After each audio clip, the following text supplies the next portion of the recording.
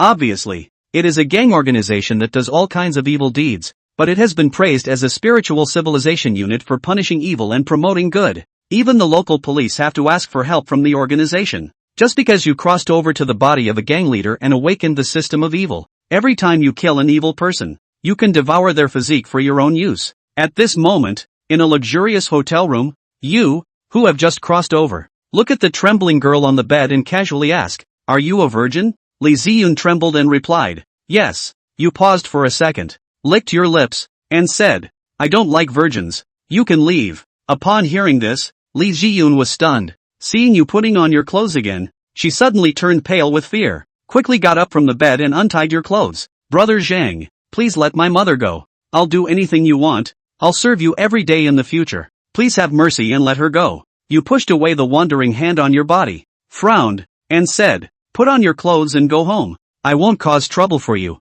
Hearing this, Lee Ziyun was a little confused, subconsciously stopped her actions. She didn't understand why this demon suddenly changed his mind and was willing to let her go, but if she left, what would happen to her mother? Lee Ziyun was about to speak up to plead, but she saw you suddenly pick up the phone from the bedside table and make a call. "I'm done. Let the old lady go." Then you hung up the phone, walked to the window, lit a cigarette, realizing that you were not a righteous gentleman. In your past life, after becoming rich, you never lacked women around you, but it was all consensual. Born under the red flag, you could never force someone into prostitution. Amidst the swirling smoke, a prompt suddenly appeared in front of the retina, indicating that the sin value system was successfully bound, accompanied by the eye of good and evil and the devouring function. By killing a person with a sin value exceeding 50, you can devour their entire physique. Upon reaching a certain standard, other rewards can be activated. Upon seeing the system, you were stunned for a moment, then a smile gradually appeared at the corner of your mouth. Evil must be dealt with by evil. This system is not bad. At this moment, a miscellaneous mobile phone on the bedside table suddenly rang. Li Jian eagerly picked up the phone and breathed a sigh of relief upon seeing the number. "Mom, have you safely returned home?" "No, no one has bullied me. Just having a meal together. I'll be back soon." After hanging up the phone, the watery peach blossom eyes gradually lost their dimness, revealing a hint of agility. You glanced at her with the eye of good and evil. Sin value -27. A negative value recognized by the system as a good person who should receive good karma. You extinguished the cigarette butt, about to open the door and leave, when a timid female voice suddenly came from behind. Thank you." You smiled, then walked out of the suite and pressed the elevator button. At this time, the streets are bustling with people, and everywhere you can see couples holding hands. You, who have nothing to do, open the eye of good and evil to scan the passers-by. Immediately, red or green numbers appear above their heads. Red is recognized by the system as a bad person,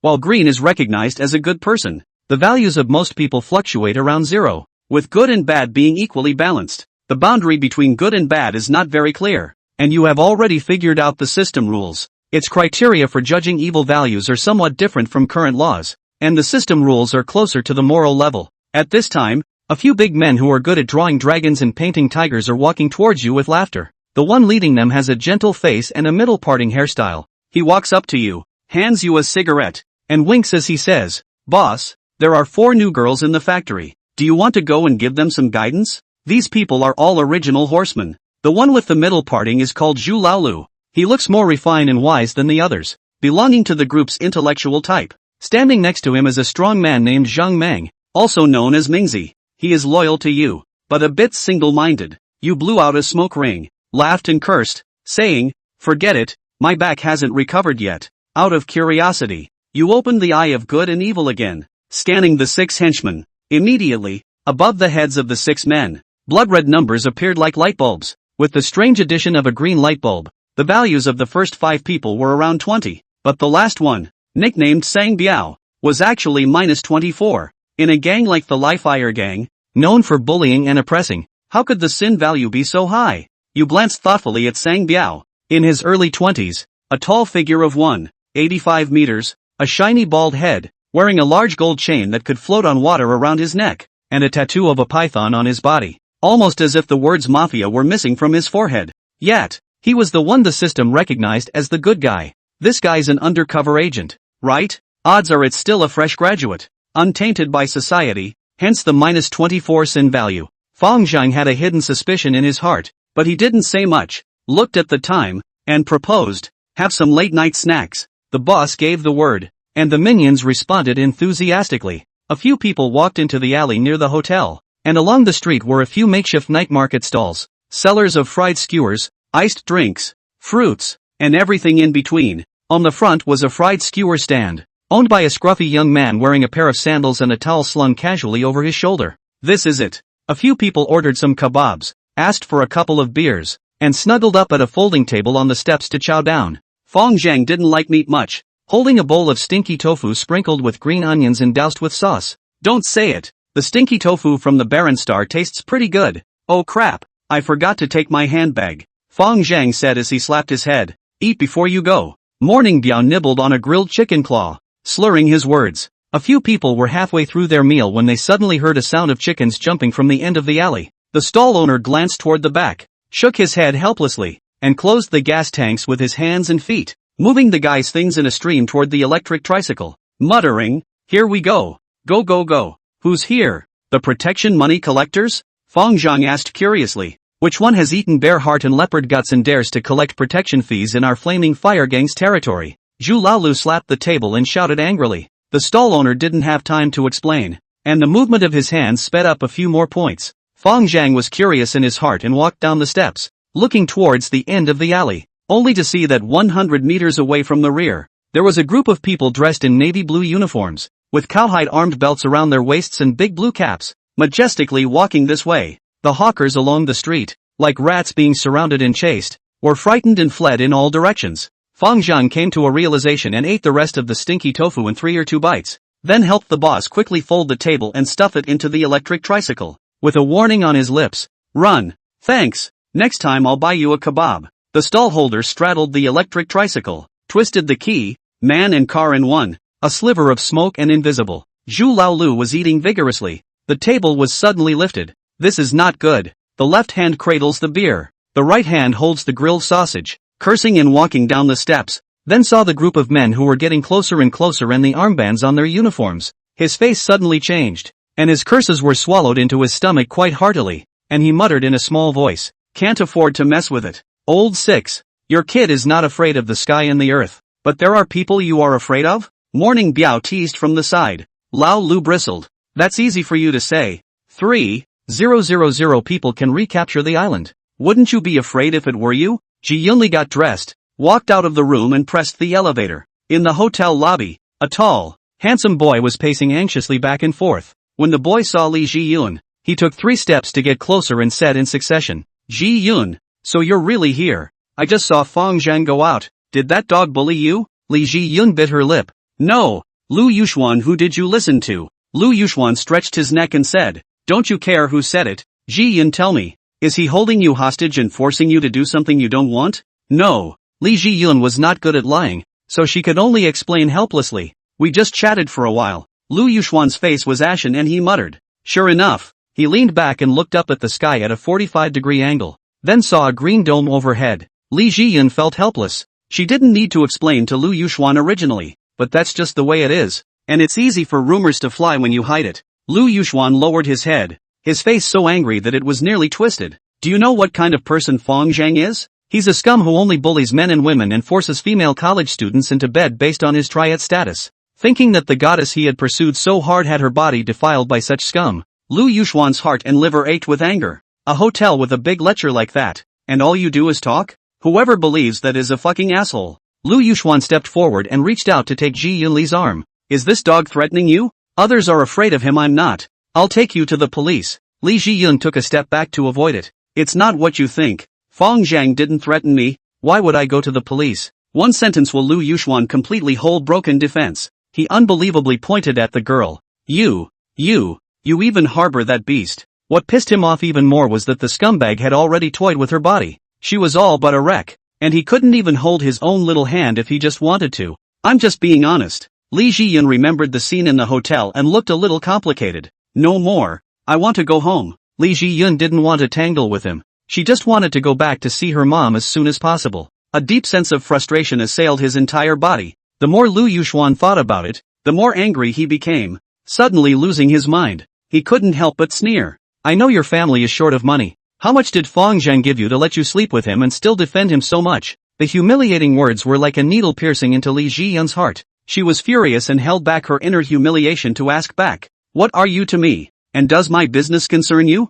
Lu Yuxuan opened his mouth and was speechless. She was right. She had been nothing more than unrequited love. Not even a fucking spare tire. Li Zhiyun's face became colder and colder, and said word by word, my family is indeed poor, but what do you care? Have I ever agreed to your pursuit? Have I ever taken advantage of you? You're too possessive for your own good. We were never before and will never be again. Lu Yuxuan was dumbfounded by his dislike. He knew that what Li Zhiyun said was the truth, but he just wasn't happy about it. His own family was so much better off than hers that he was more than enough for her. What gives her the right to reject herself over and over again? It was even if he rejected himself, but he even got involved with a scum like Fang Zhang. A wave of resentment rushed from the tailbone straight to the sky. Lu Yuxuan suddenly pulled out a pile of money from his pocket and mocked. Nah, don't you want money? Accompany me up to the room and you can have all this money. Li Zhiyun's face was as cold as frost, and she skirted past him without a word. There was no greater humiliation for a girl than this, and she had seen this man's face today.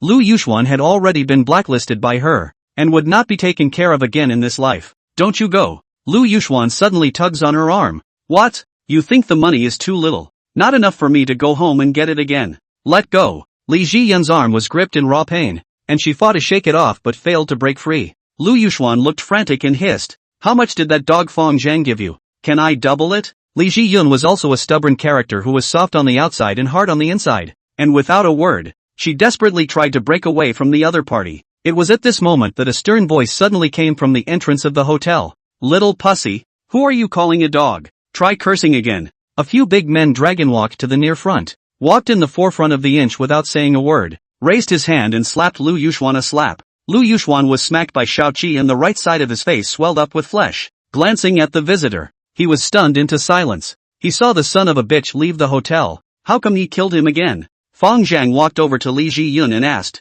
do you have the room card? I lost my bag upstairs. Ji Yunli softly hummed and pulled out the room card from her pocket and handed it to him. Only then did Zhu Laolu notice Li Zhiyun and slapped Lu Yuxuan's face. I Naya, love sister-in-law right? Xiao Qi sneered from the side. Which hand bullied sister-in-law? Pull him out and break his hand. Lu Yuxuan was scared out of his wits and looked at the other guests in the hotel lobby for help. Unfortunately, the crowd shunned him and no one stood up for him. Li Zhiyun pursed her lips, a little embarrassed by the title of sister-in-law, but did not dare to refute it. This matter had started because of her, and she didn't dare to go away, but could only stand beside it at a loss. Fong Zhang waved his hand at her. You go back first. Oh, thanks. Ji Yunli stepped away as if she was relieved. Inexplicably she felt that this villain was quite understanding, always knowing what she wanted. It's just that it's so fierce that she's a little appalled. As for Lu Yuxuan, she didn't dare to ask for mercy and it wasn't worth it. A few junior brothers waved their hands behind them. See you later, sister-in-law. Feeling the astonished gazes around her, Li Zhiyun's cheeks grew redder and redder, and she hurriedly accelerated her steps to escape from this place of wrongdoing. It was at this moment that the hotel's lobby manager came over and frowned. What for? Don't make a scene here. Xiao Qi stepped forward and said, the Blaze gang is on business, taking up a bit of time. The lobby manager's face instantly changed and said helplessly, so you're brothers from the Flaming Fire gang. This is Brother Aru's venue. Can a few brothers give us face? Turn around and I'll inform Brother Aru to set up a table for the brothers. Alright, let's not hinder Su Aru's business. Let's go out and do our business. Fong Zhang nodded in agreement. With a command, the two juniors pulled and dragged, and were about to drag Lu Yuxuan outward. Lu Yuxuan scared face white. Blaze gang in the southern district of great power. Pinch their own common people with a game. These people said to do. Never a joke. Brother Zhang, I was wrong. Lu Yuxuan suddenly knelt on the ground with a thud. Please spare me. Fang Zhang narrowed his eyes at him and said with a wry smile, just now you said it's twice as much as me. Your family seems to be very rich? No, my family is just an ordinary family doing small business. Lu Yuxuan cried out in pain. Then you're bluffing. I'm a person who hates dishonest people. Mangzi, what do you think should be done? You're the boss. You say. Mastodon's answer was as nonsensical as ever. Smoke the hell out of him. Zhu Laolu stared anxiously from the side. Mangzi ignored Laolu. His eyes went to Fang Zhang. He only listened to his boss's orders. No one else was good enough. Seeing the boss nod, he then asked, smoke where? Fang Zhang froze for a moment, then remembered that Mangzi was a bit of a one-track mind. Not brain dead, just a little shafted. Go go go. Mangxian's so damn convinced. Lao Lu pushed him away and slapped Lu Yuxuan on the right side of his face. Loud voices resounded in the hotel lobby. Lu Yuxuan was smacked. His brain instantly buzzed. Can I do it myself? Lu Yuxuan begged pitifully after he slowed down. He knew that these people were not getting off lightly, and he immediately slapped himself. Slap, slap, slap, slap, and the blows were pretty hard, and it didn't take long for both cheeks to puff up. All right. Fang Zhang felt tasteless and slapped his face. Mind your own mouth. You know the consequences of chewing on your tongue again. Seeing the few people sail away, Lu Yuxuan finally let out a sigh of relief. The hand is always saved. As for the idea of retaliation, he hadn't thought about it since he got down on his knees. As Fang Zhang leisurely walked out of the hotel, Zhu Laolu casually stopped a cab, opened the door, and put his hand on the roof. Boss, you go first. Fang Zhang was the first to sit in the passenger side. Through the rearview mirror intentionally or unintentionally glanced at the funeral puma. Zhang Biao also looked at Fang Zhang across his seat, putting on a pleasing smile on his face, but in his heart, he could not suppress his hatred. Today, this scumbag abused another innocent female college student and caused the other party to possibly suffer from Stockholm Syndrome. And surprisingly, he didn't have too much resentment towards him. It's just outrageous. As for beating Lu Yuxuan, that was nothing. The kid really deserved it. The car stopped at the entrance of the Imperial Club on Yinan Street. Lao Lu suddenly patted the driver's shoulder and said with a crooked head, "Bro, lend me some money to spend." The driver's heart thumped, angry but did not dare to resist, opened the money box, crying and said, "Brother, I only have $200 here from today's run." Old Six took a look at the money box and cursed, "Earn this much money in a day. What's the point of running a car? Go home and eat shit you." He mouths off, cursing as he grabs his money, and then feels a heavy knock on the brain. I was just about to get mad when I saw that the boss was standing outside the car window berating himself. No talent. Hurry up and pay. Old Six had no choice but to pay the money and got out of the car and asked suspiciously, "Big brother, why are you stopping me? We need to transform." Those who achieve great things should not always focus on 3 melons and 2 dates. Less oil and water is also easy to attract people's ears. Fang Zhang casually perfunctorily said. Lao Lu was a bit unconvinced. Less is more. Mosquitoes are also meat. Anyway, he did not dare to call the police. You're too damn thrifty. Fang Zhang patted his shoulder. Morning Biao and Old Six disagreed. Boss, I understand what you mean. The wind and things are long. We need to talk about patterns if we want to do great things. Fang Zhang also patted his shoulder and complimented.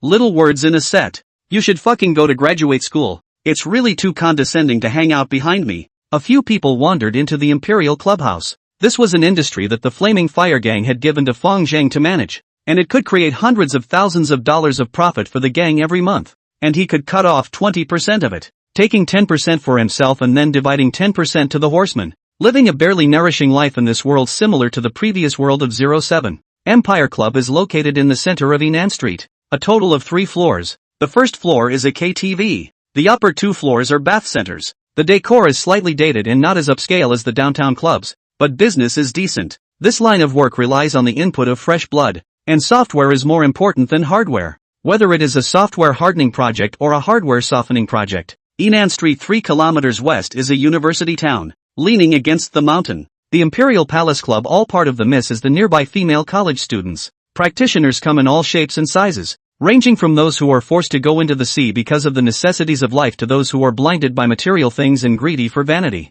Regardless of the cause, their courses and destinies will follow the same path. Years later, when they are old and unattended, they will find an honest man to marry and have children, and open a small store for the rest of their lives. After all, it is the honest man who bears all. Fang Zhang walked to the backstage lounge area and heard his mom, Sister Hong, giving a lesson to the store's technicians. The responsibility for safety is heavier than a mountain, and strengthen measures to ensure peace. It is imperative that we carefully implement safety precautions and eliminate safety hazards in a timely manner. And I re-emphasize that condoms must be used on the clock and cleaned afterwards. Our slogan? A group of technicians in short white skirts and black stockings said in unison. Reject AI. Reject the drench. Reject the AI drench plum. Sister Hong nodded and said, customer satisfaction and retention rate are also crucial, which is related to your KPI assessment. Our theme is happy snapping, to make our clients feel happy and help them get back to their first love. This is called professionalism. Zhu Laolu praised with a thumbs up.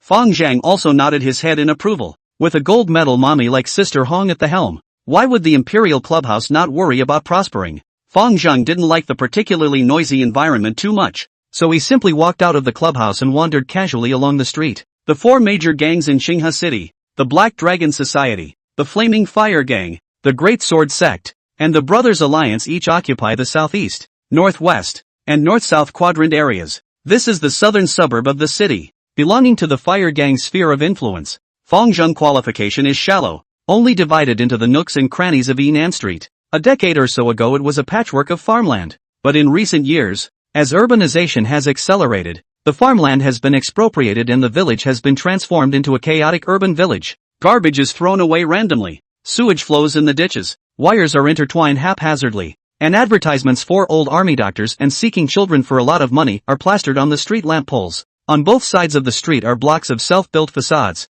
mostly shampoo parlors and chess rooms. The clatter of mahjong accompanied by the shaking of bedpans and the curses of gamblers mixed with the snapping sounds of men and women played the symphony of this dirt-ridden urban village. Fang Zheng walked and watched. Fang hair washing room in the orange-red light. Two young footwear wearing exposed clothes. Looking outside the store towards the old man smiling and waving. Come on, come to play. $20 for a full set of O. Seeing that the old man was frightened and fled in panic, the two lost feet were so happy that they let loose a wave of laughter. Fang Zheng couldn't help but shake his head with some hatred. These two girls he recognized are just 20 years old at the beginning of the age of the next province, no skill, and do not want to go to the factory to play the screws. So follow the boss. Sister Fang did the skin business. The two said it is also poor people. Earn a little bit of hard-earned money every month but also to send half back home. Although not to the father gambling, mother sick, brother reading, but also not too bad. Compared to the regulars at the Imperial Club, these two girls are very unprofessional. And despite their good looks, they don't know how to package them, so it's no wonder that they can get a full set for $20. What's most important in the 21st century? Investments, of course. Learn a psychology, read more books, and buy a fake college student card. Can't go to the hospital to mend a film. Mixed with a second wife, how good? Why do you have to sell yourself cheaply? Looking at Fang Zheng, who was shaking his head and sighing outside the house, the two men's smiles immediately froze on their faces and shouted nebulously at the door. Masa! Hearing the shouts, the old lady in the door wearing a leather skirt and black silk, holding a cigarette and watching the return of the pearl, hurriedly got up and greeted. Brother Zhang, what wind has blown you here? Just happened to pass by and casually look around. Fang Zhang said casually. Come in and sit down. The old woman instructed the two misfits. Irma, bring cigarettes for Brother Zhang to smoke. Xiao Mei, make tea for Brother Zhang. Fang Zhang crossed into the hair washing room and waved his hand. Sister Fang doesn't need to make tea. I'll be leaving soon. Smoking. Fang handed over a red Taschen and helped him light it. Fang Zhang glanced at the afterglow and detected the fear and loathing that flashed vaguely under the eyes of the two girls. In his heart, he shook his head helplessly. The predecessor was disliked by people and dogs wherever he went. How many sins did he create? How's business? Fang Zhang blazed a mouthful of smoke and asked casually. It's not bad. It's certainly not comparable to your Dihao. Sister Fang said flatteringly. Fang Zhang also does not refute. The Imperial Club is the only street gold grotto. Not 300 or 400 at a time cannot come down. The price of the same item placed in different occasions is a world of difference. And the same applies to washing your hair. It was at this moment that a middle-aged man hummed a little song and shouted through the door. Irma, give brother a full job. Irma, who was wearing a black one-step skirt, snapped. Brother Ma, how many times have I said that my name is Lisa, not Irma? The man cursed through the door. Irma is so nice. She has to have a foreign name to inflate her price. Old Ma, wearing an old workwear jacket printed with Xiaotai Cotton Spinning Factory, wobbling across the door, saw Fang Zhang suddenly froze for a moment. Fawning smile greeted. Masa, you're here too. Just passing through. Fang Zhang casually explained, and then laughed and scolded. This is the peak time at this point. Old Ma, you don't go to run a car, but you even have the time to run here to wash your hair? Combination of work and rest. Do not wash your hair, how to have the strength to run the car. Old Ma took the cigarettes handed over by Sister Fang and scattered another one to Fang Zhang, and said cheerfully, it's not my head I'm washing, it's Area D's tuition for the coming spring. Yeah, don't you think so? Brother Ma, you're too understanding. Irma rolled her eyes and finished dragging him into the inner room as soon as she finished, poking her head out again to greet Fang Zhang. Ching, take your time to chat. The remaining three began exchanging leather business tips. Founder said that since you cannot keep up with the renovation, you have to improve the quality of service, broaden the idea of diversification, to achieve the organic unity of people and props. May said it made sense and hurriedly took a small notebook to write it down. Not long after, A girl with 2 little chirps tied to her head walked into the store from the next door Starlight Birth Control. While walking, he recited a poem. The sun shines on the incense burner and produces purple smoke. And in the distance, I see the waterfall hanging over the river in front of me. Fong Zhang took her into his arms and rubbed his head. Xiao He is memorizing the text, studying quite hard. The little girl was wearing a small flowered lab coat, and was still a little embarrassed to be held in Fong Zhang's arms. Her bulging cheeks instantly reddened. Yeah, the kid's a good student. He got 3rd in the class on this midterm. Sister Fong said with a longing face. It would be nice if I had a daughter who was half as well behaved as little Hua. In a few years, I'll find an honest man to start a family with. Xiao Mei also lamented next to her. Not long after, Jiang from the next store called her daughter for dinner. Jiang Xiaoho broke away from Fong Zhang's embrace and ran back home in a puff of smoke, and then ran over a few moments later holding an enameled bowl. Fong Zhang looked at the few slices of greens in her bowl, a few shredded potatoes, and quietly went across the street to the brine store to buy a few spicy rabbit heads, then returned to the door of Fong Fong's shampoo room, picked up a rabbit head and cupped it in his hand, nibbling on it with his mouth full of oil. Fong was gnawing on himself when he suddenly heard a gagging sound. With a glance of his remaining light, he realized that Jiang Xiaoho was staring at the rabbit head in his hand. Realizing that Fong Zhang had noticed, the little girl's eyes darted away again. It's delicious. Fong Zhang shivered with flavor and his mouth was full of praise. Uncle Fong Zhang, what are you eating? Jiang Xiaoho asked curiously. Bunny heads. Jiang Xiaoho didn't understand and asked again. What's a rabbit head? It's the head of a white rabbit. Jiang Xiaoho froze, her eyes reddened, and her speech began to be incoherent. How could you eat a rabbit? How could you? She pouted with an expression that was on the verge of tears until Fong Zhang put a rabbit head split in 2 into her bowl. Jiang Xiaoho stopped her chopsticks and looked straight at the dishes in the bowl, her expression stagnant, her small face screwed up into a small bitter melon. Little Hua, Uncle Fong Zhang is adding dishes for you. Why don't you eat? Sister Fong saw the scene and felt funny.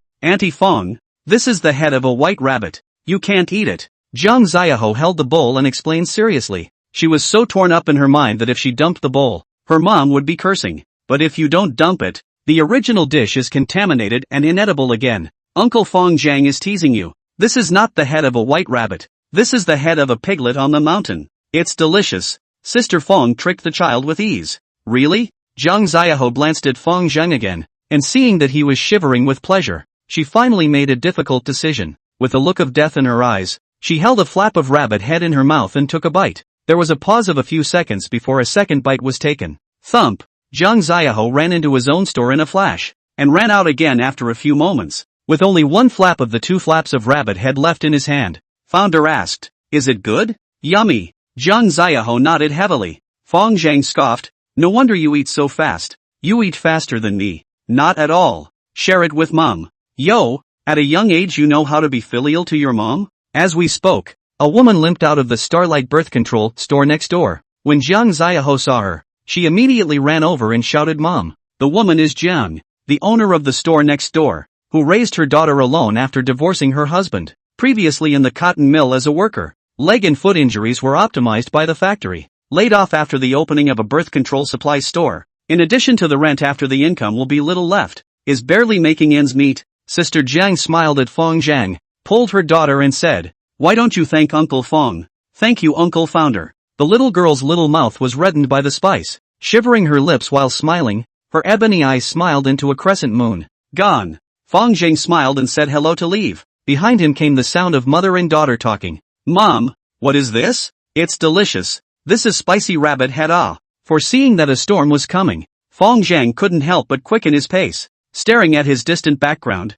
Mei wondered. Zhang used to turn his nose up to the sky when he saw us. Why is he so strange today? It is quite strange. Fong nodded. He seemed quite kind today. Fong Zhang went to the nearby university town to buy 2 books, wandered back to the clubhouse, and just as he entered the door, he bumped into Sister Hong. Seeing him, Sister Hong immediately greeted him gracefully, smiling and greeting him with, Masa, Fierce and the others are waiting for you at the Queen's Pack. Founder nodded. Well, I'll be right there. In the Queen's box, a group of tattooed hunks and a few ladies were playing against each other for fun. I don't do Big Brother for years, and I don't love cold window edges. Fong Zhang's ghostly voice resounded through the box, and a few minions desperately clapped and cried out from the side. Founder has 8 ponies under his command, known as the 8 gangsters. None of them had joined the Flaming Fire Gang, belonging to the periphery of temporary workers who only listen to his orders. Although the original body is bullying, but the subordinates have been good. A few horsemen are quite loyal. Ching, stop singing and touch it. One to the left and one to the right. The two new D-cups knew that Fonzie was in charge of the venue and deliberately rubbed their boobs against his left and right arms. Okay, touch it. Fong Zhang grinned and scratched at the chests of the two men, his eyes glancing and sweeping across the field of minions. The field is playing pretty high. The hippest of all is Morning Biao, bare-chested and a young lady shaking dice and boxing, foul language in his mouth. The gangster temperament is undoubtedly revealed. Good acting, Fong Zhang secretly praised, walked into the bathroom and turned on the wall light. In the mirror was a man about 5 feet 8 inches, 23 or 24 years old, moderately built, with a handsome and rigid face. Not particularly handsome, but at an upper middle level. Through the thin shirt one could faintly see a green dragon tattooed on the right back, running from the waist to the back of the neck. Tattooed dragons are preferred by those who hang out on the road. Dragon tattoos pay attention to a descending. If the tattoo of the dragon over the shoulder, it is over the shoulder dragon, also known as over the river dragon. As the saying goes, a fierce dragon does not pass through the river, so it is rare to find someone tattooing an over the shoulder dragon. And the same is true of the predecessor. The founder didn't care much about tattoos or looks, but there was one thing that really irked him. Having just peed, there's always a feeling of unfulfillment in a drip. What's even scarier is that the urine split into 2 forks. Fong Zhang was a bit depressed. The predecessor was under constant artillery fire day after day, more violent than the Syrian battlefield. That's not a problem. It's only 20 or so years old and the prostate is so bad that it's not even close to the body of a 40-year-old in his previous life. Gonna have to kill someone soon to improve my physique. Not for anything else. At least it'll be easier to pee later. He wasn't interested in singing, and after playing for a while he felt bored and returned to the office silently. Close the door to your room, open the safe, and find the information on Funeral Puma. Morning Biao, formerly known as Feng Jia Biao, 22 years old. Experience, a year ago, because of assaulting the police and Mangzi locked up in the same prison. During the period of time and Mangzi do not fight. 3 months later together out of prison. Through the introduction of Mangzi to join the Flame Gang. Personal experience, after dropping out of junior high school, he has been mixing with the society and has many previous convictions for assault. Family background, both parents are dead. No wife and no children. Personal comments, very good hands and righteous. Fong Zhang put down the information and shook his head with a smile. The information is pretty well compiled. It should be some rookie who just graduated from the police academy and hasn't been tainted by society yet. So he's more upstanding. He put the information back in the safe and took out the foreign language book on management he had just bought and read it again. Bang bang bang. While this was happening, there was a sudden knock at the door. Come in. Mastodon and Morning Biao pushed open the door with stony expressions. Boss, something's happened in the Imperial Hall. Old Six caught an ice seller. Selling ice? Knuckles unconsciously tapping on the table. Fong Zhang's memories of this world's Yakuza flashed through his mind. This era of Jianghu talent,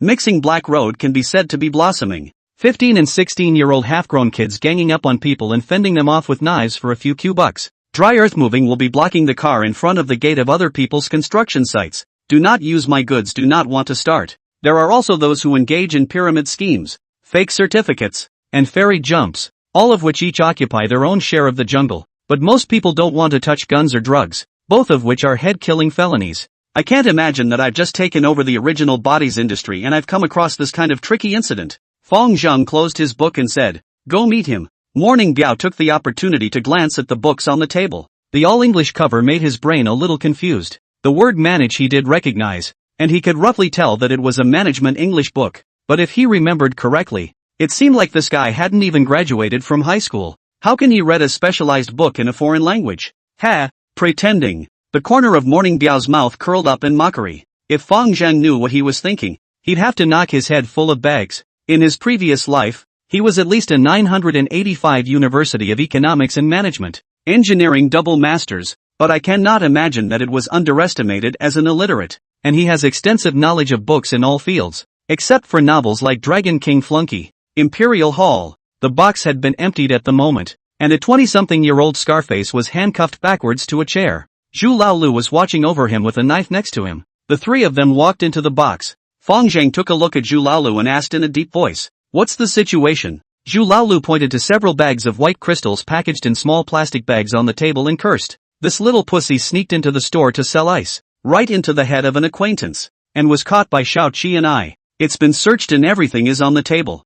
Fong Zhang took a plastic bag on the table, weighed it, poured a little bit of crystals and rubbed it on his hand, his face getting colder and colder. Together, the packets weighed well over 50 grams, so if you were caught it would be a proper death sentence, and even you would be implicated. I remembered that people used to play with drugs in the store, but they were soft drugs like marijuana ecstasy that weren't too addictive, and hard stuff like this wasn't common. There are 3 popular types of hard drugs on the market today: ketamine, morphine and methamphetamine. Ice belongs to the methamphetamine group. The old assholes with industry don't want to touch this stuff at all. Whoever touches it dies, and even the biggest umbrella can't protect it. Only some freshly minted rash, or some outlaw would dabble. However, Scarface was clearly not a rash, so his identity was highly questionable. Fong Zhang put down the plastic bag and asked, "What are you?" Scarface was restrained, but his expression was unusually calm as he returned, "Viper Gang, Cobra." The crowd changed color slightly at the words. The Viper Gang was a mob organization that had recently strung together in the provincial city of Shilin,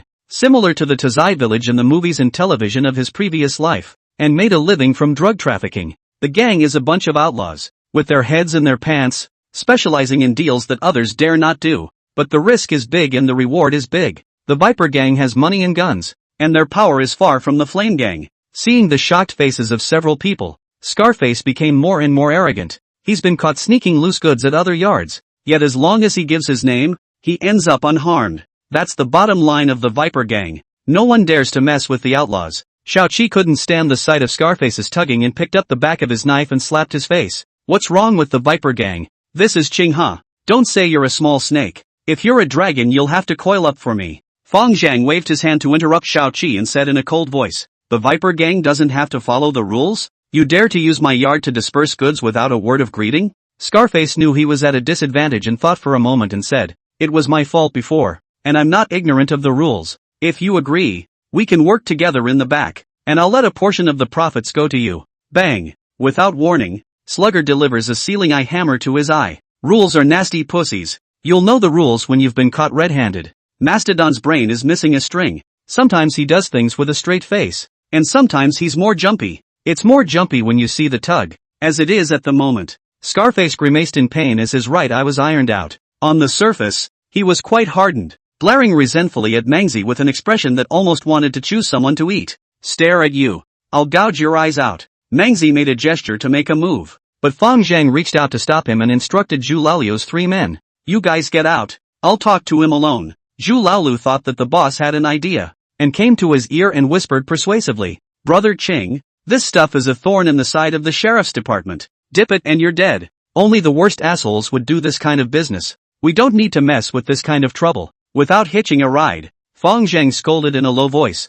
"All of you get out." Several people helplessly exited the box, and Zhu Laolu sighed in silence. Morning Biao walked out of the clubhouse with an expressionless face. His heart had long been enraged. He felt that Fong Zhang had sidetracked himself and the others, clearly meaning that he had some intention to talk about cooperation with the other party. This scumbag is now bold enough to dabble in anything. Inside the box, after the others had left, Scarface took the lead. "Brother Zhang, I can take a loss and let out half of my profits as an atonement for what happened before. By letting Fong Zhang help with the bulk cargo, his profit is smaller, but the risk is also smaller, and the calculation is not a loss." Fong Zhang didn't reply and opened the system to detect the other party's sin value. Black numbers immediately appeared above Scarface's head. Sin value 76. Over 50 is black, and he's been guilty of far more than the flamingos. This was the first time Founder had seen a black value person in reality. As for the people on TV, he'd tried them and the skills were completely useless. Fong Zhang was happy in his heart and pinched Scarface's biceps in praise.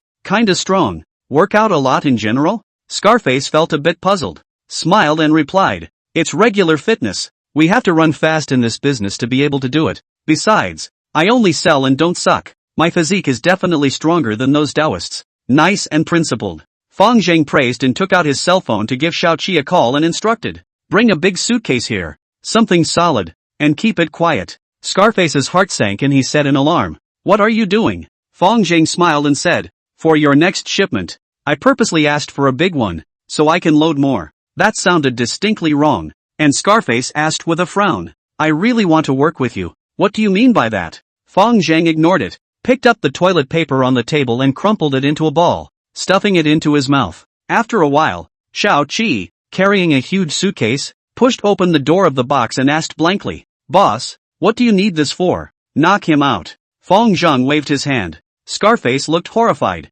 spat out the toilet paper, and slurred, "What are you doing?"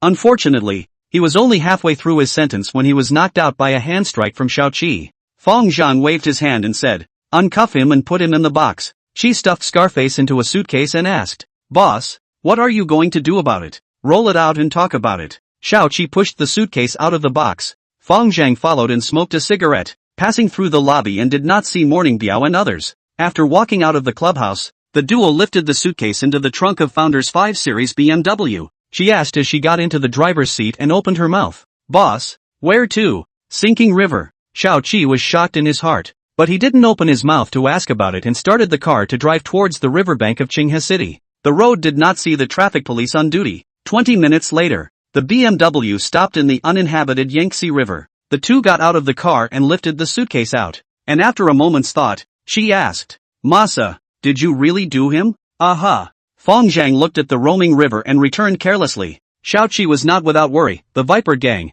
a bunch of gun-eaters, are not to be messed with. If they know that we did it, they will definitely come to the door to seek revenge. Anyone who hangs out on the road knows two kinds of people you can't mess with. A kind of 14 or 15-year-old rash. Piss them off. Really dare to stab someone with a knife. But hairy children are limited in their fighting ability. After all, and even worse to mess with are such outlaws. The Flaming Fire Gang belongs to the traditional gangs, doing some flesh and blood business and earthwork projects, usually at most with a machete to scare the ordinary people. How dare they mess with this kind of drug traffickers at any time with the public security department to refute the fire? Why don't we just scare them off and let it go? And let them get the money for the ransom? Xiao Qi made a suggestion. Fong Zhang waved his hand and said, "No need. A strong dragon can't suppress a snake. This gang of bereaved dogs is a thorn in the side of the public security department, so it's still a toss-up whether they dare to come to Qinghe or not." Seeing that his big brother's mind was made up, Xiao Qi opened his mouth or swallowed his words into his stomach. He neither wanted Fong Zhang to get involved in this stuff,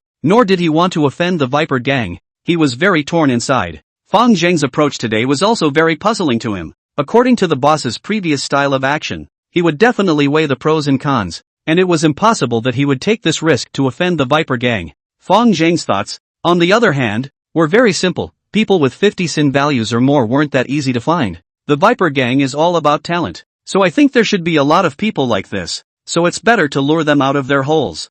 I was wrong. Spare me. I have money. I'll give you money. At that moment a pleading voice suddenly came from inside the suitcase. It turned out that Scarface had woken up and heard the duo's conversation through the box. The fear of facing death directly horrified him and he struggled desperately in the box. Fong Zhang placed the suitcase on the concrete embankment of the riverbank, several meters above the river. The embankment had a certain slope, and as Scarface arched, the suitcase slowly veered toward the river. When the founder duo turned their heads, the suitcases were no longer visible on the embankment. With a bang, a suitcase with a living person in it fell at a rapid pace, splashing a wave on the river and sinking lower and lower. The air fell suddenly silent and the two froze in place staring at each other. After a long time, Z mumbled, "Is that suicide?" Fong Zhang was also confused about this question. He originally wanted to let Xiao Qi manipulate the knife to test whether the devouring function needed his own hands to be effective. But the result was that the dog days of the 7 arches and 8 arched themselves down the river. He didn't regret it though.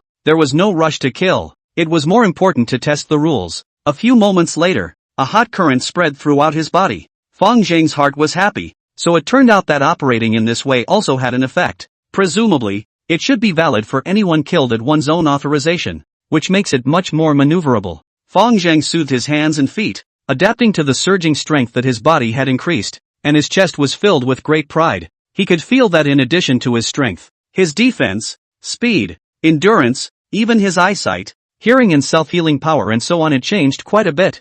Physical improvement is all-encompassing. I didn't test it, but I'm sure I can't be wrong about the meditative feeling. At the same time, 5 kilometers away from the Empire Club, on a hidden rooftop, Diao was debriefing with a man in a gray jacket. A Viper Gang member came to the yard today to sell meth, and the target had interviewed him alone. So I suspect the two sides have plans to work together. Where are the Viper Gang? The target had sidetracked me midway through the mission, and by the time I got back the Viper Gang had disappeared, and the target with them. The jacket man's face was excited. Said, "I guess they went to inspect the goods together. This is an important intelligence. To seize this line to follow the vine to dig deeper." The The Viper Gang was a tumor in Westwood City, and the local sheriff's department had always wanted to eradicate them, but suffered from the fact that the gang was simply too cunning. Single-line contact, makeup and disguise, Morse code, secret passwords, a set of thieves to play. And decades ago compared to the secret agents is no less. Aside from a few stragglers, the Westwood Sheriff's Department hasn't even caught the mid-levels. And as for the big man behind the curtain, no one even knows what he looks like. If he could catch their followers, it would be a heaven-splitting credit, and a second-rate credit, or even a first-rate credit, would be possible. Well, I'll work hard and make sure to bring this bunch of scum to justice. The young school police officer saluted and said righteously. His frame stood straight, his face brimming with confidence and his eyes radiating justice. It was the gold chain around his neck that always looked a little awkward with his huge bald head. The jacketed man continued to exhort. The matter of the Flame Gang should also be grasped a bit tighter. Follow the line of the target person and mix with their top management, and strive to break into the core layer as soon as possible. Zhang Biao said. I can't get close to the top of the gang for now. I'll continue to follow this line. He sighed and continued. Tonight, the target abused another female college student named Li Ji-yun. Zhang Biao had been lurking by Fong Zhang's side for more than half a year, and in these 6 months he had seen too many crimes of this black gang that were outrageous. However, due to his mission,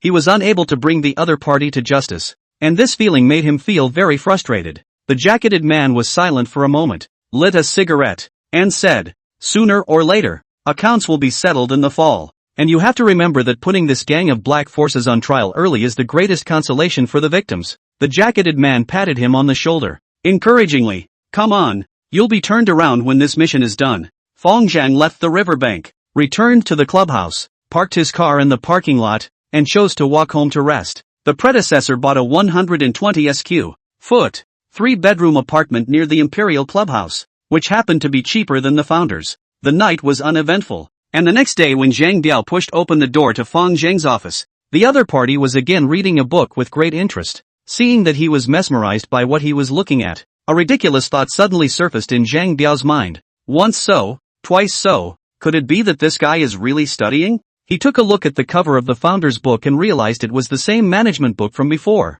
Think of what founder said yesterday when he was riding in a cab. We're going to transform and we're going to do great things. Zhang Biao felt a slight pain in his brain. Not afraid of hooligans who can fight, but afraid of hooligans who are cultured. A hooligan who doesn't hold a knife but holds a book? This is not necessarily a good thing and can even be exponentially more harmful to society. But, this guy didn't even graduate from high school and has such a poor background that he definitely can't read it. Thinking of this, Zhang Biao let out a slight sigh of relief. Ah Biao, you're here, Fong Zhang said as he pulled out a piece of white paper from the drawer. Print 10 copies according to this standard and give one to each brother, making sure that it is strictly enforced. Zhang Biao took the paper, scanned it, and was immediately surprised. The content he has not read. But this pen character, Song Thursday has strength. The attainment is extraordinary. At a glance as to have practiced calligraphy for a long time. He couldn't help but ask, Boss, did you write this? Fong Zhang gave him a blank look. If I didn't write it, did you? Zhang Biao didn't pursue the question and skimmed the contents of the paper.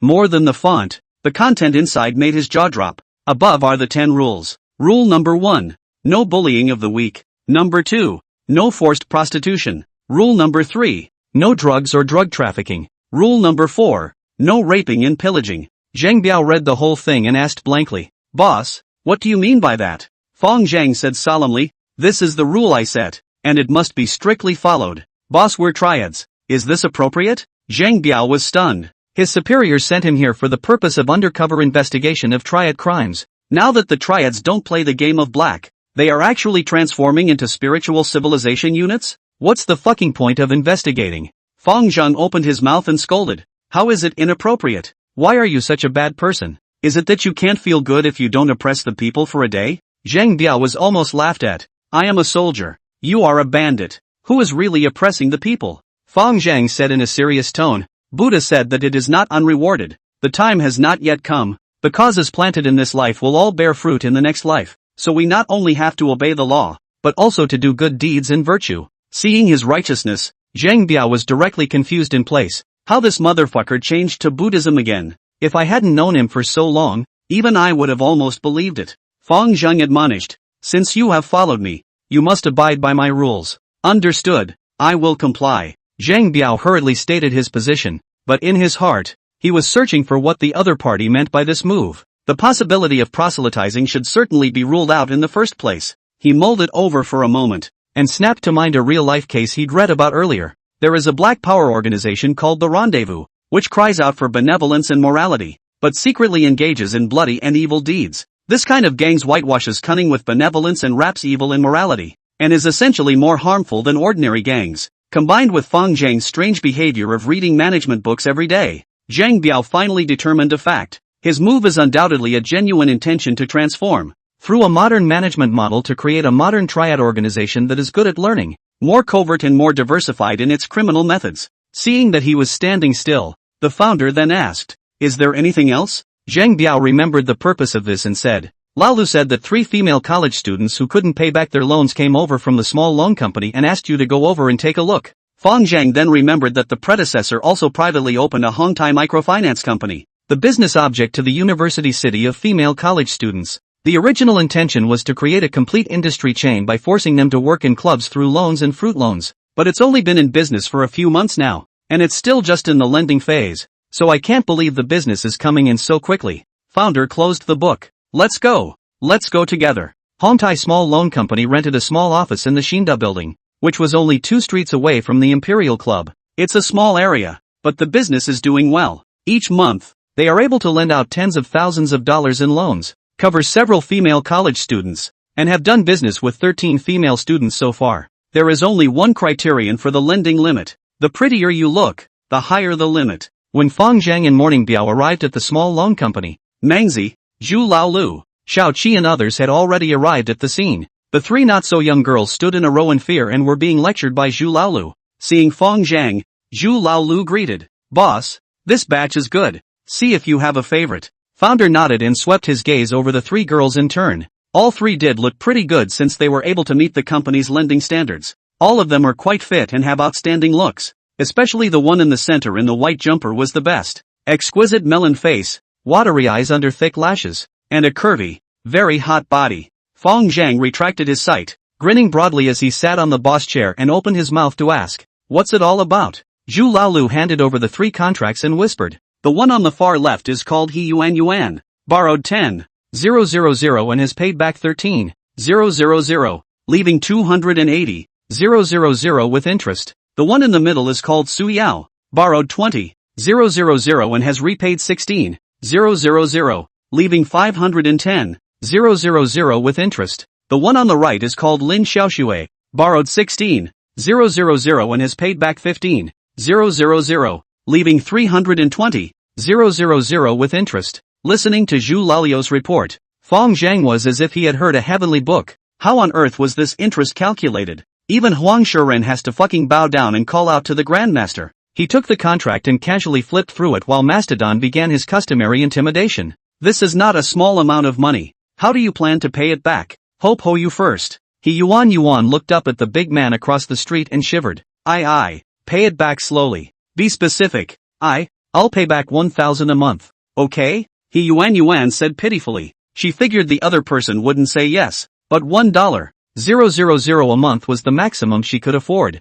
She had to work hard and save money to barely manage. Mangzi sneered. "Oh, 280,000, and you're telling me you'll pay back 1,000 a month?" He Yuan's body trembled lightly, wanting to refute the other party, but facing this ferocious group of people, she simply didn't have the courage to retort. 280,000 is an astronomical amount for the family, and even selling the family's only home won't fix it. Helpless inside, she glanced out the window with dull eyes. This is the 18th floor. Maybe jump and be done with it? When Morning Biao saw her go off on a tangent, she suddenly slapped the table and bellowed, "Pay back $1,000 a month. You're paying back my ass. The interest isn't even enough." He felt that he hadn't gotten Founder's full trust yet, and now that the opportunity had come, he was eager to show it. A loud cry almost made He Yuan cry. She pouted, teardrops hanging in her eyes, ready to drip. Fang Zhang looked at Morning Biao and asked, "Then how much do you think is appropriate to pay back each month?"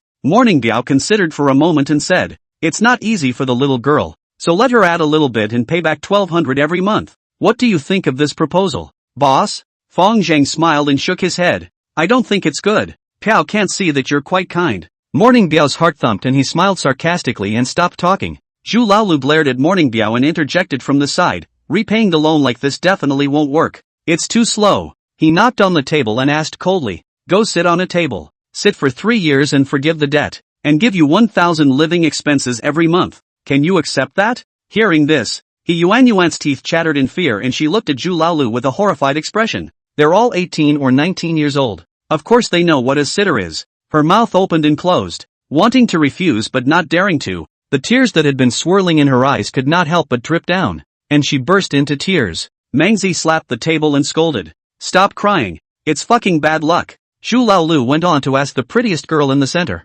You owe the most. How are you going to pay it back? Su Yao lowered her head and whispered. Your interest rate is too high. I simply can't afford to pay it back. Then go sit on the table. Zhu Laolu grunted and asked the last girl again. Lin Xiaoxue. What do you say? Ooh-hoo. Aye. The girl on the far right is the youngest. Has been scared out of her wits, and does not even dare to raise her head, just grabbing the corner of her coat and sobbing in a small voice. Morning Biao took in the expressions of the three and was very torn in his heart. Every day he was undercover he was doubly tormented, and it would be too much for his conscience if he didn't put a stop to this behavior. If you stop it, you'll probably expose yourself again, leading to a lost cause. After hesitating for half a day, he decided to collect evidence and report it through someone else's hands, even if he exposed himself for it. We'll talk about the clues later. The first order of business is that this evil practice of forcing good people into prostitution must be stopped. Seeing that the three girls all succumbed, Zhu Laolu was satisfied, and said to Fong Zhang with a wink, Boss, these three are not bad. Do you want to pick one to go back to bed? Founder didn't answer. He finally read the contract where the cat was out of the bag, picked up the contract and said, help them figure out how much they still owe with interest at the original annualized interest rate of 20%. At these words, the scene suddenly fell silent. The Field Junior thought he'd misheard. The three girls also looked confused and dumbfounded at the boss across the room. The interest rate they negotiated when they borrowed was 20% annualized. This interest rate is only a little higher than a bank, and they thought it was a loan company similar to a bank. Only later did they realize that the contract was left blank and fishy, and that they had fallen into the trap of the lender. But why did the boss across the street restore the interest again? Hurry up and count. Fong Zhang tapped the table. Zhu Laolu immediately picked up a calculator and said after calculating. According to this interest rate, Su Yao still owes 5,600. Lin Xiaoxue still owes 1,800. And He Yuan. What happened to Hope Ho? We're going to have to find her 1,400 bucks backwards. Retype the contract and have them pay back the rest of the money within a week. Fong Zhang tore up the three contracts, then took out $1,400 from the safe and handed it to He Yuan. Looking at the money handed over, the girl's brain dumbfounded into a paste. Mortar and pestle in place. Half a day did not dare to take the money. Why would this man pull himself out of the abyss when he was clearly the one who pushed him into it? Is this a trap? What? Not satisfied with the interest rate? Fong Zhang frowned. Satisfied? Asked He Yuan timidly as she busily nodded her head. So can I go home? Founder slapped the money into her hand and waved his hand. Go away and don't come back next time. He Yuan took the money and walked toward the door with trepidation. 1 step, 2 steps. She wanted to run, but didn't dare. Wait. That boss's voice suddenly came from behind him. He Yuan instantly turned pale with fear, standing in place and not daring to move. Her heart was even more panicked. Could it be that he's backtracking again? In the future, go to the bank to borrow money. Don't look for small loan companies. Fong Zhang cautioned. I know. Thank you. He Yuan stepped out of the gate with a brisk pace, then turned her head and bowed toward Fong Zhang. Taking that step, it was as if she had stepped into a new world. The sky is high and the breeze is light. The cool wind blew on her body and blew away the gloom in her mind. Lin Xiaoxue also quickly followed suit, and the only one in the arena who hadn't taken a stance at this point was Su Yao. She looked complicated, opened her mouth and swallowed back the words. Founder frowned and asked, the interest is not satisfactory? Su Yao shook her head and said bitterly, No, I'm very satisfied. But my dad was hospitalized, and when I first thought I could get out of the hospital for just $20,000, I didn't know that I'd need money every day behind me, and I really couldn't pay it back for a while. Fong Zhang knocked on the table and said in a solemn voice, you should know what we do. Su Yao heart bitter. She knows that the other party has been benevolent. To blame can only blame their own family is really too poor. She had nothing to say to the other side no matter what they did to her. Fong Zhang pondered for a moment and said, I'll give you 3 choices. First, come to my store and work as a waitress. You don't have to sell your sex, and with tips you earn about 3,000 or 4,000 a month. Secondly, escorts. where the customers will move their hands. Of course, earn much more. Third, the sitter. Either way, you'll be my employee from now on, and the money owed can be slowly deducted from your paycheck. I'll choose the first one. Su Yao made her choice without hesitation. My father's hospital bills are over 2,000 a month, and this income pays for the hospital bills and barely makes ends meet. It's so much better to have a miserable life than to come out and sell it. From Fang Jing's point of view, there is no loss. Anyway, the store is already short of waitresses. Not to mention Su Yao is good looking. More than enough to be a waitress. Thank you. Su Yao also bowed towards a few people before leaving the office. When Su Yao left, Fang Zhang exhorted the crowd. Other clients have changed their contracts to this interest rate. In the future, regarding the nightclub piece, we will not stop the voluntary ones, but we will never allow the forced prostitution. A few of the juniors looked at each other in disbelief, and Morning Biao was even more confused. I didn't realize that this villain would actually give up the 3 fat pieces of meat that came to him, and even waive the interest for the others. Did he make those 10 rules for real? Fang Zhang followed the advice and asked a few juniors, what do you guys think about what just happened? Mastodon was the first to say, it feels pretty good, just a little waste of money. Morning Biao said, as the old saying goes, fear the might but not the virtue, but there are no absolutes. In the past, they only feared us but hated us in their hearts, but this time I can tell that they are sincerely thankful to Brother Zhang and respect him. Fang Zhang glanced at him and snickered. Ah Biao, I finally realized that you're the most learned among those here. You're the one who speaks with the best of intentions, and you have a set of small words. Boss over praise, I can't be compared to you. Morning Biao complimented with his mouth, but in his heart, he secretly sounded an alarm. This person was getting more and more cunning. It would be better to keep a low profile in the future, but the knowledge is already in the stomach, and it will always pop out unconsciously, and the mouth is as if it has an autonomous consciousness. Some idiomatic allusions, which to him were just casual remarks, fell on the ears of these coarse people, but it was a different scenario, and he was not good at grasping the line. Zhu Laolu laughed bitterly beside him and said, respect can't be a meal. If we cut off this financial path, our income will surely plummet. And boss, you can't add new people to the field. It's definitely not a good deal in the gang. Fang Zhang disdainfully said, how much is this? Don't worry, I have other plans. When the income won't decrease after a while, it can still be doubled. Besides, this money can't be earned for a long time. Other gangs have followed suit and played the same routine. The trees are big and it's easy to get into trouble if you keep messing around. Mastodon was curious. Boss, what plan are you talking about? You guys will know by then. Fang Zhang didn't explain too much, revealing an inscrutable expression. In fact, he has a fart plan. As a triad of course, by robbing. Do you earn it yourself? It is not appropriate to say rob. Trickery should be more appropriate. Mourning over Fang Zhang's words in his mind, Morning Biao instantly came to a realization about his behavior today. This asshole must have hitched a ride on the Viper Gang's line, preparing to deal drugs, and didn't want to draw attention to himself before letting this little bit of money go.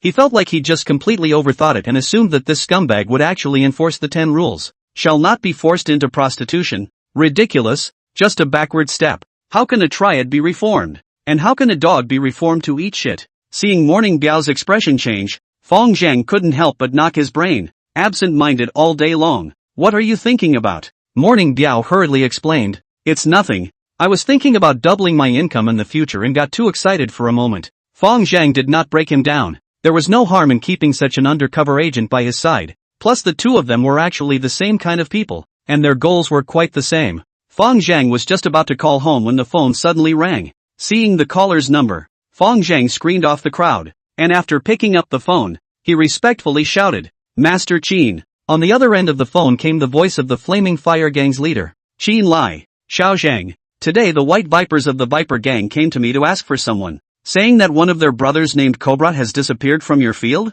The dog came pretty fast. The founder made up the wording and explained. A Viper Gang member did come to the yard last night to sell drugs, and I caught him in the act, but I let him go as soon as I realized he was from the Viper Gang. Qin Lai wondered, how did the White Pit Viper say that you killed the Cobra? Injustice on Master Qin. What kind of person am I you still don't know? It's not like I've lost my mind. How could I mess with the Viper Gang? Master Qin also felt puzzled and muttered. I didn't think you could do such a thing either, but the White Vipers have a point. I gave your number to White Viper. I guess he's going to call you later. In short, you should not cooperate with them or provoke them. Understood. Fang Zhang had just hung up when the phone followed and rang again. The caller was an out-of-town number, and a horseman's voice came from inside when it was answered. Is Fong Zhang of the Flaming Fire Gang? Founder asked knowingly. Which one are you? I am the White Viper of the Viper Gang. Don't recognize. Get lost. Fong Zhang snapped and hung up the phone, then dragged the number into the blacklist. On the other end of the phone, a hidden villa in Qinghe City. A young man in a black suit with hair all dyed white angrily slammed the Nokia cell phone in his hand and cursed. Mud. The local club is so rude. A nearby headhorse in a black t-shirt picked up his cell phone and asked, Big brother, what next? A cold light came out of Whitehair's eyes. Call up all of Qinghe's brothers, and cop out to fuck him at night. The headhorse then asked, should I bring a spray? Whitehair gave his little brother a look of reprimand with a look of idiocy. Joke, dozens of people blocking one person still need to bring guys? Plus the nature of a gun case is different when it's moved. The headhorse muttered in a low voice. I'm afraid that the Flaming Fire Gang will have support. This is Qinghe after all. You have a point. Whitehair considered for a moment and pulled a 54 pistol, commonly known as the Big Black Star, out of a drawer. The baked enamel on the body of the gun was badly worn, revealing its white, natural color, and the pistol looked rather old. But that didn't stop it from killing people. These things are the Viper Gang's bottom line. Qinghe City turd gangs are still using cold weapons such as machetes and axes,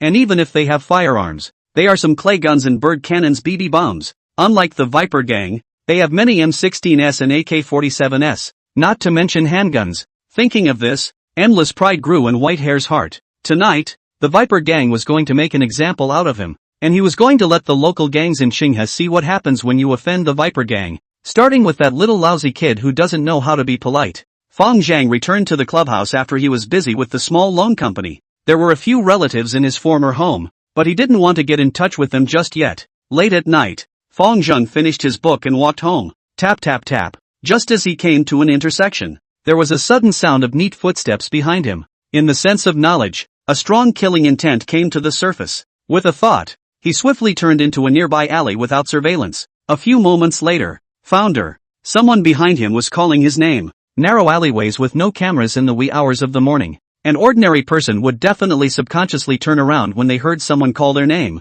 People who hang out on the road certainly don't look back. Still, Founder jerked his head around, only to see the eastern intersection of a huge group of black-clothed people wrapped in newspaper machetes toward their own. Clunk. The sound of long knives being sheathed came from the western intersection at the same time. The east and west sides were blocked, with more than 20 people on each side. More than 40 people flanked him front and back, so it was hard to get away. There is only one possibility to save yourself from this situation. He opened the sin value system to scan over. The heads of the crowd on both sides were dark and black, interspersed with bits of red. It's basically anyone with a sin value over 50. The founder stood firm and asked, what is it that you want from me? A white-haired man around 30 years old wearing a black shirt came out of the west intersection and stared at Fong Zhang. Daring to hang up on my white viper? You've got some nerve. Fong Zhang bristled. I never answer harassing phone calls. Whitehair slowly drew his machete from the newspaper and snorted. Blaze gang. Fong Zhang's mouth is still quite hard. When I knock your head off,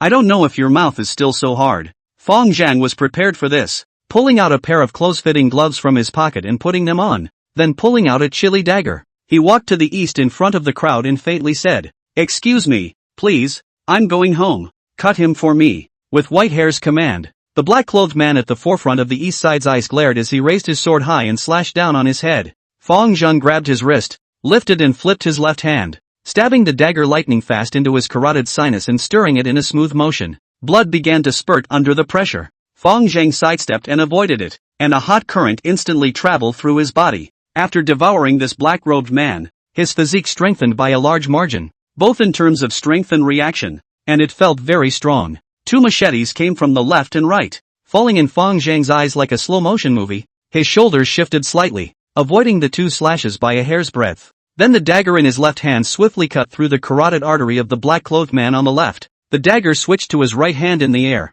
and in a flash of lightning, it was inserted into the eyeball of the black-clothed man on the right. At this time, the people at the back also surrounded. At the same time raised the machete. The other side is forming a front and rear pincer attack situation. However, at this point Fong Zhang had already killed 3 people, plus Scarface who had sunk into the river earlier. The strength in his body had been no less than 700 or 800 pounds, and his hearing and eyesight had been strengthened to an appalling level. His ears twitched slightly as he listened to the wind to get past the slash behind him. The body twisted in place at an incredible speed. The dagger stabbed the right eye of the man in black behind him. The palm carried a huge force and pushed in the same direction. The dagger was rooted into the eye socket of the man in black. The black-clothed man behind him was already dead as a doornail. Founder simply abandoned the dagger, slapping off the back of the blade before the other machete came close, and punched the close black-clad man in the face. The powerful punch was as fast as lightning. The man in black had no time to dodge. His face was dented and a large bloody hole appeared. These few strokes were just too appalling,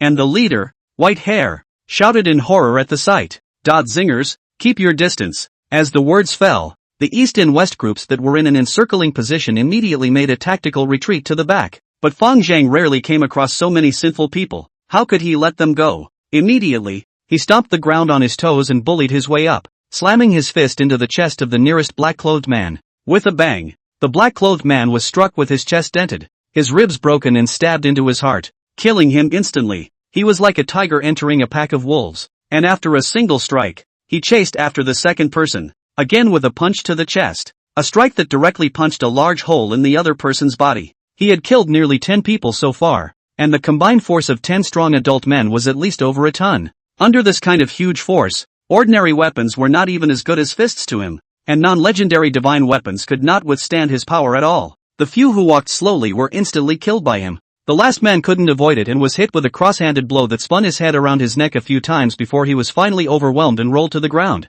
Blood sprayed out of his neck and splattered more than half a meter into the sky. By now there were more than 20 people lying on the ground. Seeing the others scattering and fleeing, he picked up a machete from the ground and broke it into several pieces. As a concealed weapon raised his hand and shot it out. Put! A few people were still breathing a sigh of relief for having escaped. Who knew that in the blink of an eye they would be stabbed through the chest by the blade, and instantly fell to the ground dead. Bang! Bang! Bang! White Hair, who was watching the battle from afar, changed his face drastically and suddenly raised his pistol to fire 3 consecutive point-blank shots at Fang Zhang. In the city center he originally did not want to move his gun, plus he was afraid of accidentally injuring his own brother, so he delayed doing so, but in the twinkling of an eye, the brethren were dead and wounded. This person had been strong to an appalling degree. He even doubted whether the other party was still human or not, and he had no bottom in his heart with a gun in his hand. The bullet came in a flash, and Fang Zhang dodged it with a sideways movement. An ordinary person's reaction speed was about 0.3 seconds,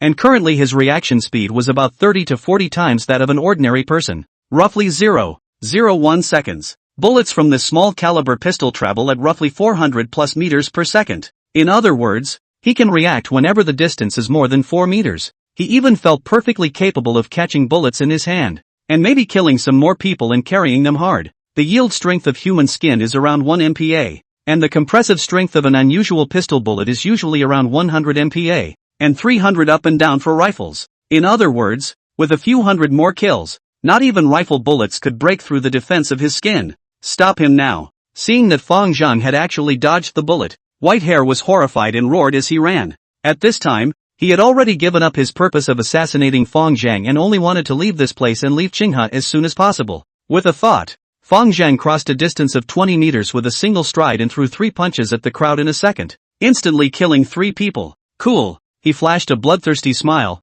preferring the feeling of his fists hitting the ground compared to a weapon. Run! The remaining dozen or so black-clothed men were scared out of their wits, and with the leader's command, they scattered and fled from the east and west. The alleyway is over 500 meters with no surveillance, but as soon as you run onto the main road there is surveillance. Founder predicted that the person at the front could run out of the alleyway in about 20 seconds. Time enough. He made a dash and with his strong physique smashed the last 5 men on the east side into a puddle. It took less than 3 seconds. Then turning swiftly, he caught up with the black-clad man in the west in 3 strides. After 5 seconds had passed, the ground was full of dismembered limbs and broken arms, leaving only White Hair alive. Fang Zhang wiped the blood on his gloves on the corpse of a black-clad man and sneered. Didn't you say you were going to knock my head off? White Hair gulped and tried to beg for mercy. Unfortunately, Fang Zhang didn't give him a chance. Since you don't have this ability, it's my turn. The words were followed by a punch to the face. The wind of the fist tore through his face before it got close enough. Put! This strike Fang Zhang used dexterity and flew out dozens of meters away.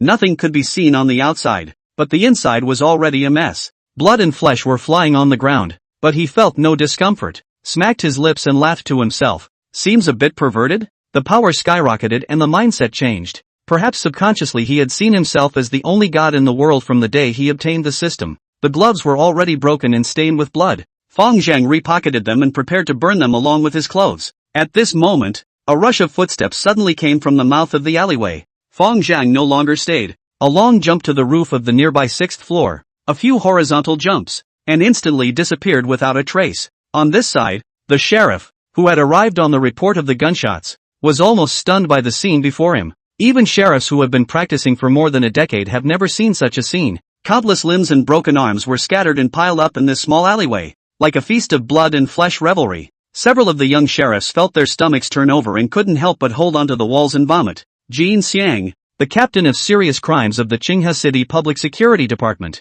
walked to the corpse of a black-clothed man with his head intact, examined it, and said with a grave expression, "There's a viper tattoo on his back. He should be from the Viper Gang in Westwood City. You guys go check the other bodies." Several other magistrates checked in turn. In unison, Team Gold, all with the same tattoo. Jin Xiang got up and said, "Same dress code, same tattoos. The dead ones should all be from the Viper Gang." His heart was a little bit settled. The nature of the case was very bad, but if all the dead were from the Viper Gang, the situation was not as bad as it could be. Westwood City had already rounded up the Viper Gang several times, but these people usually acted in a decentralized manner, and they were always eliminated but not destroyed, and resurfaced. So this whole thing is even a good thing in a way. Of course, in his position no such words would be uttered. Jin Xiang took out his cell phone and made a call, and a few moments later, an elderly forensic scientist in a white coat arrived. Seeing the tattered corpses all over the ground, even forensic Dr. Wang, who had been practicing for decades, froze for a long time and could not help but wonder, "Dude, what is this? A terrorist attack? Gangster firefight?" Jin Xiang signaled forensic engineer Wang to seize the time to investigate the scene. The old medical examiner put on his gloves, pulled out his toolbox, turned on his flashlight, and examined the body in the immediate vicinity. After a moment, he couldn't help but yelp in surprise. "What's wrong?"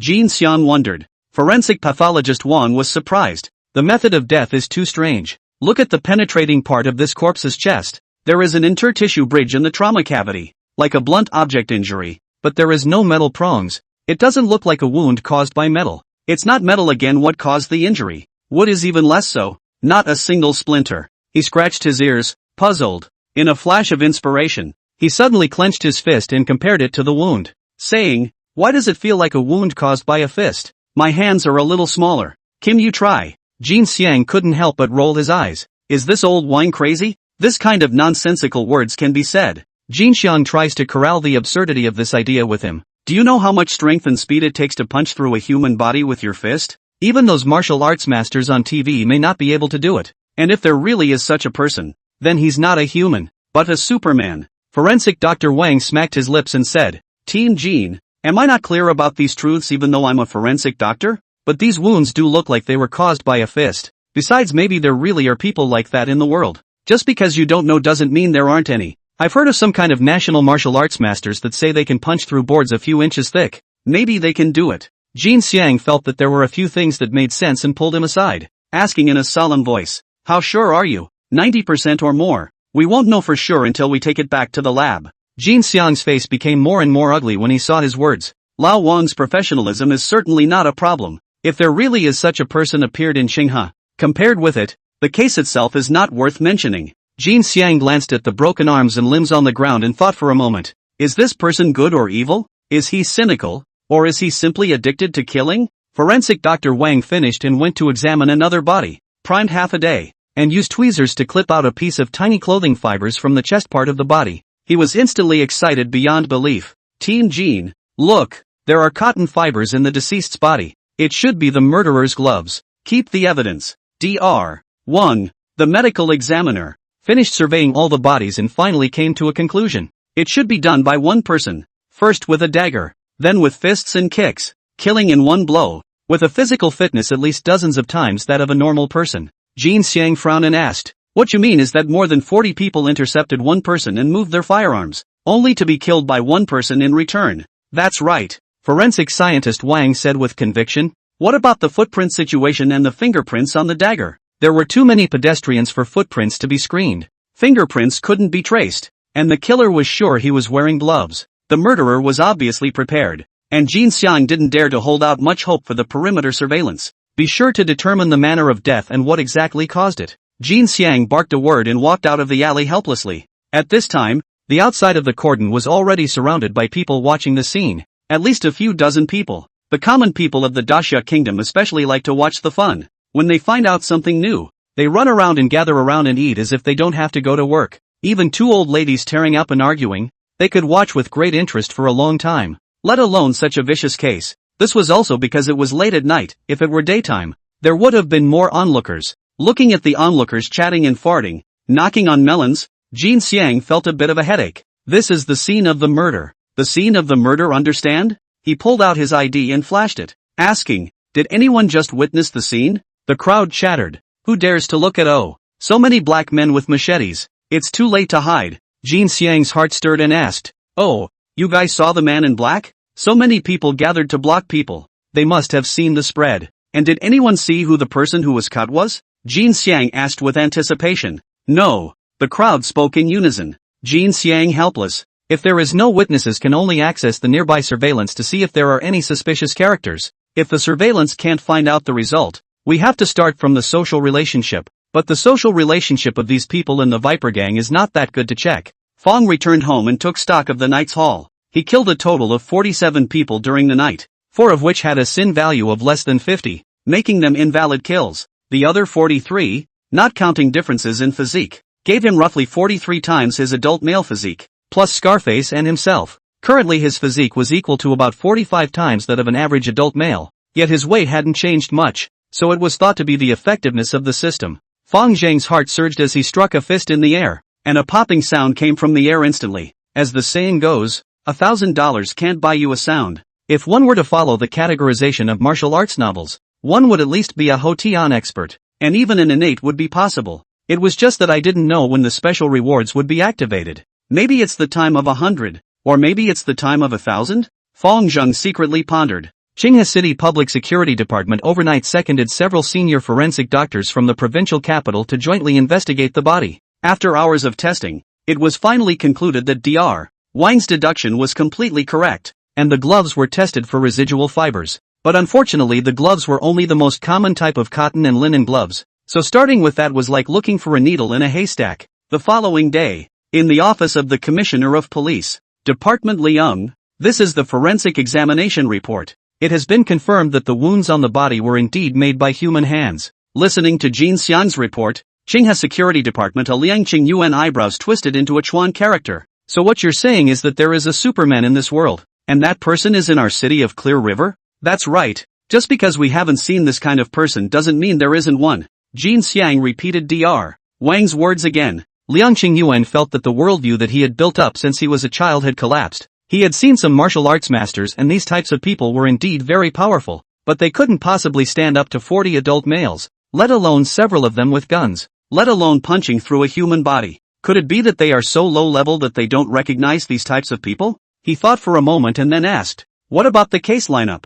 Jin Xiang sighed. It's very difficult to find any witnesses, and it's hard to find out from the perimeter surveillance. Why? Liang Qingyuan huffed and asked. Jin Xiang explained. The case happened in Muqiu Lane. There is no surveillance. The surveillance on the east exit of Muqiu Lane is on Mingwang Avenue, 500 meters away from Muqiu Lane, and the surveillance on the west exit is on Huaxi Road, 400 meters away from Muqiu Lane. Jin Xiang is a little helpless. The current Daxia country monitoring can only cover some main road area. There are many blind spots, which gives them a great difficulty in solving the case. Then access both surveillance points to check for suspicious people one by one. There are too many. Both are major thoroughfares, and there were at least a few thousand pedestrians passing by during the time of the murder. Liang Qingyuan slapped the table and said, even if it's difficult, we have to line up an investigation. Unless this person can fly, we will definitely be able to find out the results. I'll arrange for someone else to handle the case at hand. Your current task is to do your best to find out who this person really is. Yes. Waiting for Jin Xiang to leave, Liang Qingyuan seized his brows and thought darkly. Jin Xiang's political sensitivity was still too low. The emergence of a transcendent human being in the Great Summer Country. The importance of this event was no less than the appearance of aliens on a barren planet. If he could find this man himself, he might be able to get hold of his transcendent secrets, and even if he just handed them over, his career path could take a big leap forward. As long as it's established, this one won't get away. Can he stand up to guns? Even if he can stand up to guns, can he stand up to missiles? At the same time, Qinghe City, black and white. A little bit of power of the people have heard of the Woodhill Lane last night happened a serious bloodbath incident. The well-informed even knew that one of the parties involved in the incident was the Viper Gang. The Viper Gang was supposed to be besieging some force, and as a result, not a single person on the other side died, but the Viper Gang planted themselves instead, and over 40 of their men were wiped out. As for exactly who was surrounded, exactly how many people were there, and did they have any guys on them? Even Jin Xiang didn't know, so they were even less sure. But one thing is for sure, this power is awesome. Taking out the Viper Gang's entire team in Qinghe City without any loss is not bullish. What do you mean by bullish? For a time, several major forces in Qinghe, the Brotherhood League in the north of the city, the Great Sword Gang in the west of the city, and the Black Dragon Society in the east of the city were all in a state of panic. Of all the forces, only the Flaming Fire Gang in the south of the city had a vague suspicion. However, this speculation was too outrageous, and Xin Lai didn't think about it deeply. The following day, the sky was clear and the breeze was warm. At the dawn of the day, Fang Zhang was called back home by a phone call from his mother. His house is located on Siping Street, the urban/rural neighborhood of 20 years ago, now the old town. Taking advantage of the dividends of the era of urbanization and construction, Fang's mother built a 6-story self-built house on her rural home base 20 years ago, rented to some low-income urban and rural populations. Fang Zhang walked into No.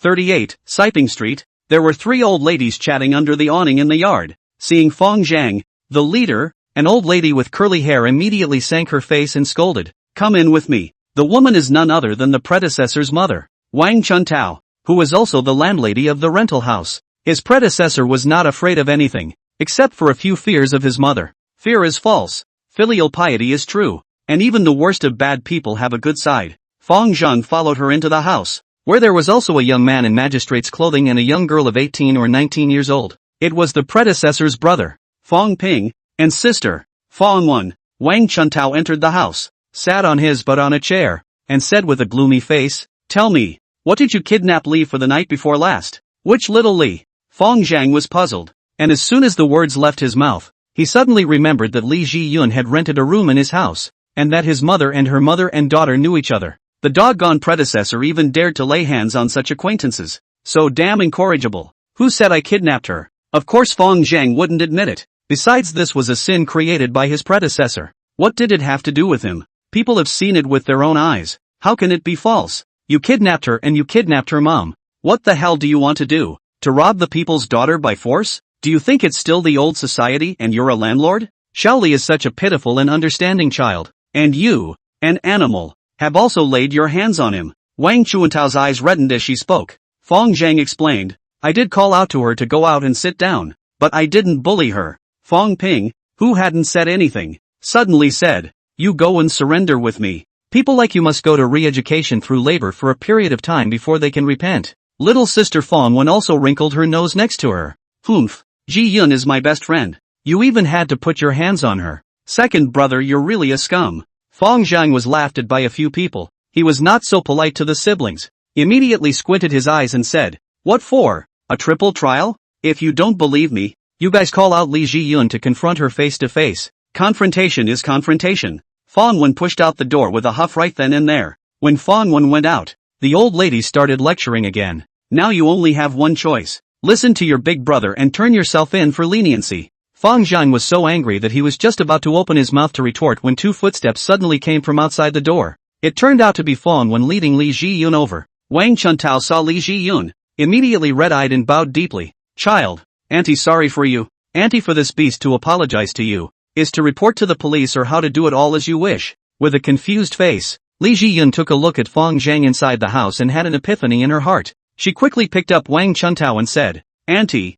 no. Fang Zhang didn't bully me. I know you're afraid of his triad status, and Auntie gives you her word that she'll never favor him. Look, I've got his big brother here to send him to re-education through labor at your word. Li Ji-yun shook her head. Really no. Zheng just chatted with me for a while. Both said chatting. Just right. See, Li Ji-yun said the fuss. But Wang Chuntao is still a little half-believing. Fang Ping, on the other hand, didn't say a word. Since the victim had said no, what was the point of insisting himself? Auntie, I have something else to do so I'll leave first. Li Ji-yun said goodbye to Wang Chuntao and turned to leave. When she left, Wang Chuntao asked Fang Zhang with a skeptical look, there really isn't? Indeed not. It's still strange. Nothing strange. It's called Stockholm Syndrome.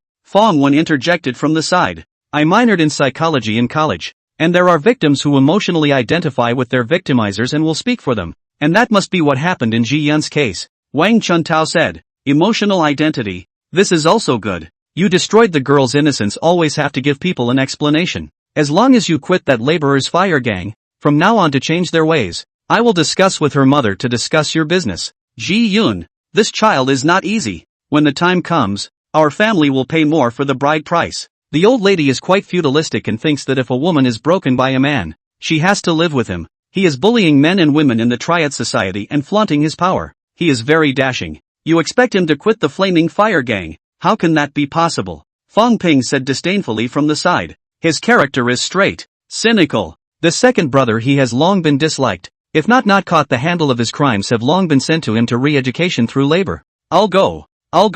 Whatever you guys want to toss. Fong Zhan was too lazy to break up with them and went out to have breakfast. On Zhangyang Street, the breakfast stalls have been set up for a long time, and the drawers and cages are steaming with fragrant heat. Retired old people are at ease, early risers are in a hurry, and uniformed sanitation workers are diligently cleaning the roads. Sanitation workers are considered to be the hardest category of people in this society, taking the most meager wages and doing the hardest work. Mostly elderly people who are old and have no other employment options and no retirement protection. Yet today there was a strange figure caught in the middle of it, looking particularly out of place with the others. A girl of 18 or 19 was sweeping the road with a big broom for sanitation workers. She wore a labor-friendly pom-pom hairstyle, a dated blue jacket and a pair of washed-out jeans, and on her feet were a pair of badly worn little white shoes. The girl was slender and curvy. A few strands of her long hair were wet with sweat from her labor, sticking to her forehead and covering her pretty eyebrows. Under the peach blossom eyes that are as full as water is a pair of crystal-clear brown pupils. The small agar nose perspires with beads of sweat, and the cherry blossom-colored lips are radiant in the sunlight. Such a beautiful girl is engaged in sanitation work on the street. This strange scene cannot help but attract the passing pedestrians have turned back. Some of the men who had been tempted to throw their trash out with their hands consciously took a few extra steps and threw their trash into the trash cans. Not far from the girl is a woman in sanitation uniform, over 40 years old, looks a little similar to the girl. At this time is sitting on the steps to rest. The woman kept her gaze on the girl with a touch of serenity and relief. Fong Zhang stopped, found a breakfast stall selling buns, ordered a bowl of thin rice and a few buns, and watched the girl sweep the floor with interest. The girl, who should not be doing this job for the first time, was very quick with her hands and cleaned up one side of the pavement in no time. Then he pulled out a glass bottle wrapped in wool and tilted his head back to drink. Not bad. Fong Zhang nodded, and his evaluation of Li Ji-yun went up a few notches. A girl of her age is at the peak of her vanity. Whether her family is poor or rich, the rich will climb and the poor will cover up. Some children from poor families will not recognize their poor parents if they are accompanied by their classmates and bump into them on the street. How many college students can pull off using their free time to help their mothers sweep the streets? All goodness and filial piety came first, and perhaps it was because of this that Li Ji-yun was judged by the system to have a goodness value of -27. Ji Yunli didn't see Fong Zhang, and Fong Zhang didn't bother her. After eating the buns, Fong Zhang wandered around the city, taking in the customs of the parallel world. The similarity to his previous life was so strong that after strolling around he didn't feel fresh and was ready to return to the clubhouse to rest. Just as I reached the door of Starlight Birth Control, I heard a girl's cry. No, just no. A little girl of 6 or 7 years old scurried out of the store, bawling as she ran. A limping woman followed behind, chasing after the girl child and cursing. When she saw Fong Zhang, she barely managed to squeeze out a smile. Zhang, you're here. Fong Zhang stopped Zhang Xiaoho. What happened to the child? Sister Zhang sighed. Don't listen to me, and do everything you can to cause trouble at school. If I didn't steal it, I didn't steal it. Xiao's body leaned forward and her two little arms rose back,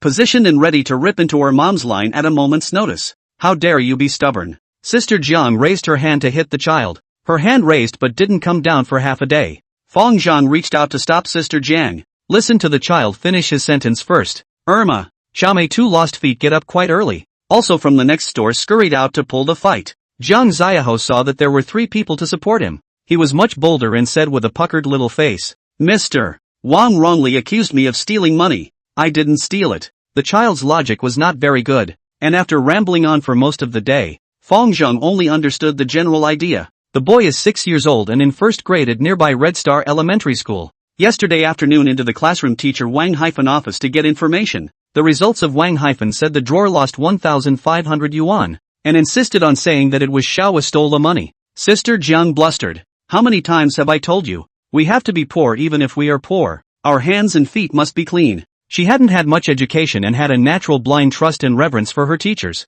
feeling sure that what they said couldn't be false. I just didn't. Xiaowa was still desperately trying to defend herself. Feng Zhang swept her with the sin value system. -7. He had a rough idea in mind and said towards Shuwa, Uncle can read palms. Just read the palm to know if you have stolen money. Do you dare to show Uncle? I dare you. What couldn't wait to hand her hand over. Feng Zhang pretended to look at her for a while, then rubbed her little brain. Uncle has already read your palm. It turns out that it really wasn't you who stole it. Aha. The little girl child desperately nodded her head and looked at Feng Zhang pitifully. The atmosphere slowly returned to calm. While this was happening, someone outside the door suddenly shouted, Is this Jiang Ziaho's house? A fat, middle-aged woman was standing on the curb, squinting and looking in. Sister Jiang hurriedly limped out to welcome the store door and politely greeted, Mr. Wang, why are you here? Come in and sit down. Wang glanced at the sign for birth control supplies, and there was a hidden sulk in her eyes.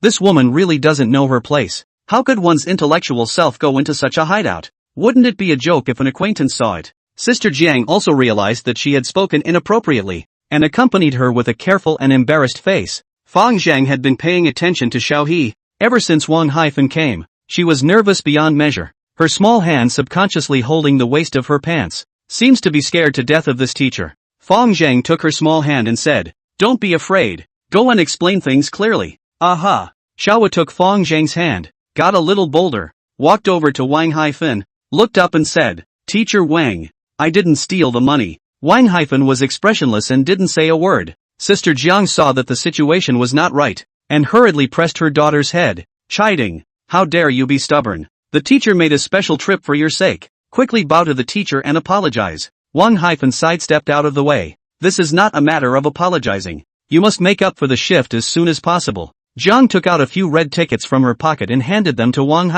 pleading, I only have 300 yuan on me, and 1200 waiting for me to make it up tomorrow. Okay? Wang took the money. His face became more and more unkind. You have to make it up before 3 p.m. tomorrow. I'm going to call the police if it expires. Sister Jiang hurriedly promised to do so, secretly calculating in her heart. She has no money left. There is still a gold necklace bought at home when she got married. Sell it to make up about 2,000 yuan. Pay off 1,200 and give the rest to Mr. Wang as a gift to save her from giving Shua a hard time. Irma raised her doubts. You saw Shua steal the money with your own eyes? Wang said. She went to my office yesterday afternoon and then the money was lost. Irma then asked, Was Xiao He the only one who went to your office yesterday afternoon? Jiang Ziaho broke her fingers beside her. There's also Li Barui. He Shintong. The two of them would never steal money. Wang said firmly. There were 3 people in total. What makes you think it was Shua who stole the money? Xiao Mei looked unconvinced. Wang was even more dismissive. Li Barui's family owns a company, and He Shintong's parents are both civil servants. Neither of their families lacks money. It's impossible for them to steal money. Sister Jiang was shocked in her heart. It turned out that Wang concluded that Xiaoyi stole money just by this doubt. It seems that there is a real possibility that she has wronged the child. Wang-'s meaning is obvious. Whoever has the money is in charge. Jiang was unconvinced but didn't dare to retort, and stopped Xiao Mei with a look. She just wanted to spend the money to compromise the disaster and said in a hurry, I'll be sure to have the money there by 3 o'clock tomorrow afternoon. Wang said, There's also something else to tell you. Our Red Star Elementary School is the best elementary school in the south of the city, and we will never allow black sheep with the vice of theft. One sentence scared Sister Jiang into a frenzy. Teacher, the child is still young. Can you spare her this time? Wang paid no attention. Her tone grew stronger. Jiang Ziaho's situation is not suitable to continue studying in our school, so as not to affect other students. I will report to the school to expel Jiang Ziaho. Hearing Wang say that she wanted to fire Xiao He, Sister Jiang was suddenly scared out of her wits. She sold her ancestral home, plus workers' compensation for her crippled leg, and managed to scrape together the money to buy a school district home just so she could give her daughter a better education. But now that Wang is going to deprive her daughter of her educational qualifications with a single word, how can she accept it? She took a look at her daughter, and was already crying tears. She's young, but she knows everything. She knew her mom had gone to great lengths to get herself into Red Star Elementary. Mom would be so sad if she got herself fired. With dad gone and mom crippled in the leg, Ben was in tears every day. She didn't want to upset her mom again, quickly begged the teacher, Sister Jiang hurriedly pulled her daughter about to kneel down together. Mr. Wang, please don't fire me. Xiaowa was no longer obstinate, and with her legs bent, she was about to kneel down. Don't give me that shit. Even if you kowtow 100 times it won't help.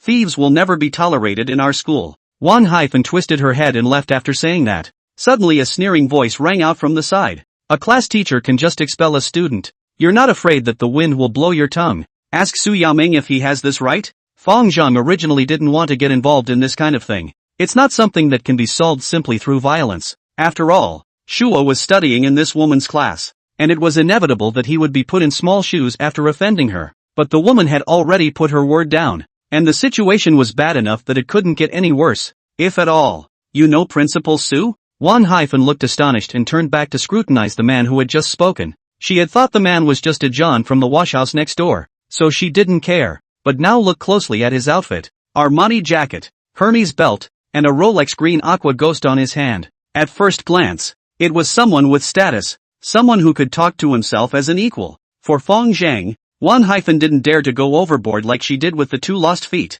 and her aura instantly wilted by a hair. Do you want me to let Su Yaoming talk to you? Fang Zhang pulled out his cell phone and made a dialing motion. Wang Hyphen's expression wasn't very nice as she waved her hand and said, no need. She could see that this man wasn't pretending and should have a great relationship with Principal Su. Principal Su was her top boss. She didn't want to offend, but she didn't really care either, just by virtue of the fact that her husband is the deputy director of education. Principal Su sometimes has to flatter her in return, but they are all sinisters, and now that people know Principal Su, there is no need to make a big deal out of it. Wang Hyphen did not mention the dismissal again and left the scene without saying a word. She won't expel Xiao He, but studying in her class, there will be less trouble in the future. When Wang Hyphen left, Fang Zhang cautioned. Sister Jiang said helplessly, it's very difficult to change classes, and besides, even if you change a class, who knows what kind of teacher you'll meet again? I'll make up the money tomorrow and give her some more gifts. In this world now, whoever doesn't give a gift to a teacher will put his child in small shoes. Everywhere, she thought in her heart, selling necklaces in addition to 1200. There are 800 yuan to Wang Hyphen to send a 500 yuan gift, leaving 300 yuan to eat. Just hope that Wang Hyphen do not make it difficult for the child. You know Principal Su? Mei asked from the side. Fang Zhang smiled and explained. This old boy is a regular customer of our clubhouse, and he doesn't know how perverted he is when he plays. Mei sighed. Why can't we meet this kind of high-end clients? Irma said disdainfully. I used to work in the south. I didn't serve these types of people. These Sven scum are the hardest to serve. Fancy and stingy, not as bold as old Ma. The crowd chatted for a while and then talked about Shuwa. Little was this child I watched grow up. Would never steal money, Irma said firmly. Jiang sighed. My own waifu, how do I not know? Didn't steal, so what? Wang Hyphen is her homeroom teacher. Shua wants to go to school, have to obey her. We people stubborn, but even if we win the face we lose the inside. Fang Zhang was silent. This is the sadness of the little man, knowing that he was wronged, obviously aggrieved but also have to endure. Aunt Irma, Aunt Xiaomei, Uncle Fang Zhang, I didn't steal the money. Little Wa began to sulk again. She knew that $1,500 was no chump change for the family. They eat green vegetables and potatoes every day to save money, and they can't save that much in a year. And by giving the money you are admitting to stealing. Sister Jiang squatted down and rubbed her daughter's head. Mommy knows you didn't steal the money. Auntie knows you didn't steal the money. And Uncle knows you didn't steal the money. Then why did you give money to Mr. Wang? Xiao he asked with a bitter little face. Sister Jiang sighed and said, Little Wa, from today onwards you have to learn one word. Compromise. Compromise is to give in. Sometimes we have to endure even when we suffer. We can only forget this word when we are strong. So you have to fight for your life and study hard. Why don't you explain it clearly to Wang Hyphen? Irma couldn't help but say. Sister Jiang helplessly said, didn't you see through it just now? This person has a very serious class concept, and simply looks down on poor people like us. It doesn't make sense to explain with this kind of person. Fang Zhang knew that she had a hard time. No more words, touched Xiaoyi's brain. Turn around, uncle, to help you out. Okay, let's pull the hook. Xiaowa looked at him with an expectant face and stuck out her little thumb. Well, pull the hook. Fang Zhang also extended his little thumb. I'm leaving. Seeing that the matter had been dealt with, Fang Zhang was ready to leave. He was clear about his own situation. Currently he had force but no power, and was not even as influential as he had been in his previous life. It is difficult to do anything without converting force into power. Don't go. Sister Jiang hurriedly stopped him. Zhang, I haven't thanked you for today. Sister will treat you to dinner later. Next time. Fong Zhang waved his hand to refuse. Why don't Xiao Mei and I give you a double flight? Irma suddenly scratched her head and said, I appreciate it, my body can't take it. Fong Zhang gave a dry cough and quickly left. Ha ha. Seeing him fall away, the two lost feet laughed their heads off. Sister Jiang pretended to huff and puff. Not a little bit of guts. You all dare to joke with Brother Zhang. Don't you guys know what kind of person Brother Zhang is? Irma took over. The manager of the Imperial Club of the Flaming Fire Gang, who wasn't afraid of him in the past, but Brother Zhang seems to have changed recently. Well, I also think that Zhang was not taken over by someone. Xiao Mei spoke out of turn. She usually likes to read metaphysical novels, and her brain circuits are different from others. Take your head off. What do you think about all day long? Irma also likes to read novels, but all she reads are sweet and spoiled articles like Overlord's Little Petite Wife, and Xiao Mei simply can't piss in the same pot. The two lost feet fought and rolled into a ball in no time. It's nighttime at the Imperial Club. Fong Zhang just entered the front door and saw Su Yao. She was wearing the red uniform of a waitress and was making a fruit plate on the coffee table. Founder walked next to her and asked, how does it feel to be at work? Su Yao lifted her head and spread her smile. It's quite good. Sister Hong and the others are quite good to me. Her expression was a bit shy, and after a pause, she suddenly forked up a piece of watermelon with a plastic fork and handed it to Fong Zhang's mouth. Fong Zhang took a bite of the watermelon and admonished, it's inevitable that entertainment venues are a bit chaotic, but you don't have to bother with them, and if anyone makes a move, you let me know. I know. Thanks Masa. Fong Zhang knew in his heart that like Su Yao's looks, it was inevitable that someone would want to take the opportunity to mooch off of her in a place like this. This girl will definitely not know how to deal with it when the time comes, so she might as well take the precaution herself in advance. The rules of the founders are what goes around comes around, and when a guest wants to seek pleasure, the store has a special lady. Waiters get paid for their work, not ladies. Not to mention that Su Yao was brought here by himself. Even if it was another waiter, he would never allow this to happen. However, some customers always feel that the old man to pay is the master. Simply cannot carry. Fong Zhang walked to the office door and saw Xiao Qi hanging back and forth outside the door, like he had been waiting for quite some time. Seeing Fong Zhang, he immediately said with worry, June is here and is waiting for you at the Imperial Pack. Did it say what happened? No, but it looks a little angry. I guess it's some dog that went to complain. I'll go down later and take a look. Fong Zhang had an indifferent face. Xian and Sister Hong were called in by Brother Jun. Xiao Qi stammered. Xian is Xiao Qi's date, and being called in by that horny bastard Han Jun makes him very worried. Come on, let's go in together. Fong Zhang took the lead and pushed open the box, only to see a man who was nearly 40 years old and wearing a white tunic sitting on the leather sofa of the box in a big horse. Sister Hong and a pretty woman in a waitress uniform were serving him left and right. As he ate the Cheerios that Sister Hong handed over, he placed his hand on Xian's black silk and rubbed it repeatedly. Xian was disgusted in her heart, but she dared to be angry and did not dare to move her thighs away by the slightest bit. This person was none other than Han Jun, the leopard hall master of the Flaming Fire Gang, and Fong Zhang's top boss. The name carries a Jun, yet it has nothing to do with being handsome. Round plate, big face, protruding eyebrow bone, small eyes, ugly appearance, but also think they are elegant, like to wear some light-colored clothes. The power structure of the Fiery Fire Gang is that the gang leader Qin Lai is the biggest, and there are 4 chambers below him, the dragon, tiger, leopard and eagle, each of which has a hall master, and each of which has 3 stewards below him. Founder is one of the stewards. As for the juniors under the steward, they are supernumeraries and are determined by the steward himself, more or less. The rich and righteous bosses of the field are naturally willing to follow. The biggest obsession of these juniors is to join the Flaming Fire Gang and become a full-fledged gang member, and the degree of fanaticism is no less than those who take the public examination. Fong Zhang walked into the box and greeted, June, what brings you here? Just happened to be passing by and came to take a casual look. Why can't I come? Han Jun rubbed Xian's thighs as he spoke, a look of enjoyment on his face. Xiao Qi and Xian exchanged glances. A hint of sulking surfaced under their eyes, but they could only hold it back, daring to be angry. The founder smiled. Of course I can come. You are most welcome. Han Jun glanced at him with a playful expression and said, I heard that you've recently started doing good deeds? Fong Zhang realized in his heart that he had indeed come to raise an offense. It should be someone who passed on the news that he had waived the interest on the 3 female college students to Han Jun. And not surprisingly it was his eyes and ears placed here. Accountant Liu. Although Hongtai Small Loan Company is a small loan company that he runs privately and has nothing to do with the gang, but those college girls can generate revenue for the gang just by going to sea, and Han Jun can get a piece of the action. It's normal to come to ask for forgiveness for having cut off his fortune. Fong Zhang pretended to be confused. June.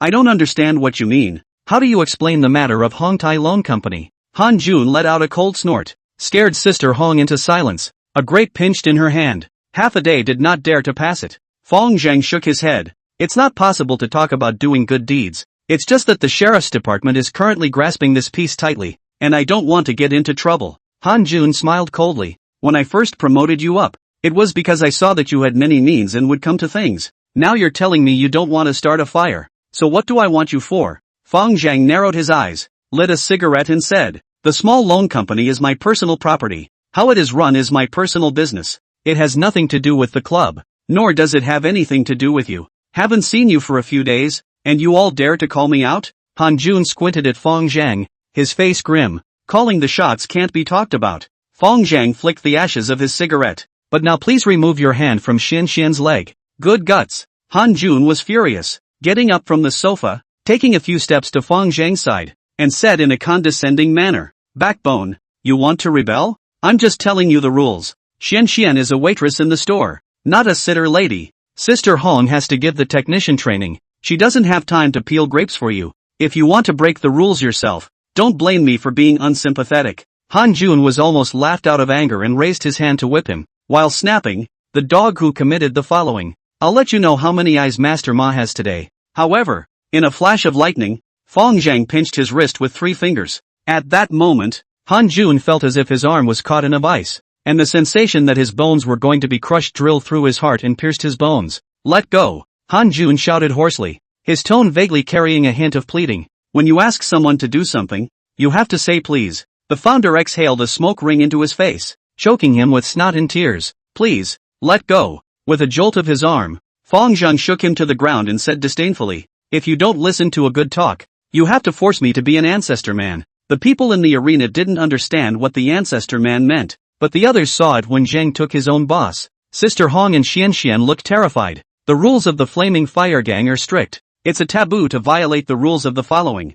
and Qing is sure to be chastised. Where did he get the guts to do that? She was grateful, but in her heart she was unusually worried. Part of the reason why Zhang flipped out with the boss was for Xian Xian. That is, for himself. If something really happened, even if he was undefeated, he couldn't just stand by and watch. Han Jun climbed up from the ground and glanced at his ironic wrist, but he knew that a good man is not a good man, and hid his anger in his heart and did not continue to make a move. This is Founder's turf, and the following minions all recognize him but not themselves. Fong Zhang swept him with the sin value system. With 47 points of guilt, there's not much point in killing it, and the timing and occasion aren't right. According to his research these days, the sin value would change at any time, and Mangzi and the others had dropped a little bit in their sin value these days. It won't be too late to wait until he's up to 50 plus before doing anything about it. Fong Zhang was disinterested and waved his hand. Get lost, and take the accountant surnamed Lu with you. I'll report this matter to Master Qin. We'll settle this score slowly.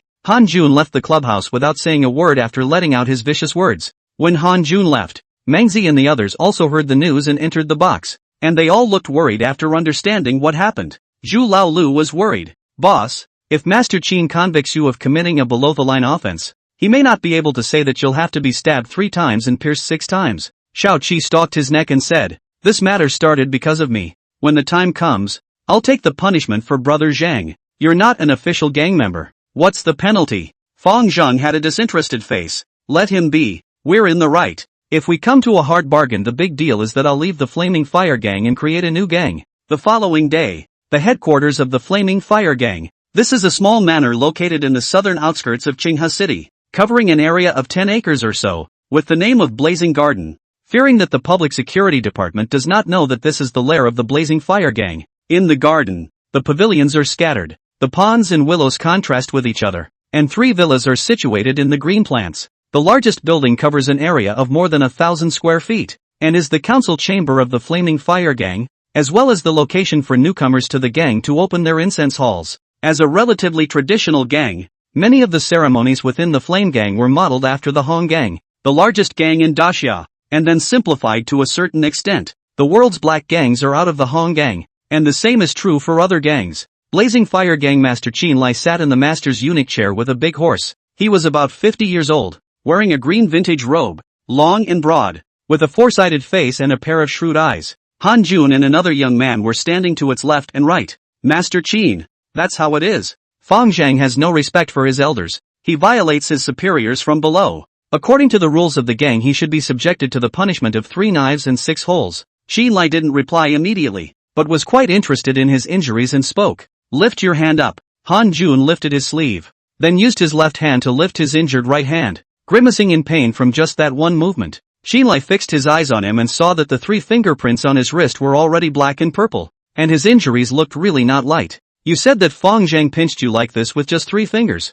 That's right. Han Jun said hatefully. This kid is quite strong. Go to the hospital and get your injuries examined. I'll take care of things. Master Qin takes his leave. Han Jun got up to leave, and Qin Lai's voice came again from behind him. Take a radiograph to see if there's any damage to the bones. Han Jun's heart sank, and he understood in his heart that Qin Lai was not necessarily concerned about his injuries, but more likely to speculate on Fang Zhang's force value based on this. But this kid clearly couldn't fight before. Han Jun's heart was a million times more puzzled. After Han Jun left, Qin Lai asked toward the young man beside him. Broken army. Can you do it? The man was wearing a short beat power suit. The appearance of the tough and rigid is his highly paid professional bodyguard in foreign countries to fight black boxing. As a mercenary, proficient in Xingyi Quan, Baji Quan and a variety of firearms. The strength of the strength is very strong. Breaker considered for a moment and said confidently, I can, but an ordinary person would never be able to. Qin Lai laughed and said, I never would have thought that my flaming fire gang would still be harboring such a latent dragon.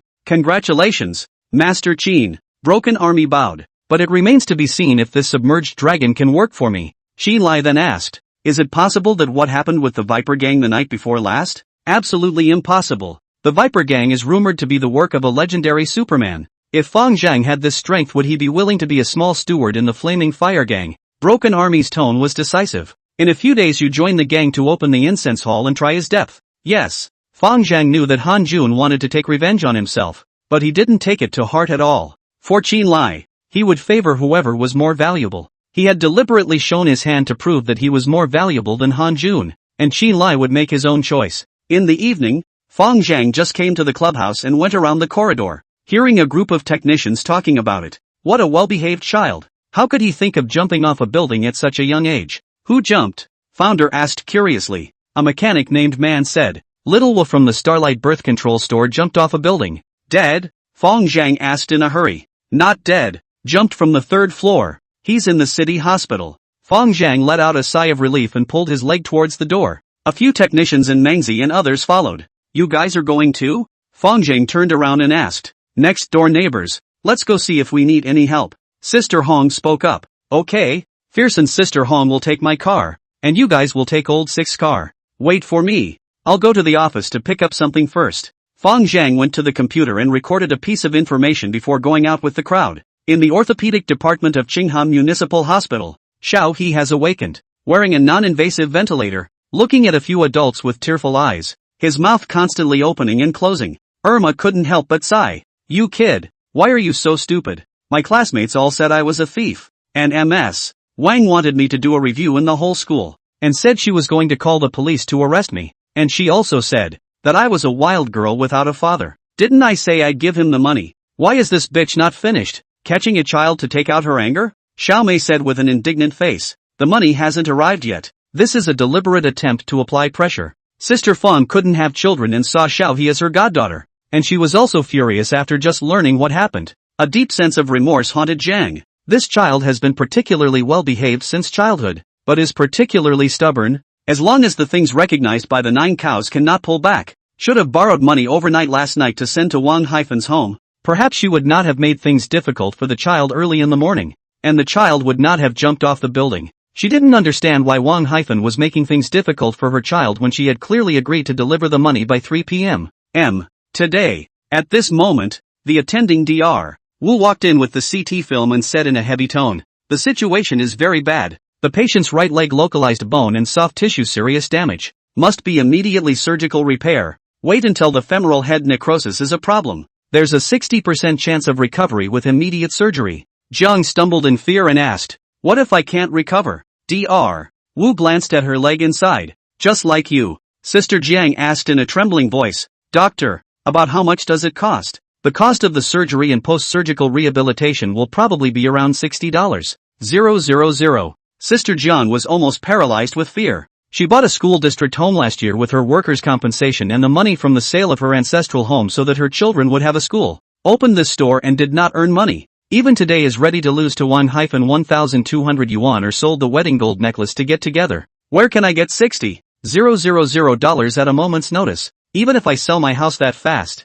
Xiao Mei hurriedly asked. What did the school site say? Don't you have to be responsible? Sister Jiang shook her head. The school said that Xiaodi didn't jump from the building at the school and had nothing to do with the school. How can it be unrelated? If it wasn't for that old bitch Wang Haifan who wronged Shua, how could Shua have jumped off the building? Xiao Mei was furious. More money is needed to treat the child. Sister Fong handed over a folded bill. I still have $5,000 here. You can take it first. Xiao Mei and Arya also handed over 2 bank cards each, both with $2,000. Irma's old flame, old Ma who drove a cab, also came. Shua was injured and he drove her here. He stammered beside himself with a rather embarrassed expression. I usually give my mother-in-law all my money for running the car. And here's only about $500. The personal money I saved up to buy cigarettes and smoke. So I'll give it all to you. Then took out a bunch of money from his pocket, with zeros and whole dollars, without even counting, and handed it to Sister Jiang in a brain. Jiang did not take the money and limped out,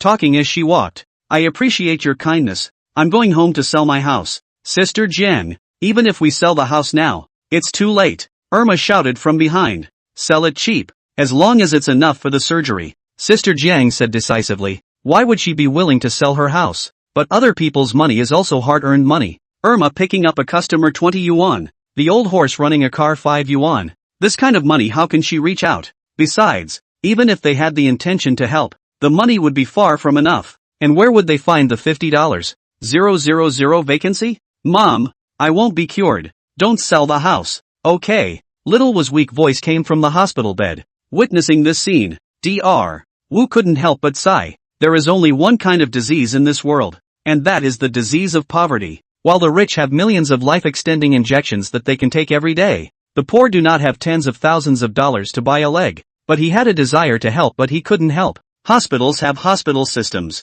Furthermore, the world was full of tragedies, and with him alone he couldn't help much. He could see that these few people were not engaged in any proper occupation, and none of their families were very well off. But the righteousness and mutual assistance of a few social underclasses moved him. Dr. Wu sighed and reminded, the sooner the surgery the better. The longer you put it off the lower the success rate will be. Jiang nodded. Got it. Thanks, Doctor. Irma, you can help me look after Shua first. I'll go home and sell the house now. She stumbled out the door and ran right into the founder's party head-on. Brother Zhang, Sister Hong, you guys are here. Sister Jiang barely managed to squeeze out a smile and greeted her. Without saying a word, Sister Hong pulled out the $10,000 she had just withdrawn from her pocket and slapped it in her palm.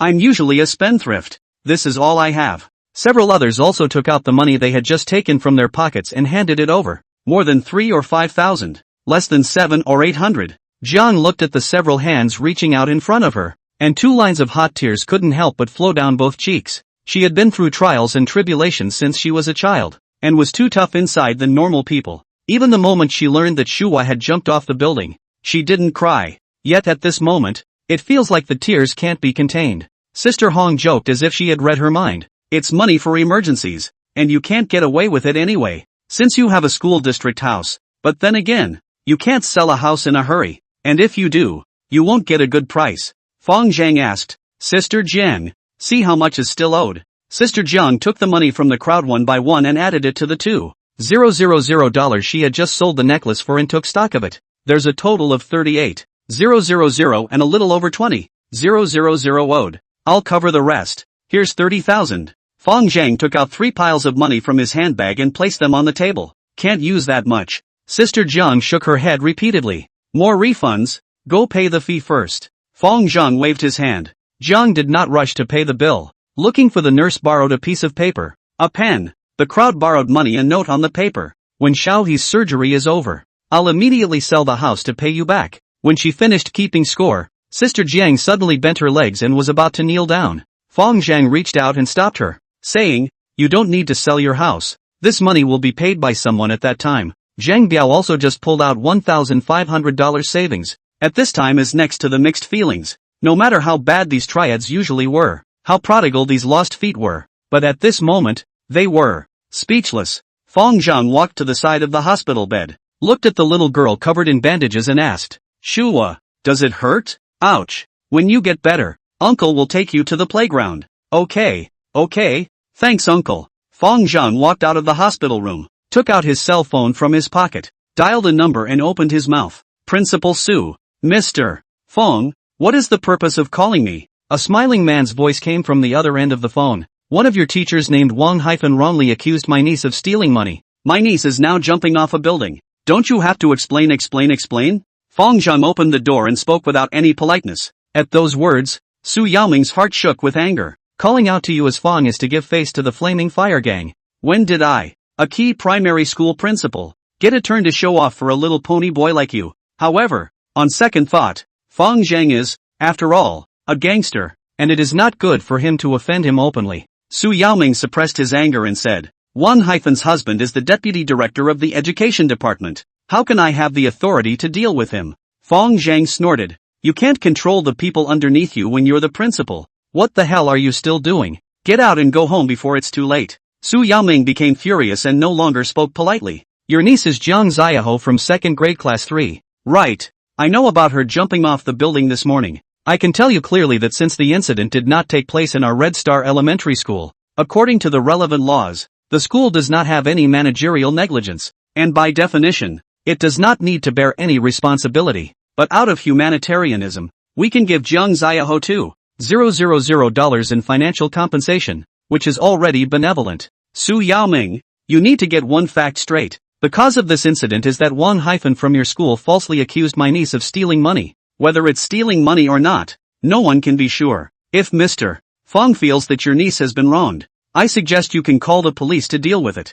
Very good. Fong Zhang hung up the phone, rummaged around in his phone for a while, and sent a MMS to his phone. The video was copied on his computer before he left. A highlight reel of Su Yaoming's visit to the store to spend his money. It wasn't very serious, but having him laid off and detained for a few days was perfectly adequate. Elementary school principals of his rank already belonged to the Blaze Gang surveillance, but only on the outermost periphery. After half a minute, Su Yaoming's phone called, his tone a bit flustered. "Mr. Fong, you're being unorthodox. The word you was replaced with you without realizing it." Fong Zhang coldly said, "I'll give you 1 hour. Take that bitch called Wang and get the hell out of here to the city hospital. Come or don't come as you see fit." Fong Zhang had anticipated Su Yaoming's state of mind, so he deliberately copied that evidence before he left. This thing hurts the credibility of the Flaming Fire Gang, but the credibility of the Flaming Fire Gang is none of Fong Zhang's business. Furthermore, as long as Su Yaoming is not a fool, he will not say anything and will only recognize his own bad luck.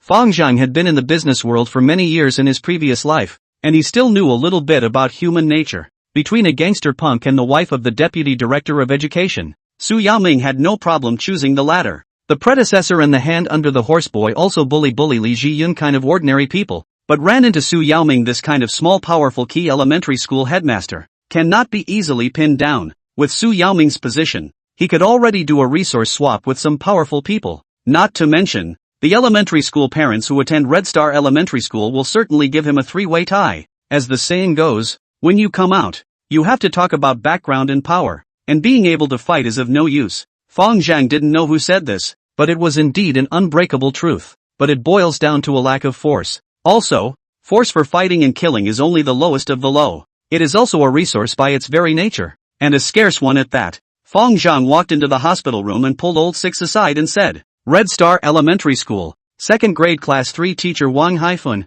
Wait until you go down and find out where her home is and what's going on at home." Old Six immediately revealed a cruel and bloodthirsty smile, guarantee to complete the task. Inside the hospital room, Jiang had already paid the fee and the surgery was scheduled for tomorrow morning. Sister Hong and others were furious after hearing the cause, and Mengzi said on the spot that he wanted to drop Wang Haifun's 2 legs, but was stopped by Fong Zhang and Morning Biao. Fong had already made the arrangements, while Morning Biao felt that he should report the case to the sheriff's department. The crowd scoffed at Funeral Biao's suggestion. It was definitely useless to report this kind of thing. 20 minutes later, Fong Zhang did not wait for Su Yaoming, but waited for the angry Wang Haifun. Wang Haifun swaggered and pushed open the door of the ward, ignoring the group of triads in the ward. When she opened her mouth, she asked Sister Jiang, "It's already 3 o'clock in the afternoon. Have you got the rest of the $1,200 together? You're fucking looking for a fight. Mastodon walked up to her, glaring at her angrily. Wang glanced at the dragon tracing Mang Z, not fearing in the slightest. What? The triads are great? You have the guts to try hitting me. There are surveillance cameras everywhere here. If you dare to move, I'll send you to jail. Mastodon was too single-minded to consider the consequences, and immediately slapped him across the face. The hand was halfway out when Zhu Laolu blocked it. Zhu Laolu pulled him aside and whispered, "Don't do it here. It's no fun without pain. Going to play big?" Mastodon grinned. Of course. At this time, Sister Jiang had already finished paying the money, and there were still a few $1,000s left in her hand. Pinched in the hand coldly looked at Wang, but there is no intention to give money. She would never compromise again after her daughter was hurt like this. Wang glared at Sister Jiang and said contemptuously, "Are you planning to renege on the bill?" Dr. Wu at the scene also knew what happened and couldn't help but interject. "This teacher. I think this child is quite well behaved. He shouldn't be stealing money." Wang glanced at the badge on his chest. Chief Physician of the Orthopedic Department of Qinghua Municipal Hospital, Wu Guomin.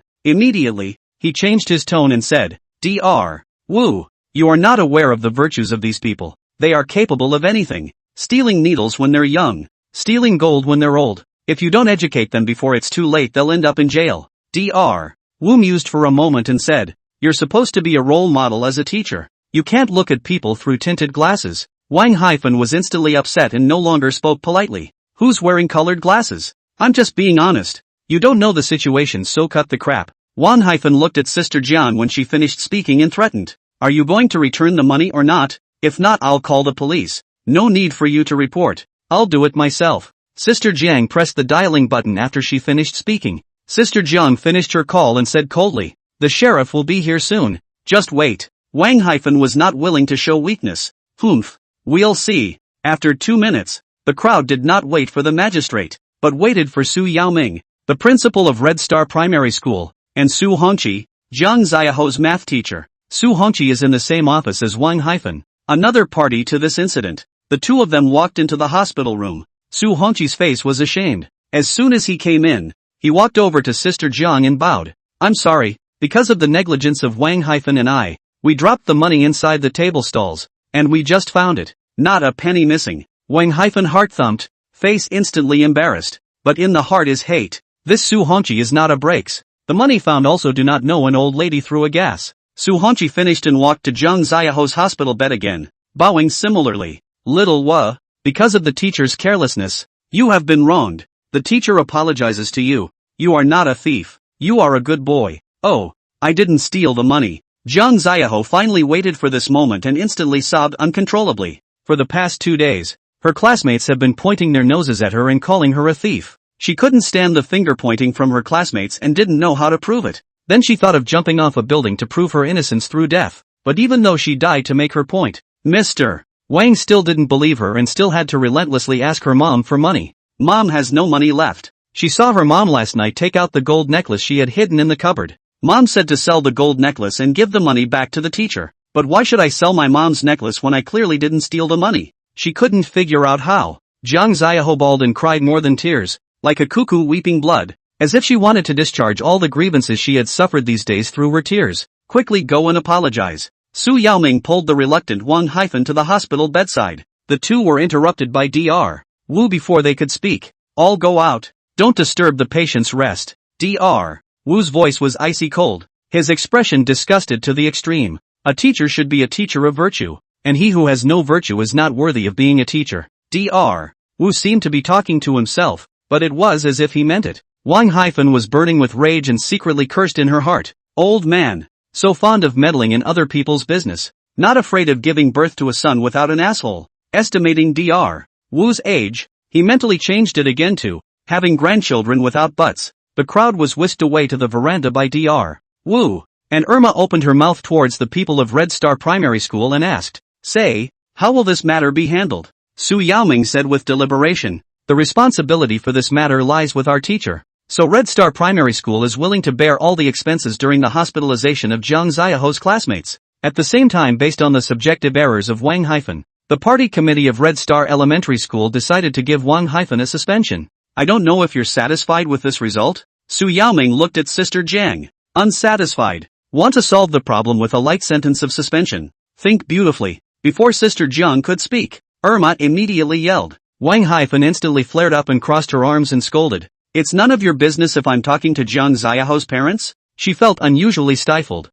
Jiang Xiaoho was only injured, not dead. Now that I have apologized and been suspended, these people still want to be unforgiving. It is really too hateful. She is Xiaohe's aunt. Her opinion is my opinion. Sister Jiang opened her mouth to explain. She'd figured out that she'd been weak and compromised all her life and would never give in today. Then what do you want? Do you still want to force me to resign? Wang Haifeng had a disdainful face. Mei said beside her. The only way for people like you to get rid of your sins is to go to jail. Wang Haifeng snorted. Joke. It's not like I pushed her down the stairs. I didn't break the law. Why should I go to jail? Mei was about to open her mouth to retort, when suddenly a few magistrates approached, and the leading magistrate asked, Did you guys report this? I reported it. Sister Jiang nodded her head and recounted what happened in full, unbiased and without any additions. After hearing what happened, several magistrates' faces turned very ugly. A female magistrate was furious and said coldly to Wang Haifeng, It's a disgrace to the education sector for people like you to mix into the teaching force. Who are you cursing? What's your police number? Believe it or not, I'll file a complaint against you. Wang Haifeng, as the wife of the deputy administrator, is not a master to be messed with, and immediately forked his waist and tit for tat. Xiao Hu, watch your words, a nearby magistrate warned in a low voice. The female sheriff stopped talking and asked Jiang, Do you have any complaints? I'd like to ask about this situation. Should she go to jail? Irma asked in place of Jiang. The female magistrate exchanged glances with her fellow officers and shook her head helplessly. Several magistrates walked away helplessly. They couldn't sanction Wang Haifeng. They could only condemn him morally. Wang Haifeng won a big victory. And suddenly, like a victorious rooster, he was high and mighty. Just when he wanted to yell a couple sentences, he was doused in enthusiasm by Fang Zhang's sentence. $300 on the back burner? Who cares about your money? Wang Haifeng slapped $300 into Sister Jiang's hand and turned around to leave. It was at this moment that Xiaomei couldn't help but open her mouth to curse. The old bitch is shameless. Who are you cursing? Little bitch. Wang Haifeng scolded back without showing any weakness. Irma whispered in Xiaomei's ear. You're not killing anyone by cursing like that. Look at me. She walked over to Wang Haifeng and uttered a stone-cold curse word. Fat head. When he finished speaking, he quickly turned back. Suddenly, the air in the hospital inexplicably froze, and all sounds seemed to disappear altogether. All that remained was the heavy panting between Wang Haifeng's nostrils. A 40-year-old woman doesn't always get mad when you call her a slut. Call her a vixen and she'll be happy and praise you for being so discerning. But if you call an already obese woman fat-headed, most women will throw reason to the wind and fight you. In the corridor, Wang Haifeng's face was horribly gloomy. Her obese face twisted together like a patchwork view of giants. She took 3 steps toward Irma, raising her palm in a gesture to smack her. Halfway through his run, he suddenly fell to the ground with a thud and hit the ground. Zhu Laolu withdrew his foot and dusted it without moving. Wang Haifeng fell and grimaced, showing his teeth, and in turn calmed down. The other side is too crowded to make a move, and a good man can't do anything about it. Su Yaoming was unusually helpless, stirred by this farce, and pulled Fang Zhang aside, saying, Mr. Feng, handling it this way is already the best I can fight for. I really don't have any other options. Although Wang Haifeng is an asshole, her husband is Nie Daiguang, the deputy director of the education department, and the city's primary and secondary schools are at her disposal, so it's useless even if I expel her. Fang Zhang also knew his difficulties and said in a low voice, You take care of the child's hospitalization costs, and we'll talk about the rest later. Su Yaoming immediately patted his chest and said, I'll take care of it. In addition to the medical expenses, I'll additionally sponsor another $20,000 for the mental damage. In addition, Su Hongqi was also pulled over by me. Otherwise, if he were to get through to Wang Haifeng and say that the money had been found, Wang Haifeng would surely ask him to keep this matter to himself, so that Shua's injustice would never be cleared. You did a good job on this one. I'll give you the video later. Thanks, Mr. Feng. Su Yaoming's arrogance was a good thing to do, even though it was because of the indecent video. Without this crucial link, Shua's grievance could not be cleared, and even the success rate of doing the operation might be lowered because of her mood. Wang Haifeng climbed up from the ground and swept her eyes over the crowd one by one, opening her mouth to threaten. Whoever intentionally stretched out his foot to trip me just now, I'll be sure to pull the surveillance to find him and send him to jail. The monitor is broken. The pretty little nurse next to her said, You're lying. How could the hospital's surveillance be broken? Wang Haifeng glared at her with eyes on fire. You're not a sheriff. You can call up the surveillance when you say so. Is the hospital run by your family? The little nurse was dismissive. I'm going to complain about you, Wang said viciously. Go on, get going. The little nurse waved her hand with a disinterested expression. Her dad is the vice president. She's not afraid at all. Wang clenched her fists with an indignant face. She felt that all these people were jointly bullying her,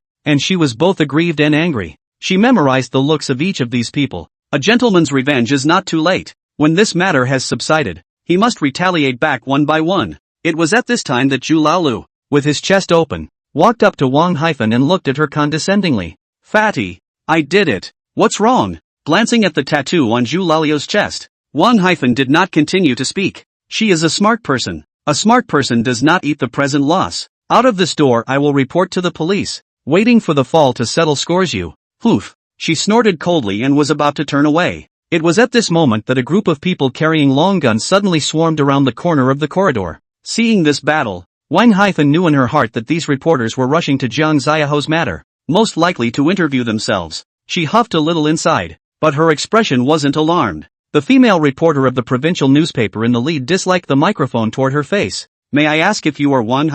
Wang coldly said. Yes. What's wrong? The female reporter asked, holding up her microphone. May I ask why you have decided that a 6-year-old child stole money without any real evidence? No comment. Wang didn't want to be interviewed and was about to leave with a cold face. She wasn't afraid of interviews. She just wasn't in the mood. The face is not very photogenic as it has just fallen and it affects your dignity. Zhu Laolu and Xiao Qi immediately stopped her retreat. Don't go. Press interview. Why are you leaving? There's nothing to say. Wang lowered her head to avoid the camera. Her tone unusually strong. We'll mosaic it. The female reporter looked at her face and explained. Wang nodded. Alright then, just to explain some things clearly. The female reporter signaled her assistant to turn on the camera and asked nonchalantly. We've all been informed of what happened. 3 children you alone believe that Jiang Ziyaho stole the money. As a teacher, why do you look at people with tinted glasses based on a student's family situation? Wang opened her mouth to explain. It's true that I was arbitrary in this matter,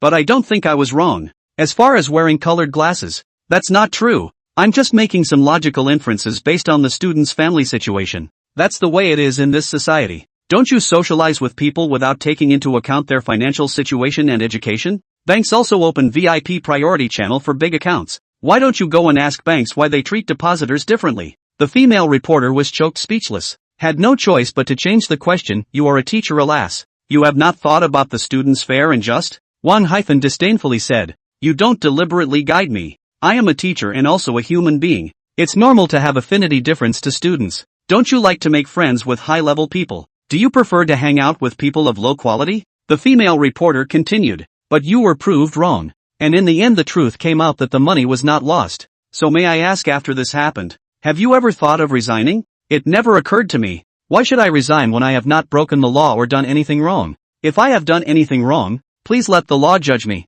You have no right to point fingers. Wang vibrated, disliking the female reporter and shocking the triads and derelicts present with their jaws dropping. Fong Zheng opened the system and took a look at her. Sin value 38. Sure is very awesome. Wang left majestically after saying that. The reporter was commissioned by Jiang to find a friend. Since her daughter jumped off the building, she did a double take. Just did not expect Wang tongue bloom lotus flower. Own a set of crooked reasoning. Not afraid of public opinion. Su Yaoming quickly arranged the payment, and Jiang returned the money from the crowd. But Fong Zhang was not very satisfied in his heart. School money is a public resource, essentially taxpayer money, so why should it pay for the wrongdoer? It doesn't make sense. It is also unreasonable for Wang to bear only such a light punishment after committing such a big mistake. Unreasonable things must be set right by the system. Perhaps this is the very meaning of the system's existence. Fong Zheng secretly thought. The next day, there was news about 6-year-old girl jumped from a building on the Tianya forum. The full story of the incident has been picked up,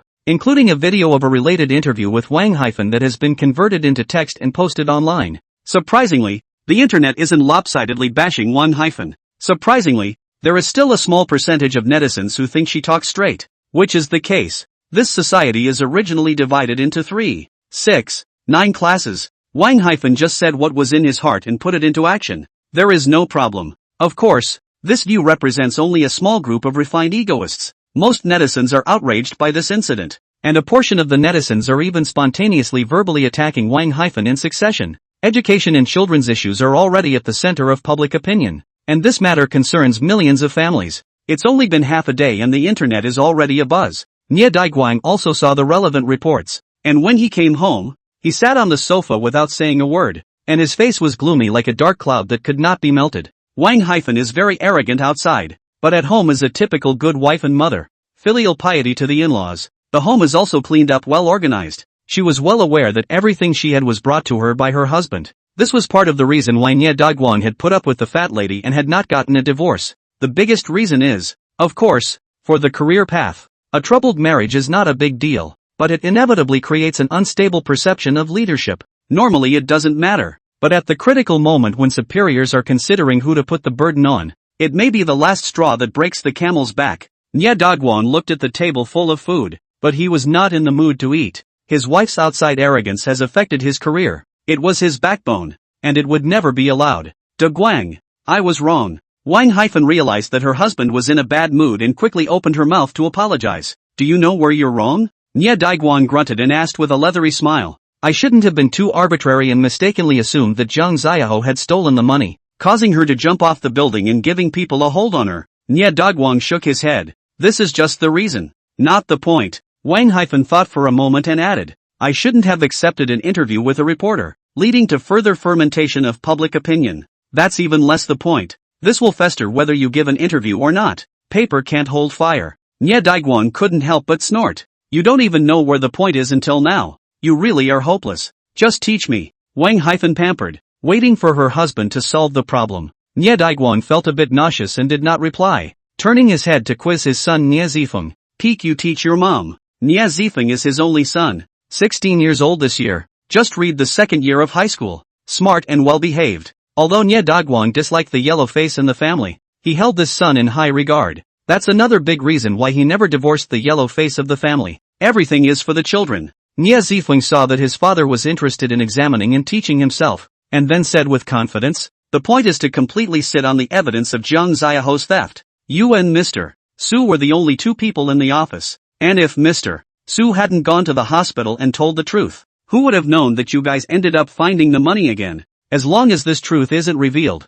this matter will always be a mess of muddy water, and Zhang Xiaohou will always carry the charge of theft. If it were me, I could have expected this matter to become a big deal after learning that Zhang Xiaohou had jumped off the building. The first thing I would have done was to get through to Mr. Su, pressure him through his father's identity to keep a unified voice. That way he'll keep this under wraps even if he finds the money. Also find another obedient student, whether by coercion or enticement, and have him testify that Zhang Xiaohou has committed other thefts. I have a great idea. Do you want to hear it, Mom? Son, quickly say it. Wang revealed an expression of dawning realization and said with an expectant face. Nye Zifeng rubbed his fingers, and Wang understood and took out 50 yuan from his pocket and handed it over. Nye Daiguang did not stop. His son earned money with his intelligence, completely reasonable and compliant. Nye Zifeng continued, get a $100 bill with someone's name on it and sneak it into Zhang Xiaohou's school uniform pocket. It's your Red Star Elementary School kind of blouse waist pocket, the shallow kind. Then during class time have the student whose name is on the money testify live that Zhang Xiaohou stole the money, which was in her jacket pocket. Zhang Xiaohou will definitely pull out her pockets in defense. So many pairs of eyes are watching and her pockets are shallow. As soon as she pulls out her pockets, the money will be seen. And that money has been pre-written with the names of the witnesses, so that the charge of Zhang Xiaohou stealing the money can be confirmed. This method is rather childish, but it's perfectly adequate and very effective against elementary school students. Son, Wang stroked her palm in admiration, and then got a little frustrated afterward. It's a shame I didn't think of it at first, and now that the truth is out, it's too late. Nye Daiguang frowned. It's the tip of the storm right now, so resign first, and I'll rearrange a job for you later. Wang nodded without arguing. Compared to her husband's career, her job is nothing at all. The education department's first officer is retiring next year, and hubby, as a strong contender for the director's job, can't afford to give his political opponents any opportunity to find offense at this juncture.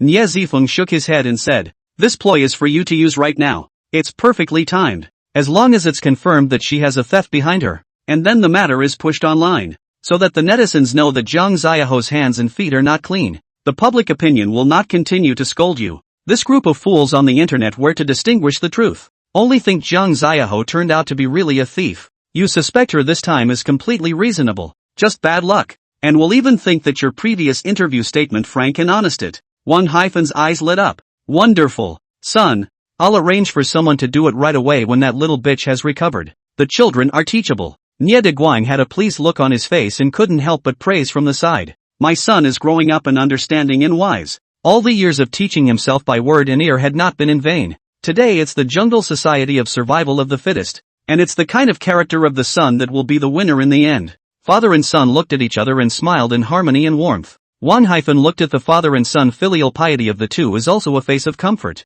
Their own now rely on their husbands, old rely on the son. The son has his father's style, and will even be better than his father in the future. When she thought about it, she felt that the stifling of the aggravation she had suffered during the day became much lighter. Excellent. It's true that it's not a family. A strange voice suddenly sounded outside the window. It's like a mechanical synthesized voice. You can't even tell if it's a man or a woman. What person? Wang-Hyphen was alarmed. This was the 6th floor. How did this person climb up? Nie Zifeng reacted quickly and hurriedly grabbed the fruit knife on the dining table to stand by. Nie Daguang immediately pulled out his cell phone and prepared to call the police. But he saw a man wearing a Monkey King mask drilling straight through the window into the living room. Brush it! In the living room suddenly came a sound of pulling the bolt. Nie Daguang looked at the black hole of the gun in the man's hand, and how the number on the cell phone panel did not dare to press down. What are you? Nie Daguang pretended to be calm, but inwardly, he was horrified. The way this man came out was weird as hell, and he even had a gun with him, so he didn't look like a normal petty thief by any stretch of the imagination.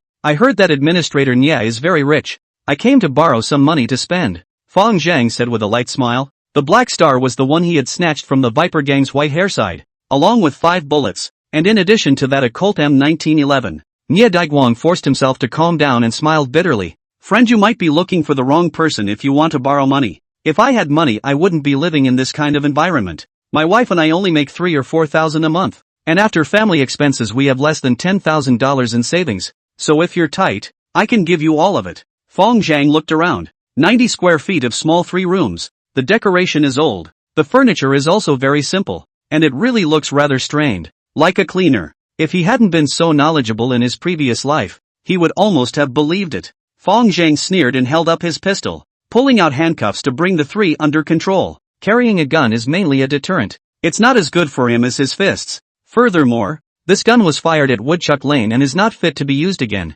Fang Zhang stuffed Nie Zifeng's mouth with a towel, took the fruit knife on the table, and said carelessly, Grand Administrator Nie, you don't want your son to break his arms and legs either. Fang Zhang took the dagger and gestured back and forth at Nie Zifeng's fingers, frightening him as he stared wide-eyed and struggled desperately, his mouth emitting slurred whimpering sounds. Wang-Hyphen's heart ached for her son, glanced at her husband, and pleaded with a sobbing voice, Daiko, you just, shut up. Nie Daguang opened his mouth to interrupt his wife, and said with righteousness, I Nie Daguang walk straight and sit straight, and I have been a clean official all my life, and I never knew how to write the word corruption. It's true that I don't have any money, even if you threaten me with little Fong. It's useless. In broad daylight and clear sky, I will never bow down to evil forces. Ka-ching. Without saying a word, Fang Zhang sliced off Nie Zifeng's pinky with his hand. Nie Zifeng was so bruised from the pain that he directly fainted from the pain. Wang-Hyphen's heart ached for her son, and tears fell straight from her eyes. Nie Daiguan glanced at the broken finger on the ground, his heart surprised with a few points of heartache. The man was too quick to strike, giving him no time to bargain and meander. Fang Zhang propped open Nie Zifeng's eyelids and held the dagger to his eyeballs. This is the next place. You have 3 seconds. I said. I know where the money is. Please spare little Fong. Wang-Hyphen hurriedly cried. Nie Daiguan looked frustrated, knowing that the small treasury that had been searched for many years would more than likely not be preserved. The loss of money wasn't too bad for him, but he was afraid that this would get out. You can earn more if the money is gone, and you can earn more if you lose your conscience, but if the position under your ass is gone, then there's really nothing left. This is the most important thing in his heart, compared to which his son's life has to be moved back. Now one could only hope that this villain was simply seeking money, and that he would just break the bank and forget about it. Fang Zhun unlocked Wang-Hyphen's handcuffs, and Wang-Hyphen led him behind a mural on the wall and pressed a switch to open the mezzanine. The walls had been hollowed out, and inside was a safe, which Wang-Hyphen opened to reveal the contents. Piles of cash were tied up in bundles of 100,000, totaling 23 bundles, totaling 2.3 million. There were also 2 passbooks and 10 gold bars. The gold bars are the bank's standard gold bars, 1,000 Ga piece, 10 kilograms in total, And at the current gold price of 200/G, that's about $2 million. The passbook is not much money. The two add up to only more than 8,000. I think it is Nye Dagwang do not dare to put the money in the fold. Fong Zhang was not surprised by this amount. After all, Nye Dagwang had not been promoted for a long time, and Xinghao was, after all, only a third-tier city. Watching Fong Zhang put the gold bars and cash into his satchel, Nye Dagwang's heart ached immensely and he hardened his heart. You can just take this money and I'll never report it. The founder nodded his head in acquiescence to this statement. Nye Dagwang secretly breathed a sigh of relief. This person thought that he was just a humongous bandit seeking money. Seeing as he's wearing a mask, I don't think he has any intention of killing anyone.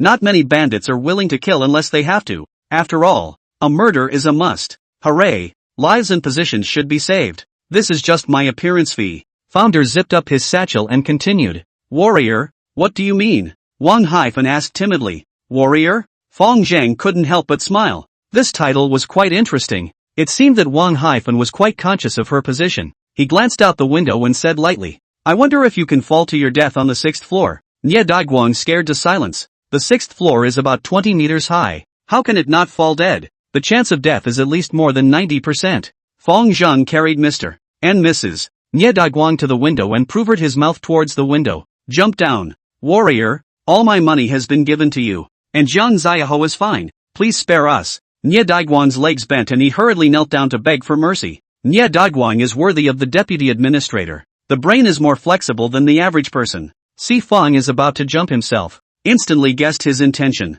Yo, quite smart. Fong Zhang complimented with his mouth, but in his heart, he was vaguely disdainful. If you were really smart you would have intentionally treated yourself as a robber and wouldn't have mentioned Jiang Ziaho at all. Since the truth has been revealed, will I leave you couple alive? Fong Zhang teased. Jiang Xiaowa is just a 6-year-old child. She dares to jump 3 floors. You guys are adults. It's reasonable to double it. Nye Dagwang husband and wife kept kowtowing and begging for forgiveness, and simply did not have the courage to jump down on their own initiative. Wang Haifan was remorseful to the point of no return. If she had known this, she would have preferred to pay the money back out of her own pocket, but she didn't dare to mess with Jiang Ziaho. I can't imagine that there are such tough guys helping her out. Fong Zhang opened the system and scanned the two. The female had a sin value of 38 and the male had a sin value of 51. I can't imagine there are surprises. With joy in his heart, he took the two men by the scruff of the neck in one hand and threw them downward through the window. He had added force to his hands, and the two would surely die. 3 seconds later, Fong Zhang threw the unconscious Nie Zifeng down as well. This kid is so bad that he has 35 points of guilt at a young age. More than his parents ever had. But after all, he is still a child. Fong Zhang let him free fall. Whether he lives or dies depends on his destiny. 3 consecutive crashes startled the neighborhood. There were cries of alarm in all directions and, not surprisingly, some residents had already begun to report the incident. Fong Zhang quickly wiped off the footprints on the ground and left the fruit knife at the scene. As for fingerprints, there were no fingerprints at all. He must wear gloves when he comes out to do his business, and they are the kind of gloves most commonly used, so that even the source of the investigation cannot be traced. Feeling the heat coming from his body, Fong Zhang knew in his heart that Nye Dagwang was dead, but after all, it is a person who sits in the office. The physical fitness is obviously worse than the people of the Viper Gang. It is just better than nothing. It took Fong Zhang less than half a minute to clean up the scene. Then he opened the living room security door and walked up to the rooftop from the safe passage in a dignified manner. Taking advantage of the lack of people, he made a horizontal jump to the rooftop of another building 20 meters away. 10 minutes later, Fong Zhang had returned to room 1608 of the hotel where he had purposely stayed. He tumbled in through the hotel window and out the same way, so there was no sign of his travel on the hotel hallway surveillance. If someone connects Nye Dagwang's death to what happened to Jiang Xiaowa, and then investigates Jiang Xiaowa's sidekick, this is his alibi. This is also the reason why Fong Zhang didn't call on Zhu Laolu and Mangzi to do the job together. It couldn't help and was easy to make mistakes. Nye Dagwang and the group of dead puffers from the Viper Gang are not a concept. His status is placed there. This is a case that the sheriff's department will be investigating very vigorously. But he did his job by avoiding surveillance, changing his voice, and wearing a mask, plus an alibi for the drop. Cautiousness sails on. Fong Zhang secretly thought, I won't need to be so cautious if I kill some more people. As for the matter of the Viper Gang, due to the suddenness of the incident and the fact that it was outdoors, he knew that there would inevitably be some mistakes. But the sheriff's department couldn't have suspected itself so quickly. Qinghe City Magistrate's Office. Captain Jin Xiang of the Serious Crimes Team has been stirred up by the Mucho Lane bloodbath case in the past 2 days. From the Viper Gang, social relations cannot start. This group is very mysterious. Even their specific who are difficult to find out, let alone social relations. Visits to eyewitnesses also yielded nothing. Have no choice. Jin Xiang put all the hope on the monitoring. After querying the monitoring, the crime time period through the scene as many as 783 people and cars. After checking past experiences and eliminating some unlikely subjects, there were also 126 others. These are gangsters, ex-convicts, drug addicts and those who have practiced martial arts. But who's to say that the remaining 657 people will be okay? Or even if the real killer is on the surveillance or not is still unknown. Jin Xiang feel a head too big. But just at this juncture, the police center and came to the Tsuweiwei Yuan district. A family of 3 fell case news.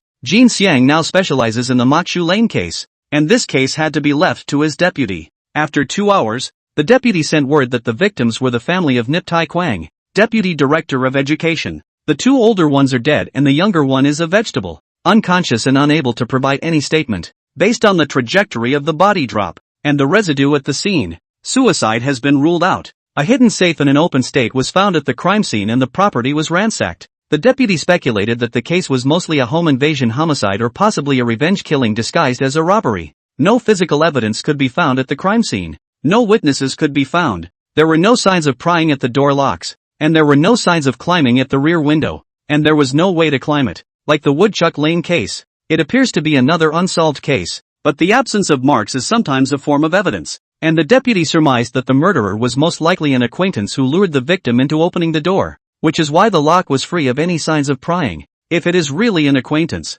this case is much less difficult than Musho Lane. Nia Daiguang's social relations are simple, and it is entirely possible to start from this aspect. The deputy speculates that Nia Daiguang's home safe should be a small vault for his embezzled belongings. If this is in fact true, such vaults usually store gold bullion, and it would be a good idea to start with the distribution channels. Director Leung was outraged when he learned of the case and slammed the table in the conference room. The nature of this case is extremely bad. The murderer's methods are extremely cruel. Even the 16-year-old child is not spared. Next, do whatever it takes. Make sure to solve the case within a week. Return Qinghe City a clear sky. Fong Zhang slept in the hotel. The next day the Blaze Gang notified the gang that a newcomer had joined the gang to open the incense hall, and asked him to go to observe the ceremony, and the 4 hall masters would also go. Hearing this news, Mangzi couldn't help but be amazed. What kind of newcomer is this? The battle is so big? Fong Zhang laughed and said, "It must be a senior a new offering." An offering? A few people were even more surprised when they heard this. The power structure of the Flaming Fire Gang was such that there were never any offerings. Below the gang leader Qin Lai were the 4 heads of the Dragon Hall, Tiger Hall, Leopard Hall, and Eagle Hall. There was also no deputy head of each hall. And then below that was a head steward like Fong Zhang, suddenly parachuted in an offering, the status of which is even more than the head of the hall. In the gang can be said to be under 1 person, 10,000 people above. Founder asked, "Would any of you like to come with me to see what all the fuss is about?" Morning Biao's heart moved, and he quickly said, "Boss, I'll accompany you. I haven't seen Master Qin yet." Fong Zhang glanced at him and nodded with a smile. Zhu Laolu said, "With the sudden arrival of an offering, the other several hall masters must be unconvinced in their hearts." Fong Zhang explained, "What's not to be convinced? I heard that the envoy is an expert. Master Qin spent a lot of money to invite over. Mixing societies able first. Seniority has to move back." When Fong Zhang and Morning Biao arrived at the Martyrs Gardens Council Hall, the others had already arrived almost. Each leader had brought a few minions with them, and the hall was filled with 70 to 80 people. These people were the backbone of the Flaming Fire Gang, not counting the peripheral juniors who hadn't arrived. Fong Zhang exchanged greetings with the 3 hall masters of the Dragon, Tiger and Eagle halls, and solely skipped over the Leopard Hall Master Han Jun, who had a bandage on his right hand. This old boy's face was horribly gloomy. Knowing in his heart that Fong Zhang had completely torn his face off with himself, Master Qin had already warned him against infighting, but he couldn't swallow this breath. Just because he didn't dare to use his power to retaliate didn't mean he couldn't fake it. Interesting. Some of the juniors could see that the two were not dealing with each other, and they were all in a posture of watching the show. Stewards and hall masters infighting is a new thing. The other 3 hall masters were huffing and puffing, although Han Jun didn't have much ability. After all, he was also the Leopard Hall Master, and was on the same level as himself. The minions under his command dared to reverse the Big Dipper and violate the superiors from below. How could he maintain his majesty as a hall master if he allowed his juniors to follow his example? Fong Zhang could see that a few people were not fond of himself, and did not take it personally, and Morning Biao found a cross chair and sat straight down. Just sitting for 2 minutes, Master Qin's sidekick, Chu, came to invite. Zhang, Master Qin is calling you to the back room. Aha! Fong Zhang answered and took a step towards the back hall, and in his afterglow, Morning Biao also followed. Fong Zhang didn't stop him, and crossed into the lounge in the back hall in a single bound. Qin Lai from a stretcher picker reckless start. These years the cause of doing big, also began to learn people attached to the elegance. The carpets in the lounge are overbearing. The inscription reads, thousands of years of great endeavors are added to the beautiful, and 10,000 miles of rock journey are unfolded. It seems to be a great plan to make the gangster business 1,000 years in the making. The interior furnishings are also very vintage, hanging on the wall of a pine and crane to prolong life. Bookshelves piled up with ancient books, Bakuga shelf porcelain blaze, blue and white pots, pastel small bowls, all kinds of. By now there were 2 men in the back room already sitting on wooden cross chairs waiting. One was the four-sided-faced Qin Lai. The other was a young man of about 30 years old with an inch head. His torso stood straight, and there was a hidden aura of fury on his body. Morning Biao's feeling for the fury was not yet very strong. Fong Zhang, however, clearly felt the strong flavor of solemnity in it. Not surprisingly, this man was in the same category as himself, and he had seen blood, and more than one. Xiao Zhang, let me introduce to you. This is the gang's new offering breaker. Very strong. This is Fong Zhang from the Leopard Hall, the middle backbone of the gang, the one who is prepared to be trained vigorously later on. Qin Lai introduced the two of them in turn, and then said to Fong Zhang, Xiao Zhang, Han Jun and I complained yesterday. We have a big opinion of you. Fong Zhang already had something to say. Hallmaster Han doesn't follow the rules and sexually harasses the waitresses in the venue. Besides, this waitress is also the girlfriend of one of my men. If I don't make decisions for my men, how can I manage them in the future? How can I convince them? And how can I run the store in the future? Qin Lai waved his hand and said, I already know about this matter, and both of you are right and wrong. That matter aside, I summoned you here on another matter. A few days ago the entire Viper gang was wiped out in Woodhill Lane. Have you heard about this? Heard that. Fong Zhang admitted it without thinking. This matter is known to all the people on the road. It's not normal to say you haven't heard of it. Morning Biao was also wondering about Woodchuck Lane. That time Cobra left and never came back to the venue. Later, he also heard that the Viper gang died a lot of people, and the field never saw the ice cellar again. He predicted that Cobra should have died in Woodchuck Lane as well, and that's why he broke off cooperation with this side later. Just heard? Qin Lai asked with narrowed eyes. Fong Zhang revealed a confused expression. Master Qin, what do you mean by that? Qin Lai didn't pursue the question and turned to Morning Biao and asked, and this is? This is Morning Biao. He's been with me for 6 months. Back to Master Qin. My name is Fong Biao, nicknamed Morning Biao. Morning Biao's attitude was respectful with a few hints of excitement. The mindset of a gangster's bottom feeder meeting the man who carries him is portrayed in the best possible way. Nice lad, and a dominant nickname. Master Qin praised and looked at Fong Zhang, his tone a bit strange. Xiao Zhang, what do you mean by bringing an undercover cop from the police to see me? The atmosphere suddenly froze and the temperature in the air slowly chilled. Master Qin, what are you talking about? Morning Biao put on a blank expression, but a cold sweat broke out on his body. The heart was even more shocked as if it had turned over. He had been disguising himself so well that Fong Zhang hadn't been able to recognize him for half a year. So how could he be recognized by Qin Lai as soon as he arrived? Where exactly did it all go wrong? His mind couldn't help but flash back to the police movie clips he had seen before. Some undercover agents were poured into concrete and sunk in the river in oil drums. Some were thrown into incinerators. Some were buried alive. None of it ended well anyway. The first rule of undercover survival. The undercover agent who lives is the one who stays undercover. Morning Biao decided to save himself, sounding aggrieved beyond belief, with a point of hardness thrown in. Master Qin, I just want to follow Zhang and make a lot of money with the Flaming Fire Gang. What do you mean by slandering me like that? Qin Lai didn't listen to his explanation and waved his hand. Hands and feet chopped off, eyes gouged out, made into human swine, dragged out and sunk in the river. Master Qin, I'm really not an undercover agent. Why do you say that? Morning Biao was anxious and looked at Fong Zhang for help, but Fong Zhang just looked sideways at the window and simply ignored it. Breaker, you carry it out. Upon hearing Master Qin's command, Broken Army pulled out a chilly dagger from his high-top military boots. Facelessly, he walked over to Morning Biao and placed the dagger across his eyes. The sharp and icy dagger pressed against the corner of Morning Biao's eye, and the coldness invaded the bone marrow. His hairs stood on end, and his epidermis instantly broke out in countless goosebumps. Qin Lai said, I'll give you a chance. As long as you admit that you're an undercover agent, I'll let you go immediately. I'm not. How do you want me to admit it? Morning Biao was only torn for half a second before he made his choice, staring at Qin Lai with a deadly stare and said with a terse neck, "Do it." Qin Lai waved his hand. Breaker revealed a cruel smile, and with a flick of his wrist, the dagger stabbed vertically towards Morning Biao's eyes. And wait, Founder spoke. Master Qin, Morning Biao has been with me for half a year. I don't think he's an undercover agent. Can you give me a bit of time to get to the bottom of this? Qin Lai closed his eyes and seemed to be weighing the situation before saying a moment later, "Fine, you're on your own with your people. Thank you, Master Qin." Fang Zhang set up Funeral Biao and turned to leave the back room. "Brother Zhang, you have to believe me. I'm really not an undercover agent," Morning Biao defended as he walked away. Fang Zhang led him into the lobby and casually said, "Find a seat. The incense hall will be opened later." Morning Biao sat on the cross chair with a dumbfounded look on his face, puzzled in his heart. Didn't he say he wanted to investigate? Looking at this situation, it doesn't seem right. That's how Master Qin tries every newcomer. Fang Zhang smiled and explained, "There are no dates to play two shots first. If there is really an undercover agent with a bad heart, it is possible that he will be exposed.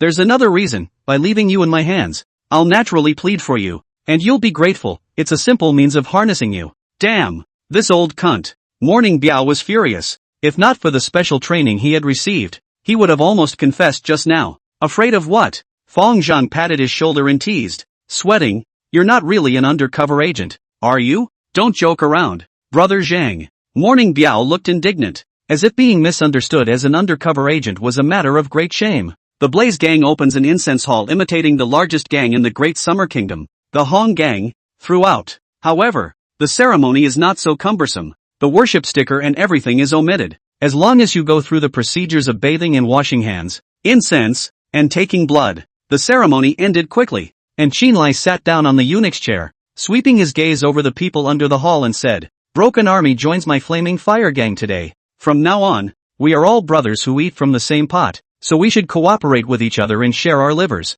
I respectfully follow the teachings of the gangmaster." The crowd under the stage replied in unison, "Breaker, you are initiated today. Say a few words to everyone and get acquainted." Breaker walked up to the main stage, looked at the crowd at the bottom, and opened his mouth to say, "I know that many of you must be unconvinced, thinking that what makes me a newcomer, an offering, come out to mix the hands without a couple of blows certainly cannot convince the public, so I give you a chance. There are challenges to me can stand out under the hands to see the real chapter." The entire room was silent, and all of their gazes were directed towards Dragon Hall Master Li Hongbing. In terms of skill, no one dares to call him number 2 in the gang. Li Hongbing was 38 years old, an old man in the gang, and had followed Qin Lai when he had just founded the Flaming Fire Gang more than 10 years ago. According to the RTHK drama, he is both the head of the Dragon Hall and the gang's double-flower red stick, the number 1 gold medalist. Why the double-flowered red stick? Because even the Flame Gang's rival, the Brotherhood Alliance, recognized his battle power. I think back then he was alone, wielding a mountain-opening knife in the Brotherhood League to grab territory, hacking from Zhengyang Street to Chonglan Street. Against more than a dozen people do not lose the wind. The flashes of the sword, actually no enemy. Li Hongbing had seldom done anything himself in the past few years, but his kung fu hadn't fallen a bit. Seeing that he was the center of attention in the room, he immediately got up and said, "Then I will be the one to learn the high tricks of Broken Confessor. Alright, see you in the ring." After saying that, Broken Army took the lead and walked onto the martial arts stage. Li Hongbing was close behind. The two men stand apart in the ring. As soon as Broken Army entered combat, his entire aura changed. The body sank slightly, goosebumps rumbled all over the body, sweaty hairs stood on end, and his eyes stared sharply at Li Hongbing, as if he was a tiger hunting for prey, ready to strike. Sure is a master. Li Hongbing's heart sank, and he immediately stopped being arrogant and took the lead. His feet stepped forward. His arm muscles twisted and gnarled like tree vines, and a shoulder crash was like a car slamming into the breakers. Iron Mountain leaning. Breaking June let out a light yelp, and at a glance, he could tell that his opponent was using the Iron Mountain leaning from the 8 Extremes fist. He came to a halt and sidestepped through with his feet in step. At the same time, the chi through the whole body. When starting soft, when moving rigid, a fist from the top downward arc, heavy as a cannon. Toward Li Hongbing head split down. Mind put. Li Hongbing had been practicing boxing for many years, and he also saw the way the Broken Army fought. Although there is only one movement, there are 12 variations that can be evolved, and it can be very difficult to practice to perfection. But once practiced, one can achieve the kung fu of pointing 1,000 pounds and moving to show outside. The two exchanged several moves back and forth. all with fists and palms, rarely with legs. The legs are the part of the body that lends strength, and once they are off the ground they have no way to lend strength and are very dangerous. The national art of using the leg to pay attention to a move to kill, rarely used, so Taekwondo this kind of leg's ornamental far more than the actual combat. After a few moves, Breaker tried out Li Hongbing's heel and became less interested, taking advantage of the recovery of the opponent's fist. A stride, body leaning forward, shoulder force, similar to the Iron Mountain leaning move Black Bear Crash Tree. Li Hongbing was hit by a huge force on his body. Snapping, his entire body was sent flying several meters, falling on his back in the ring, a tingling sensation coming from his entire shoulder and body. He got up and pulled back his collar shoulder to see a large bruise. Thanks to Broken Confessor for showing mercy. I am convinced. Li Hongbing arched his hand. Understood. Breaker said with a hug. Your strength is good, and your attainments in the 8 Extremes Fist are not bad. Li Hongbing huffed in his heart. He had been practicing Baji Quan since he was 15 years old, and it had been more than 20 years so far, but he had only gotten a not-so-shallow evaluation in Broken Army's mouth. But he had nothing to say when his skills were not as good as his opponent's, so he just smiled bitterly and walked out of the ring. Are there any more brothers who want to practice with me? Broken Army stood on the stage and called out. The whole room was silent. Dragon Hall is the head of the 4 halls. Li Hongbing is the #1 combatant of the Flaming Fire Gang, usually nothing to do with the shoulder to hit the tree to play. A machete is to make a god. Even he was defeated. Not to mention the others. Everyone turned their gazes to Tiger Hall Master Zheng Hailu. He ranked second in the gang in terms of force, only slightly behind Li Hongbing. As for Leopard Hall's Han Jun and Eagle Hall's Himo Bai, both are intellectual white paper fans with basically no combat power. Zheng Hailu waved his hand and laughed. Broken Confessor is strong. Old Li is no match, so my old bones won't go up and make a fool of myself. Well then, since there's no one there, I'll order one of my brothers up to have some fun. Hearing this, the field clamored. Many people are a bit indignant in their hearts. I know you want to establish authority. Just now the authority has already been established, and everyone is convinced, but still come to the set of what is the meaning. The crowd all turned their gazes towards Zheng Hailu. If the Broken Army wanted to challenge, the candidate should be none other than him.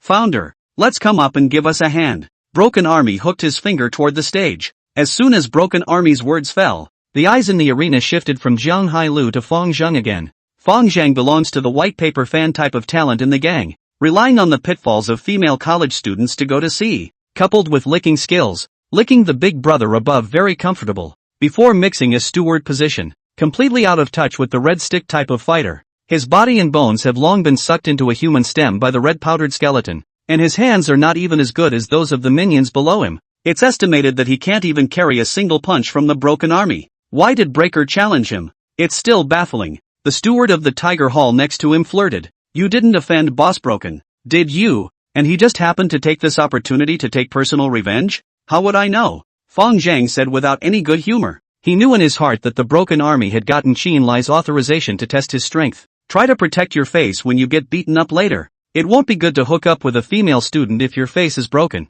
The steward of the Eagle Hall next to him kindly reminded. Morning Biao pulled Fong Zheng's sleeve and said worriedly, fists and feet don't have eyes. Why don't we just admit defeat? He was genuinely worried about Founder. Fong Zheng was not bad to himself, and besides, through the 2 recent events, his attitude towards Fong Zheng had slightly changed. It's okay. Fong Zheng got up, stepped into the ring against the eyes of the entire audience, and clasped his fists. Please enlighten me. Broken Army arched his hand and said, I've practiced Xingyi, Bagua, mixed martial arts and Brazilian Jiu-Jitsu.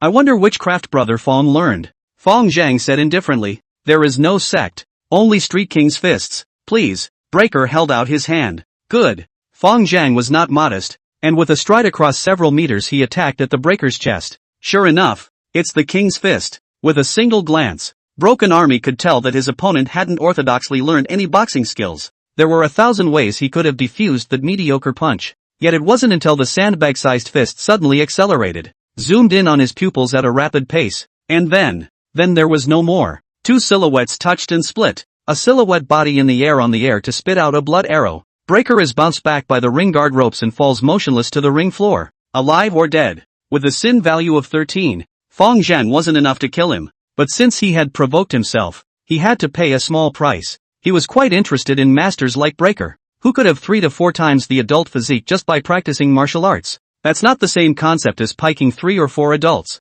with a physique like his. If it was all barehanded, he could at least take on dozens of strong adult men. And that's not even counting the addition of boxing techniques. The gang's doctor went up to the stage at Chin Lai's authorization to check on Broken Army's injuries. Picking at his pupils, he said, "It's okay, just shock. The Blaze gang is full of talent. Doctors, lawyers, fighters, military advisors, and hackers are not lacking." This doctor is a highly paid part-time employee from a tertiary hospital with 2 bowls of rice in his hand, one for the public and one for the community. The gang members looked at Founder, who stepped down from the ring with their jaws on the ground, and the room was silent. It was surprising that Fang Zhang's hands were so good. This is something they never expected. Outsiders watching, the movements of the two exchanging hands just now were too fast. No one could see what was going on. It was only known that the Broken Army was not a match for Fang Zhang, and the difference in strength between the two was like a world of difference. In that case, Fang Zhang had clearly been hiding his strength all along in the past, and the reason why Broken Army challenged him must be because he knew a little bit of inside information.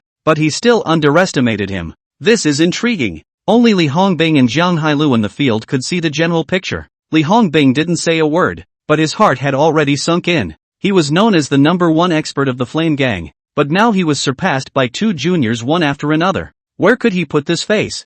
Jiang Hailu, on the other hand, revealed an expression of interest and praised. "The younger generation is fearful. I never thought that our Flaming Fire Gang is still harboring such a latent dragon. A submerged dragon coming out of the abyss, soaring to the heavens." The most depressed person in the arena was Han Jun. Fang Zhang had demonstrated extraordinary battle prowess, and would surely receive Chin Lai's attention. It's not so easy to suppress retaliation explicitly on your own. As for Fang Zhang's personal force, he didn't care too much. "You can't plan, my ass. You can't be afraid of bullets, can you?" Fang Zhang walked out of the ring and was again invited into the back room by Master Qin to catch up. Chin Lai instructed his beloved Chu to make him a cup of tea and said with a smile, "I have a friend who was a big shot in the provincial city. Recently his family has encountered a bit of trouble, and he wants to transfer an expert from the gang over to help. My original intention was to send Broken Army over, but Breaker is already injured like this, so there's definitely no way he can go. When to go?" Fang Zhang sniffed the string and agreed painfully.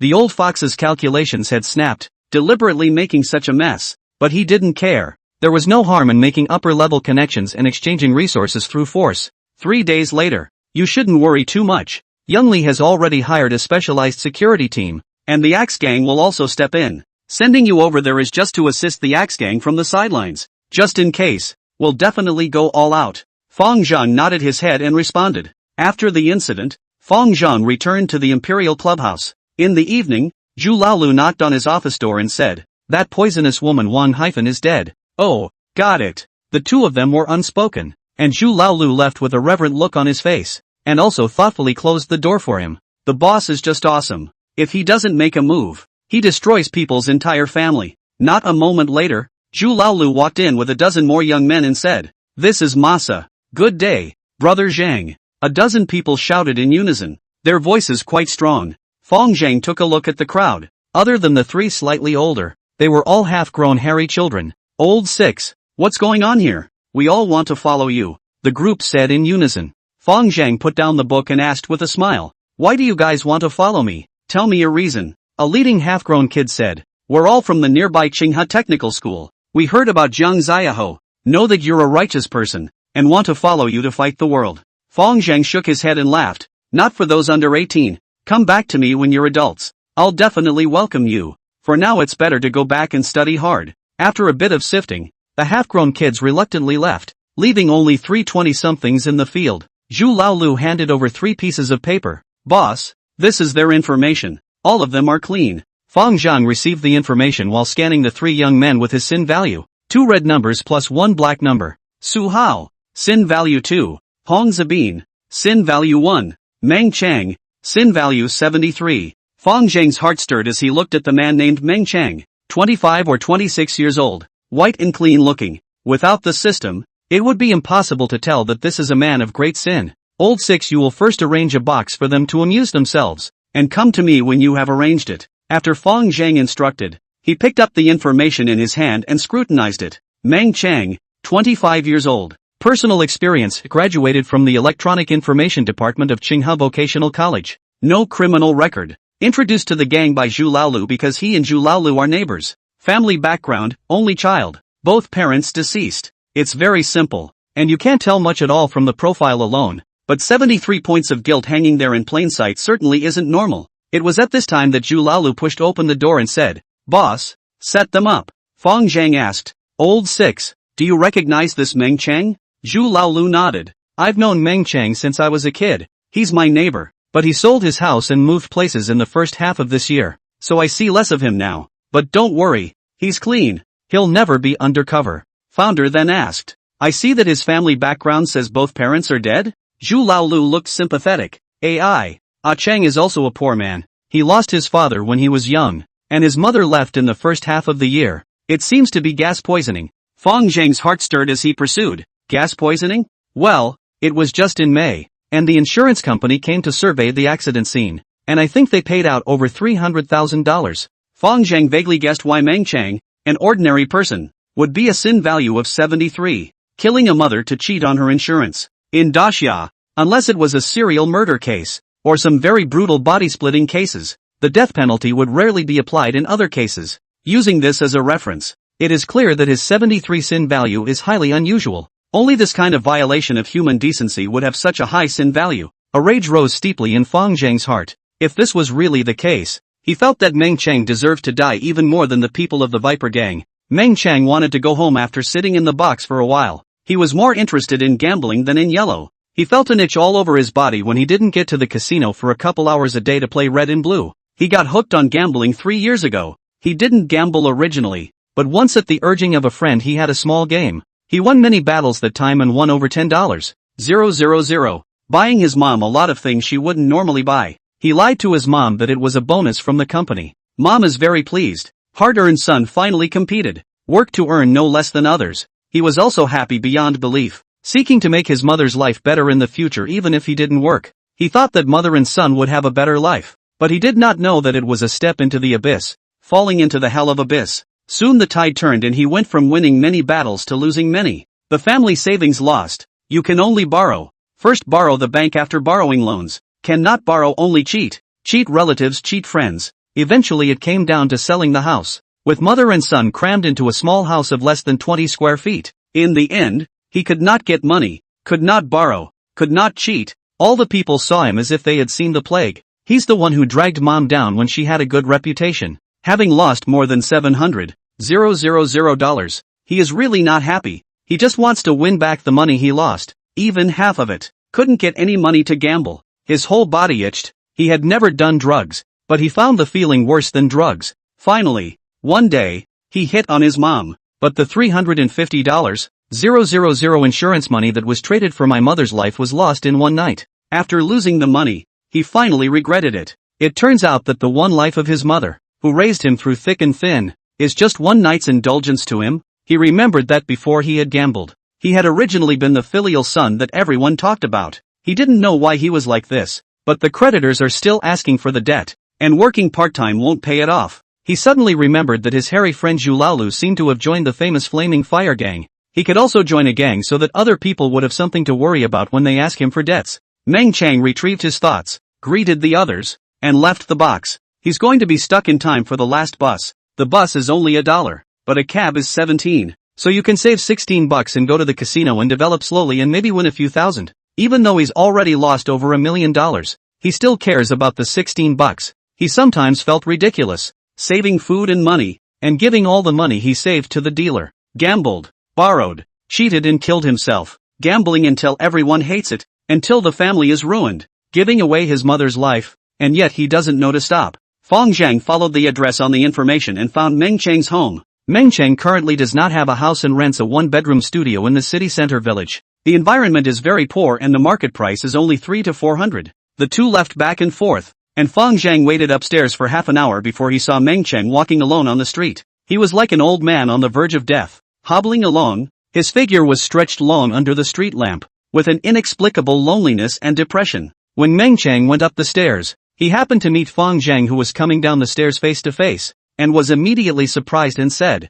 "Boss, what are you doing here?" Founder revealed a puzzled expression and said, "Just met a friend. Xing, you live here too?" "Yes, boss, go to my house and have a seat. It's a bit humble. Don't mind." Meng Chang led Fang Zhang towards the house with an excited face. He knew that Fang Zhang could make money and was righteous. He himself just had to hold his thigh well. And he might even be able to make a name for himself in the future. But what's the point even if you earn money? Unless you die, you'll end up giving it all away to the bookmakers. His heart sank again at the thought. Is there really a future for myself as just a sick and deformed gambler? Fong Zhang followed him into the house. Meng Cheng poured him a cup of tea and stayed next to him with a slightly hesitant expression. He actually wanted to ask Fong Zhang to borrow some money. Not having any money to gamble these days made it very difficult for him, and he felt like his whole body was itching. But it must be a bit wrong to open up like that when you've only just met him. Fong Zhang took in his hesitant expression and asked with a smile. We're all on our own. So let's get something straight. Are we in some kind of trouble?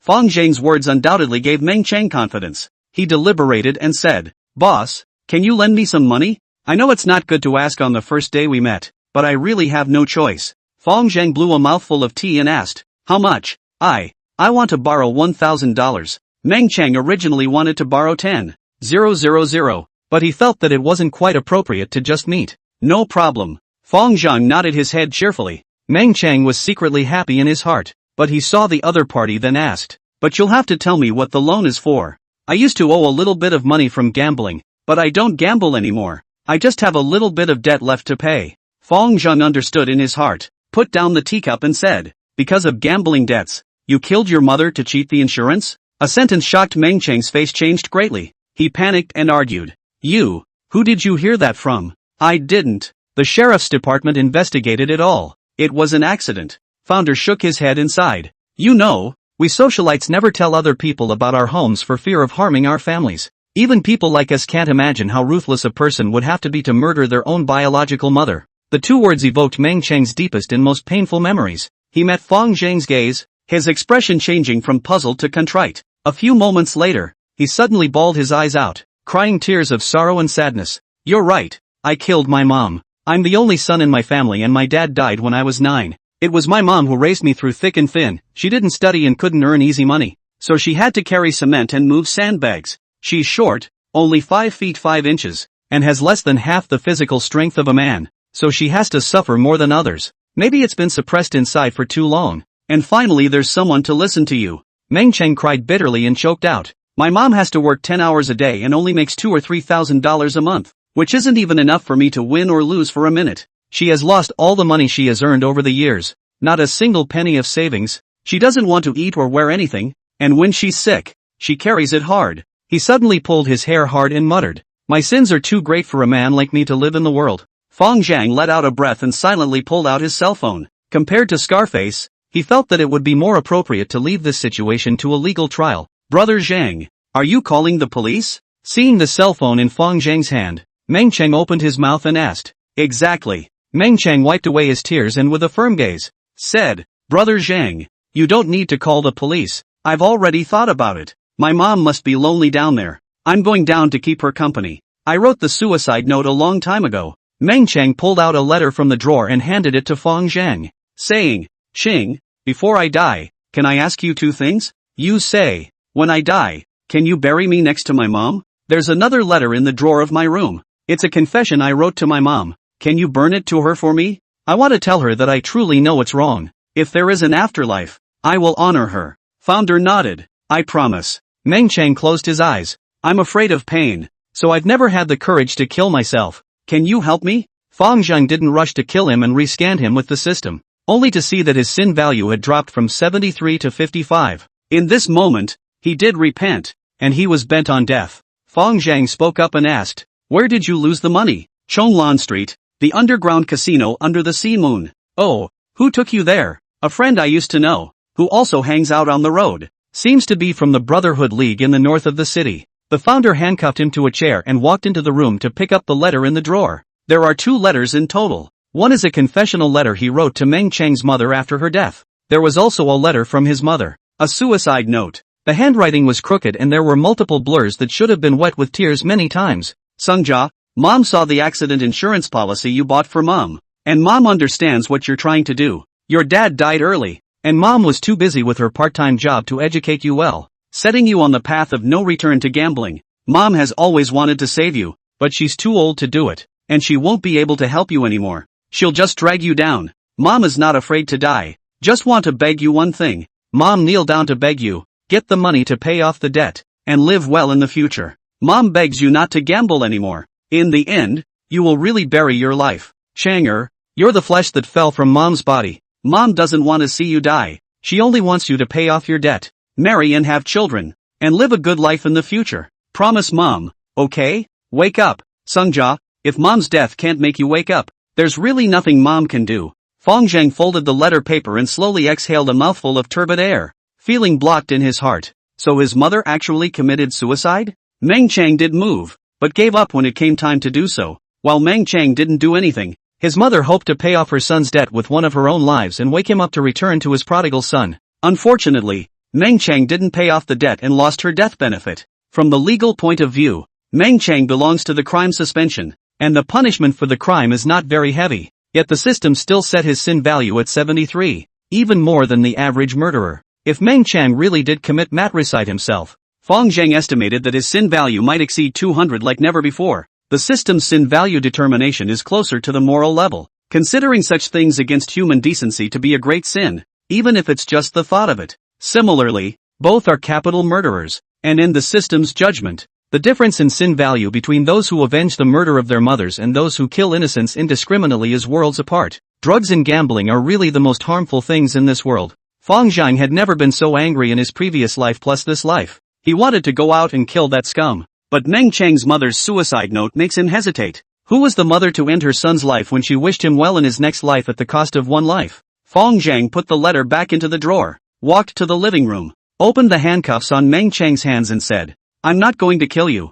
You should have seen your mother's suicide note. It says clearly that she wanted you to live well. Whether you live or die you decide. I'll tell you the truth. Chonglan Street is the territory of the Brotherhood League. The underground casino over there is the property of the Brotherhood League. And the one who took you to the casino to play is also someone from the Brotherhood League. So you know what that means. It's a kill tray and you're the pig. I won't take a fool like you." Fong Zhang left his words and walked straight out of the dark and narrow chamber. "Things done?" Zhu Laolu asked as he sat in the co-pilot. "Well, after it's done, let's go have a drink." Fong Zhang's tone wasn't too good. "What's wrong? Did this kid piss you off?" Zhu Laolu had a curious look on his face. "No, let's go eat some barbecue." Fong Zhang didn't want to say much. The two of them casually found a barbecue restaurant. Fong Zhang just parked the car, only to hear a sudden buzzing roar of a sports car engine running at high speed from the road behind. Mard, it's this gang of rich second-generation drag racing party again. Zhu Laolu sat in the passenger side and cursed.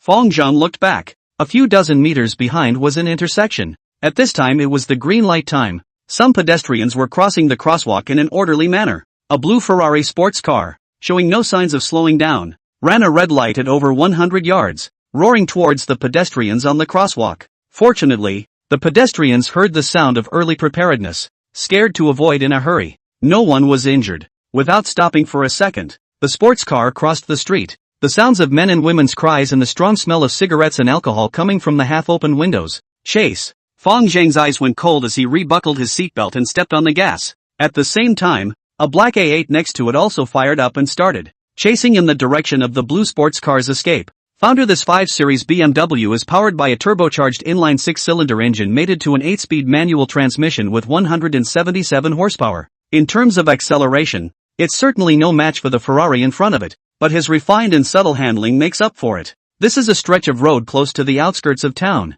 and as it was nearly midnight, there were few vehicles on the 6 lanes in both directions. A blue Ferrari was barreling down the highway like a runaway horse. A black A8 and silver 520 sped along behind it. There was also a traffic control motorcycle with driving lights following the 3 cars. Fong Zhang quickly caught up with the A8 with his handling, and was only a few dozen meters away from the Ferrari. It was at this moment that Fong Zhang suddenly heard a loud bang coming from the front. Looking around, I saw a woman holding a child crossing the street being thrown in the air by a blue sports car. The Ferrari stopped for just a moment, ready to start accelerating again. Fong Zhang's heart sank. His foot stepped on the gas pedal tightly. The speed was raised from 150 yards to 180 yards, and the wind noise and tire noise were strengthened. Fong Zhang overtook the Ferrari, even stepped on the brakes and hit the steering wheel. The tires and tarmac made a violent friction sound. A drift stopped in front of the Ferrari. Bang! The Ferrari hit the 520 at the center crossbar. The Ferrari had only just started and hadn't picked up speed yet,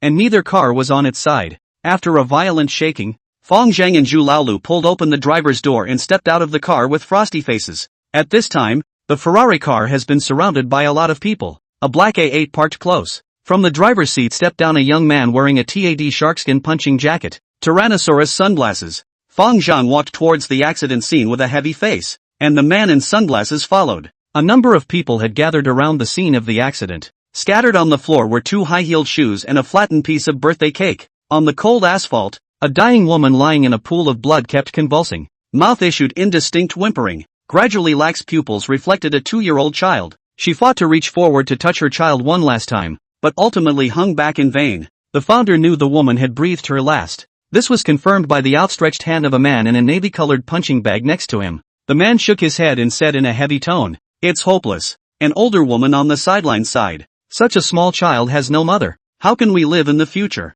This murderer is really sinful." Without saying a word, Fong walked straight toward the Ferrari, and the man in the punch bowl followed. The front end of the Ferrari had been dented. The windows and doors were closed, and the people inside had no intention of getting out of the car. 2 on-duty traffic controllers were banging on the driver's side window, signaling the perpetrator to get out of the car. There were dozens of people gathered around the perimeter, and the crowd was outraged, some of them leaping to their feet with bricks in their hands. Inside the Ferrari sat a man and a woman, 2 young people who refused to get out of the car and smoked cigarettes leisurely, shaking their heads. As Fang Zhang walked closer, he heard the onlookers murmuring, "Son of a bitch almost hit someone just now at the intersection of Brighton Avenue. The little pussy is 100% DUI. DUI. I doubt the motherfucker is on drugs." Someone next to me sighed. "It's not easy to mess with a Ferrari driver. I don't know how it will be dealt with when the time comes." Inside the field, an older traffic controller whispered to a colleague beside him, "Another Shichang real estate Zhang Xiaojie's car.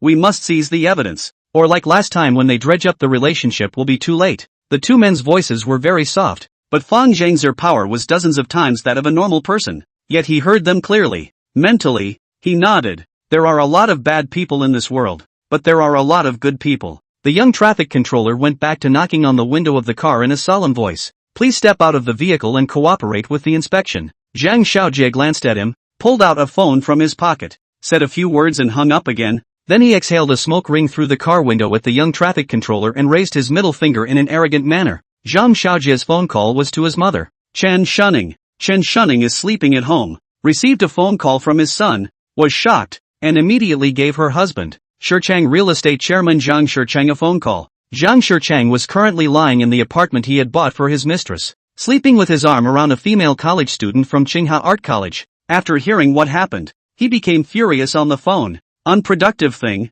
causing trouble all day long. Let him die outside for good. If this rebellious son knew half as much as self-reliance does, I wouldn't even have to labor so hard." Zhang Xiaojie's elder brother is called Zhang Zili, the only son born to Zhang Shichang's former wife, and has no relationship with Chen Shunning. The sequel. The predecessor is dead. Chen Shunning does not care, but Zhang Zili is his son's biggest stumbling block to compete for the industry. Chen Shunning cannot treat him, but she did give birth to a loser, and there was nothing she could do but beg. "Shi Chang, I'm begging you. Xiaojie is also your own flesh and blood. If you don't save him this time, he'll definitely go to jail. Then go to jail and don't let him learn a lesson about causing trouble in the future." Zhang Shichang cursed on his lips, but he still made plans in his heart. After all, Zhang Xiaojie was his own flesh and blood was thicker than water. After hanging up his wife's phone, he took out his cell phone and made a call to Director Liang Qingyuan of the Tsinghua City Public Security Department. "Administrator Liang, how are you? I'm really sorry to bother you this late."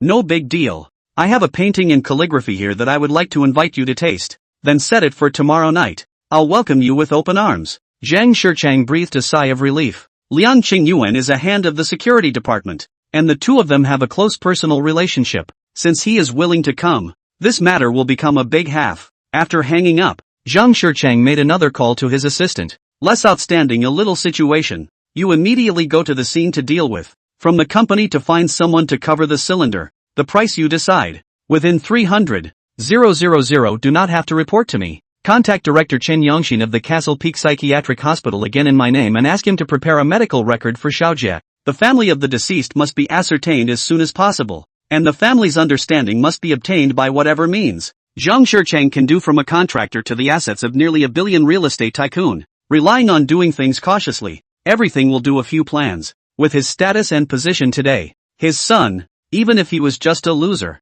should never have to endure jail time for an ordinary life." The scene of the accident. The young traffic controller knocked on the window several times to no avail and asked the older traffic controller, "Master, he won't get out of the car. I suggest forcing the window to be broken." The elderly traffic controller thought to himself, "This disciple is really simple. Breaking the window also depends on what kind of car it is. Is Zhang Xiaojie's Ferrari that easy to break? Who will bear the wrath of the Zhang family when the time comes?" The older traffic controller shook his head and said, "Go and talk some more." Then glancing at the onlookers, he said with intent, "Talk to him and tell him to cooperate as much as possible, or else the crowd will smash up the car later and pull the guy out and beat him up. And then the situation will escalate, and the law won't be able to handle it." The law is not responsible for the crowd fell on the ears of the onlookers. Some people immediately raised their hands of bricks to try. However, when they thought of Zhang Shiqing's great reputation, they all caved in, and no one dared to be the first to stand out. The man in the punch bowl suddenly took a brick from the person next to him and thumped it against the Ferrari window. It clunked. The tempered glass was of such good quality that the brick cracked but the glass was intact. The punching bag couldn't help but smile awkwardly as he switched to another brick. "It's better if I do it." Fong Zhang snatched the brick from the punch bowl's hand, walked over to the driver's side, and swung the brick toward the car window. This was tempered glass. But what kind of strength Fong Zhang had nowadays? With just one blow, the glass was smashed with countless cracks and fell into the car. Fong Zhang yanked Zhang Xiaojie straight out of the car window through the car door. The car window was narrower, but the kid was on drugs and skinny, so he barely yanked it out. Zhang Xiaojie is about 20 years old, wearing a pink Armani suit jacket and Hermes gold belt, dressed like a rich family. The kid had been yanked out so hard that his body had long since worn bloody. Opening his mouth, he cursed, "Mud," looking for death. While raising his hand, he tried to slap Fong Zhang. Fong Zhang picked up Zhang Xiaojie's collar with one hand, lifted it half a meter above the ground, and casually slammed it into the ground. Clunk! Zhang Xiaojie was smashed to the bone, and several bones in his body were broken in an instant, and his mouth was open as he chattered and cursed. Punchy's eyes glazed over as he lifted a grown man sideways with one hand, something 90% of people couldn't do, not to mention side planks. Even pushing a weight like that is rarely done. It's a masterpiece. It was at this point that I don't know who shouted, "The law is not against the law. Let's not let the dude carry it alone." A few young boys swarmed up, pounding with fists, kicking with shoes, and greeting Zhang Xiaojie to his heart's content. The two traffic controllers were about to rush forward to block, but unfortunately they were too weak to stop the monstrous anger of the crowd. After the two men had persuaded them bitterly to no avail, the elderly traffic controller had no choice but to say, "Don't beat it to death. You'll have to blow it later." A word of caution alerted the crowd surrounding the assault. Two people racked Zhang Xiaojie. The young traffic controller took out a breathalyzer. Zhang Xiaojie refused to cooperate, was greeted by the crowd a old punch after giving in, blew up against the tester. The punching bag immediately picked up a cell phone to shoot. 372 milligrams alcohol value. Aggravated DUI. The elderly traffic controller went to open the car door again, and when it opened, everyone was stunned. At this point, the chick in the passenger side wearing a Chi 13 skirt was still tossing her hair and shaking her head, not even seeing what was happening outside. Also on the driver's seat were several packets of ecstasy and ketamine, as well as 2 scattered bottles of foreign liquor and condoms. DUI plus drug driving. Corroborated. When the crowd of onlookers saw this scene, they were even more furious. This kind of scum isn't quite the same as the other bad guys. He is threatening public safety and the lives of every human being are at stake. Finally, some people couldn't help themselves and started to take bricks and slippers towards Zhang Xiaojie. The scene was completely out of control, and the elderly traffic controller finally couldn't hold it together and rushed forward to try to pull the crowd away, shouting all the while, "Stop fighting. If you do, you're going to be killed." Unfortunately, the crowd surrounding the assault was too large at this point. There were at least a few hundred people inside and outside, and some of them couldn't even squeeze in if they wanted to do it. One after another, other onlookers arrived, and after hearing what happened, they rolled up their sleeves in righteous indignation. Yuyun. While this was going on, 3 sheriff's cars and an ambulance drove up from a distance with their driving lights on. The crowd of onlookers immediately dispersed, throwing away the bricks in their hands. Several paramedics pushed aside the crowd and went to Zhang Xiaojie's side to probe and then rushed to carry Zhang Xiaojie to the ambulance. The head magistrate waited for the ambulance to leave and, with a dignified face, asked the onlookers, "Who moved it?" The whole room was silent, and no one paid any attention to him at all. Coming forward now is a surrender and can be dealt with lightly. Once I wait to find out the truth, it will be dealt with severely and seriously. Still no one's talking. Seeing that the crowd did not want to talk, he asked the 2 traffic controllers, "Who started it?" "Chen Jianjun, did you see it?" "Too many people. Didn't see it." The older traffic controller named Chin Jianjun spoke up. He then asked the young traffic controller, "Who can you speak? I'd like to remind you that this is a serious case of intentional assault, and before you open your mouth think about the badge you're wearing and the oath you took to join the team in the first place. And don't open your eyes." Hu Kai frowned and tried to make a reminiscence, and said helplessly after a moment, "Qian team, I didn't see it either. They swarmed. Dozens of people crowded me and the master outside. Who can see clearly?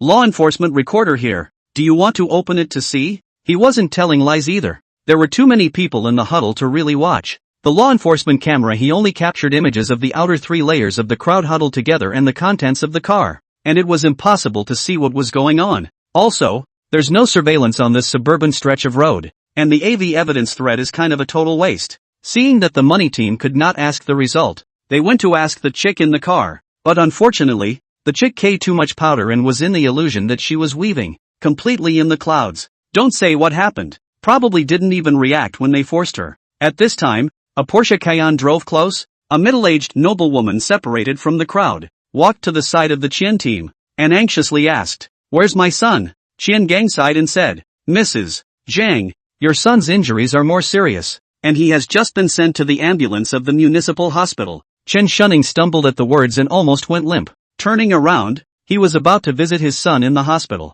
He took 2 steps and then turned back to glare at the crowd of onlookers, his eyes fierce. "None of you thugs and murderers will escape. Captain Qian, all of these people must have participated in beating my son. You arrest them all." Qian Gang helplessly smiled bitterly. At this time there are almost 500 or 600 people watching the scene. How can they all be murderers? Besides, if so many people really want to leave, a few magistrates can't stop them, unless the riot brigade is transferred over. But that's not going to happen. As soon as the word mob came out of his mouth, many of the crowd couldn't hold their breath. Seeing that the situation was about to escalate again, Punch stepped forward. "Ungrateful, drugged driving, hit and run. If you don't discipline your son, prison will naturally do it for you. Was it you who moved?" Chen Shunning was furious at his words and went up to yank his sleeve. "It was definitely you who moved." Punchy shook his sleeve and droned. "Spread out. Don't think that just because you have a few stinking dollars you can ignore the law in human life. Yo, what's wrong with me being rich?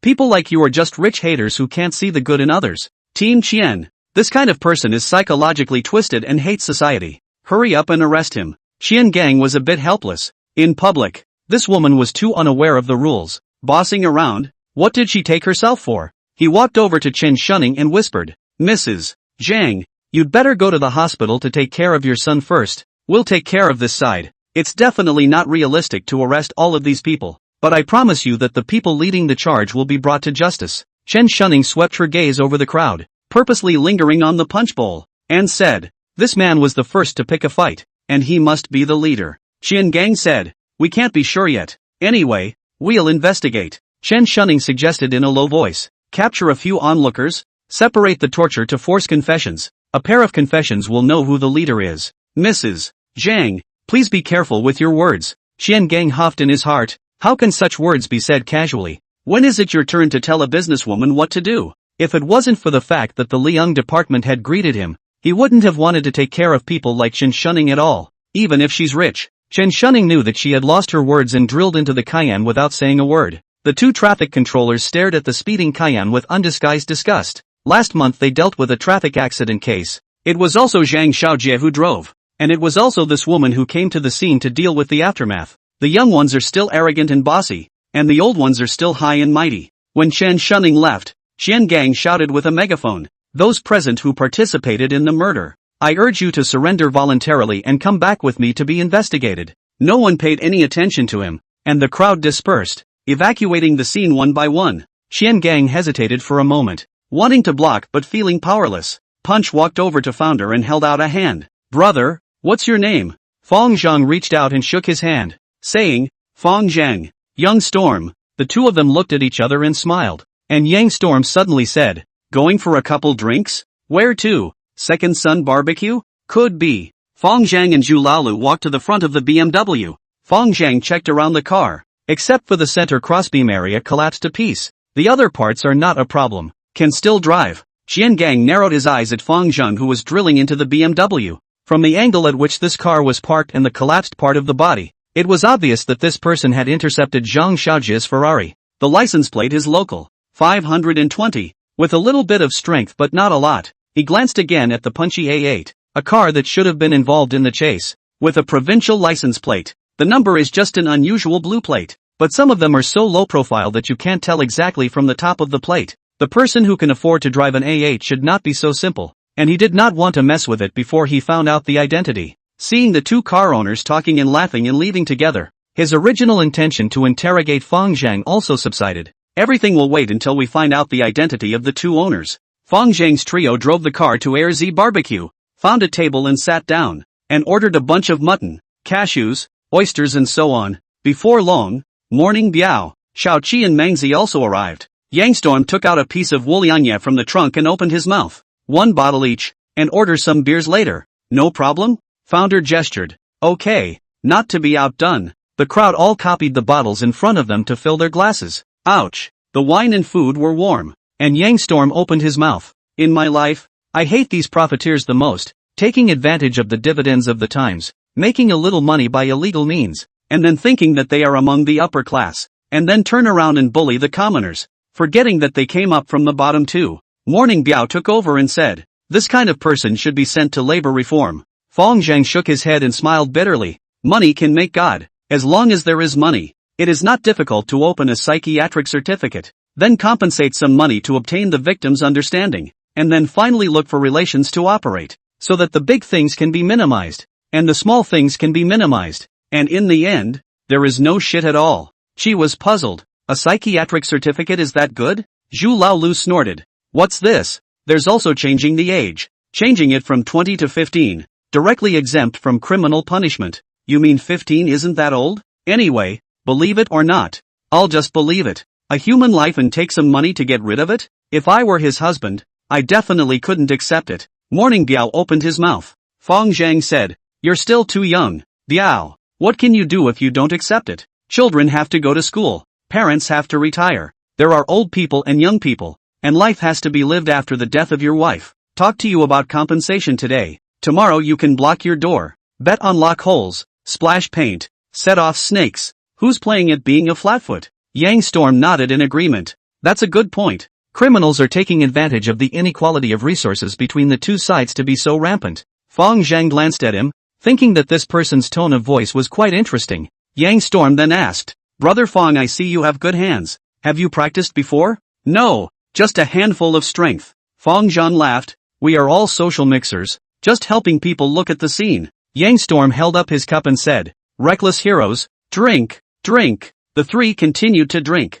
and within a few minutes they heard the sound of a quarrel coming from the next few tables, with people on both sides of the table moving to fight. Fang Zhang took a sideways glance. They were all half-grown kids, copying the bench and fighting with beer bottles. Within a few moments, a group of sheriffs rushed over to separate the crowd. The head magistrate did not rush to question the youngster. Instead his gaze coldly looked towards Fang Zhang's table. He let his other colleagues handle the brawl and walked over to Fang Zhang and said, come out with me for a minute. Founder nodded and greeted the crowd. Walking with him to an unoccupied area, the magistrate said in a cold voice, there was a mass incident on Siping Road just now, and someone saw your car at the scene. Were you involved in this matter? Fang Zhang didn't deny it and nodded. That's right, I moved. This kind of scum let him continue to drive. I do not know how many people behind to suffer. This kind of jeopardize public safety you early to shoot him, where there are so many things behind. The magistrate's face turned cold as he chided. Criminals are judged by the law. What authority do you have to abuse lynching? Fang Zhang shrugged and said, Fang Ping, I know more about this stuff than you do, and it's always been about restraining ordinary people. I only believe in justice. Fang Ping said coldly, you a social scum talking to me about justice? Fang Zhang stretched out his hands and said indifferently, arrest me then. There were at least 100 people on the scene who did it. Just arrest them all. Fang Ping's face turned blue. Zhang Shirching's such a large industry is not something to be messed with. No one can protect you in this matter. That doesn't need to be your concern, my good big brother. Fang Zhang finished speaking and went straight back to the wine table. Founder returned to the table and was much lighter when he saw that his big brother had left. Drinks go down fast when you're in a good mood, and the crowd ordered a few more beers. Between the cups, Yangstorm asked, what did that sheriff want with you just now? Founder casually explained, he's my brother. What? Before Yangstorm could speak, Zhu Laolu jumped to his feet in shock and asked, Brother Zhang, does Master Qin know about this? Fang Zhang smiled indifferently.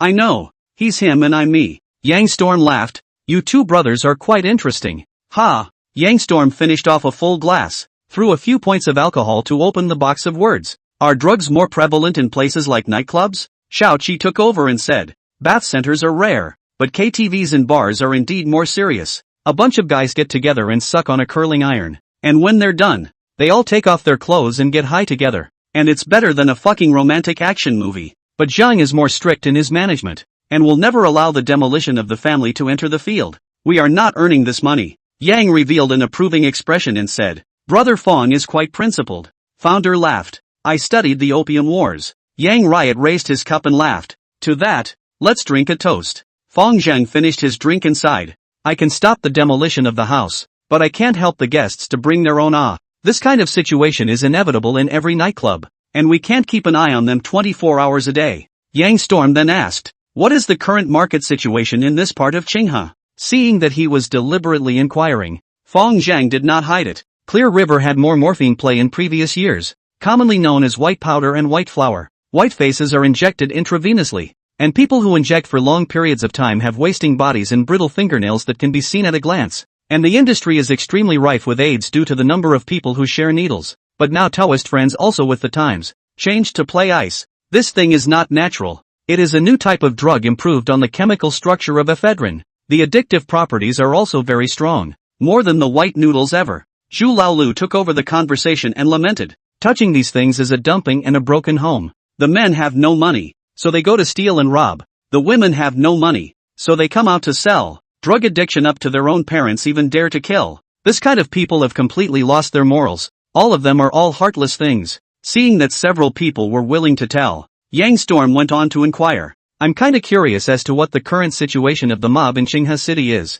Zhu Laolu had downed quite a bit of wine. His mind was still quite clear, and he gave him a puzzled look. Brother Yang, are you going to come to Qinghe to mix with the society? You're not planning to come here to sell drugs, are you? Mangzi hadn't said anything, but at this moment, he also realized that something was wrong and immediately advised. Brothers, come to Qinghe to mix can. This thing cannot be dipped to lose their heads. Even our Flaming Fire Gang do not dare to dip. Yang Storm was surprised. You guys are from the Flaming Fire Gang? Aha. Fong Zhang nodded his head and chided the two again. Brother Yang is all righteous, not a social mixer at all. Can't you all see that? In the end, it was Founder who answered the question of the mob situation for him. Qinghe City has a population of 4 million, and there are dozens of large and small forces, but the small forces without umbrellas have long been knocked out. There are currently 4 gangs in plain sight. The Black Dragon Society in the Eastern District, the Flaming Fire Gang in the Southern District, the Great Sword Sect in the Western District, and the Brotherhood Alliance in the Northern District.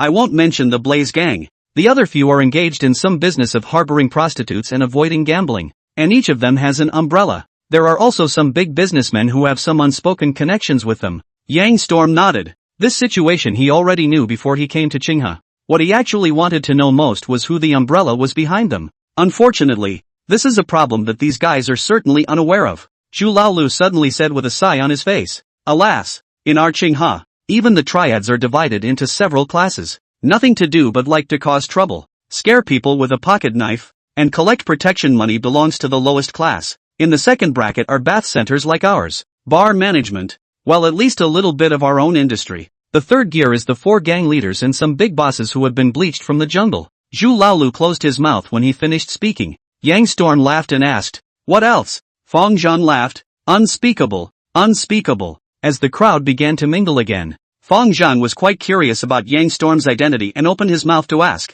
Brother Yang, what brings you to Qinghe? Yang Storm didn't hide it. There are still a few days before I have to fulfill my new duties. I came over in advance to appreciate the customs of Qinghe. Out of respect, Fong Zhang snorted and asked no more questions. At the beginning, he had guessed that Yang Storm's identity was not simple, but he had thought that he was a figure in the army. But I didn't realize it was coming down to fulfill a new posting. The original meaning of the word resumption is simple, it means taking up a new post, but it's fast becoming a term reserved for officials. Ordinary people, including low-ranking civil servants, will only say that they have come here to work or take up a post, and they will seldom use this term. So Yang Storm's identity is self-evident, coupled with the questions he asked. 9 times out of 10, he was from the public prosecutor and law enforcement system, and most likely the new leader of the sheriff's department. Zhu Laolu was the second to react, and as the character of White Paper fan, He often referred to himself as Little Zhuge. Although his intelligence was not as good as Song Xianzet and Niu Jingxing, he was indeed more than a step above Mangzi and the others.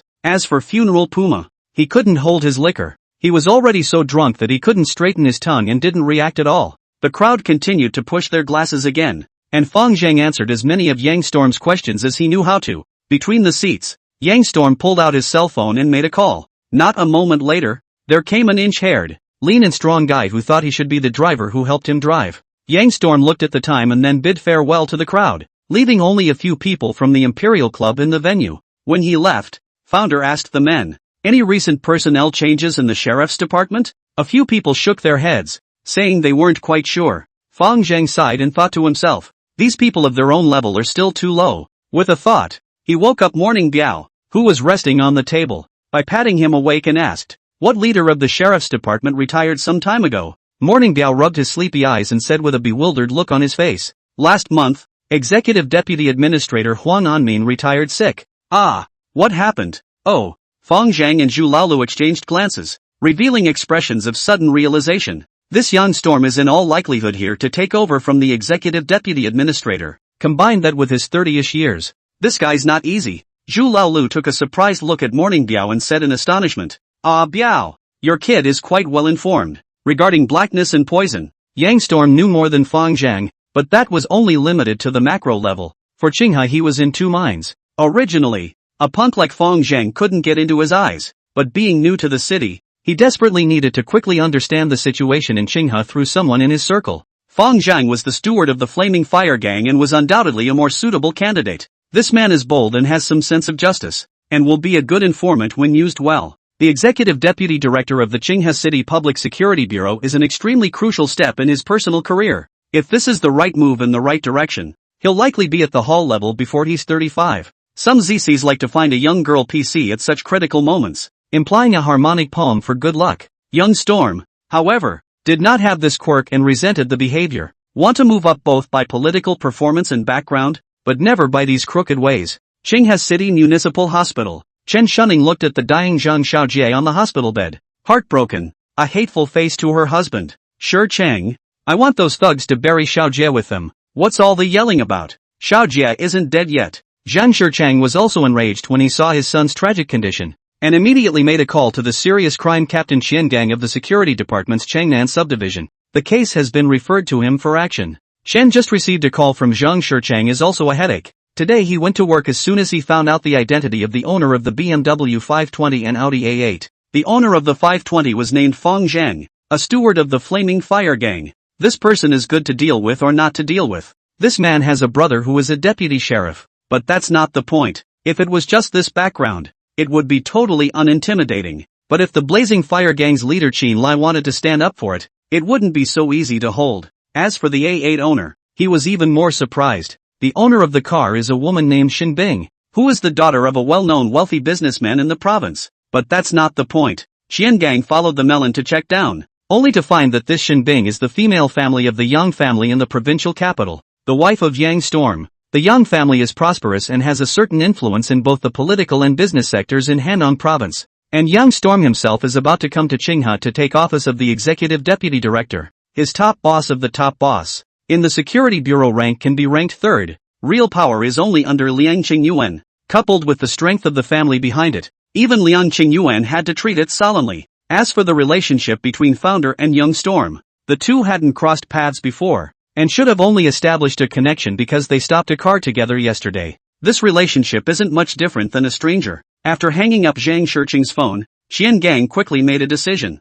Zhang Shicheng's network of relationships is intricate, and his face must be given. Young Storm for now. Immediately arrest Fang Zhang and test what Qin Lai's reaction is. If Qin Lai doesn't respond, use him to give Zhang Shidai a bad deal. In the evening, Fang Zhang was fighting landlords with Xiao Qi and others at the clubhouse. Sister Hong suddenly knocked on his office door with several magistrates, her face very worried. The magistrate at the head was none other than Qian Gang. He saw Fang Zhang and opened the door. "Mr. Feng, please come with us." Xiao Qi and Lao Lu's faces suddenly changed, and they got up and asked, "Do you have a warrant for your arrest?" Qian Gang narrowed his eyes and said, "No, just asking Mr. Feng to go back and assist in the investigation." Fang Zhang threw the cards on the table, picked up the watermelon on the table and took a bite, saying, It's okay, I'll be right back. A young sheriff pulled handcuffs from his belt and was about to put them on him. Fong Zhang stopped, his eyes cold, and asked, "Didn't he say he was assisting in the investigation? What does this mean?"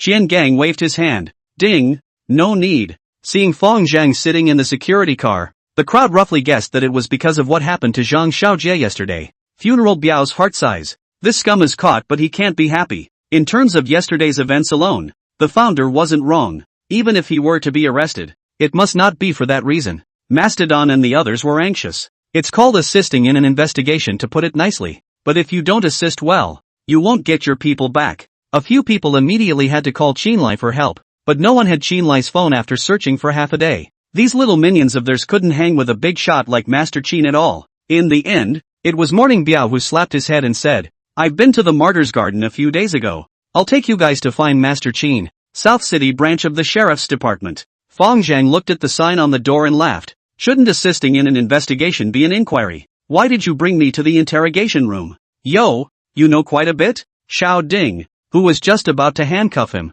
teased. "Those of us in the community definitely need to learn some common sense about the law. Otherwise, wouldn't it be a waste of time to get screwed?" Founder sat in the penitent chair with a big grin, allowing Ding to lock both of his hands with shackles. He could break this thing apart with 1/10 of his strength, and it made no difference if it was locked or unlocked. The two sat on the interrogation table and Tiny opened his mouth to ask, "Did you force the blue Ferrari with license plate number 886 on Siping Road to stop at 11:43 p.m. Last night?" Fong Zhang skimmed his mouth and said, "That's right. He jeopardized public safety. Of course I had to force him to stop. Did I break the law by seeing justice?" Tiny slapped the table and drank. "Seeing justice is not a crime. But you smashing the windows of a Ferrari and beating Zhang Xiaojie to the point of serious injury is a crime." Fong Zhang sipped his teeth and said, "Captain Xian next to you didn't even say anything. How much money did Zhang Shichang give you? You danced so cheerfully?" Xiao Ding was furious and was about to get off the stage to teach Fong Zhang a lesson, but Qian Gang pulled him back. "So you admit that you smashed the car window and then beat Zhang Xiaojie to the point of serious injury?" Fong Zhang smiled and said, "That's right, I smashed the car window. It's called emergency avoidance to prevent criminals from continuing to commit crimes by car. But beating Zhang Xiaojie caused his serious injury I do not recognize." Hands, so many people. Ghosts know who caused his serious injury. "You cannot put the hat to my head buckle." Xiao Ding was furious. This little rascal knows quite a bit about legal common sense. A set of small words.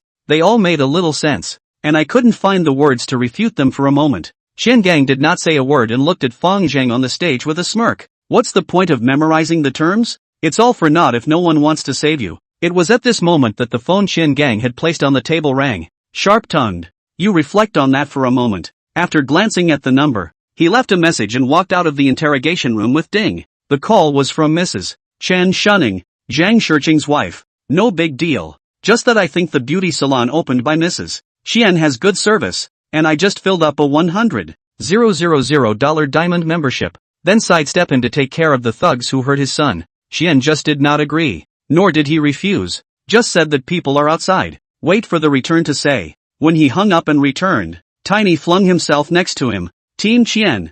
This man is too arrogant. We must give him a little color." Qian Gang looked at the time and said, "Fong Zhang's background is a bit complicated. Wait for another 2 hours. If no one comes for 2 hours then it's not too late to make a move." After half an hour of time, Qian Gang's cell phone rang again. He looked at the number and laughed with Tiny. "Here comes the plea. The phone is Yinan Street Security Deputy Director Jiang Su called. The content is mainly to probe the main. Did not explicitly say the meaning of mercy, but the purpose was self-evident. There was no need to make the call at all if you weren't here to plead for mercy." Jiang Su hung up the phone and shook his head at Zhu Laolu, saying, "Not buying ah. Zhang Shichang and Director Liang have a good relationship. Ordinary people to intercede is simply useless." The Imperial Clubhouse was his precinct, and he usually had a pretty good friendship with Fong Zhang. Zhu Laolu knew that his ability was limited, and it was already considered righteous to help make this call. "Thank you, Mr. Chang." Zhu Laolu sighed and walked out the door. Now he could only count on Morning Biao to find Master Qin.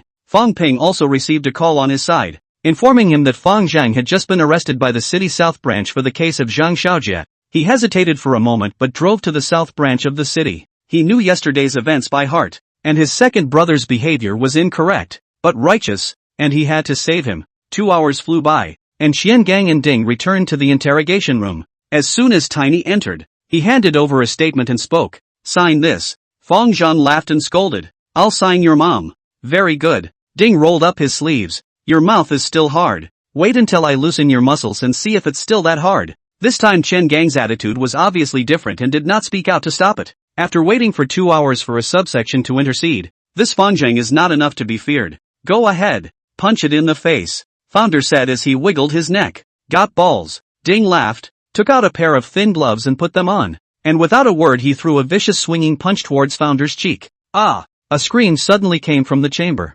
Broken. Broken. Xiao Ding covered his right wrist, grimacing in pain, and bean-sized beads of sweat instantly broke out on his forehead. What the hell? Chen Gang thought he had heard wrongly and subconsciously looked at Ding. All that could be seen was that his wrist was hanging limply at an incredible angle, obviously broken. On the contrary, Fong Zhang was calm and relaxed, not a single mark on his face. Crap! Chen Gang couldn't help but explode in his heart. The wrist of the one who hit was broken and the one who was hit was unharmed. Is this man's head made of steel? You dare to assault the police? Xiao Ding opened his mouth and gave Fong Zhang a hatchet. Then forcibly enduring the pain, he used his left hand to pull out a rubber stick from the corner of the table and swung it at Fong Zhang's head. Bang! As the stick went down, the rubber rod bounced high, shocking Xiao Ding's tiger's mouth. He felt that if it wasn't for the elasticity of the rubber stick that had dissolved some of the force, he might have wasted this hand as well. Didn't eat? Fong Zhang smacked his lips and said, I still don't believe it. Xiao Ding raised his hand to strike a second stick.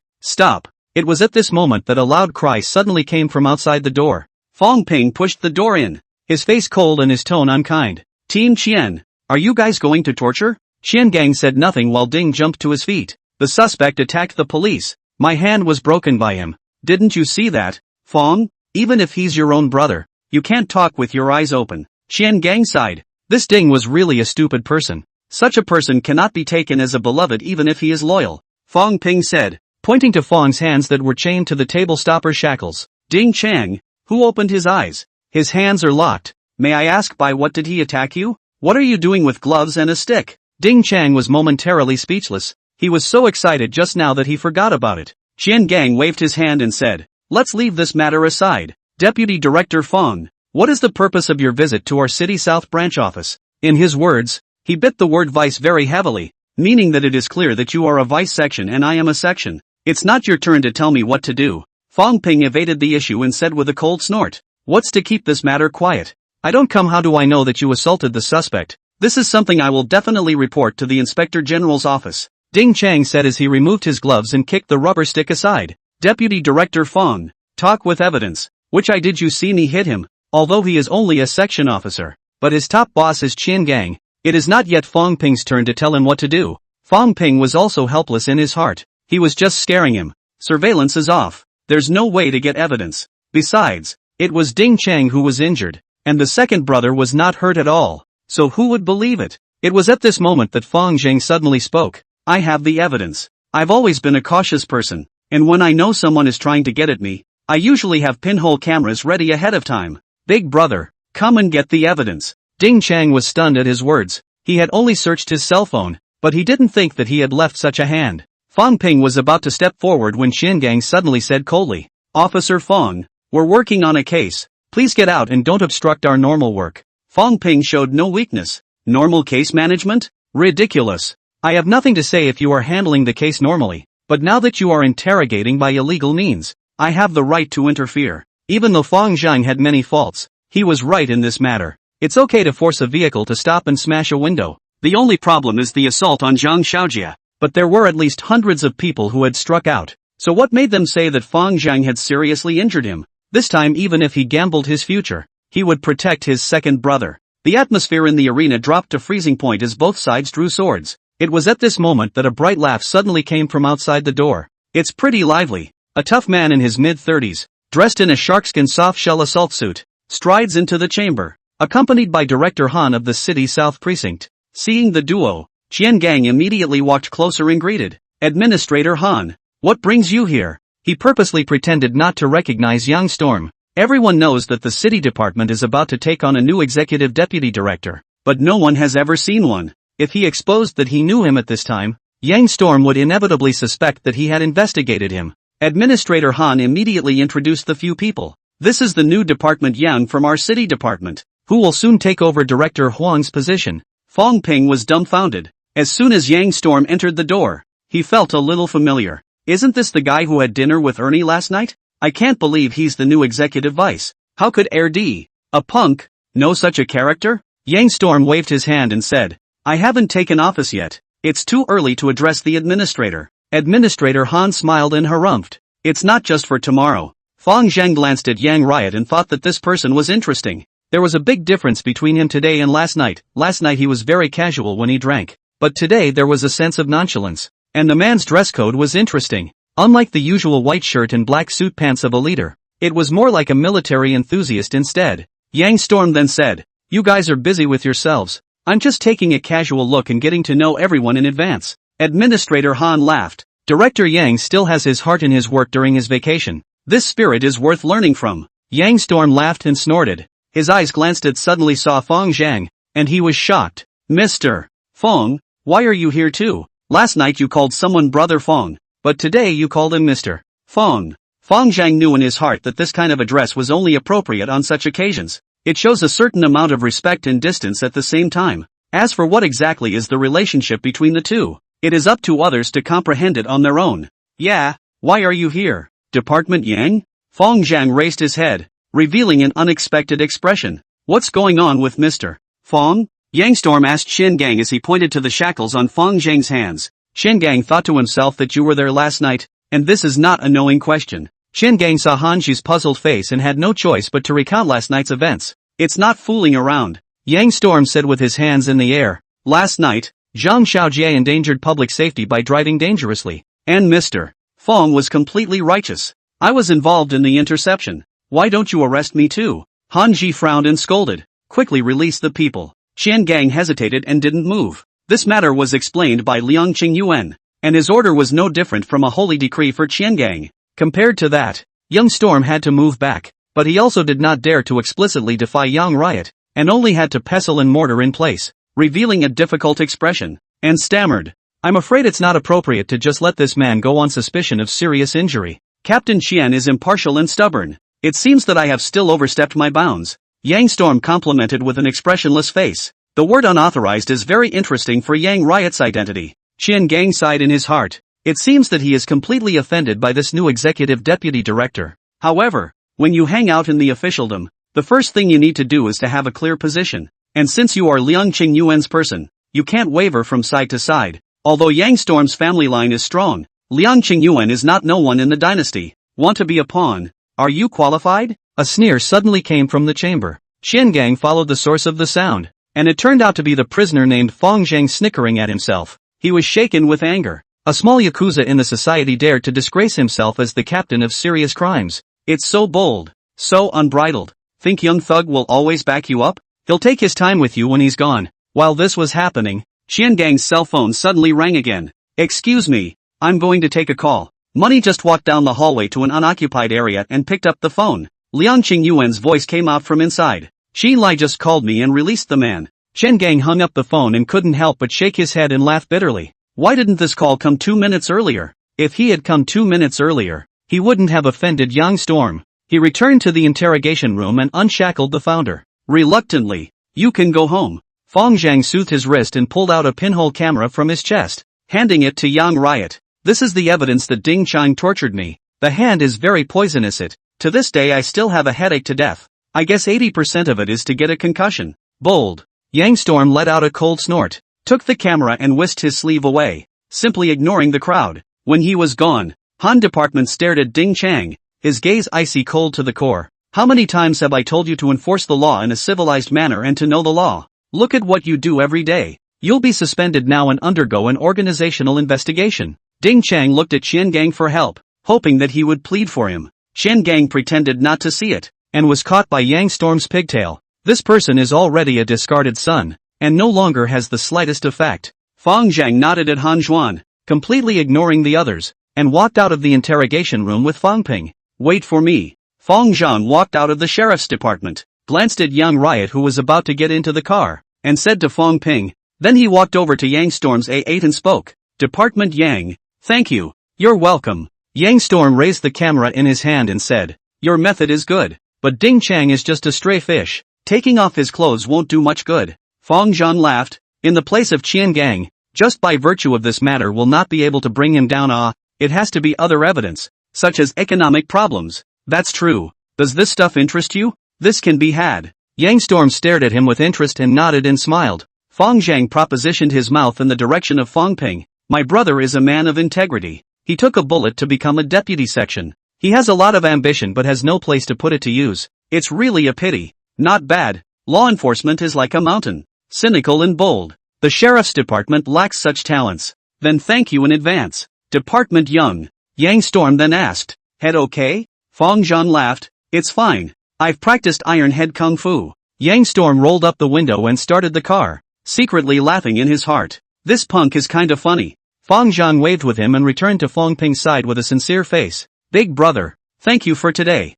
Fong Ping said seriously. This matter is not your fault. That's why I came over. But, if you break the law and commit a crime I will definitely arrest you myself. Fong Zhang handed him a huazi and lit one himself, saying indifferently, there's something to talk to you about. Let's find a place to talk over a meal. Fong Ping hesitated for a moment and nodded in agreement. Instead of driving, the two walked to a nearby night market alley and sat down at a random fried skewer stand. Boss, come with 10 skewers of mutton, 10 skewers of cashews, and 2 orders of stinky tofu. Fong Zhang waved his hand towards the stall owner. Coming. The stall owner handed over the food with a tray, glanced at Fong Zhang, and suddenly yelped in shock. Boss, so it's you. Fong Zhang looked up at him and smiled. Changing this stall again? Yeah. City control is too strict over there. The stall owner was quite polite. Last time I said I'd treat you to a kebab. This one's on me today. Fong Zhang did not make any pretense and nodded as a token of appreciation. Fong Ping was slightly surprised in his heart. The second brother really has a wide range of contacts.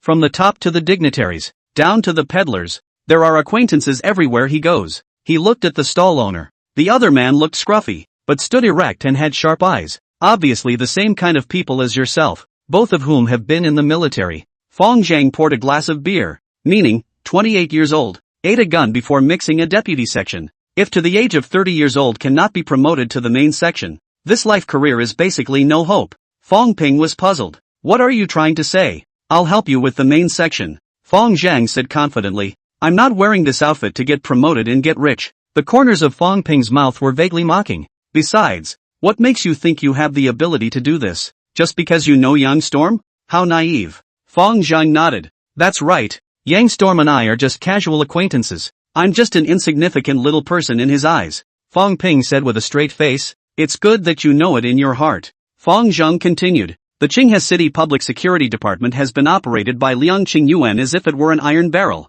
And if Yang Storm wants to make a difference he must have his own direct line of men. He and Liang Qingyuan will naturally have a conflict of interest. Yang Storm wants to go further he has to pick Liang Qingyuan off his horse and replace him. So his main purpose of coming over today is to catch Liang Qingyuan's pigtails. Saving me is just incidental. So, Fong Ping also gradually came to be a little interested and asked curiously. Fong Zhang had a plan and said, so I'll take care of Qiangang, and you'll take over Qiangang's position and become Yang Storm's beloved. Qiangang is Liang Qingyuan's former driver. Surely know a little bit of his cattiness. As a way to bring down Liang Qingyuan is bound to be impossible, but the exchange of a positive section is certainly more than enough. Fong Ping frowned. I'm warning you, don't do anything illegal. Fong Zhang laughed softly. I know you want to show your ambition and fight crime, but there has to be a platform for that as well. In the future, I will unify the underworld and become the emperor of the underworld in Qinghe and even Daxia. Then I will help you maintain social order, take care of the criminals, and reduce the crime rate in Qinghe City to the lowest in Daxia, and your political performance will still not click upwards. Fong Ping walked away with a confused look on his face. He never thought that his second brother, a punk, had such ambitions. However, this matter is simple to say but extremely difficult to do. Is it not something that a person of Erdi's level can aspire to? Boss, come over for a drink. Drinking alone wasn't much fun, so Fong Zhang waved at the stall owner. Okay. Seeing that there was no other business, the stall owner picked up the towel on his shoulder and wiped his hands, sitting on his but where Fong Ping had just been. What's a brother's name? Founder. Thunder. Been in the military before? Fong Zhang asked. Well, the automobile companies. How's business? Mucking about, $70 or $80 a day. Everything else is fine, but I'm afraid of the city police. The two had a chat, and Thunder said he was 27 years old and had been out of the military for 3 years, came back on a blind date to find a girlfriend, only for the woman to use up his discharge money and run off with a rich old man. Founder said that he was a caretaker and was currently short of people to caretaker and asked if he was interested in doing it together. Thunder shook his head and said he didn't mix with the triads. The founder said, "Didn't you see that magistrate just now? How can I be a triad when I am hooking up with the sheriff? We are a public welfare organization that helps the needy and the chivalrous. And we often help grandmothers to cross the road. You're coming. 4,000 a month minimum. No maximum." Lei Ming said, "I'll think about it then." Suddenly, there was another cock-a-doodle-doo noise at the end of the alley. Lei Ming's face changed dramatically, immediately shut off the gas tank, and moved the guy things to the electric tricycle with a brain. And the movement was so skillful that it was heartbreaking. Fang Zhang didn't help him this time and handed over a business card. "If you're willing to come, call this number. I'll do it." Fang Zhang had just taken 2 steps out when the sound of thunder suddenly came from behind him. Fang Zhang turned his head and said, "Okay, I'll accompany you to send the electric tricycle back first." "Don't want it." Lei Ming was angry at the sight of the tricycle. "Silly or not, it's thousands of dollars." "Fair enough." Thunder straddled the electric tricycle and twisted the key to fire it up. Fang was sitting in the passenger seat, holding a kebab in his left hand and a beer in his right. The two men sped off against the cold wind of the night, against the huddle of big caps ahead of them, dodging left and right. Lei Ming drove to the old town in the eastern suburb of the city, parked the car in a humble courtyard and greeted, "Come in and sit down." "Alone?" "Well, my parents are in the country and I rent my own place." Fang Zhang casually glanced at the interior environment. Except for a few tables and chairs, there was nothing else. It could be described as very simple. The two sat down, and Lei Ming opened the door. "It's okay for me to hang out with you, but I have to convince you to do it." Founder asked. "How so?" Lei Ming said. "We soldiers don't have so many curves. Let's have a match. As long as you can hold out for a minute, I'll follow you." Fang Zhang glanced at him and said seriously, "I'm afraid I'll miss and kill you." Lei Ming was furious, getting up and glaring at Fang Zhang with rounded bull's eyes. Thinking that he was the second place in the military skills competition, he was treated with contempt by the social people, like which he could beat 10 of them. "Don't bother." Fang Zhang stretched out his right hand and pressed it on the solid wood dining table, slightly making his palm press down and then lifting it up. Lei Ming didn't understand what he meant and looked down, only to see a clear palm print suddenly appear on the dining table. "Into the wood. Still competing?" Fang Zhang said indifferently. "Crap." Lei Ming couldn't help but burst out and asked, "You're a magician?" Fang Zhang breathlessly got up. "Magic your ass. Let's go." "Where's the boss going?" "Wait for me." This kid was pretty quick to see the wind. "I'm going to get the lady." "Are you going?" "Go on. I'll go wherever you go." Fang Zhang stared at him and asked seriously, "Really want to follow me?" "Aha." Thunder nodded desperately. The man's force was unheard of in himself. It was superhuman, and he wouldn't pass up the opportunity unless he was stupid. "You've already quizzed me, and I'm going to quiz you on a question you have to be able to answer correctly to follow me. You say, let's guess singles and doubles. What would you do if you tried to steer me towards doubles?" Lei Ming returned without thinking. Frequent use of words such as frost, two, etc. causes psychological misdirection. The founder asked, "Dare to kill?" "Dare." Lei Ming nodded his head in a hurry and added after a second's pause, "But I only kill bad guys." "Okay, you're given a task, the equivalent of a pitch." Building 11 of the Phoenix neighborhood villa complex was Qiangang's residence. Compared to Nye Daguang, his residence was much more ostentatious, which had to do with the duo's personalities. One bides his time, the other flaunts it with abandon. This is also evident from the professions of the wives of the two men, one being a moderate teacher and the other running a beauty parlor with impunity. The duo carefully sneaked into the villa area and hid in the darkness outside the door of the 11th building. Founder handed over a Colt pistol, 3 pairs of handcuffs and other tools and whispered, "There are 3 people inside. They should all be sleeping now. Qiangang has a 9-year-old son in addition to his wife. You go in and threaten the lives of their entire family. Record Qiangang's record of bribes over the years. Make him sign a letter of repentance. And then find the cash he hid even if you complete the mission. We'll take the gold bars, cash as evidence." "Understood." Thunder gave a tactical gesture. "Go ahead. I'll sweep you up from the back." With his tactical backpack on his back, Lei Ming stomped his toes and crossed the fence in a few steps, leaping down without making a sound. Then the cat was outside the living room door, and after 2 drums at the lockhole with the thin steel wire he had brought with him, he opened the door silently, with 2 strokes. "This guy selling kebabs is indeed condescending," Fang Zhang secretly praised. Not long after, a suppressed voice came from the bedroom on the 2nd floor of the villa. It was Qiangang's voice, which consisted of a very cliched "Who is it?" Fang Zhang's current eyesight and hearing were dozens of times greater than that of a normal person, and he could hear clearly even from a great distance. Thunder smashed him with the butt of his gun. I'm your grandma. Tell me where the money is, or I'll rape and kill your wife before I tell you. And then I'll chop up your son and feed him to the dogs. The sounds suddenly disappeared, and it wasn't long before thunderous waves of laughter and Xiangang's wailing came from inside again.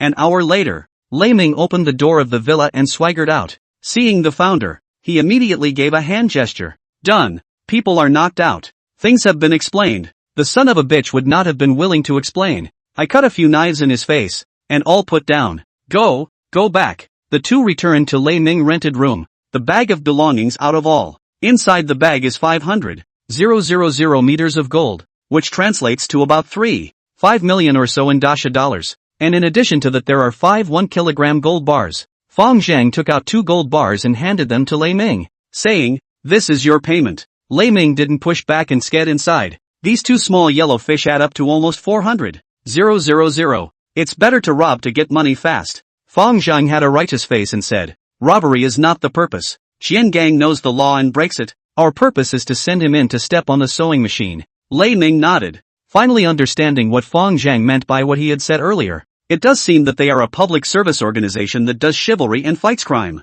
Fang Zhang then asked, "Does the amount of the confession match the property?" Lei Ming responded, "I asked him to sign and draw a pledge according to the amount of rice gold. I told him that admitting to bribery is just a few years in jail, and not admitting it is extermination. So of course he knows how to choose." However, Lei Ming's words changed. No matter how much he was threatened, he was unwilling to confess about Liang Qingyuan. He'd be dead even if he did. So of course he doesn't want to talk about it. Fang Zhang understood in his heart that Qiangang used to be Liang Qingyuan's driver and had followed him for 7 or 8 years. So how could he not know about Liang Qingyuan? Not to mention the economic issues. The style issues are definitely known. It's best if he says. It doesn't matter if he doesn't. As long as Liang Qingyuan had doubts and suspected that Yang Storm had evidence of his crimes in his hands, he would make compromises. Besides, he didn't expect to get rid of Liang Qingyuan with this incident. Lei Ming was very puzzled and asked, "Why don't you just go and find evidence of Liang Qingyuan's crime?" Fang Zhang shook his head and explained, "It's useless to mess with him. An executive deputy has just assumed office and got the administrator into trouble. Who dares to use such an illiterate person?" By the time the above parachuted a new director, Yang Riot Hate quit. Fang Zhang cannot benefit a little. The breaks only do this kind of thing. Even if we were to screw him, it would be later. "I'm leaving," Fang Zhang instructed. "This gold bar can't be moved for the time being. Wait for some time before you can get out." The gold bars he snatched from Nye Dagwan last time also didn't come out. He knew in his heart of hearts that the sheriff's department would surely follow the trail of stolen goods being sold and investigated. Seeing that Lei Ming was a bit helpless, Fang Zhang continued, "This amount of money is nothing. I will take you to the underground casino tomorrow night to win money." What Fang Zhang was planning to go to was the field where Meng Chang lost his money, the field of the Brotherhood League. He and the Brotherhood League had been feuding for a long time over the clubhouse robbery of the technician, so it was the perfect opportunity to go and gather some wool to expand his power. As for being able to win, with dozens of times the sight and hearing of a normal human, it shouldn't be much of a problem. It was already 1 in the morning when Fang Zhang returned to the clubhouse, and Mengzi and the others were waiting for him in the box. Xinlai made a phone call to Liang Qingyuan to intercede in front of Mengzi, and Fang Zhang was not surprised by this. If it was in the past, Xinlai most likely wouldn't have stood up for himself. Yet today was not the same as in the past, and he had already embodied a greater value, coupled with the fact that he was about to go to the provincial city on a mission. At this critical point in time, Xinlai had to save himself no matter what. 2 hours later, Xian just woke up from his coma and looked at the empty safe, and instantly broke out in a cold sweat. He wasn't afraid if it was a simple robber. However, this incident was clearly someone trying to get himself off the stage. He could vaguely guess who was targeting him, but none of that mattered anymore. As soon as he goes to work tomorrow, the evidence of his bribery will be sent to the desk of the head of Qinghe City, and even Liang Qingyuan will not be able to protect himself. If you cannot keep it, you have to get yourself killed. Qiangang has no doubt that Liang Qingyuan's ruthlessness.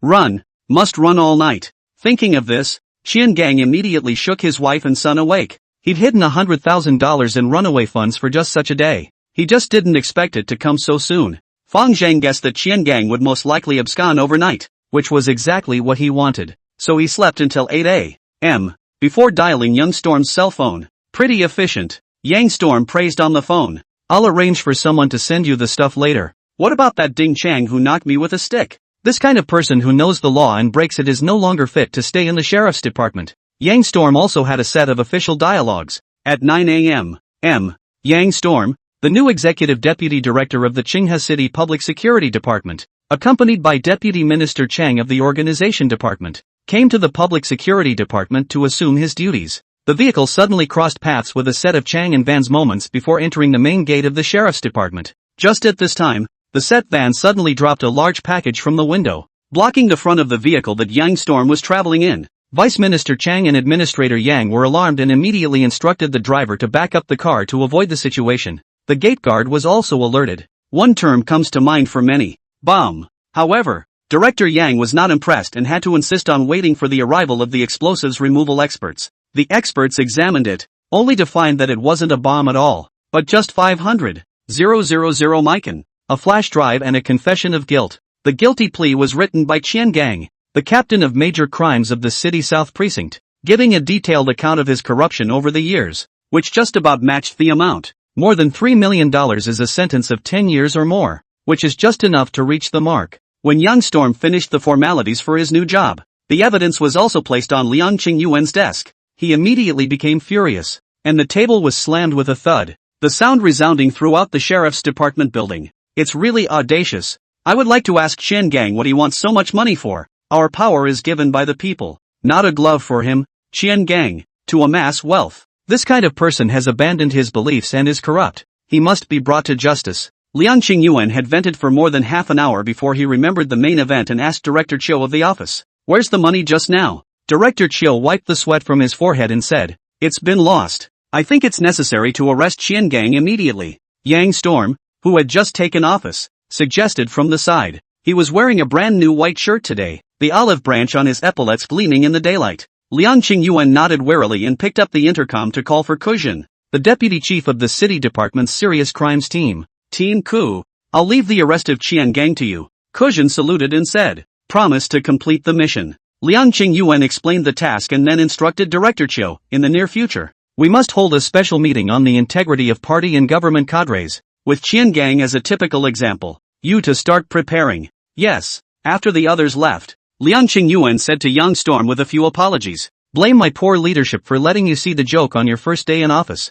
Yang Storm expressed his understanding. "There are black sheep in any place, and you can't take all the blame on your own head." Department Liang. After the two of them exchanged pleasantries for a while, Yang Storm got up to take his leave. Liang Qingyuan looked at his back, his eyes slowly turning from grave to vicious. He closed his eyes as another name popped into his head. It's pretty rare to hit someone with a broken wrist and be hit unharmed. A few moments later, he picked up his cell phone and dialed a number. "Fiery Fire Gang's Fong Zhang. I want to know all his history files." Fong Zhang found Meng Cheng again, and the Brotherhood Alliance's underground casino had to be introduced by an acquaintance in order to enter. "I'm going to gamble, Chang, money. Are you going or not?" Fong Zhang said as such. "Don't go. Quit." Meng Cheng shook his head with a bitter smile. The guy had been scruffy as hell for the past 2 days, but his eyes were much more refreshed. "You found a job. How much a month?" Fong Zhang took a look at the Chanhui supermarket mark on his work undershirt. "Well, moving goods at the supermarket, 1,000 a month." "How much do you still owe the loan sharks?" "The principal is $30,000 and the total with interest is $50,000 Fong Zhang wondered, where are the loan sharks so nice to talk to? Not paying back the money surprisingly hasn't broken your arms and legs. Meng Cheng said bitterly, "I've been avoiding them. Take me to the field and I'll help you out." The Brotherhood Alliance's underground casino is located on the negative floor of the Sea Moon Entertainment Club on Chonglan Street. This place belonged to the junction of the south and north of the city, and was the key area that the Flaming Fire Gang and the Brotherhood Alliance had been fighting over, taking the Sea Moon as the boundary. The south is the sphere of influence of the Flaming Fire Gang, including the north of the Sea Moon are the sphere of influence of the Brotherhood Alliance. The reason why the Brothers Alliance was so named was because the club was founded by the three Xiao brothers, Xiao Zhendong, Xiao Zhennan, Xiao Zhenxi. There was a lack of a Zhenbei, yet the Brotherhood itself was in the north, which just made up for it. Several people used to be hawkers. Xiao Zhendong was a fish seller, Xiao Zhennan was a melon seller, and Xiao Zhenxi was a flapjack maker. Several people are of ordinary birth, but they are all good and courageous people with courage and skill. In the first 10 years of gambling machines were prevalent. Zhao's three brothers took advantage of the east wind to operate a number of horse racing machines, fruit machines, and slowly accumulated a little money. Later, he switched to the sand and gravel business, which was even more profitable. After so many years, the business is getting bigger and bigger, and there are also more and more subordinates. and soon it will be one of the 4 major gangs in Qinghe City. Fang Zhang led Meng Chang and Lei Ming to the underground casino in a big way. 2 lookout boys stood in the doorway. When he saw Meng Chang, a familiar guest, he paged the person inside to open the door through the headset without saying a word. The large burglar-proof iron door was opened and the space inside opened up. The entire gambling hall covers an area of 3 to 4,000 square feet, decorated with brilliant slot machines, pai gao, 2 8-cones, sick bow and other gambling equipment are available. The hall was filled with smoke, the clatter of gambling equipment and the shouts of gamblers. Fang Zhang came to the chip exchange counter and exchanged 500,000 chips, then walked with Lei Ming and the 2 of them to a craps table. Inside the monitoring room, a few of the management watching the venue immediately saw Fang Zhang's appearance. Master Lu, it's Fang Zhang from the Flaming Fire Gang. A bald burly man pointed at Fang Zhang in the surveillance and said to the white-faced middle-aged man beside him, "All comers are guests. We should welcome them." Lu Zhang's face was expressionless. At this moment, there were a few customers on the betting table guessing the size, betting on chips that were not very big, ranging from 100 to 1,000. The female loadmaster was very pretty and dressed very sexy. The low-necked dress shirt, the gully was deep, and a large area of snow white was exposed. Male gamblers tend to be more uptight with their hormone-fueled bets as well, and casinos certainly understand this. Fang Zhang pulled out half of the chips from the tray and stacked them in front of his own betting table, glanced at the female bursar's breasts, and opened his mouth to ask, "What's the betting limit?" The Lotus officer hearta happy. Listen to this meaning, this master seems to be a big family. Each croupier has a certain percentage of the proceeds from each croupier, and she certainly begs for it when an ingrate comes over to give her money. The female bursar leaned forward, making it easier for Founder to better aim at her career line. A deep gash glistened in the light, and the butterfly tattoo beside it rose and fell with her breathing, as if it were about to spread its wings at any moment. Fang Zhang heard the sound of Yellow Hair's throat shrugging and swallowing saliva beside him. Big and small single and double limit $1 million. Round up leopard limit $500,000. Single bet on leopard limit $200,000. The female magistrate kissed her lips and said, "Well then, I'll bet $10 on the big one." Fang Zhang opened the chip stack and rummaged through the $10 denominations, and after a long time he let out a light yelp. "Why aren't there any $10 chips?" The barmaid secretly rolled her eyes. She thought she had a big player. "That's all? That's all?" She stood up straight, took a look at Fang Zhang, and explained in a slightly contemptuous tone, "Bet on the lower limit of 100. Damn, how dare you despise the poor when you're open for business." Fang Zhang cursed, but still found a $100 chip and bet on the big square. 134, 8 o'clock junior. $100 in chips was pocketed by the dealer. Fang Zhang lost this round, but memorized the sound of the 134 or so faces of this set of dice. Dice are made with extremely small differences in weight and sound on each face because of the process. Ordinary people certainly can't hear it, but it may not be impossible for a true expert to hear the dice points.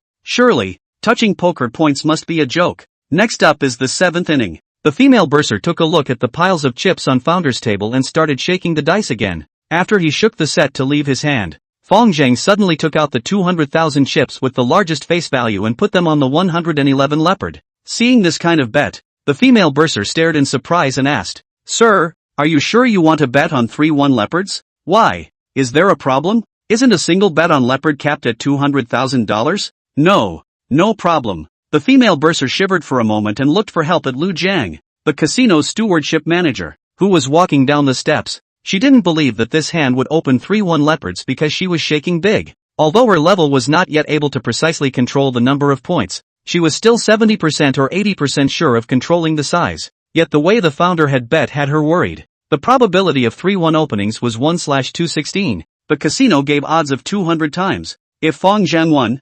200,000 would become 40 million. This is the kind of betting she's never seen in her 4 years as a dealer. Unless the person is a fool, they would never bow this extremely small probability. Yet he's obviously not a fool, so that's something to go on. "What's the situation?" Lu Jiang asked as he walked over to the gambling table. The lady dealer pointed to the chips on the grid, the meaning of which was self-evident. "Brother Good Spirit, why don't you change this game for me to play with you?" Lu Jiang said with a smile. "Yes, but wait for the next game. The betting game has already started. She has already shaken the dice. What is the meaning of temporary replacement?" Fang Zhang lit a cigarette. His tone implied sarcasm. "Yeah, how can there be a temporary change in betting?" Some gamblers who had lost money were alarmed by this betting method and yelled alongside. The anger of the crowd. The casino is to survive by virtue of reputation. Lu Jiang hesitated for a moment, then raised his hand and said, "Open." He didn't believe the man could really hear the single panther's dice, because even he himself didn't have the skill.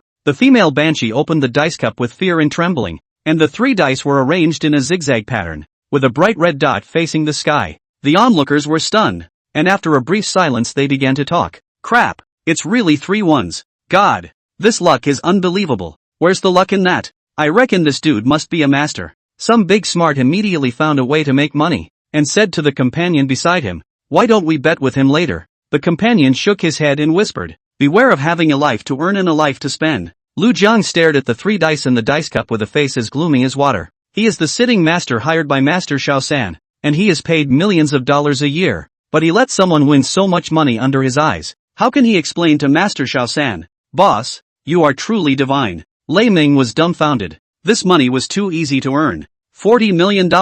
How many skewers do you have to fry yourself to get to 40 million? Know what gambling means? Fong Zhang patted the jaw-dropping Meng Chang. "Got it." Meng Chang mumbled in response. 9 out of 10 bets are fraudulent. The ancients are true to their word. He didn't think Founder had guessed the points by luck. Since Founder has this ability, the casino must have it too. Serves you right for losing your home in such a scam. Fong Zhang glanced at Lu Jiang and the female lotteries who were mortared in place and said indifferently, "What are you waiting for? Pay up." Lu Jiang's face was unpredictable as he swept a glance at the 100 or so gamblers watching from the sidelines, quickly weighing the pros and cons in his mind. This casino can bring in $20 to $30 million a month to the Brotherhood League. After punting and operating costs, there's still a little over $10 million left in net profit. 4 months of net profits were lost in this game alone. However, if no payout is made, and the casino's reputation is ruined, who would dare to come and play? And the losses would only be greater. As for leaving Fong Zhang behind, he hadn't thought about it.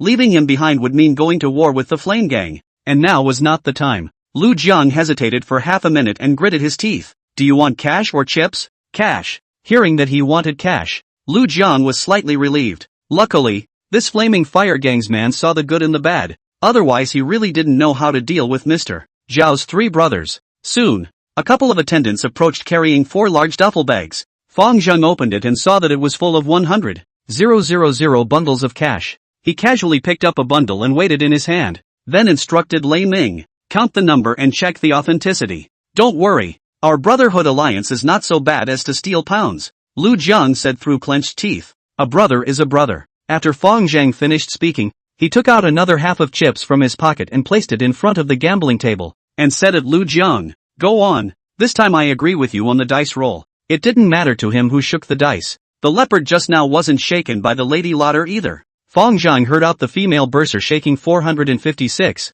15 points big. At the moment before she unveiled the dice cup and left her hand, Fong Zhang sent a force through the table, and the conduction of the strength changed the points of the dice, and that was why the leopard with 3 ones was opened. "Damn, I can't believe there are still chips." Lu Jiang completely tensed up, his eyes staring at Fong Zhang like a torch, his tone chilling. "Spare the man. We Brothers Alliance and your Flaming Fire Gang are currently well watered. There's no need to make things so desperate." Apparently, he thought that Fong Zhang was sent by the Flaming Fire Gang to cause trouble. Fong Zhang shook his head. "I'm me. The Flaming Fire Gang is the Flaming Fire Gang. Are you going to take it or not? Can I borrow a step to talk?" Lu Jiang said with narrowed eyes. Founder shook his head. "If there's anything you want to say it here." Seeing the other party's oil and salt, Lu Jiang knew that today's matter would never end well. He arched his hand at the surrounding gamblers and said, "I'm sorry, we're closing early today, so I'd also like to trouble you all to leave first." After that, he instructed the lotter and staff of the venue to leave work early.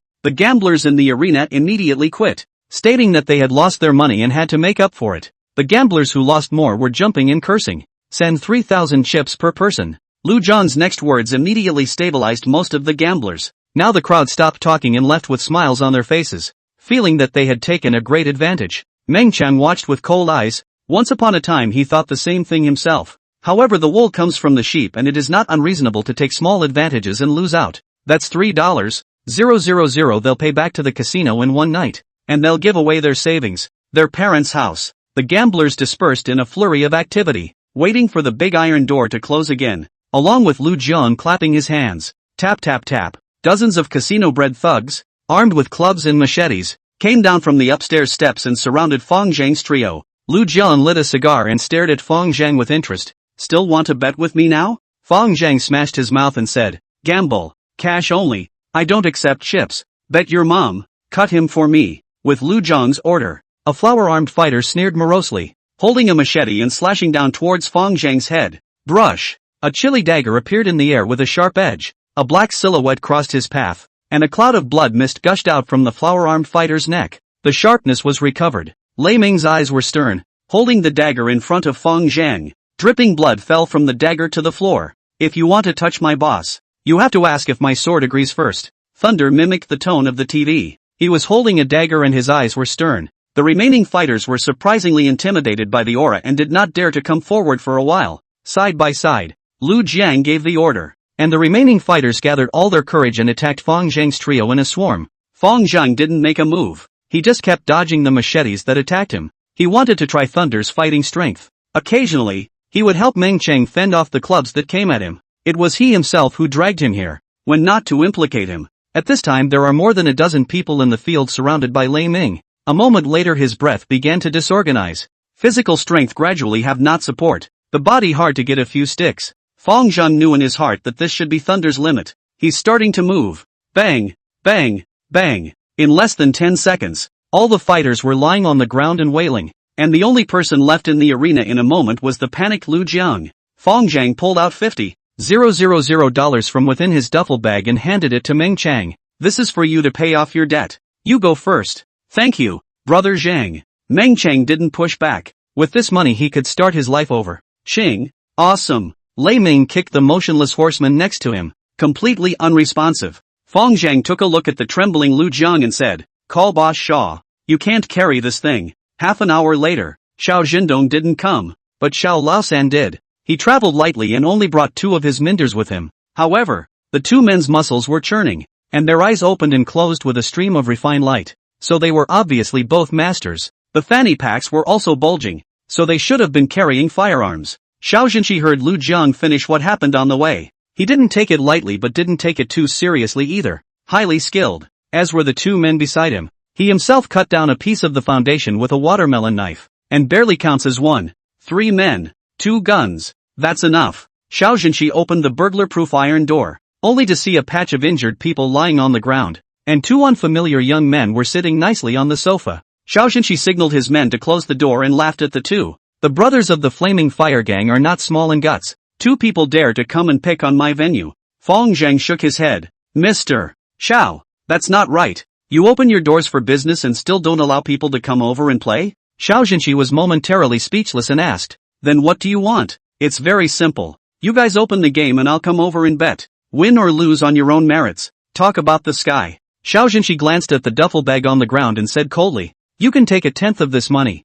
and don't come to my venue to cause trouble in the future." After a pause, he continued, "It's a shame for a talent like you to be a small steward in the Flaming Fire Gang. If you're interested, you can come to me as a technical director, with an annual salary of $1 million to start sending off the barkers." Fang Zhang's mouth was disdainful. "Then there's no talk." Xiao Zhenshi waved his hand, and the 2 gunmen flatly pulled out their pistols. Shoo! At that moment, 2 round piece-like objects shot out electrically from Fang Zhang's hands with a whistling sound that tore through the air, cutting into the wrists of the 2 gunmen in a matter of moments. The 2 black star pistols snapped to the ground. Xiao Zhenshi was shocked, fixed his eyes towards the 2 injuries, only to realize that it was 2 100 yuan amount of plastic chips. The wrists of the 2 were cut bloody. The chips were not half deep. The edge shell emerged the pitch-black color of being burned by the fire, and a burning paste smell could be smelled vaguely. Xiao Zhenshi didn't know anything about physics, but he could guess that it was because of the high temperatures generated by the friction of the plastic accelerating too quickly in the air. A word suddenly came to him. Flying flowers and picking leaves can also hurt people. Switching to plastic chips doesn't seem to be too different from fly picking. This person was clearly an expert who only existed in fiction. Xiao Zhenshi quickly made a decision and hastily bowed, while saying in a civilized manner, "I don't know that a high-ranking person has descended on my humble abode. Zhenshi has missed out on a long-distance welcome. I hope you'll bear with me." "That's a wimp?" Fang Zhang was slightly stunned. This kind of big brother's ability to see the wind and steer the ship was indeed bullish. It was worthy of being a lord who had successfully crossed over from grassroots to class. "What have you decided to do about this?" Fang Zhang asked with his hands in the air, his high man's temperament in full force. Xiao Zhenshi was very painful. "I would like to offer this casino to you." He thought very clearly. The high man wants to come to gamble. he cannot stop it at all. It is better to give it to him to make good karma. The good karma of such people is so much more important than a casino. I think the two brothers would agree. Fong Zhang shook his head. I don't want this stuff. I never touched the gambling and drug industry. Xiao Zhenqi's mind moved, carefully pondering Fong Zhang's words. Gambling and drugs don't touch. Gambling and drugs don't touch. Yellow gambling and drugs. He left out yellow. Xiao Zhenqi felt that he had discovered a blind spot and blurted out. As a sign of sincerity, I'll give you the Sea Moon Clubhouse upstairs. Our property is included in the home's ownership, and the repairs were installed only last year. Xiao Zhenqi was too quick, and Fong Zhang was instead not too nice. Sea Moon he knows. The property built surface totaling more than 17,000 square feet. The first floor is a large supermarket. The second floor is a clothing city. The third floor is the Sea Moon KTV. The entire property is owned by Xiao Zhenqi, and the first two floors are rented out to others for business, with annual rental fees amounting to several $1 million. The entire property value should be in the neighborhood of $100 million. I won't let you suffer too much. You take this money. Fong Zhang kicked the duffel bag by his feet and said, Mr. Fong is indeed very particular. Xiao Zhenqi praised him repeatedly, and then waved his hands in a hurry. This is your winnings and should be taken in its entirety by you. Tell you to take it away and you take it away. Lei Ming watched in disbelief from the side. The two had just shouted and fought, but at this moment they were actually humbling each other. That's $40 million. How is it no different than $4 in their eyes? The jungle is not about fighting and killing but about people, and it really makes sense. Seeing Fong Zhang's insistence, Xiao Zhenqi no longer pushed back, and Fong Zhang's feelings were raised another notch. The two talked it over and finalized the plan. Since founder is not opening a casino, Xiao Zhenqi decides to relocate the casino elsewhere. Fong was going to convert the field into a bar, and Xiao Zhenqi was responsible for the remodeling costs and all the closing costs of the title. Fong Zhang additionally threw in the towel, stating that he would help Xiao Zhenqi's venue if a master of the 1,000 arts came looking for trouble. Both sides are happy. Xiao Zhenqi has made a high-profile acquaintance, and Fong Zhang has acquired his first property. Forces finally starting to translate into resources. The next morning, the manager's office of the Empire Entertainment Club. Fong Zhang and his subordinates, the 8 Vajra along with Lei Ming, totaling 10 people, held a personnel appointment meeting. After Fong Zhang introduced Lei Ming in the crowd, he opened his mouth. The Sea Moon Club is my property from today. Crap. Zhu Laolu was the first to jump to his feet, wondering, isn't that Brotherhood Alliance Xiao Laosan's property? You don't care whose property it is. It's now named Fong, and the title transfer will be done in the next 2 days. Let me make the personnel arrangements. Appoint Xiao Qi as the stewardship manager of the Imperial Clubhouse, and Mengzi as the assistant stewardship manager. Appoint Old Six as stewardship manager of the Sea Moon and Thunder as assistant stewardship manager. Fong Zhang arranged this firstly to consider loyalty. Lao Lu, Xiao Qi, and Mengzi were the most loyal to himself, so he definitely had to consider them first. Although Lei Ming's ability is stronger than the above 3 people, after all, it is a newcomer. Loyalty has to be examined for a period of time, and seniority cannot convince the public. As for the other few people, they were originally following Old Six, so I don't think they would have too much of an opinion, and even if they did, they would only target Lei Ming. As for Morning Biao, he's an undercover agent. There's no way to arrange it, unless he abandons the light and turns to the dark side.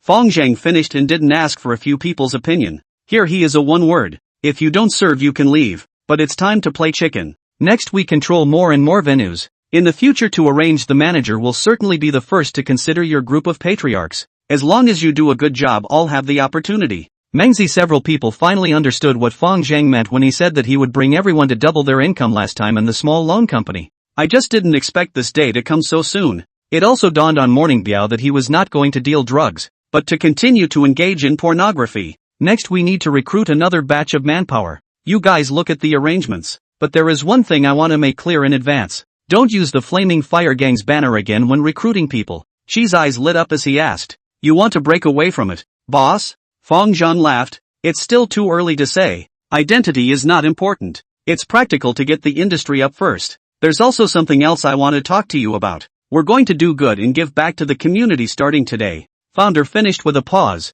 giving them time to accept it. Morning Biao was puzzled. Brother Zhang, what are you going to do? Fong Zhang explained, Dihao is not my property. I can't control it, but Sea Moon can still do it. Every month, 1/10 of the net profit from Maritime Moon is given back to the community. After saying that, he broke his hands and counted up. The property below has $800,000 of rent every month. And Sea Moon also has 700,000 to 800,000 dollars of net profit every month. So let's take $150,000 out every month. Zhu Laolu heard and understood, but was even more puzzled and asked, is the property down there yours too? Well, the oldest turned it all over to me. That's not the point. Giving back to the community. I'm going to start with the sanitation workers. What do you guys think? We think it's okay. The crowd was in favor of the idea that providing help directly to the sanitation workers could be more reliable than donating to a project. It's them and the city's incapacitated population that need the most help.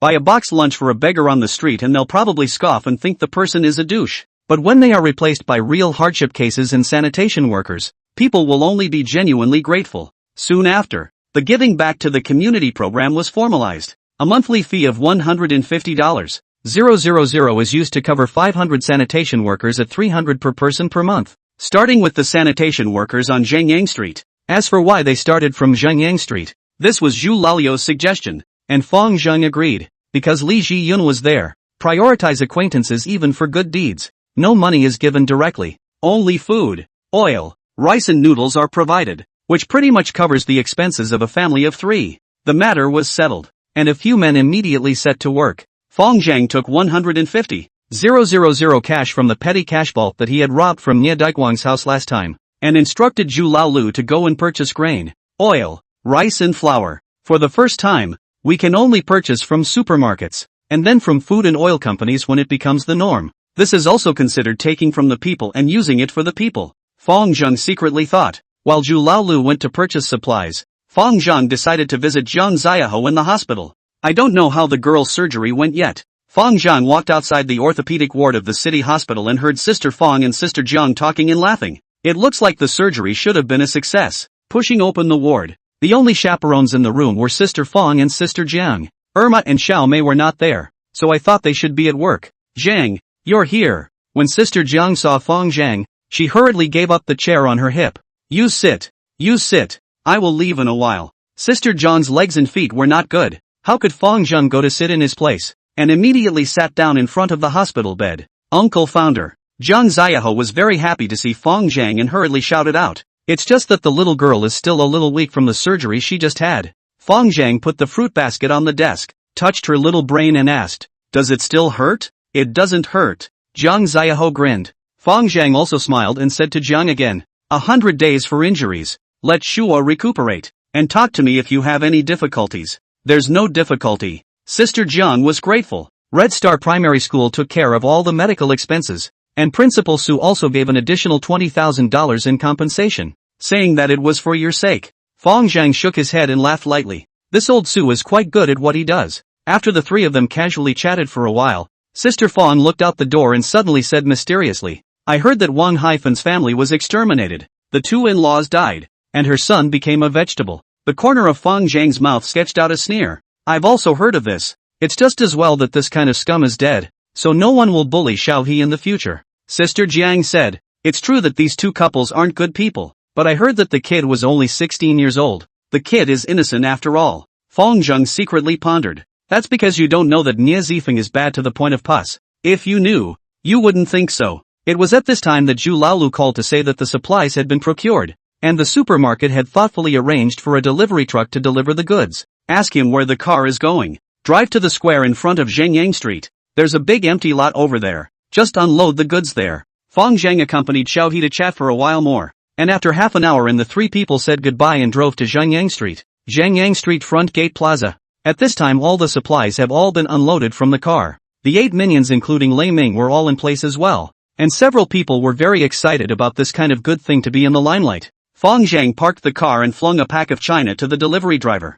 Brother, hard work. The driver took the cigarette and asked curiously, what are you doing? Give love to the sanitation workers. Crap. Big deal. The driver sighed repeatedly. The price of the goods he knew by heart. 150,000 is a lot of money in this day and age of a couple thousand per capita per month, and it's going to take out a sweet just once. In the past, there are some bosses to give love to sanitation workers, but at most, they will buy a few $1,000s of supplies, but also to take a bucket full of photos. More elements of the show. But these guys are clearly not putting on a show. Yeah, not right. The driver scrutinized Fang Zheng and the others, and the more he looked, the more wrong he became. These people look like they're socialites. When did the triads become so kind? Morning Biao was of the same mindset, and he had been watching coldly since Fang Zhang had established the 10 rules. He didn't believe that Fang Zhang could really do it. However, he was proven wrong. Judging by what he's doing these days, he's really serious about enforcing the rules he's set. Thunder lined up the cooking oils in order,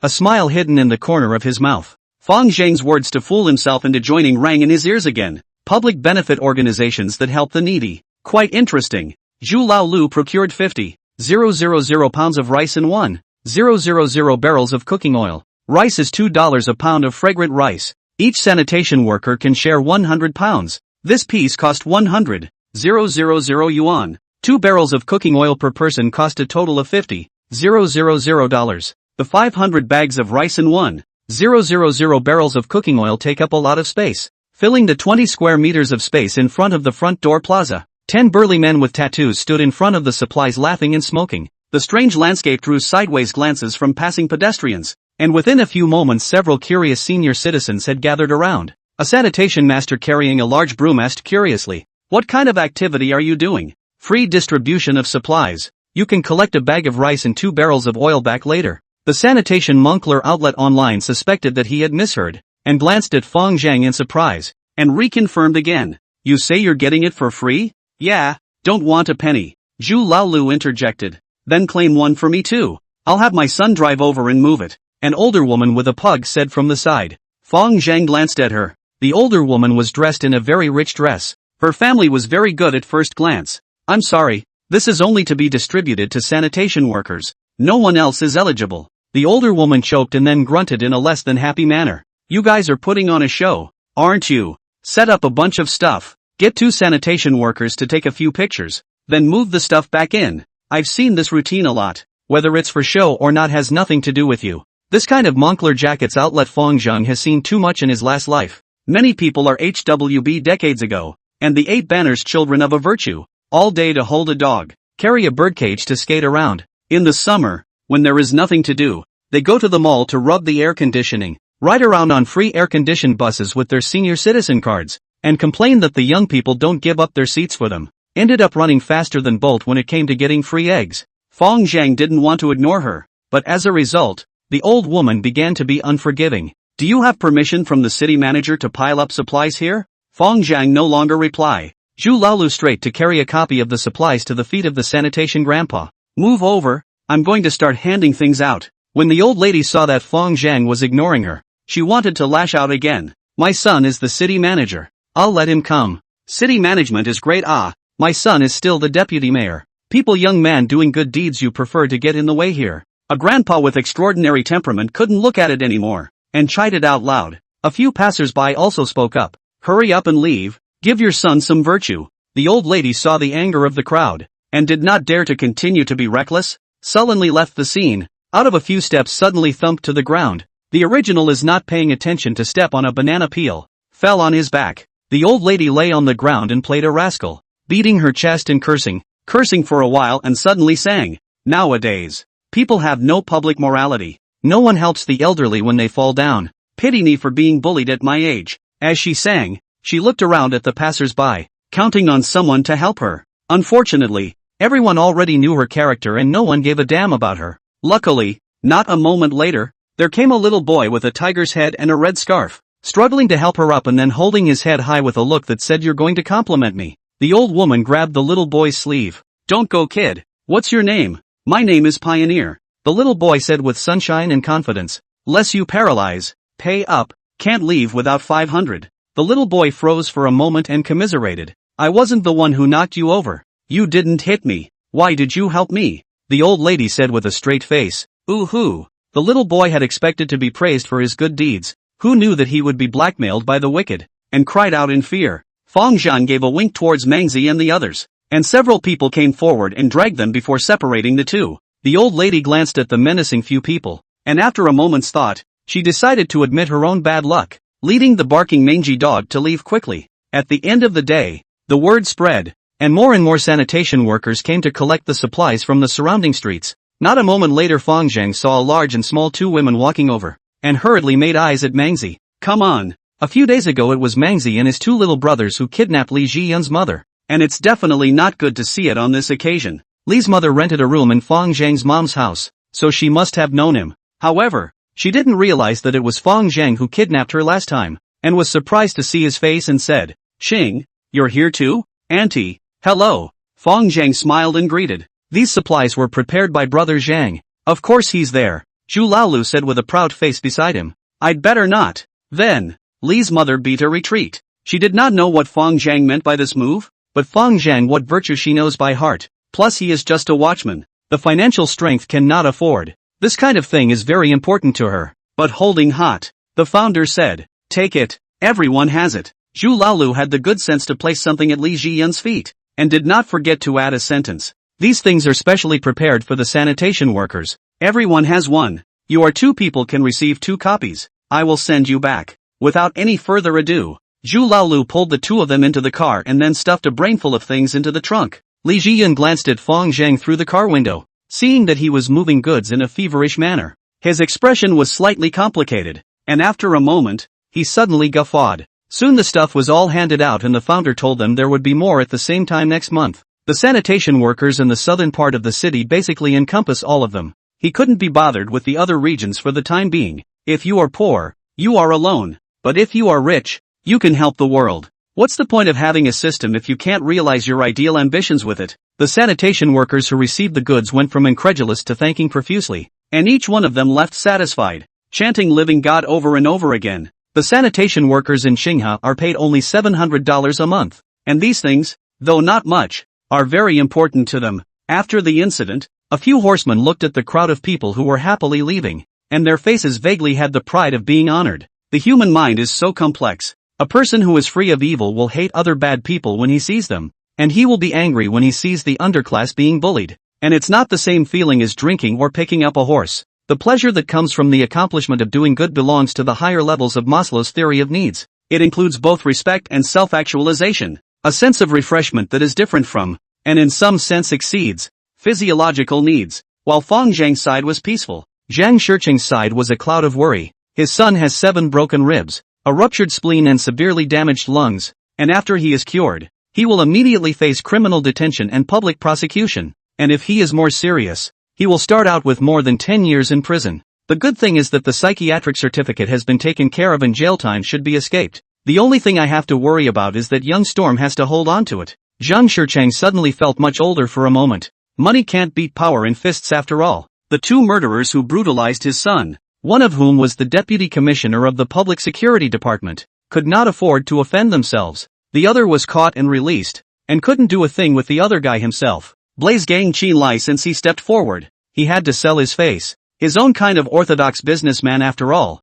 still cannot do the triads. The only ones who can fuck over a punch are entitled to it. He himself was relying on the Black Dragon Society line, and the Black Dragon Society was not so bad as to go to war with Qin Lai over such a trivial matter as Zhang Xiaojie. But how can a breath be swallowed? Things were swept away. There was nothing to clean up. Everyone was tired today. Fang Zheng decided to arrange for a few girls to treat them well in the evening, especially Lei Ming, who was still a fledgling up to now, was a disgrace. Fang Zheng had just returned to the Imperial Clubhouse when he saw a man in a gray jacket hovering at the entrance. After seeing the person, Fang Zheng's face was grim as he walked straight past him. Brother Zheng, you're back. Ding Chang revealed a pleasing and humble smile. No longer the arrogance of the interrogation room. Without a word, Fang Zheng entered the clubhouse and walked into the box that Sister Hong had arranged. Ding Chang also followed with a shameful face, pushing open the door of the compartment and standing groveling beside it. Malagasy, who let you in? Old Six crossed him, his eyes icy cold to the core.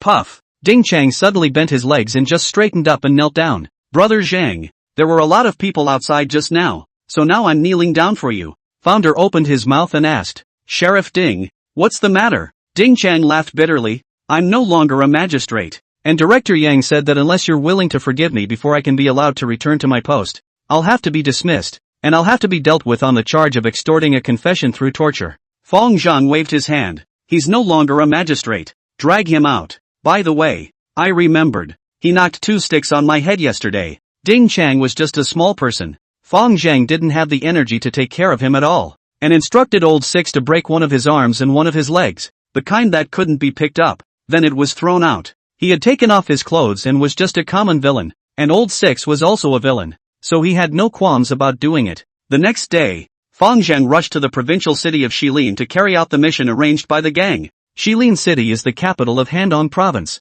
belongs to the Big Summer country's megacity, the population of more than 10 million. Geographic location, the Yangtze River's throat. Since ancient times as the soldiers must fight for the place, the Blaze Gang had assigned Fang Zheng a security mission to protect Li Chen, the Axe Gang leader of Shilin City. The identity of the Axe Gang wasn't worth Jin Li's trouble, but Li Chen had another identity, the third-generation first son of the Li family in Shilin City. Although he is not the firstborn son, his status is extraordinary. The Li family belonged to the first-ranking family in Westwood City, and there were capable people in both politics and business. The strength also exceeds the Yang family, where Yang Storm is from, by one step. Li Chen seeks protection because he learns of a message that someone has spent 50 million meters of gold on the dark web to assassinate himself. The family has actually assigned him a 10-person professional security team, but perhaps there was a lack of trust in the ability of the security team, or in the people who sent it. On top of that, he invited a few familiar gangsters and sent a group of good men over to aid him. Plus he hired a great master himself to sit in the center hall.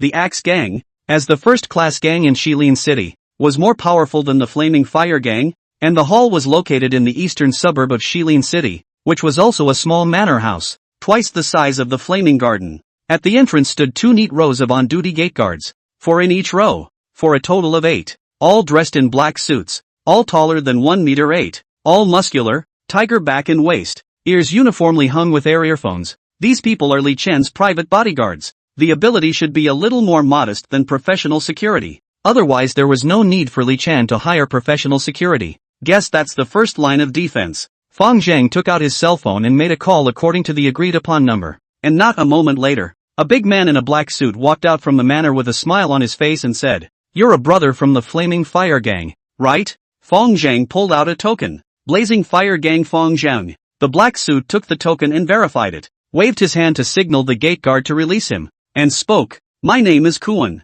The two walked and chatted. The estate was small and lush, and everywhere you looked there were patrols wearing air headsets. There were no less than 30 people along the way. A grand and imposing antique building stands tall in the midst of greenery, which is the headquarters of the Axe Gang. Fang Zheng and Ah Koan walked to the gate. Ah Koan reached out his hand. Brother Sam has been waiting for a long time, and reinforcements from the other brother gangs have also arrived. Fang Zheng knew that the so-called waiting for a long time was just polite. He didn't mind and asked curiously, "I heard that you guys even invited an expert to sit in this time? You're talking about Eagle Claw King Elder Luing, right? He's already here." "Oh, King Eagle Claw?" This title was more or less strange. Fang Zheng was very curious about this so-called expert and walked into the lobby along with Kuan. By now there were 13 or 14 people in the lobby. 8 of them wore uniform black suits, white shirts and black ties. There was also a small, oddly shaped axe at his waist. I think it's the elite gang of the Axe Gang. There were also 3 other people dressed differently, which should be the reinforcements that Li Chen had invited from other gangs. Axe Gang leader Li Chen was about 30 years old, with a somewhat feminine and pale face, wearing a black suit tied with a bow, and was currently lighting a cigar and sitting on a leather sofa to enjoy the performance of a middle-aged burly man. Bang! Bang! Bang! Firecracker-like explosions exploded on the wooden stake. Wearing a black elastic undershirt of the burly figure, hands clasped into a claw shape, left and right prancing, claws like fine iron, a claw paddle. Then see the wood shavings flying. Acacia and elmwood refined wooden stake suddenly appeared on the 5 half-inch deep claw marks. The burly man turned around, revealing a horribly scarred 4-square black face with high temples, eyes like electricity, and a voice like a bell. Kung Fu was a killing technique. "Can you guys block this claw of mine that's 20 years old?" Li Chen stroked his palm and rose, bending his head in a long bow. "Can't stop it." "Of course I can't. The Eagle Claw King's martial arts skills are world-class. I, Li, along with all the colleagues of the Axe Gang, salute the Eagle Claw King." All of the Axe Gang minions in the arena bent their heads and bowed long. The other gang members, including Fang Zheng, did not salute. They were talking about their fellow Axe Gang members, not him. "This Eagle Claw King is so dense?" Fang Zheng glanced at the claw marks on the wooden stake and was slightly surprised. The original body eats, drinks and oppresses the people all day long, and doesn't know much about this world at all. And the only person he knows who is the most powerful is Li Hongbing. However, looking at the destructive power of this Eagle Claw King, a claw-down Li Hongbing is estimated to lie down to blackmail medical expenses. The same 20 years of practicing martial arts. The difference between the two was like an abyss in the sky. Fang Zheng was still used to converting in the way he understood. Li Hongbing was roughly 2 5 times the physique of an ordinary person. Broken army was roughly 3-5 times, and this Roche Eagle Claw King was at least 6 times. The founder licked his lips and became a little interested in him. Open the eye of good and evil and scan it. A line of red numbers immediately surfaced above Lu Ying's head. 13. Fong Zhang was slightly disappointed. It was useless to kill it. Li Chen and Lu Ying sat down opposite each other, and Li Chen asked with anticipation in his words, Senior Eagle Claw King, these 8 are our axe gang's 8 Vajra. Labor to see if there are any buildable talents among them. Lu Ying swept his eyes over the black suits on the field one by one, his mouth hidden in disdain. They are all a bunch of mediocre people who have been emptied of their bodies by booze and sex, and are not fit to be made. Li Chen's face was a little embarrassed, then calmed down, and said with great bravado, I've laid a dragnet inside and outside the manor, and with you, Eagle Claw King, protecting me, I will definitely tell that shit SK to have no return. SK is a prestigious assassin organization outside the country, with many capable and talented people, and is also the main body of this assassination of Li Chen to receive orders for execution. Li Chen had gotten word that SK had sent a team of gold medal assassin teams into the country. He decided to just spend time at the manor. If he was allowed to find the man behind the scenes, the mission would be a no-brainer. At this moment, Cohen walked over to Li Chen and whispered in his ear. Li Chen looked at Fong Zhang, got up and walked over, extending a hand and bowing slightly. Thanks to the brothers of the Blazing Fire Gang for giving a helping hand from afar. You're welcome. Li Chen's posture was low, so Fong Zhang treated him with courtesy. While he shook hands with Li Chen, his gaze was intentionally or unintentionally cast to a blue and white porcelain jar in the southeast corner of the hall. Inside the porcelain jar faintly came a breathing sound, if any. Extremely weak. A few cannot be heard. Fong Zhang's previous life home also has this Ming Xuanda years of blue and white figure jar. If he remembers correctly, this kind of jar, the depth of only 0.6 meters, the narrowest part of the mouth of the jar diameter of less than 20 centimeters. How does such a small jar hold a person? What kind of world is this? Since the killers were a team, there must be more than just this one person. Fong Zhang simply didn't point it out so as not to scare the snakes. Li Chen prepared a sumptuous luncheon for everyone, and after eating, Fong Zhang followed the crowd to the second floor rest area. Li Chen placed Fong Zhang into Group B, the gangster group, which included 3 good fighters from other gangs and a few hall masters from the Axe Gang, a total of 10 people. He didn't test Founder's strength because there was no need to. If it wasn't an expert, Qin Lai wouldn't send it over.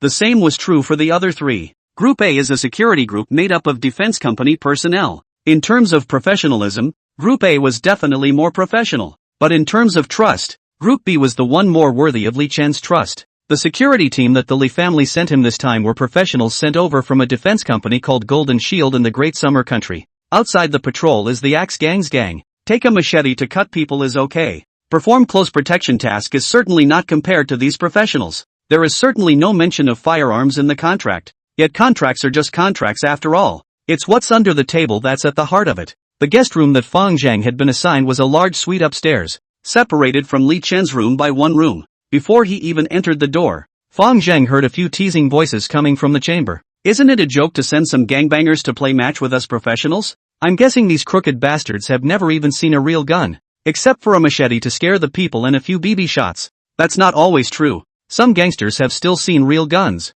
Their employer is supposed to be a socialite. That's what he's good at. What can you do? Fong Zhang knocked on the door, and the voices inside ended abruptly. No one answered the door. Fong Zhang pushed the door straight open, only to see 3 tough men in tactical jackets holding cigarettes, gathering together to blow off steam. Hearing the push, the 3 men turned back together, and an inch of a man with a shaved jaw said coldly, "Find yourself a place to sit." Fong Zhang was unimpressed and gave the 3 a look. 3 people as a professional security. Physical quality is not covered. Each pugilistic body strong, muscular, height are in 1 meter 85 or more. Then 1 meter 82. Fong Zhang is also a cut above. The open tactical jacket reveals an ASP thrown baton, taser, handcuffs, and a holster to hold a real firearm, all worn around the waist. Seeing that the attitude of the 3 people was not very good, Fong Zhang did not take it personally, pulling out a chair and sitting down right next to it, listening to a few people bragging and farting. The small, flat-headed man who was talking was called Chao Zhang,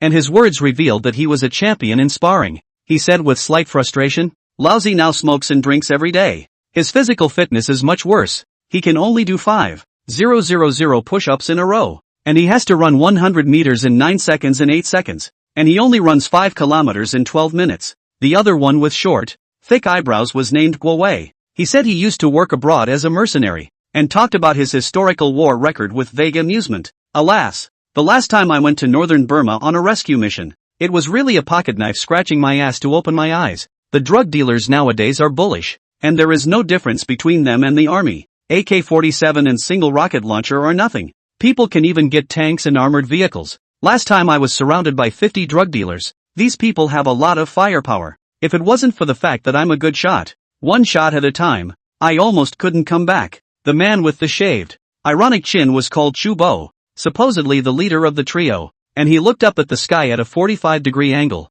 his tone full of nostalgia. I still miss the days when I flew missions in Ken 10 fighters. You surely can't imagine what it was like, firing Thunderbolt 2 laser-guided missiles at 10,000 meters against the ground. Bayou, bayou, bayou. A few missiles go down and a military base goes up in smoke. Cuckoo cuck. The first two founders didn't laugh, but this one named Chubo did make him laugh. People still need to go out if you do not come to Shilin, all day nestled in the Qinghe where to see so many talents. What are you laughing at? The casual champion was immediately a bit annoyed when he saw his boss's bragging interrupted. Nothing. Fong Zhang laughed and shook his head as he explained. I'm a person who generally doesn't like to laugh, unless it's just too funny to resist. No more speeches. Cubo asked in annoyance as his interest was interrupted. What do you do? Fong Zhang laughed while answering. I'm from the Flaming Fire Gang, managing an entertainment club. Chubo said disdainfully. Che, so it's a spectator. Founder nodded his head and admitted. Well, I do watch the grounds.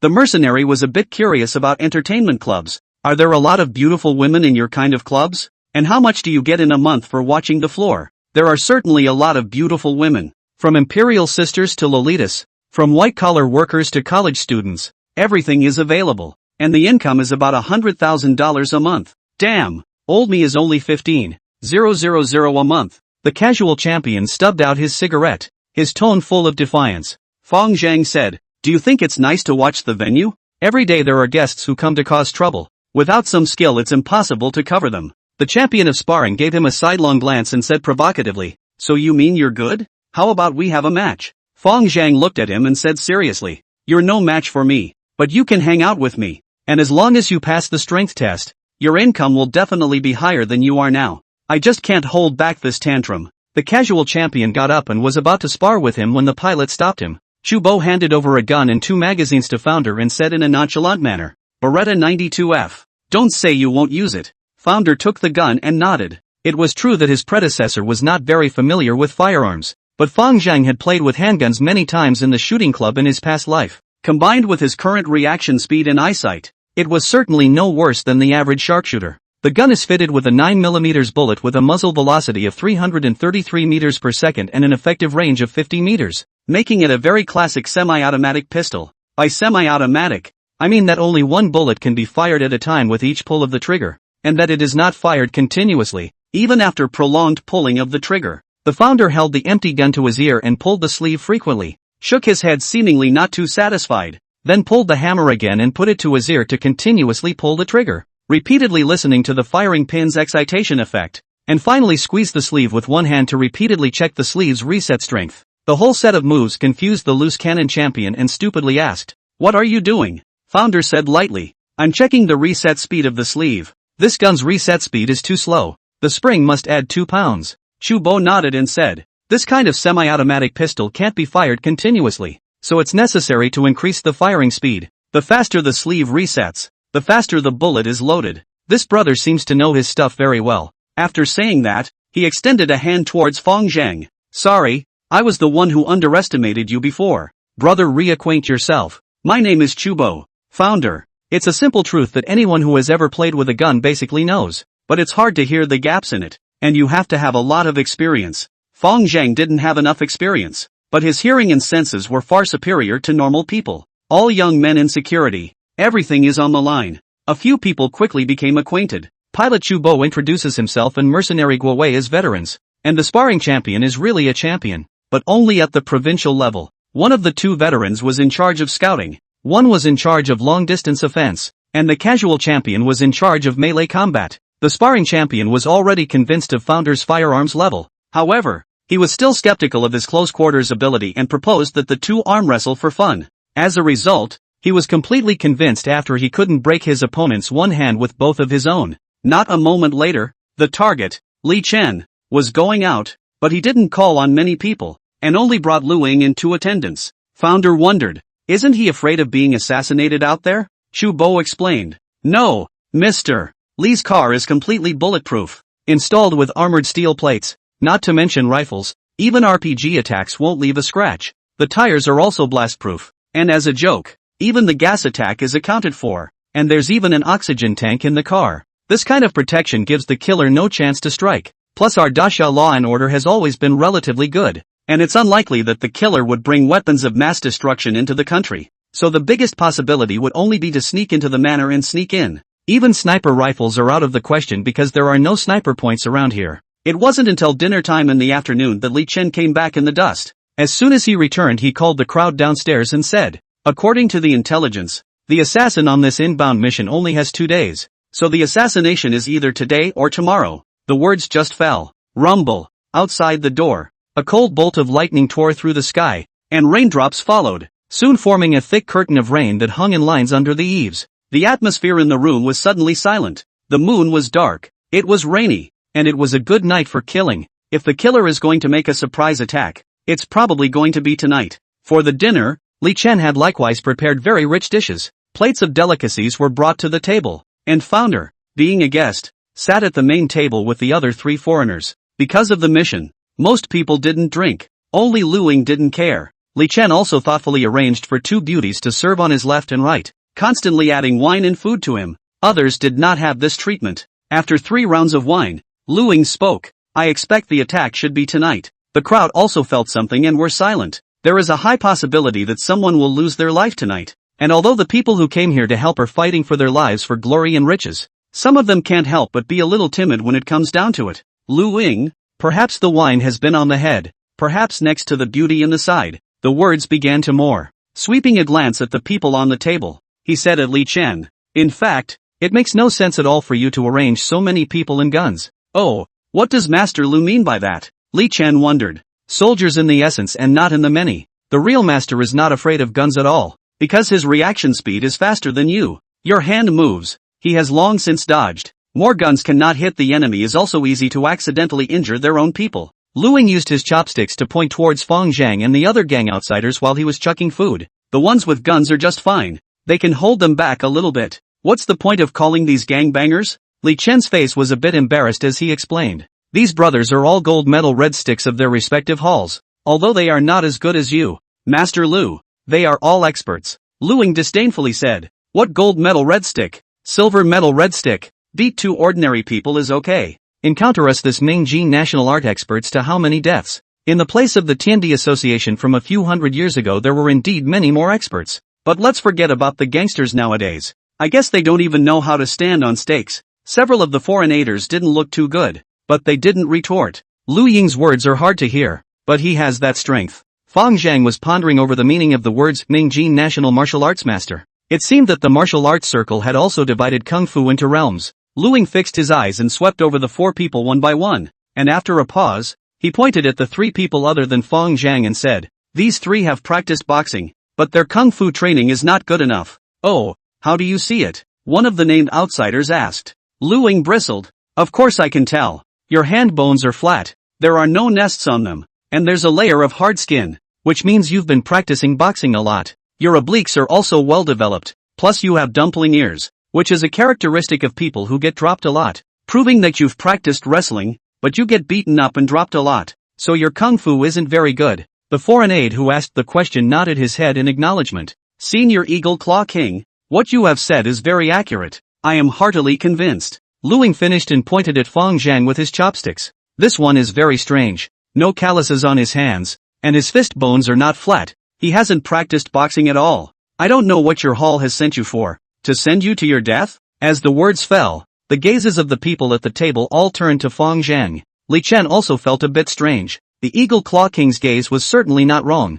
So what was the meaning of Qin Lai sending someone over who didn't know martial arts? With a second thought, he came to a realization and helpfully explained. Although this brother Feng doesn't know boxing or kicking kung fu, his marksmanship is certainly very good. Chu Bo's trio also chimed in at the next table. Brother Feng is indeed very proficient with firearms. No wonder. The crowd showed expressions of sudden realization. Lu Ying no longer squeaked. Since people have other skills, it is also said, he was one of the more traditional martial artists and despised those who used hot weapons. Yet times were changing and hot weapons were the norm after all. However, Fong Zhang was not happy, slowly putting down his chopsticks, staring at the Eagle Claw King and snickering. If your kung fu is so high, Master Lu, why don't you know that there's an extra person in the hall? What extra people? The crowd looked around with puzzled faces. The halls are empty. Where can we hide? Then you look at me. I look at you. And the table is full of acquaintances. No spies mixed in. The founder stood up and stared unblinkingly at the porcelain jar in the southeast corner. He could sense the breathing in the jar becoming much more rapid. The crowd also followed his gaze and were even more puzzled. Isn't that just a half-meter tall jar? Is someone hiding in there? How is that possible? Fong Zhang said aloud. Still really calm. Come out. Your support outside has arrived. Click, click, click. As soon as the words fell, a sour sound of bones rubbing together suddenly came from the empty and quiet hall. The crowd followed the source of the sound, only to see that the originally motionless porcelain jar suddenly began to shake slightly. In an instant, a morose and grim head suddenly poked out from the mouth of the can. The cold and bloodthirsty pupils swept through the indoor crowd, indifferent and cold, as if looking down on the demon king of the living world. Lu Ying's neck plummeted. His center of gravity fell to his tailbone. His sweaty hairs exploded, and the wine instantly woke up a large part of his body. When did a man come into the hall and he didn't know it? Abruptly, a short, slender human body, less than half a meter tall, poked out of the mouth of the tank. After landing on the ground, extremely fast twisting torso, sinews quivering like a dragon and snake shaking, skeleton stretching like an inflatable puppet, accompanied by the crackling sound of bone and flesh friction, in an instant became a muscle pancake, height of nearly 2 meters of the iron tower of the giant man. Fong Zhang's pupils suddenly shrunk, and he was slightly surprised in his heart. Could this be the legendary bone shrinking technique? Shrinking bones. Lu Ying let out an exclamation of surprise, immediately verifying his guess. The giant man with the iron tower swept his gaze over the people on the field one by one, his voice carrying a few moments of doubt. I am self-conscious that I have hidden myself very well, but I can't imagine that I have still been discovered by you. Which expert is it? Can you come forward for a moment? This question was puzzling to others as well, and some of the people in the arena were sullen, their gazes subconsciously casting towards Fong Zhang. The giant man followed his gaze to Fong Zhang. The doubt in his eyes increased, and he said in astonishment, How did you find me? Of course I saw it. Fong Zhang casually replied. He had never seen a match between masters of the state arts before, and was very interested, and he certainly wouldn't be a horse's ass at this time. So it is. The giant man lost interest in Fong Zhang at that moment, and his gaze went to the target person, Li Chen. The stern gaze frightened Li Chen, who changed color slightly, plus the way the other party appeared was just too weird. He said in a slight panic, Master Lu, I'm counting on you next. Lu Ying suddenly felt a bit regretful. If he knew that his opponent was this kind of expert, he definitely wouldn't have taken this deal. However, the contract has been finalized. The other side of the killing intent has locked himself as a martial arts practitioner, and how can he not be timid before the battle? He took a step forward, his whole body bones vibrating, muscles relaxing and contracting, secretly condensing strength in his claws, ready to meet the battle at any time. The giant man also transported energy to his body and walked towards the side step by step. Do it! At this moment, taking advantage of the giant man's laxity, Li Chen gave an order, and the 2X gang elites around him suddenly pulled out their pistols and fired point blank towards the giant man. Li Chen had a scowl on his face. I don't believe you're really not afraid of guns. Suddenly he was like a cock by the throat, and his cries came to an abrupt end, only to see the giant man double foot light point, left and right to move. Obviously body bulky but like caressing the wind willow. Bullets simply cannot hit him. It's useless. Lu Ying looked grim. His reaction speed is too fast for ordinary people to keep up with their shooting speed. A few moments later, there were 2 clicks and both gunmen's clips were emptied. Keep up. Li Chen gave an order. The other 2 security guards swept towards the giant man with their M16 automatic rifles. This time the giant man no longer continued to prancing. 2 jumps to hide behind the porch column. I thought you really weren't afraid of guns. Li Chen breathed a sigh of relief and waved his hand. The 2 security guards made a tactical gesture and flanked the porch columns left and right. Just 2 steps out, the silhouettes behind the porch columns flickered, and suddenly 2 streams of light shot toward the 2 men's gun-toting hands. 2 thuds. The 2 rifles fell to the ground and the 2 men howled in pain as they rubbed their wrists.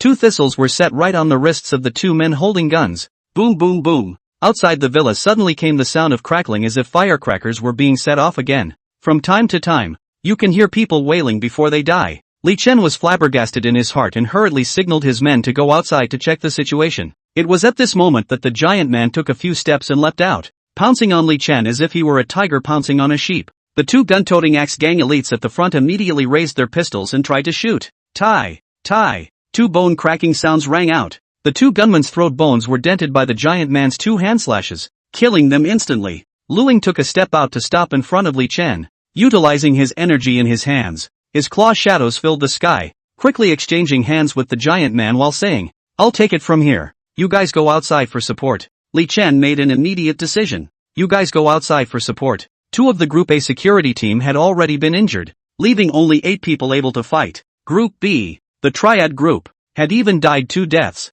and there were only 8 people left. The A-team leader immediately communicated with the security officer stationed outside through his headset. What's going on out there? The enemy numbered 5. And the configuration pattern should be 1 sharpshooter, 2 fire teams, 1 precision shooter, and 1 commander. The leader of the group listens and then immediately gives orders. Attention Group A, Zhang Chao and Lu Jun are in charge of frontal assault. He Bin and Lu Don are in charge of flanking cover. Chubo and Guowei are close by to find high ground for long-range fire cover. Over. The leader of the Triad Group B felt that his side's momentum couldn't be weakened, and he also began to give orders. Brothers, give me a hard fight, Master Li said. $1 million reward for killing one. The 2 triads were as if they had been beaten with chicken blood, holding 2 large black stars, and stepped out of the gate with their feet back and forth, followed by the people behind them. It was still raining outside, but much less so. Shooting in the rain makes it much more difficult to shoot, as the rain tends to gum up the sights and the gun becomes slippery.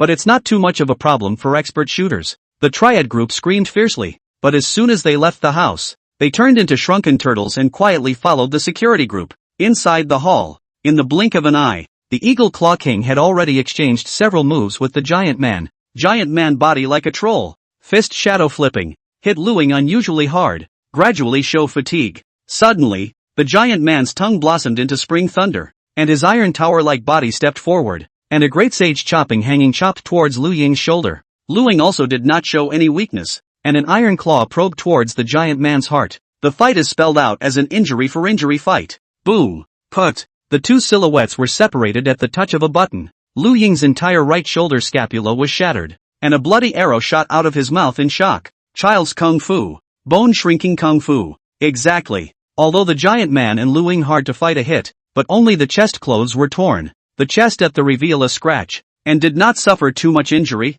should be the role of the child's strength. At this time, only Li Chen and the 2 Axe Gang personal elites who were protecting him, as well as Feng Zhang who was watching the scene, were left in the field. Li Chen's trio glanced at the Eagle Claw King who was limp on the ground, completely incapacitated, shocked in his eyes. Lu Ying's power of attacking the wooden stake before was still fresh in his mind. Who knew that 20 years of kung fu would be hiccuped so soon? That's it. That's it? Li Chen made an instant decision, immediately spread his legs and ran towards the door. Although the gunman outside was also dangerous, but this giant man was too terrifying, so that he couldn't afford to put up the slightest resistance. The giant man no longer paid attention to Lu Ying, ignoring the others, and with 2 arrow steps, he quickly approached Li Chen, slashing his palm towards the back of his head. That was his target person. Without killing him, it was useless for others to kill more. Li Chen sensed the sound of strong wind at the back of his head. His heart was horrified. He wanted to accelerate the speed of his feet, but he felt that his feet were trembling,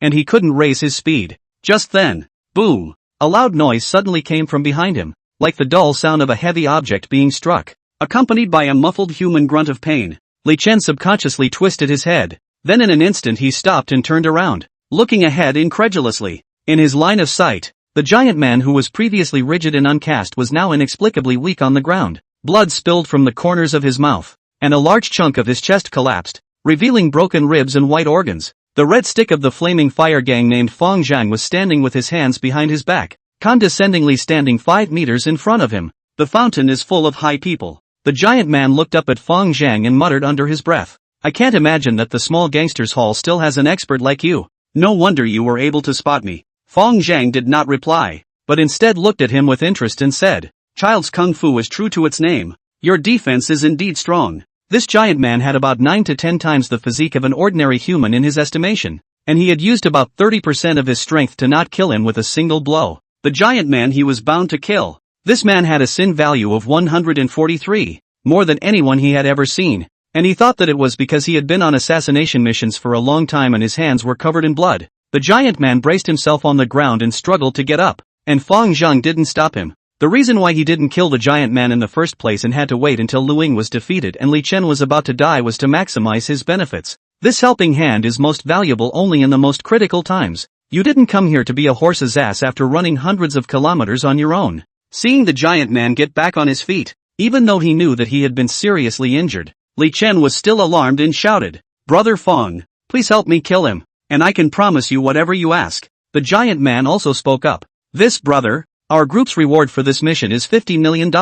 As long as you don't block me, all of this money can be given to you. I'll offer 60 million meters of gold." Right away, Li Chen immediately raised the price. The giant man was instantly silenced. He was far from Li Chen's rival in terms of financial strength, and besides, the money didn't arrive so quickly. Fang Zhang had his own calculations in his heart. Li Chen wasn't much of a good person, and had a sin value of 12 points, but it wasn't enough for a death sentence. Killing him was no use at all, and the giant man was obviously worth a lot more. The giant man knew that it was completely impossible to negotiate, and on the spur of the moment, he scattered his legs to escape. Shoo! A strong wind swept by, and a finger pointed at the giant man's throat like a poisonous dragon. Well, a blood arrow soared in the air, and the giant man covered his throat. His mouth emitted slurred sounds, his eyes opened wide, and he fell to the ground like pushing a gold mountain down a jade pillar. A vast heat current was conducted from the giant man's corpse to Fang Zhang's body. Fang Zhang closed his eyes and sensed the increase in his physique. His heart was very satisfied and he secretly thought, when it's not a vain trip. What satisfied him even more was that although he couldn't absorb the giant man's memories, there seemed to be some more memories of child's kung fu and bone-shrinking kung fu in his muscle memory. The control of the body at the micro level seems to have strengthened a bit as well. Fang Zhang opened his eyes and turned around, only to see that Lu Ying had already stood up and was looking at himself with Li Chen with a shocked expression. It was Lu Ying who reacted a little faster. Staggering and bowing, "Elder Fang's divine might is overwhelming. Please forgive me for the many offenses before." Li Chen was also ready to greet him, but Fang Zhang waved his hand to stop him. "Fair trade, no need to be polite. Okay, all at Mr. Fang's discretion." Li Chen had already taken Fang Zhang as his backbone at this point, and whatever he said was what he wanted. Outside, the gunfight was fought with extraordinary intensity. The SK's third gold medal team for assassination missions included retired Navy SEALs from the United States of America, as well as former international mercenaries and gold medal assassins trained by the SK Assassin organization itself.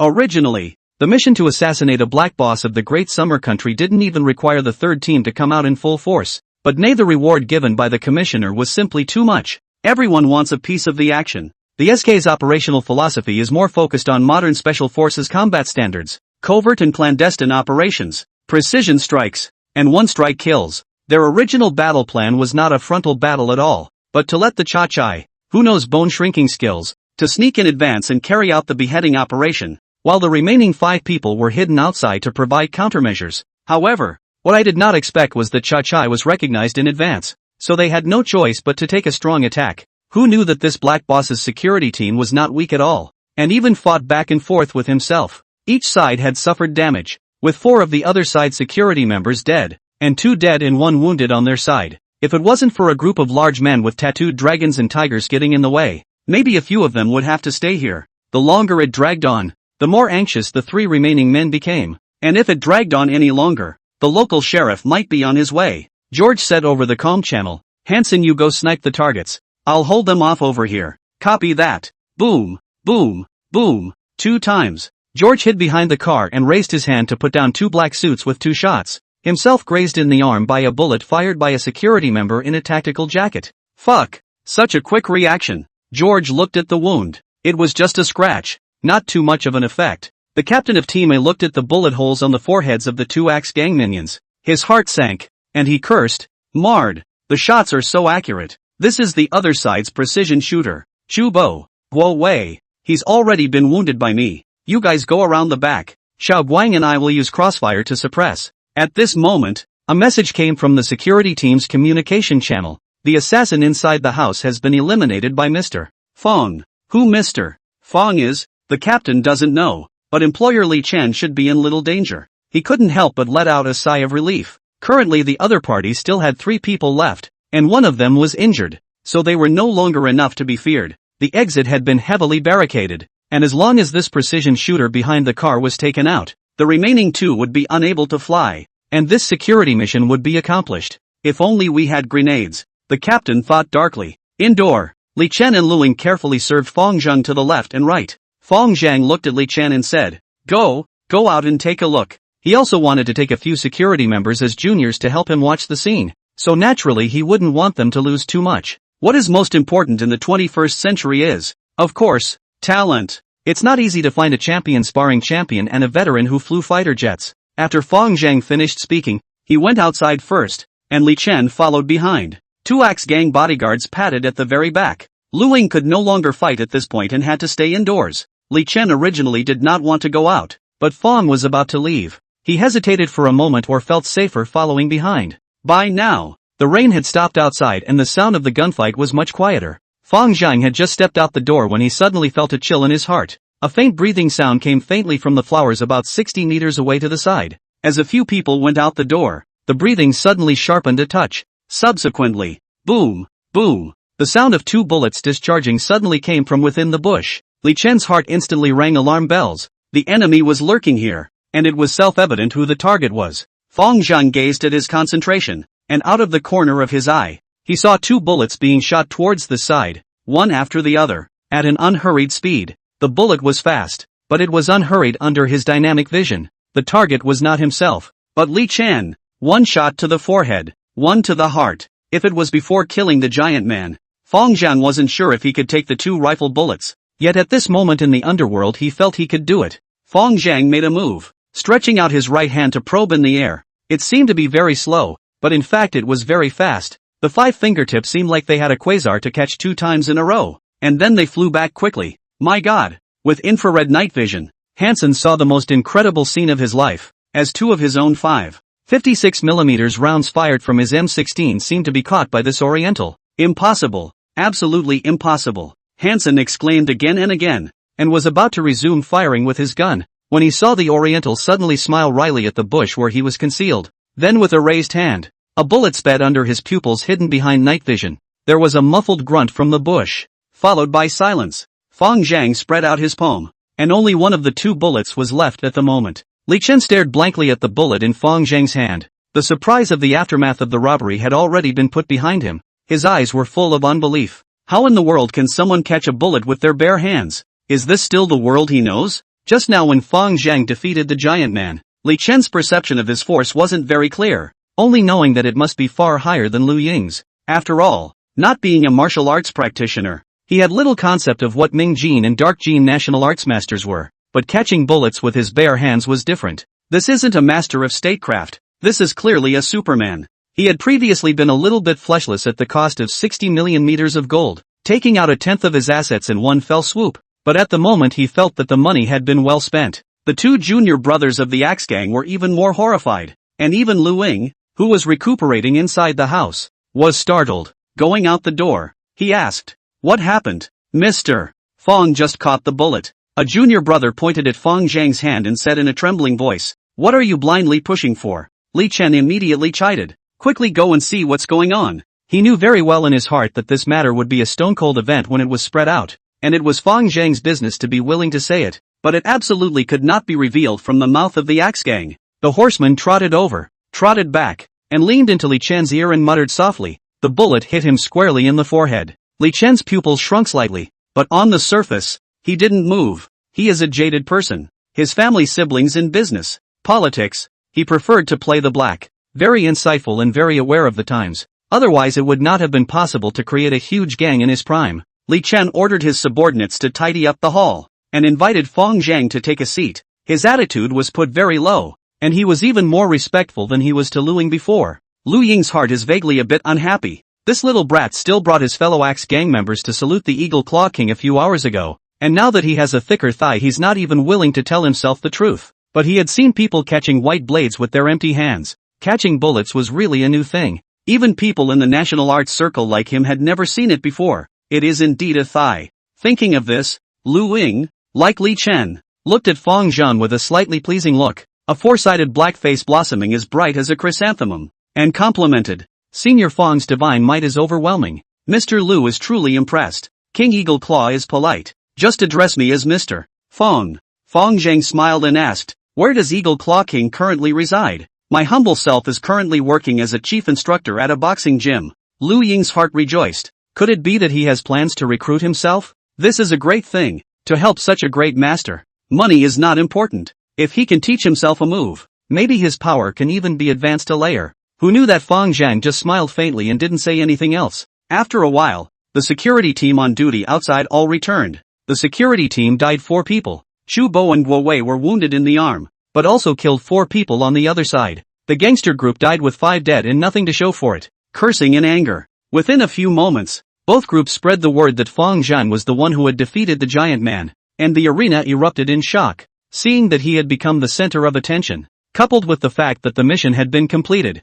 Fong Zhan got up and decided to take his leave. Seeing that he was determined to go, Li Chen didn't force him to stay, and paid the reward of 30 million meters of gold first. The remaining half said that it would take 3 days to raise funds, and within 3 days it would be credited to founder's account. Fong Zhang nodded his head in agreement, and after saying goodbye to the crowd, he called Chu Bo aside specifically and asked with a smile, "You've also driven a Kin 10? Chu Bo laughed. "Guo Wei and I are both scouts, and I was kidding about the airman." Chu Bo treated him with respect. He and Lei Ming belonged to the same category of people who only obeyed those who were better than them. Oh, Fong Zhang was slightly surprised. This soldier type was not simple, not inferior to the special forces. He was in need of such talents. That's also very powerful. Your kind of talent in the security company is really buried. Are you interested in working with me? Watching the field? Q Bo queried. Managing the industry for economic and social value. Fong Zhang frowned, then handed over a phone number. If you're interested, call this number and get your co-workers on it.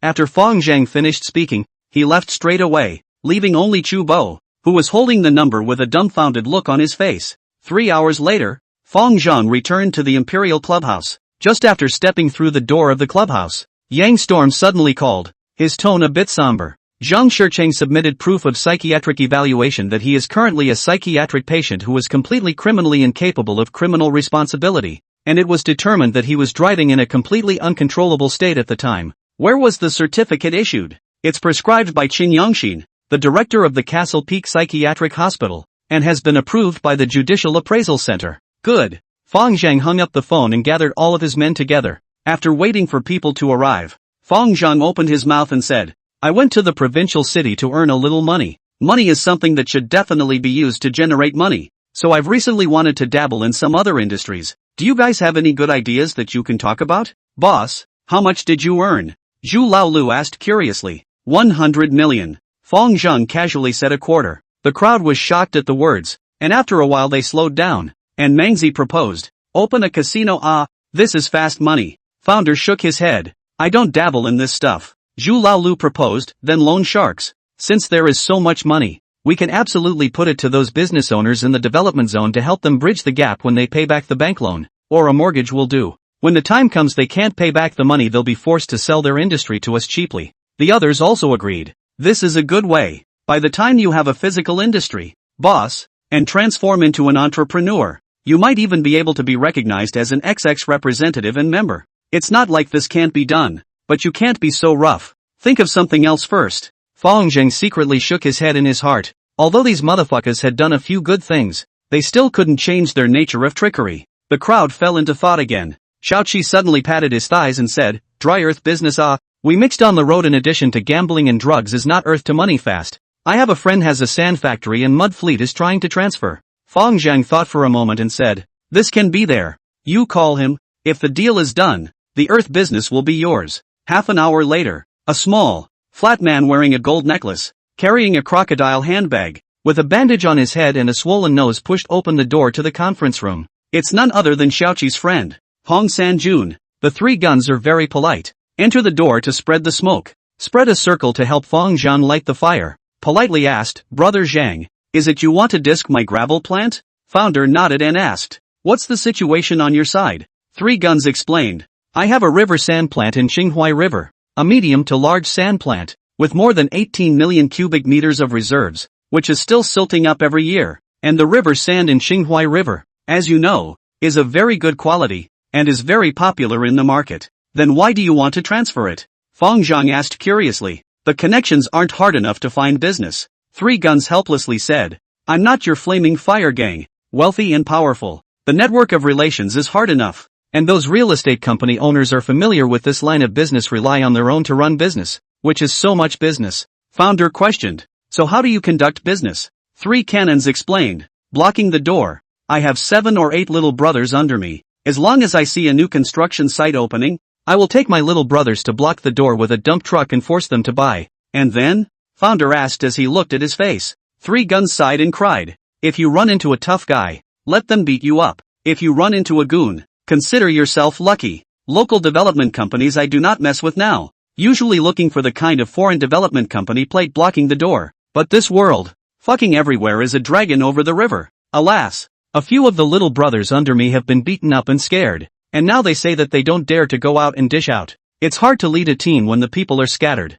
So I have no choice but to transfer. The Three Cannons amused Fong Zhang with their words. It is not easy to mix with the triads these days. The real estate of the Great Summerland is about to go into its peak period. And there is a great demand for sand, gravel and earth. 18 million square meters of sand and gravel. Qinghe City. The market price of each side of the earth market entry in the 70 yuan. And not counting the annual silt increase in the number of this piece of the total value of about 1.2 billion up and down. That's not how the math works though. There are equipment costs, transportation costs, labor costs and punting costs to be taken out of the equation. In addition, the daily mining volume is also related to the equipment. Three Guns only 3 sand dredgers, each with 25 buckets, can produce 200 square meters of sand per hour. 14,000 yuan output value. This output is certainly not enough. Fong Zhang decided that once the shares are bound to increase the new equipment. In fact, he originally had little interest in this point of the industry. But since he had made up his mind not to get involved in gambling and drugs, if you don't even get involved in earthworks, you have the nerve to call yourself a triad? Who would want to work for you without a little bit of gray industry? Is it hard to start a software company like you did in your last life? How does a software company raise a horseman? After Fong Zhang made up his mind, he decided to go to the gravel plant tomorrow morning to inspect the site. If there is no problem, he will sign a contract with the Three Cannons, and then hand over the gravel plant to Xiao Qi to manage, and he will retire to the background. The following morning, Fong Zhang and his party rushed to Yakan Sand and Gravel Factory in Dawang Township, Qinghe City, and Hong Sanbao had long been waiting with a few little brothers. Seeing Fong Zhang's BMW 520, Hong Sanjun eyes hidden a trace of worry. Look at this master's seat is not like Xiao Qi blow so rich What kind of eyesight Fong Zhang had? He immediately saw the other party's concerns, secretly thinking that they do want to change a car. A few $100 million of wealth and then drive this car certainly does not match the status. To buy certainly want to buy a most windy. His last life drove a S-Series Mercedes-Benz,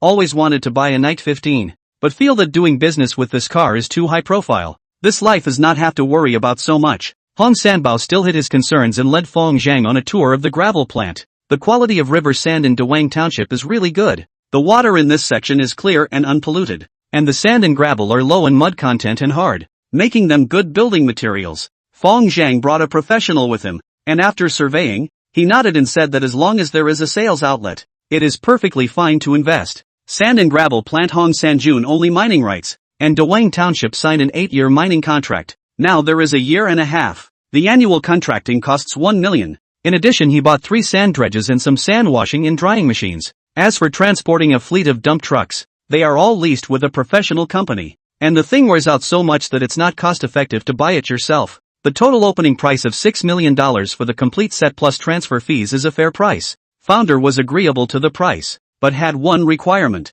that he had to re-sign an 8-year contract with the township of Big King. The fact that Hong Sanjun was himself from Dawang Township, and that the township chief was still his sister-in-law, was not a problem at all. Both sides were quick to do business, and the handover of all formalities was completed in 3 hours. Hong Sanjun finally threw away a hot potato, and even exclaimed that it was refreshing. And Fong Zhang also had an additional industry, and both sides were happy. Sand and gravel plant originally had sand diggers. Our nearby villagers, Fong Zhang did not replace, or use the original team. At 5 o'clock in the afternoon, Xiao Laosan made a phone call, saying that the title transfer of the Sea Bright Moon had all been completed, and asked him when he had time to come over to receive the territory. Sand and gravel plant things are all busy has been 7 p.m. Fong Zhang declined Hong Sanjuan's banquet. Will be Small Chi stayed down to learn management, and Mangzi and others back to the Imperial Palace Club. Just after entering the clubhouse, Sister Hong told that 3 young men had been waiting in the Queen's bag for a long time. Fong Zhan was puzzled in his heart, and Mengzi and the others walked straight to the box, and at the doorway, they heard the sound of powerful booming DJ dance music. Pushing the door open, 3 big, tough, athletic tall guys were bouncing around with 3 young ladies. Let's rock and roll together. Brother Zhang, you're back. Guo Wei was the first to spot Fong Zhang and let go of the young lady in his arms to greet him. Fong Zhang playfully laughed. Why did the 3 of you come and not say hello in advance? He handed out a cigarette to each of the 3 in turn, then told the waiter to get a couple cases of beer. Chao Zhang, the champion of sparring, helped him to light the fire and said with a smile, in the security company are taking their lives, and still can't earn much money. Take this mission for example. Risking their lives is only 100,000 bonus. That's why we decided to join you. Xing, is this the field you manage? Fong Zhang said, this is the property that the Flaming Fire Gang handed over to me to manage. The property rights are not mine, but I personally have a venue downtown. I'll show you guys around tomorrow. Also this kind of KTV nightclub? Chu Bo asked curiously. Zhu Laolu helped explain from the side. The nightclub is just one of the units. It also includes a clothing mall, jewelry and gold mall, supermarket and bar. 17,000 square feet above ground and 5,800 square feet below ground, all of which are Zhang's properties. He could tell at a glance that these people were masters. Masters are usually a bit untamed. Zhang brother low profile, there are words by themselves to say is appropriate. I'll be damned. Chubo 3 people were surprised. Although Qinghe City is only a third-tier city, housing prices than the provincial capital of Shilin, but the value of such a large industry at least more than 100 million. The triads are so rich? If I had known that, it would have been better for my brothers to be fighters than security guards, but on second thought the other side of the body can also understand. Have such a good body to wear not earn money. Fong Zhang said after a round of drinks with a few people. I'll clear the treatment situation with you first. The 3 of them immediately pricked up their ears, and even Zhu Laolu and the others focused their attention. Personally, I only have 1 property and a gravel plant in my name at the moment. This Imperial Clubhouse is the Flaming Fire Gang's for the time being. The clubhouse under my own banner. I will take out 20% of the net profit to be divided to the stewardship manager and assistant manager. Take the Sea Moon for example. There is more than 800,000 yuan of net profit every month. This piece of profit shared out is about 178,000 yuan. Of course this money is not the manager and assistant manager 2 people take, but also include under the Watchfield brothers. The number of how many by your own arrangement, but certainly to be able to protect the field of the circumference. The distribution ratio given by Fong Zhang was the same as that of the Flaming Fire Gang, and his intention was to hand over all entertainment properties to the people underneath him to manage in accordance with this ratio in the future, so that he could take a break to do other things. Chubo's 3 people immediately did the math. If they did so, each of them would be able to earn at least 30,000-50,000 per month or even more, which was much more cost-effective than in the Golden Shield Defense Company. Come out to mix is just want to earn a little more money. At the moment the 3 people have all said they have no problem. Fong Zhang then added, but in order to come in, there is another test that must be completed. Boss, you said. Chu Bo immediately adjusted his address. Fong Zhang said, I just took over a sand and gravel company. The sales are not very good, so I decided to buy and sell by force. This matter will be led by the 3 of you, and I'll be at the back skimming. Buy and sell by force? The 3 of them were dumbfounded by what they heard. The triads are so lawless? Fong Zhang then asked Zhu Laolu, I heard that Shichang Real Estate has a property being started? It's the Grand Seal Park on the busy avenue east of the city. Sand and gravel is about 70 per square foot in Clearwater at the moment, right? Exactly. Fong Zhang said to himself, then it shouldn't be too much for me to double it tenfold and sell it for 700. 9 villas in Star River Bay. At this time a unique game of carousel was being held in the lobby on the first floor.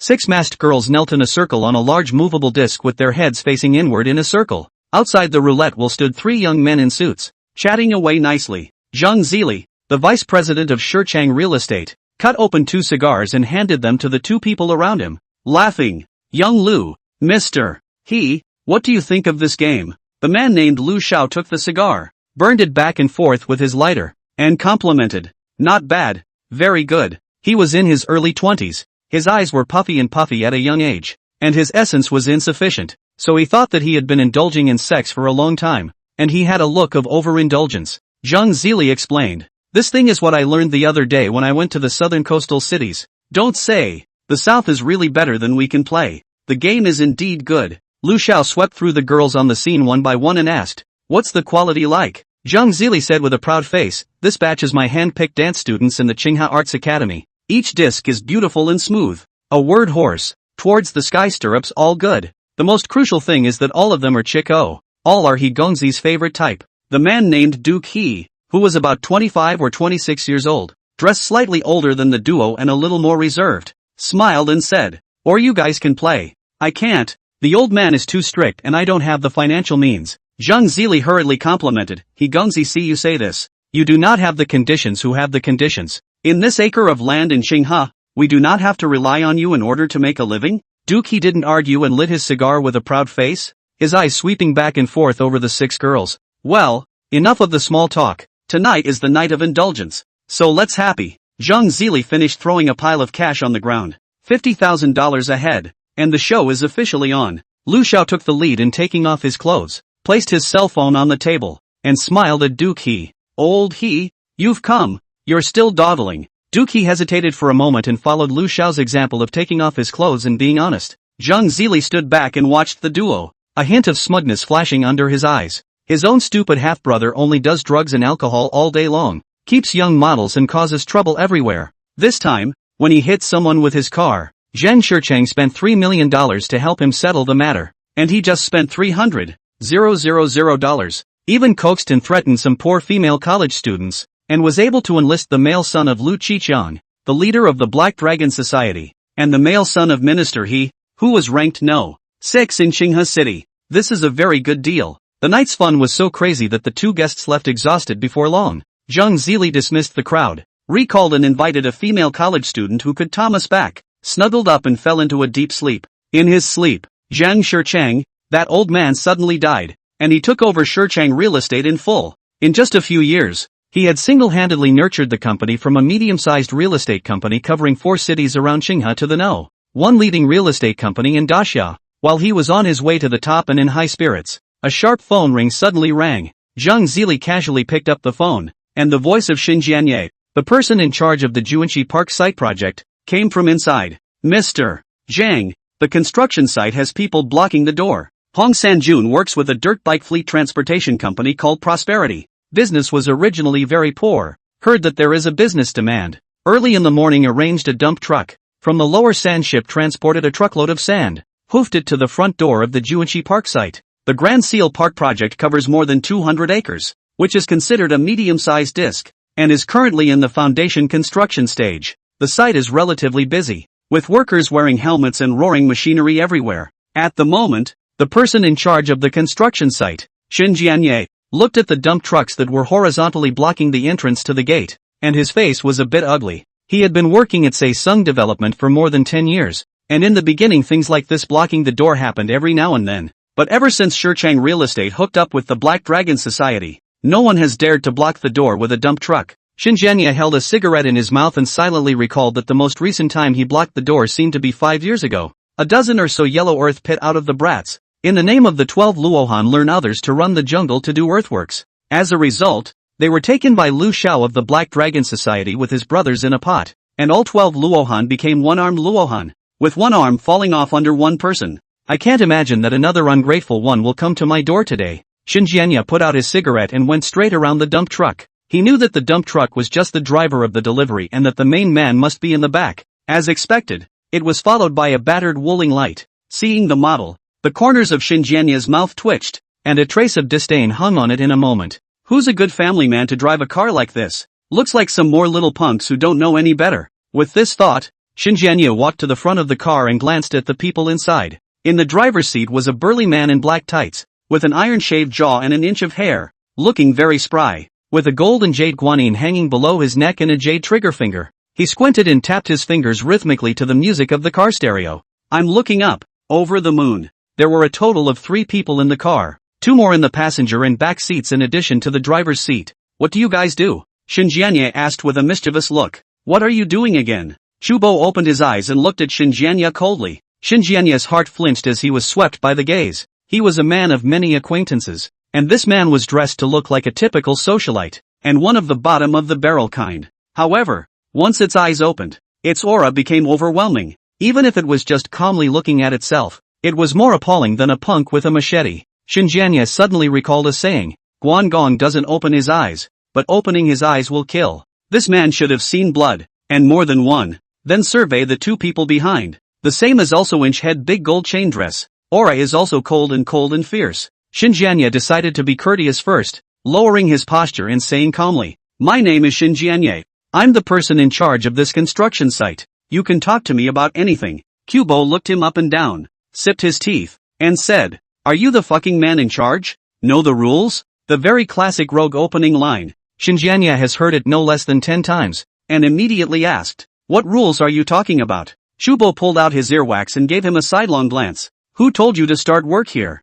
Have you done the formalities and paid the fees?" Xinjianye narrowed his eyes and asked, "Dare I ask who to find to do the formalities? How much does it cost?" Kubo said with his head held high, "Just look for me to do it. The cost is even. In the future the sand and earth must all be bought from me." "Dude, what's the price of your dirt? Seeing as you're more sensible, I'll give you 70% off the original price of 1,700. Xinjianye took a glance at the dump truck with a loading capacity of 10 square meters. "In that case, the price is fair." He thought about it and said, "If it's 700 a car, I can give you a face to help you sell 100 cars, as a right to make a friend." Kubo's eyes glared. "What the fuck were you thinking? Who the fuck is friends with you? Party 700. Xinjianye thought he had heard wrongly for a jerk, and after reacting, he sneered, "Then you guys can wait here. Naturally someone will touch base with you." He returned to the construction site, raised his hand and made a phone call to Zhang Zili. Shicheng real estate site project. This piece are managed by him. Zhang Zili is not a traditional gangster,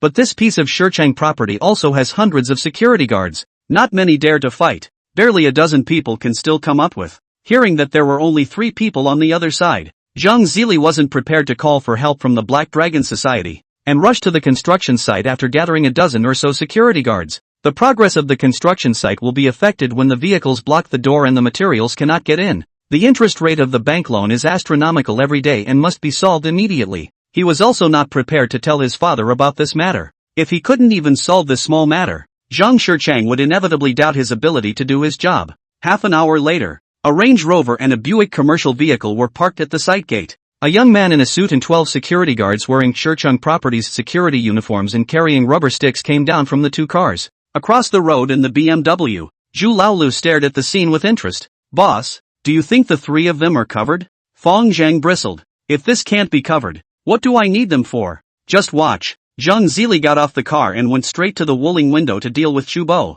A minute later, the 2 sides did not seem to negotiate. 12 security guards surrounded the Wuling. Sparring champion Chao Zhang and Scout Guowei jumped out of the car. One man, with an ASP throwing stick, fucked 12 security guards with a shake of the stick. Fong Zhang carefully observed the 2 stances. Chao Zhang should have learned some boxing techniques in addition to sparring. His fighting style was very methodical, and his dodging and vacillating was also very regular. Guo Wei, on the other hand, is all about killing with a single blow, powerful and heavy, and specializes in attacking at the vitals. In less than 3 minutes, there were a lot of security guards lying on the ground, 2 against 12, ending in a complete victory for the founder's side. Seeing that the situation was not good, Zhang Zili had long ago hidden inside the construction site. Trembling, he fumbled for his cell phone and hesitated for a second between choosing to report the case or choosing to ask for support from the Black Dragon Society, before finally calling the Black Dragon Society's junior gang leader, Lu Ziqian. "The Jianghu things Jianghu, report only solved today, tomorrow they can come back again, only to beat them to convince." Zhang Zili went to call someone. Fong Zhang concluded. Zhu Laolu also pulled out his cell phone. "We also call people, recently not to take over the Seabright Moonwell. I also collected more than a dozen small brothers." Fong Zhang nodded. "It's good to let them see the world. If they're not suitable, they don't want them." Half an hour later, Zhu Lalio's minions arrived, driving 3 Xinjiang motorcycles and 4 Southern 125s, except for 2 who were a little older. The others were half-grown boys of 18 or 19, 14 in all. All 8 of the men who came down from South 125 had shaved heads and wore tracksuits. The 6 men who came down from the 3 chambers all had dyed yellow hair and wore bell-bottoms. The crowd searched around and finally saw Zhu Laolu and the co-pilot, bowing in unison and shouting, "Hello big brother." The 2 of them got out of the car, and Zhu Laolu pointed at Fong Zhang. "This is my boss, Qing, the big boss of Sea Moon. Big brother is great." The group of brats immediately bent their waists even lower, with envious and worshipful faces. BMW car is not to say. Have the Sea Bright Moon such a big industry is not simple. The whole Qinghe Road is not much of this kind of character. Their lifelong quest is just to get mixed up to this level. The two gangs stood distinctly apart, with two older, flat-headed and yellow-haired men being the leaders of the two gangs respectively. The flathead leading the group stood out and said, "Do you remember me, Brother Zhang? I saw you last time at the Imperial Palace. As I recall, your name is Su Hao, and another one is called Hong Zetao, right?" Fong Zhang turned his gaze to the leader of the yellow hairs. "Brother Zhang, I'm Hong Zetao." The yellow hair in the lead hurriedly responded. "Do you know what you've been called for?" "No, dry fight. Guys have long been ready." The two groups of people replied in unison. The yellow-haired side had pulled out their weapons, clear 60 centimeters long hollow steel pipes. The flathead side is uniformly all BOLO machetes. "Nice." Fong Zhang pointed at the Wuling van and said, "We've got 3 more brothers in the car, so if we do it later, you guys go get them." Fong Zhang finished taking out 3 soft Chinese from the car and dispersed 2 packs for each person. "Crap, Brother Zhang is so generous. In the past, I only had red Taschen for helping others in a fight, and only 1 pack." A little brother and the person next to him exchanged words in disgust. "Zhang is a big shot. Do you think it's those little yakuza who collect protection money?" The person next to him scorned. After another hour, a caravan came in the distance in great numbers, at the head of a Bentley accent, followed by 14 clear black Hananda. The convoy drove to the entrance of the construction site. From the Hananda down 60 or 70 black-clothed men with dragons tattooed on their bodies. A big man walked up to the door of the Bentley Elegance and respectfully pulled it open. A foot in orange beanies took the lead, and then above it was a pair of black pencil pants, a gold Hermes belt, and a red Versace jacket. Under the sunglasses was a young but overindulged face. Dozens of big men in black quickly set up a formation, lined up in 2 rows in front of the Bentley like a hotel welcoming guests,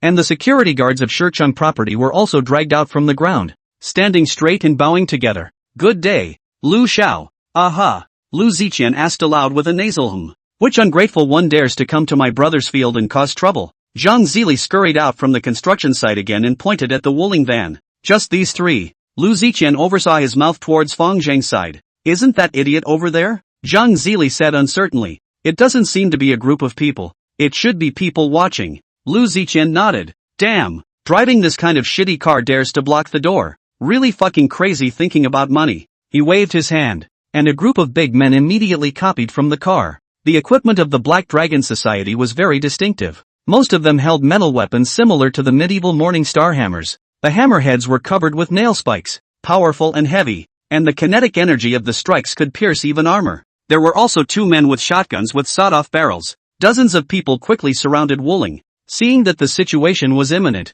Fong Zhang waved his hand towards the back. "Let's go. Go see the action." Half the time there was no response. He turned around and saw that a dozen or so half-grown boys were already trembling with fear, their legs limp and not daring to go forward at all. Yellow Hair's group of people had long since recognized that the ones on the field were all from the Black Dragon Society, and only they would use such strange weapons. One blow to the head from this thing and you're a goner. Even if the other party is only bare hands, they do not dare to go out. Who knows the reputation of the Black Dragon Society? That can stop the child's night cry of the ruthless characters. Only the other 3 gangs in Xinghe City can fight against them. And if they are offended, not to mention themselves, even their families may be affected. It's not true that they want to get rich on the road, but there has to be a gradual process. And who has the courage to challenge this kind of hellish copy as soon as they come up? Seeing a few people scowling, Fong Zhang did not force them. People with too little guts are simply not suitable for the black community, and he wouldn't want such a person. A dozen or so people looked at each other in dismay,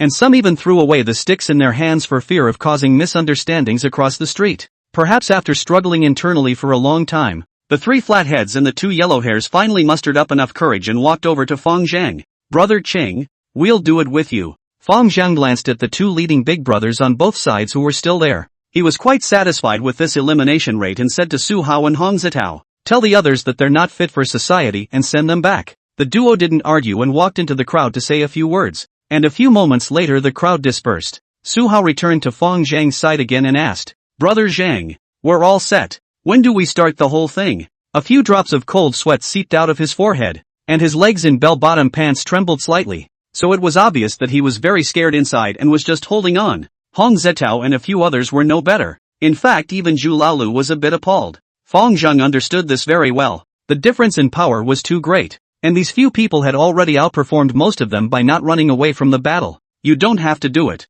You can just watch." He gave the Wuling bread a big mouthful. "They'll take care of it themselves." Lu Ziqian had also long noticed Fang Zheng's side, and had originally seen the group of rabble riding motorcycles as a face of contempt. Later on, when he saw them disperse, he even let out a wild laugh of disdain. If he was right, the men had been called out by the people in the van to help with the fight, and a good chunk of them had ended up leaving before the fight even started. Clown stuff. Lu Ziqian walked to the driver's window of the Wuling with a victor's smile, lit a cigar, and swept his eyes diagonally at the Chubo trio. You're the ones who are blocking the door like the others? Do you know whose turf this is? Chubo looked him up and down and said sorrowfully, I don't care whose turf you have. Don't start without using my goods. Then there's nothing to talk about. Lu Ziqian turned away and walked next to a fat black man and smiled. I haven't seen this kind of person in years. Burn the car for me, and waste an arm and a leg for each person. Yes. At the young gang master's command, the Black Dragon Society's horsemen behind him immediately raised their morning star hammers and approached Wuling in unison.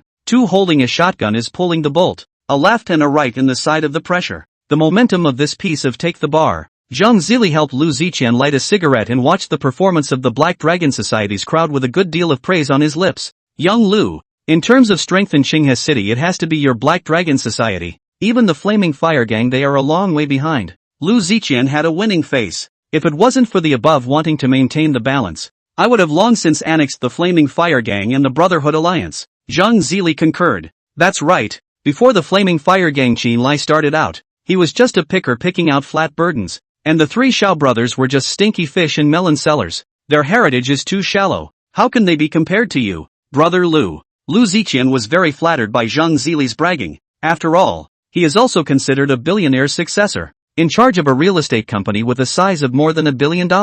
If it were an ordinary person, wanting to hold his Lu Ziqian stink feet are not qualified. Lu Ziqian exhaled a mouthful of smoke rings and lamented. However, Cao Mingyuan of the Great Sword Sect is indeed not to be underestimated. He has a lot of money and a lot of people. His network of relationships in the province is extremely hard, and he is also very familiar with the city's head. Zhang Zili is also very agreeable to this statement. His father has always wanted to get in touch with Gao Mingyuan, but Gao Mingyuan is only superficially polite. But in fact, he does not see Shichang real estate this little industry. Very arrogant. The Black Dragon Society crowd surrounded the Wuling, and the fat black man at the head was about to smash the car with his weapon raised. It was at this moment that two blackened gun muzzles poked out from the driver's seat and the passenger's seat at the same time. BIU, BIU, BIU. The two M16 automatic rifles swept wildly, shooting dense bullets that hit the feet of the Black Dragon Society's horsemen, raising a cloud of dust. It hit the stinking gutter next to it with a splash.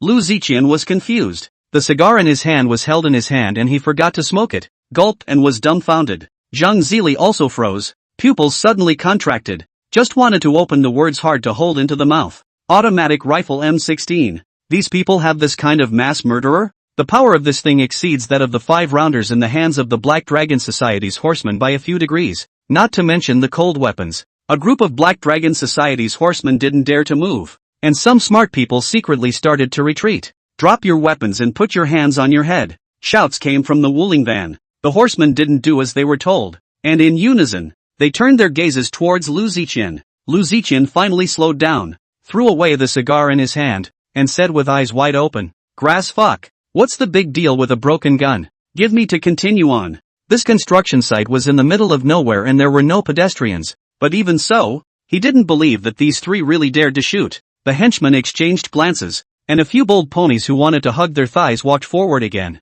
Biu. This time the bullets were not polite, sweeping toward the thighs of several men. Wailing sounds rang out one after another, and several black-clothed big men all had their legs broken and fell to their knees. The rest of them backed up, never daring to come forward again. Zhang Zili dropped the cigar in his hand to the ground in fear. He had guessed earlier that these three were not ordinary social mixers. From the temperament can be glimpsed, mixed social body is gangster. Jianghu gas, not their kind of cold-killing gas. He had only guessed before, and this was finally verified. Sure enough, these guys have the big guy, and they really have the guts to use it. Lu Ziqian was in a dilemma in no time. The gangs in Clearwater generally use cold weapons like machetes and axes, and there are 2 electric dogs and 5 liners that can blow for a long time. I can't imagine that these 3 people have M16s, and what's even scarier is that they actually dare to shoot in broad daylight. He forced himself to be calm, very torn and fearful inside. If they just walked away, the Black Dragon Society would surely fall to the ground,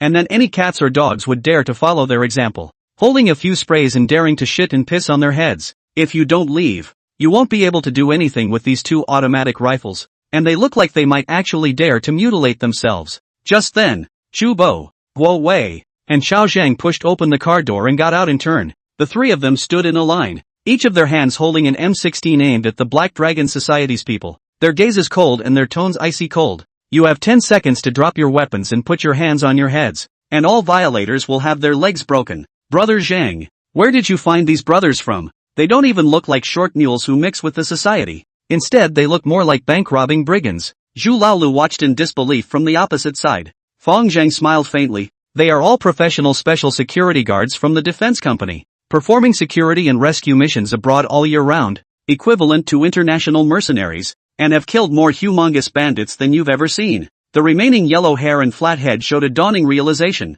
No wonder these three buddies were so awesome, moving around with rifles and blitzing. Mercenaries that were legendary characters that they had only ever seen before on TV. The two bosses weighed the burning sticks in their hands, and a few moments of shame and embarrassment surfaced in their expressions. The three miners, on the other hand, had a longing look on their faces. Yesterday they were still extorting protection money from honest kids at school, and today they saw the legendary mercenaries raiding the Black Dragon Society with their rifles. This bull can be blown for at least 10 years. Looking at the light-hearted Fang Zhang, several people abruptly realized that this brother Zhang was the boss of these mercenaries. Luckily, he didn't choose to run away like those two idiots. Otherwise how could he have gotten into Zhang's eyes? How could he have seen such a spectacular scene? No need to be nervous. Fang Zhang took a look at a few people and asked in a cordial tone, "Where are you all from?" The yellow-haired Hong Zitao pointed at the other yellow-haired and replied, "Both of us are from the New South Beauty Salon Training and Technology School." Founder nodded. "Oh, I know about New South. There are many talented people, and you two aren't bad either. Thank you Brother Zhang for the compliment." Hong Zitao had a hint of smugness hidden on his face. "Actually, my razor makes a pretty good job of saying that I can't shave your hair follicles if I say I'm shaving your sweat hairs." "Awesome. I'll have to see it sometime." Su Hao pointed to the two flatheads and said, "We're from Tsinghua Physical Education School." "Not bad. You've all had your guts tested. So follow old six from now on. 5, 4, 3, over here." Chubo recited a countdown on his lips, stimulating the hearts of the Black Dragon Society's horsemen as if they were hypnotized. The horsemen all turned their begging gazes towards Lu Ziqian, the meaning of which seemed to say, "Admit it, there's no shame." Time. Kubo held up his gun, muzzle lowered 45 degrees, pulling the trigger expressionlessly. A barrage of bullets poured towards the thighs of the horseman, quickly sweeping the legs of the black-clothed man beside Lu Ziqian. Blood soared and splashed Lu Ziqian's pants. Lu Ziqian raised his eyes and saw that Chubo's gun was already pointed at him. The situation is stronger than others. Lu Ziqian no longer dared to be forceful. Bang fell to his knees. Since the boss had knelt, a group of Black Dragon Society's ponies and Zhang Zili also threw away their weapons and knelt down in unison. Dozens of people fell to their knees in unison, and the ground was littered with morning star hammers. The scene was still quite spectacular. Chubo stopped shooting and smiled at Guo Wei and the two men. "I told them to put their hands on their heads and a bunch of fucking goons went straight to their knees." Guo Wei laughed. "These bullshit Black Dragon Society. They're much more wimpy than a killer organization. Let's go. Take you guys to get to know your own brothers." Fang Zhang waved his hand, and Zhu Laolu picked up the navy blue trench coat that was resting on his sleeve and helped him put it on. Fang Zhang took the lead, followed by Zhu Laolu and a group of juniors, and walked up to Chu Bo's trio. Brother Zhang. When the three of them saw Fang Zhang, they immediately bowed and greeted him with an unusually respectful attitude.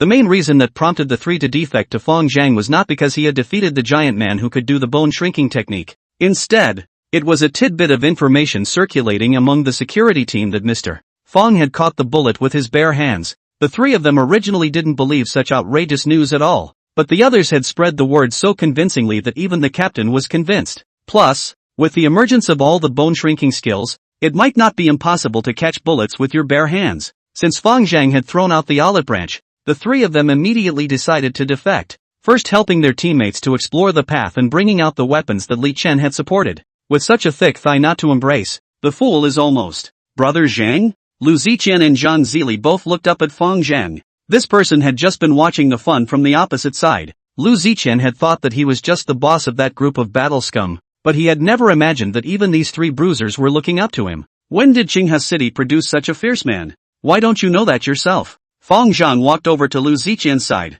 patted his face, and asked, "The Black Dragon Society's young master?" "That's right, I am Lu Ziqian. Even though Lu Ziqian was kneeling, his face still carried a bit of arrogance. Fang Zhan laughed. Look at you. Not convinced? Lu Ziqian stretched his neck and said, I have nothing to say when you won today by virtue of your firearms. Founder picked up the shotgun on the ground and handed it to him, then patted himself on the head. Here's a chance for you to hit it right here. Lu Ziqian's finger pressed on the trigger. A drop of cold sweat seeped out from his forehead, and a glittering light emerged from his eyes, a hint of ruthlessness surfacing. With a glance of his eyes, he saw Chu Bo, who was holding up his gun, and then put it down helplessly and sighed tersely. I'm convinced. He wasn't afraid of shooting people, but he was afraid of the three tough guys with the M16s. If one dared to shoot, the next second they'd be in a hornet's nest. He didn't have the courage to bet his life with Founder. Zhu Laolu snorted next to him. Now you know how our Zhang brother won over you. He has more guts than you.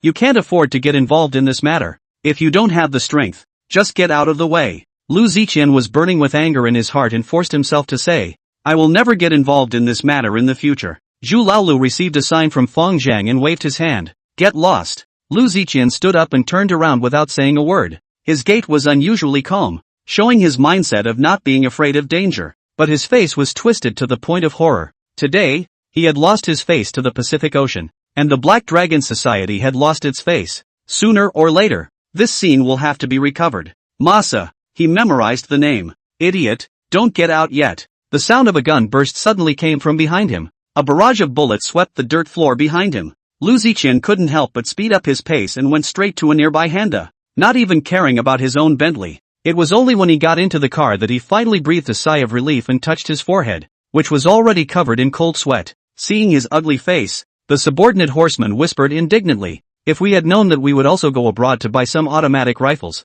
we wouldn't have been so passive today. Buy it and you dare to use it? Lu Ziqian coldly snorted. We are porcelain. There is no need to get tough with this kind of tile. This kind of stupidity will end up eating guns in the end. Boss is wise. The little brother hurriedly complimented. Lu Ziqian handed out a key. Go take my car back. He wouldn't dare get out of the car if he died now. It's time to talk about us next, Chu Bo said as he walked over to Zhang Zili. Taking advantage of the gap between Chu Bo and Zhang Zili's conversation, Zhu Laolu asked Fang Zhang, Brother Zhang, these three brothers are making a big fuss. Aren't you afraid Zhang Zili and the others will call the police? Fang Zhang patted the shoulder and said meaningfully, will Black Dragon call the police because it's too humiliating? And Zhang Zili will be even less likely to call the police. Instead he will help us hide it. Zhu Laolu puzzled. Why? You'll see in a minute. Fang Zhang revealed an inscrutable smile. As long as you beat them into submission first, the next step will be easy to talk about. After a while, Q Bo walked over. The dog's mental defenses have disintegrated. Boss, you go ahead and talk. Aha. Fang Zhang nodded and waved at Zhang Zili, and the other party immediately sprinted this way at a trot, with an unusually respectful attitude. Running closer, he hastily bowed. Hello, Brother Zhang. Fang Zhang looked at the time and decided to go straight to the point. I heard that there is a mentally ill person in your house. This kind of person should not be released to harm people. You need to take him into the hospital for treatment. Zhang Zili froze for a moment, and only then did he react. So it turned out that this guy was trying to fix Zhang Xiaojie. What's the need for such a big show? For competing with himself for the family fortune and being just a half-brother. He would rather Zhang Xiaojie died than to die. The enemy of my enemy is my friend. After figuring out the other party's intention, Zhang Zili felt that the scandal in the morning was nothing, and hurriedly promised, sure, I will definitely take him to the hospital as soon as possible. Fang Zhang nodded and said with a taut face, I heard that President Chen Yongxin of the Castle Peak Psychiatric Hospital invented a unique electric shock therapy. The effect is very remarkable. The patients who have used it all say it's better than being in jail and much more comfortable. Zhang Zili patted his chest and assured, don't worry, Brother Zhang. I will try my best to convince Director Chen to let that vermin experience electroshock therapy every day. Fang Zhang bristled. Try to convince? Doesn't Chen Yongxin have 2 children? They don't want to lose their father at a young age either. Zhang Zili put his legs together. Guarantee to complete the task. How much did the deceased's family pay out? Fang Zhang took out a pack of cigarettes, and seeing that he had a good attitude, he also handed one to him. Zhang Zili received the cigarette with both hands and helped Fang Zhang light it again. His face was a little embarrassed. Compensated 100,000. Your brother killed someone. Why don't you go and bag a white bag? Fang Zhang narrowed his eyes, his tone a bit unkind. Get on it right away. I'll wrap up $1 million. It really isn't easy for a father to bring up a child. Seeing that Fang Zhang was satisfied with this amount, Zhang Zili again looked puzzled. Brother Zhang, I can make the decision to use all of your company's earth and stone for the projects of Shicheng real estate in the future. But the market price of Qinghe's earth is $70 a side. $700 is indeed a little bit expensive. You see if you can reduce it to 200. Too high, I can't deal with the company. 100 then. Fong Zhang stubbed out his cigarette. That's it. I'll send someone to sign the contract with you right away. Thanks, Masa. Zhang Zili revealed a look of gratitude and waved his hand to greet the dump truck to drive directly into the site. And then also thoughtfully arranged a few of his inner circle to help Chubo clean up the shell casings on the ground. After the two said goodbye, Fong Zhang secretly pondered. The earth business is fast money and not very technical. It has always been the favorite of the mobsters. Now Shicheng real estate's earth business is hard to be snatched by himself, and he is currently only a little-known actor on the Qinghe road. Inevitably, someone will jump to object.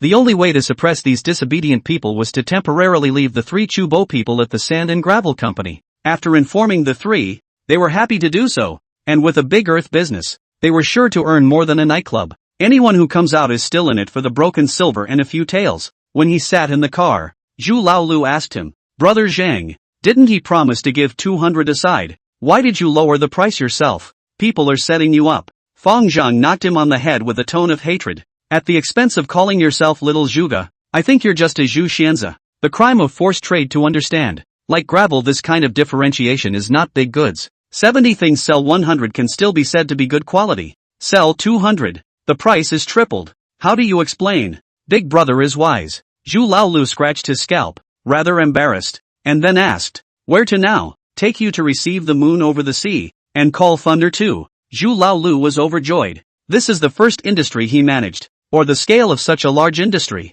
Set out to fucking face. In the future, he will be the boss of a party, and wherever he goes, people will address him as Mr. Zhu. With an industry, you can recruit minions. I will bring 10 minions every day. See who will dare to call me Old Six in the future. Chonglan Street belongs to the new city center of Qinghe City, and when he came to this side, Fong Jing's view was obviously different. The buildings are lined up, the streets are spacious and clean, and the urbanization process seems to be 10 years faster than that of Yinan Street. Fong Zhang and his party arrived at the downstairs of the Sea Moon and saw Xiao Jinshi from afar. He was waiting in the square outside the gate with 2 lines of greeters standing behind him. In one column were 8 bodyguards in black stand-up suits, and in the other were 8 beautiful women in sheath dresses and black silk. A brand new red carpet was also laid out specifically for the entrance to the main gate to greet the high specification. When he saw Fong Zhang, he immediately waved his hand, and the 16 people behind him bowed and shouted in unison. The Brotherhood Alliance sends its regards to Mr. Fong. Bright moon on the sea greets Mr. Fong. Fong Zhan laughed, walked forward and shook his hand. Mr. Xiao, this welcome ceremony of yours is too grand, making me embarrassed. Xiao Jinshi smiled and said, Mr. Fong, you are an honored person. The welcome ceremony cannot be too grand. The two stood still and exchanged pleasantries, looking straight back at the group of minions behind them, especially the yellow-haired and flatheads who had just joined. I Lu, a good boy. This is not the Brotherhood Alliance's Mr. Xiao. Brother Zhang was knocking the Black Dragon Society just now, and now he's calling Xiao Laosan his brother. How come he knows all the black bosses in Qinghe? Xiao Jinshi waved his hand, and a staff member immediately handed the title certificate to Zhu Laolu. The 2 bosses aren't going to touch this stuff themselves. It's called pushing it. Mr. Fong, please. Xiao Jinshi stretched his hand to indicate, then led Fong Zhang to take the sightseeing elevator until the 3rd floor of the Sea Moon Clubhouse. There was already a woman with a proud figure, a cold face, and a queenly temperament waiting at the front door of the clubhouse to welcome the guests.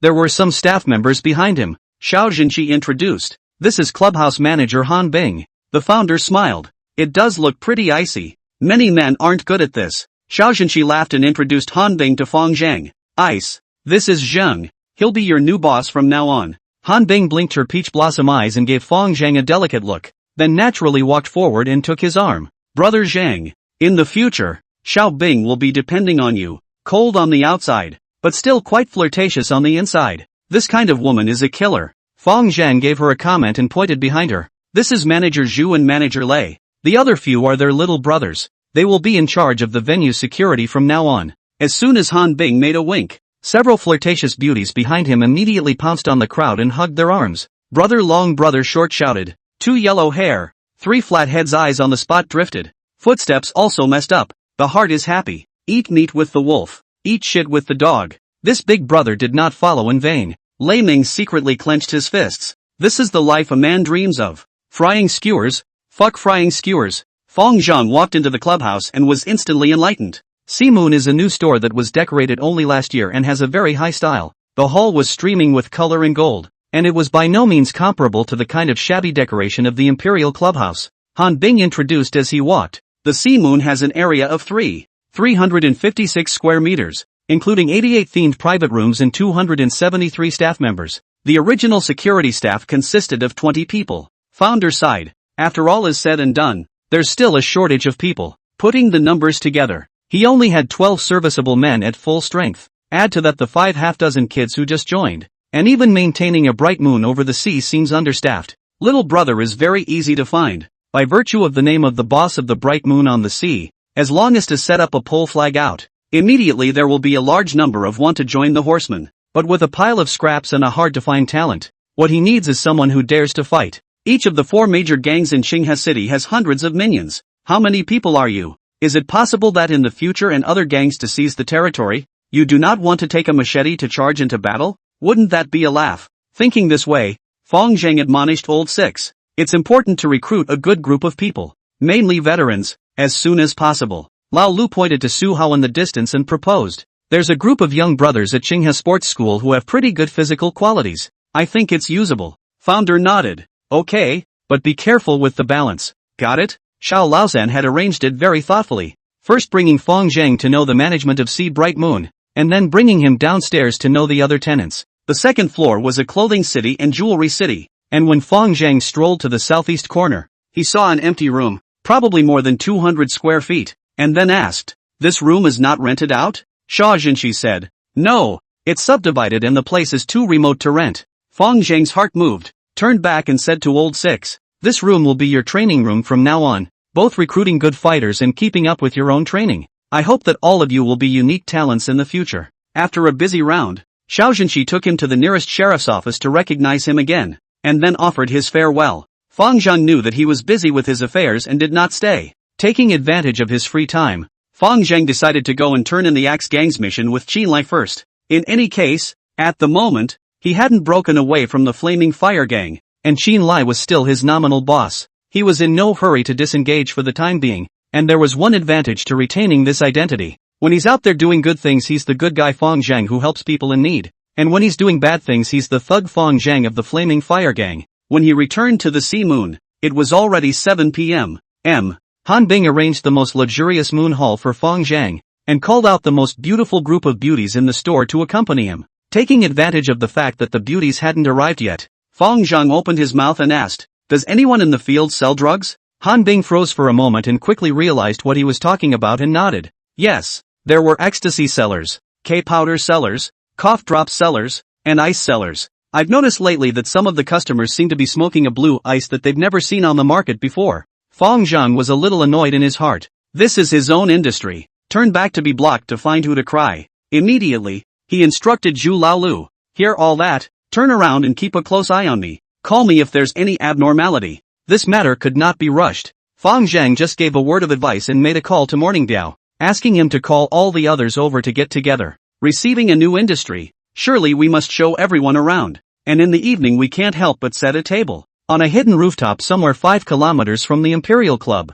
Morning Biao hung up the phone and explained to the gray jacket beside him, "Mr. Zhao, it's Fong Zhang on the phone." Gray jacket is about the age of not confused, dry and unsmiling, and has a hidden aura of not being angry. Upon hearing Funeral Biao's words, he asked in a deep voice, "What did the target say?" "He took over the Sea Moon today and called me over to get together." Zhao Chu was shocked at his words. The fact that Fong Zhang actually took over Xiao Jinshi's industry means that they must be scheming for a big case, which is why there is such a big exchange of benefits. Funeral Biao opened his mouth, wanted to argue and swallowed his words back. Fong Zhang obtains the Sea Bright Moon after he is aware of, is a very bizarre transaction, where there is no big case. After a moment of silence, Zhao Chu opened his mouth and asked, "I asked you to collect evidence of their crimes. How are you doing?" Morning Biao remembered Fong Zhang instructing Zhu Laolu to break Ding Chang's arms and legs, and quickly said, "A few days ago, Fong Zhang had a fight with someone." Zhao Chu asked, "Anything else unusual? Other anomalies?"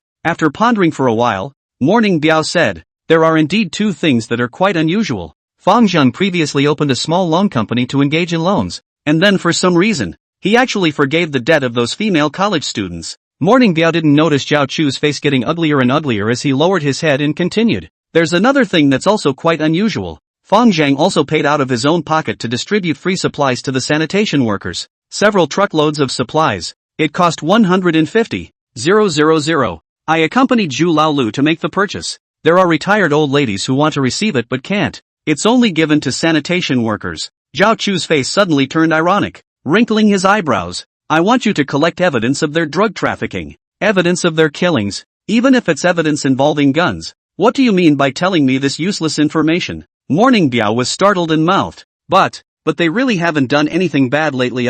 Even if they fight occasionally, it's still a matter of bravery. And the last time Fang Zhang stopped a car, it was also because he wanted to stop someone else from driving dangerously. Well. Zhao Chu sighed and said in a serious tone. Don't ever believe that these black and evil forces will do good deeds. They are just using a little bit of good deeds to whitewash their monstrous sins. And this little bit of good deeds is simply insignificant compared to the sins they have committed. You know you don't get assigned anymore. Do you know what your classmates are doing after graduation? Co-policemen, drivers, all temporary jobs, even as security guards. It's your good fortune that I could pick you. You have to cherish this hard-won opportunity and make sure to bring this gang of black forces to justice as soon as possible. When they are ambushed, that's when you will be turned around. Zhao Division's tone became steeply stern. If you don't do well in this matter, you won't be able to turn straight for the rest of your life. I see. Looking at Zhao Chu's headless figure, Morning Biao pinched the bank card in his pocket, and his insides were a little messed up by the cold wind blowing from the rooftop. In his pocket was the dividend that founder had given him this month,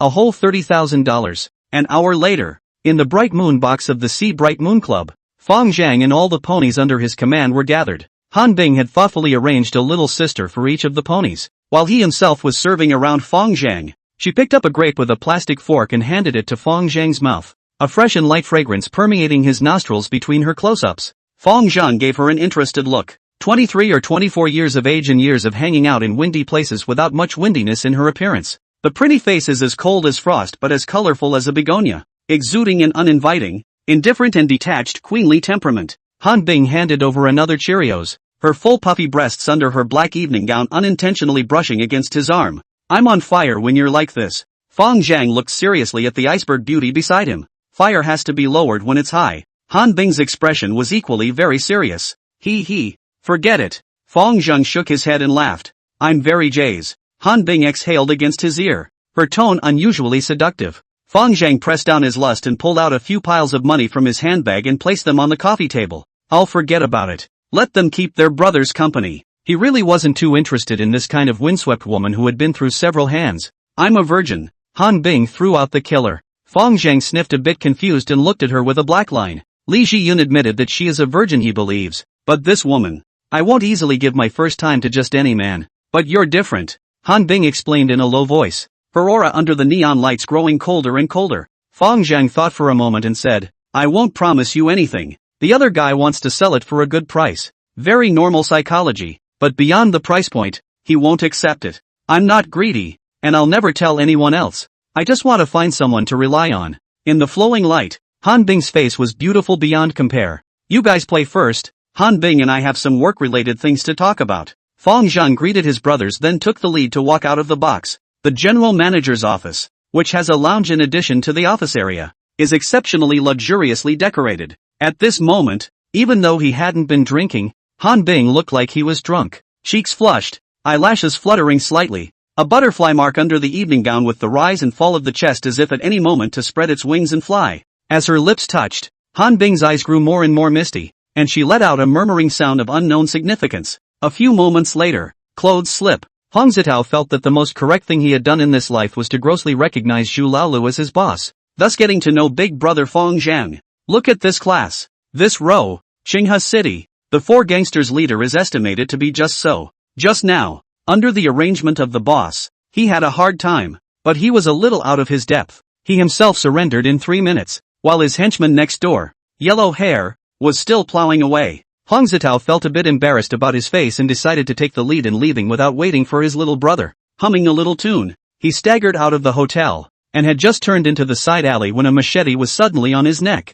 In the dark alleyway, Hong Zitao used the light to see 3 people on the opposite side. At the head of the group was a middle-aged man with a large round disc face, protruding brow bones, and tiny eyes, dressed in a white suit and disguised as Prince Charming. What are you guys doing? I'm with Zhang, Hong Zitao asked in a trembling voice as his heart raced. The middle-aged man grinned. Brother Zhang. Ha, if I want him to kneel he doesn't dare to stand. If I want him to go east he doesn't dare to go west. The little brother with the machete also laughed out loud. This is boss founder, Flaming Fire Gang Leopard Hall Master Jun. Hong Zitao was shocked at his words. He knew that Fong Zhang had a top boss, just called Han Jun. It turned out to be this person in front of him. Hong Zitao winked out for a second and smiled sarcastically. What do you mean by this? Jun, we are all family. If there is anything I need to serve you can say so explicitly. Han Jun stared at him and said with a smirk, I'll give you two choices. Either I cut off both of your hands, or do something for me and I'll give you $200,000.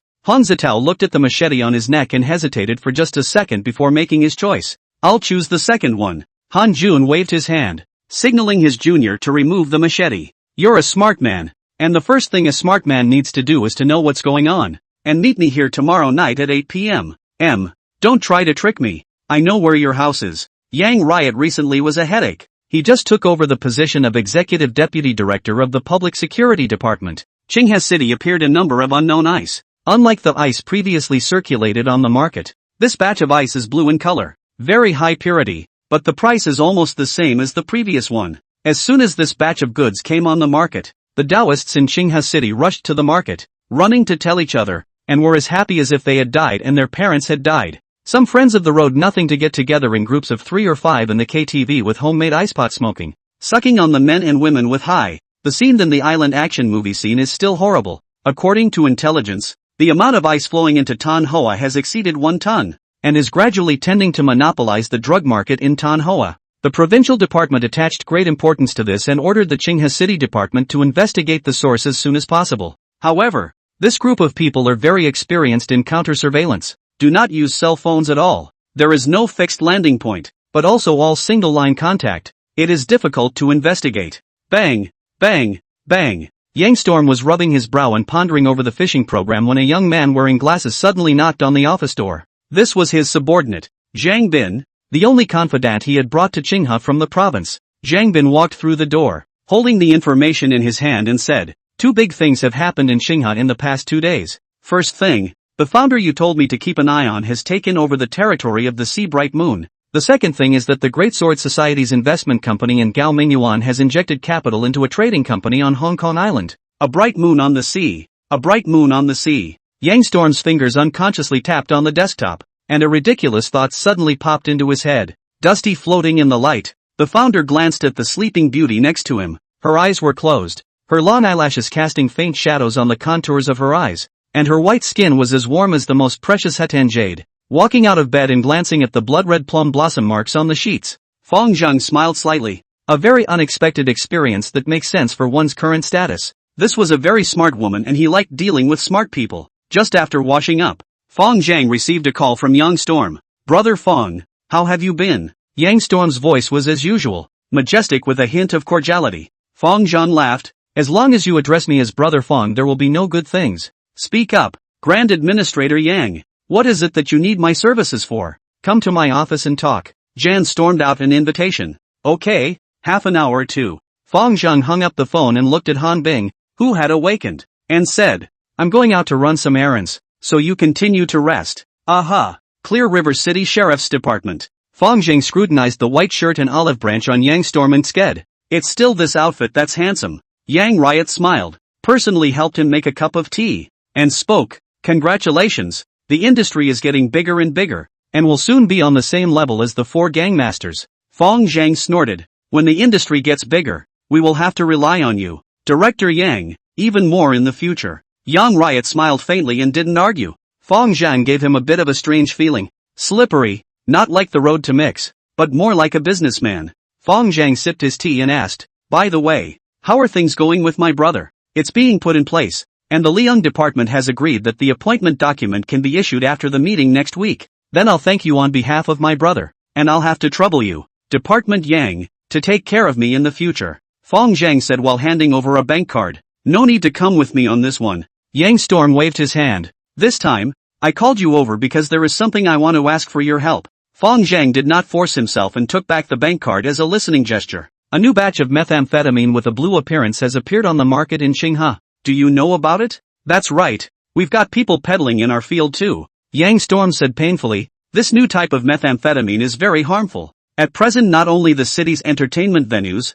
even the schools in the townships below have appeared. Fang Zheng asked curiously. What's the price? Yang Storm said, in the past, the drug traffickers purchase price at about 50 per gram. The demolition of the home to take goods can probably rise 4 or 5 times. Sold to the hands of consumers in the nightclub is probably in the hands of 400 up and down. This batch of purity is higher than before, but to the hands of the terminal as long as the 350 or so. Fang Zheng skimmed his lips. In the past, the purity was low because those unscrupulous businessmen deceived consumers, scraping wallpaper mixed into it to create a fake. Not exactly for that reason. Yang Storm didn't want to discuss this topic and opened the door. Nightclubs are a very important distribution channel. You are the owner of the Sea Moon, the manager of the Imperial Club, and the steward of the Flaming Fire Gang. Your status is very suitable. That's why I want you to be the general agent of Qinghe City. Cooperate with us to find out the drug lord behind the scenes. Only by cutting off the source from all routes can we return a clear sky to Qinghe City. Fang Zheng smacked his lips.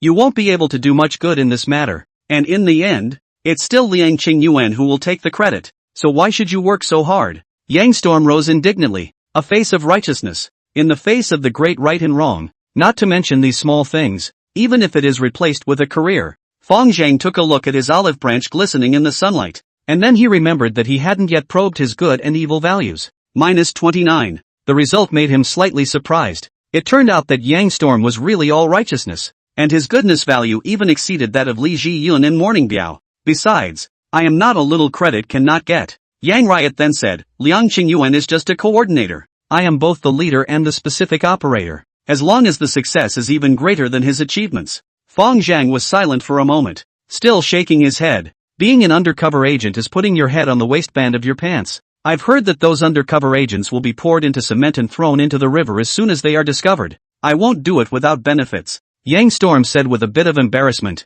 The special circumstance allowance is $100,000, although it is not much, but it is barely enough for the down payment to buy a house in Qinghe. Fang Zheng laughed. I have a big family. Hundreds of thousands of dollars a minute up and down. Do you think I would take this kind of risk for 100,000? Yang Storm choked and sighed in his heart. Because of the last car stop incident, he had always thought that although Fang Zheng was a triad member, he was not afraid of power and had a heart of justice. That's why he thought of asking him to cooperate with him. But who knows? He still refused flatly. However, on second thought, this matter was indeed extremely risky, and it was only normal for him not to agree to himself. Yang Storm sighed. I see what you mean. Founder took over. Yeah, I mean it's got to be extra. Extra money? Yang Storm was slightly stunned. I have 2 conditions. Fang Zheng finally got serious. First, I don't need the credit, but you have to credit my brother. Second, give me executive policing immunity. Executive policing immunity? Yang Storm looked puzzled.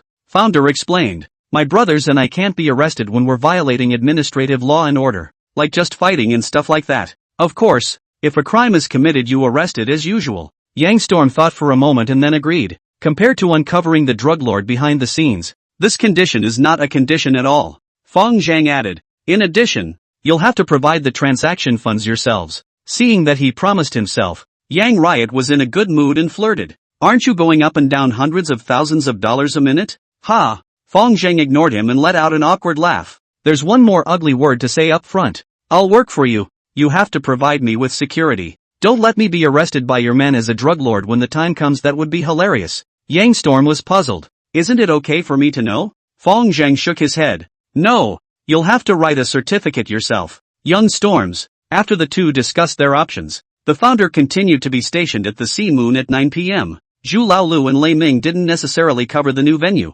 so Fang Zheng decided to help them manage it for a while first. In addition, the Sea Moon is also an important part of the General Agent program. In the General Manager's office of Sea Bright Moon, Fang Zheng was sitting in the boss chair reading a book, and Zhu Laolu was giving a lecture to a few horsemen. The few of you must remember that Zhang is never allowed to get involved with drugs, no matter if it's sold or smoked. As long as you're caught, it's family law. We understand. The new few said in unison. And I'd like to caution you that we parochial fishers can be ruthless, but we must know how to return favors. Understood. At this very moment, Fang Zheng's heart moved, suddenly putting down his book. His afterglow glanced to Hong Zetao, who was standing in the second position on the right. in his senses. At this moment, Hong Zitao's heartbeat was unusually violent, as if it was about to jump out of his chest at any moment. This is a manifestation that only occurs when a person is under extreme stress. Well, that's it for today. Fang Zhang waved his hand for the crowd to leave, then left Lei Ming alone and instructed,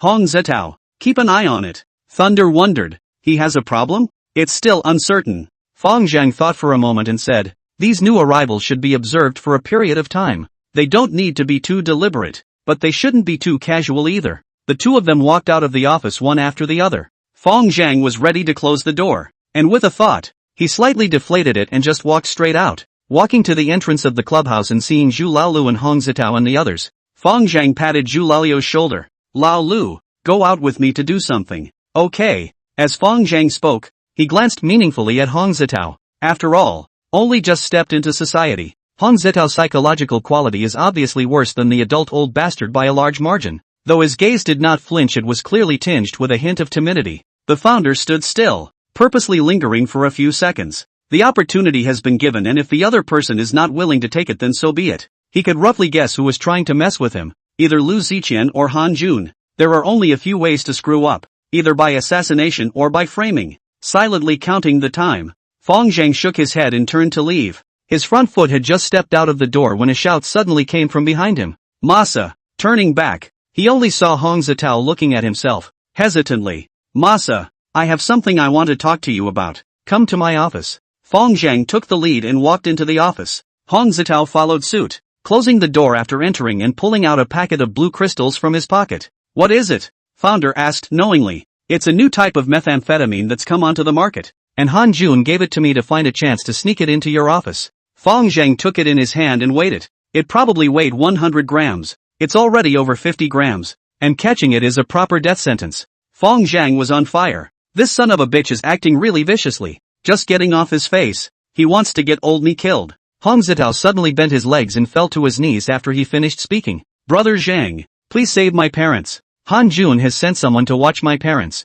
The sheriff will be here at 10 o'clock. If he comes and can't search for meth, he will definitely take my parents. Fang Zhang waved him up and looked at the time. It was already 9:20. Immediately made a phone call to Lei Ming, and after giving some instructions, said to Hong Zitao, I've already called Thunder. You go to him now, just to be on the safe side. When Hong Zitao left, he scrutinized the office and didn't find anything out of the ordinary. But the more this happened, the more Fang Zhang felt that something was wrong. Han Jun acted vicious and cautious. As long as the choice to strike is certainly a hit, it is impossible to press the treasure all on Hong Zitao. After thinking for a moment, Fang Zhang called Zhu Laolu and handed him the methamphetamine seized from Hong Zitao and instructed him. When Old Six left, he took 3 more objects out of the drawer and installed them in the office, the break area, and the bathroom, one in each place. He wasn't too worried about the box. He just had to pay a little attention to it, because KTV is a public place. It doesn't make much sense to graft in a private room. It's not possession,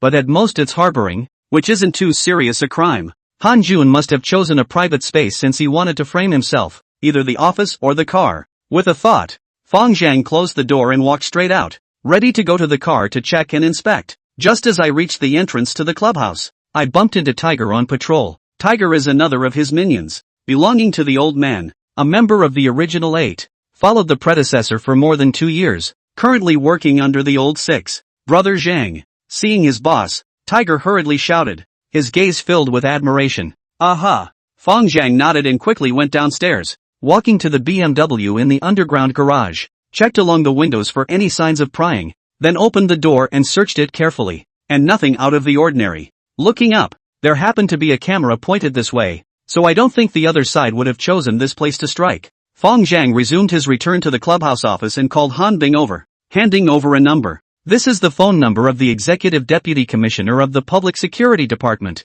Yang Storm. If I'm taken away later, you call this number. Han Bing asked rather worriedly. Who's targeting you? Will it be alright? It's fine. Fang Zhang pulled out a cigarette in a good manner. In the smoke, he remembered the past of his previous life when he had crossed the business world, and compared to the business world's collusion, the tactics of these low-level gangsters were really too tender. Everything was arranged, and suddenly there was the sound of a whimpering sheriff's car downstairs. Fang Zhang looked at the time. It was exactly 10 o'clock. Then he took out his cell phone and made a call to Lei Ming. The man has been rescued. Intact. Lei Ming said over the phone. Well, you find a place to get them settled first. After hanging up the phone, Fong Zhang tidied up his instrument and came to the door to wait without any haste. Tap tap tap. 4 sheriff's deputies, dressed in sheriff's uniforms, approached from a distance. Fong Zhang smiled and greeted the square-faced magistrate who was leading the way. Mr. Fan, why are you here in person? Didn't even say hello to me in advance so I could go down to greet you.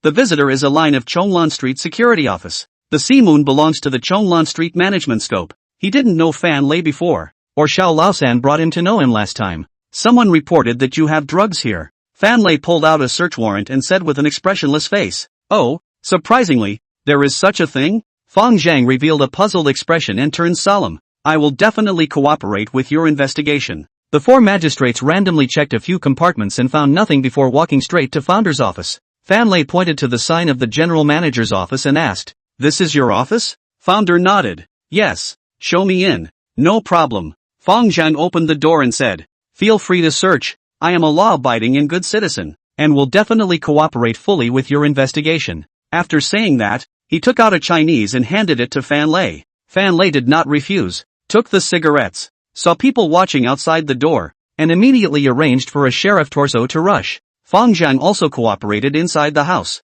What's going on? Su Hao, hurry up and tell them to disperse. When the men left, the 3 sheriff's deputies pulled out 3 pairs of rubber gloves and carefully searched them one by one along the mattresses and crevices of the sofa. Fong Zhang looked at them searching in a good manner and asked with a smile, "Fan Zhang, I see that you guys are prepared for this. The goal is very clear." Fan Lei's face was expressionless and he didn't say a word. Fong Zhang dusted off his cigarette ash, disdainfully said, "Which idiot planted me also do not know to find a good reason. I'm such a big industry with the use of drug trafficking? Who would believe it? Do you believe it, Mr. Fan?" Fan Lei glared at him and said without any good humor, "We have to investigate when someone reports us." Fong Zhang snorted and chatted with him one way or the other. The 3 sheriff's deputies split into 3 searches, one of the office area, one of the bedroom, and one of the bathroom. Not a moment later, a sheriff's deputy called out from the bedroom, "Fans Ho, there's a discovery." Fan Lei dropped his cigarette and quickly rushed into the bathroom. Fong Zhang froze for a moment and followed suit.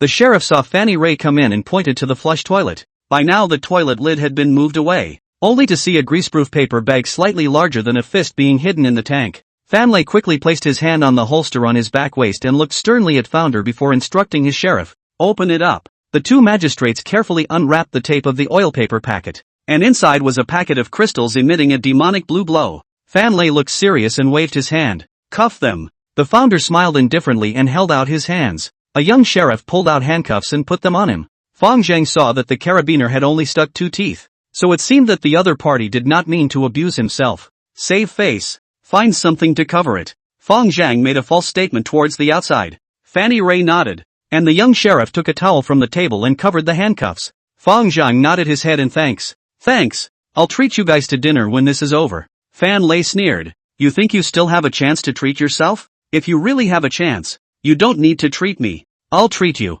Fong Zhang nodded and said in a serious manner, "Then it's a deal. Don't spread it out. Air-Z barbecue will do." Fan Lei stopped talking nonsense and waved his hand. "Take it away." Fong Zhang walked out of the door escorted by 2 magistrates and saw the crowd of minions and Han Bing with worried faces. Then without a word, he was escorted downstairs like a defeated dog. 10 minutes later, at the TMT bar, Han Jun hung up the phone with a grimly smug smile. The little brother beside him asked curiously, "Jun, what's so happy?" Han Jun exhaled a smoke ring. "Of course I'm happy to have killed a mangy dog." At the Chonglan Street security office, Fong Zhang was thoroughly searched and thrown into the interrogation room. The 2 sheriff's deputies then handed him over to 2 other plainclothes officers. After completing the handover formalities, the 2 plainclothes men escorted Fong Zhang all the way to the city department's anti-narcotics brigade. The methamphetamine seized from Fong's office weighed 100 grams. This weight is already a felony for hitting the head, which is procedurally outside the purview of the sheriff's office and must be investigated by the narcotics brigade. Upon entering the city department's anti-narcotics brigade, Fong Zhang was again taken to the interrogation room. When the others had left, a dark-faced sheriff uncuffed him and returned all his belongings to him. "Mr. Fong, take a seat. Department Yang will be here soon." Fong Zhang took out his china, handed him one, and asked, "Brother, what's your name?" The black-faced magistrate smiled. "My name is Zheng Yi." Not a moment later, Yang Storm pushed open the door and opened his mouth to ask, "What's the situation? So quickly connected?" Fong Zhang handed him a cigarette and cursed, "Bullshit, someone framed me." Yang Storm was slightly stunned. "Who is it?" "Not yet, but we'll find out in a bit." Fong Zhang took out his cell phone and called Zhu Laolu, hanging up and said, "The evidence will be sent immediately." After the three sat down, Yang Riot introduced the two to each other. "This is Zhang Yi, the detachment chief of the city department's anti-narcotics detachment. This is the special agent founder I mentioned to you yesterday. Your identity is only known to Zhang Yi and I. He will be your contact from now on." Then he looked at his watch and said, "You guys talk first, I have a meeting to go to." After Yang Storm left, Fong Zhang took the lead and asked, "What do you guys know about the drug source situation so far?" Zhang Yi said, "This batch of goods should be circulated from the Dongguan side. Specifically, who is responsible for peddling in Qinghe? What transportation channel? Qinghe, this side of the big demolition of the family, we do not know yet." Founder asked, "What do you want me to do? And what is the exact program?" Zhang Yi said, "Your identity is perfect for dealing with Dongguan drug dealers as the black boss of Qinghe. You can contact them and offer to be the general agent. And if other splitters offer 50 a gram, you can offer 60 or 70, and as long as the price is higher and the volume is bigger, you can snatch the general agent in Qinghe and lure out the drug lords behind the scenes. When we wait for the transaction, we'll put listening devices on you, and then we'll be able to wipe out the contacts who infiltrated Qinghe, and in turn cooperate with the Dongguan Public Security Department to uncover Dongguan's production bases." Fong Zhang was a bit confused by what he heard and asked, "People already have someone to cooperate with. They won't change their mind just because I raise the price a little bit. Besides, they will look for the four gang leaders even if they want to cooperate." Zhang Yi explained, "This batch of new methamphetamine from Qinghe flowed over not long ago, and the relationship between the drug dealers and the demolition family is only halfway between husband and wife. It's very unstable, and there are greater benefits that can certainly be snatched up. In addition, the four main gangsters are traditional gangsters with umbrellas. How could they possibly dabble in this kind of business? Only some middle and low-level gangsters would look at it. And at this level, you're the best in Qinghe City. You're both the owner of the gravel factory and the owner of the Sea Bright Moon. Which middle and low-level gangster in Qinghe can have as many assets as you?" As Fong Zhang listened, an image suddenly flashed through his mind. The buyer and seller of a drug deal each carry a combination box, a box of bills for a box of drugs. The buyer opens the case, dabs a little on his fingernail and sniffs it, then draws his pistol and says with justice, "Sorry, I'm undercover." Then 5 or 6 guns poked out across the room at the same time. "I already knew you were undercover." After a burst, the undercover agent died with a grudge. Fong Zhang bristled and gave his conclusion. "This thing is very risky." Zhang Yi's face was a bit embarrassed. This mission was very important to him, but he didn't want to fool Fong Zhang by saying something like, "We will guarantee your safety." If the other person treats him with sincerity, he will do the same. Fong Zhang turned his words around and suddenly said solemnly, "But in order to fight crime and uphold justice, I'm not afraid of danger." Zhang Yi gazed at the young man in front of him, who was in a gang but was all righteousness, and suddenly saluted with his feet together. "On behalf of the Anti-Narcotics Detachment of the Qinghe City Public Security Department, I would like to thank Mr. Fong for his selfless contribution to the anti-narcotics cause. Team Zhang, you don't have to be polite." Fong Zhang waved his hand, secretly pondering in his heart, drug dealers usually have more sin values, so this is a good opportunity to increase your physique. As for danger, there shouldn't be any missiles on the other side. Should there? The two of them chatted for a while longer, and it wasn't long before Zhu Laolu sent the camera over left and right. Fong Zhang opened it and his face immediately became unsightly. The man who planted himself was none other than Tiger. "Arresting now?"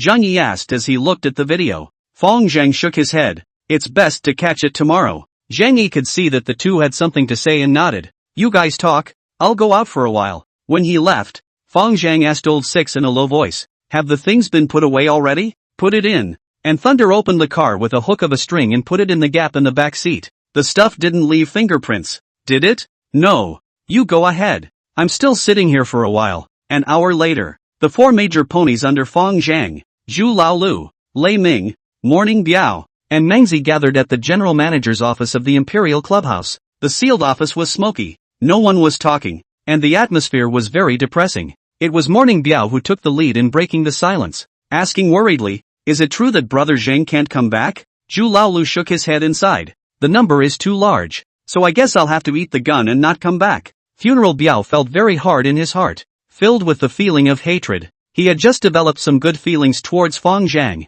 Who knew that this person was still a dog who couldn't change his ways? Instead of repenting, they are getting worse and worse, even daring to get involved in drug trafficking. And it's amazing that he didn't know anything about his drug dealing. Zhao Division of the Provincial Department has been waiting for his intelligence, but it turned out to be intercepted, and when the time comes, he still does not know how to reprimand himself. Marred. Who the hell brought Zhang to sell drugs? Mengzi was furious and said as he slapped the table. Zhu Laolu looked indignant. Who else? Han Jun chanting. Morning Biao's heart fluttered and he quickly asked, how did you know? Of course I know. I was on an errand with Qing with Han Jun this afternoon and saw him give Qing a packet of methamphetamine with my own eyes. And there's another packet hidden in the car. After Zhu Laolu finished, he beat his chest and cursed again. Who knew that something happened to Zhengguo at night? I still don't know if it was Han Jun, that son of a bitch, who did it on purpose. Morning Biao's eyes lit up and he suddenly covered his stomach and got up. You guys chat first. I'll go out for a big one. Doesn't the office have a bathroom? Mastodon asked curiously. Morning Biao waved his hand. I've eaten bad food in the past 2 days. Shitting evening stinks. Don't stink you guys. Zhao Lixia is the Deputy Director of the Criminal Investigation Division of the Hanong Provincial Public Security Bureau. Due to the rampant black forces in Qinghe City, the provincial department suspected the existence of local umbrellas, and half a year ago assigned him a mission to secretly spy and collect evidence of crimes committed by the black force gangs in Qinghe City. It's mainly drug and gun-related evidence. That's why he picked a graduate named Zhang Biao at the Provincial Magistrates Academy by the thousands. His primary criterion for picking people was not excellence, but loyalty, and one had to be loyal to the cause in which one was engaged. With his experience of studying infernal affairs no less than 20 times, he sees two drawbacks to undercover missions and being too good at them. For one thing, it is easier to be exposed if you are too sharp, and for another, gold shines everywhere. And the triads also value talent. The world of flowers is fascinating. Undercover agents. If they are in the gangs like a fish in water and in a high position of power, they may not be able to come back once they go. It's okay if you can't come back. But if you come back with an infernal path and reverse the Big Dipper, it's really a big joke. But after most of the year, he realized he was wrong. This graduate nicknamed Morning Puma is really quite pugnacious. It's nothing but loyalty. After all this time, apart from some information on fighting and picking up chicks, not even a single hair has been provided. Zhao Lixia was in the midst of sighing. Suddenly his cell phone rang, and when he opened it, it turned out to be a call from Morning Biao. Department Zhao. I have an important piece of information I want to report to you. The young school police officer's tone was full of excitement. Oh, what intelligence? Zhao Lixia asked carelessly, no longer holding much hope for this so-called important intelligence. Morning Biao sounded excited. Haven't you always wanted me to investigate drug-related cases? This time I found a big fish. What big fish? Zhao Lixia's spirit trembled, and he ejected from the sofa in a single bound. Morning Biao proudly said, didn't you want me to get close to the center of power of the Flaming Fire Gang?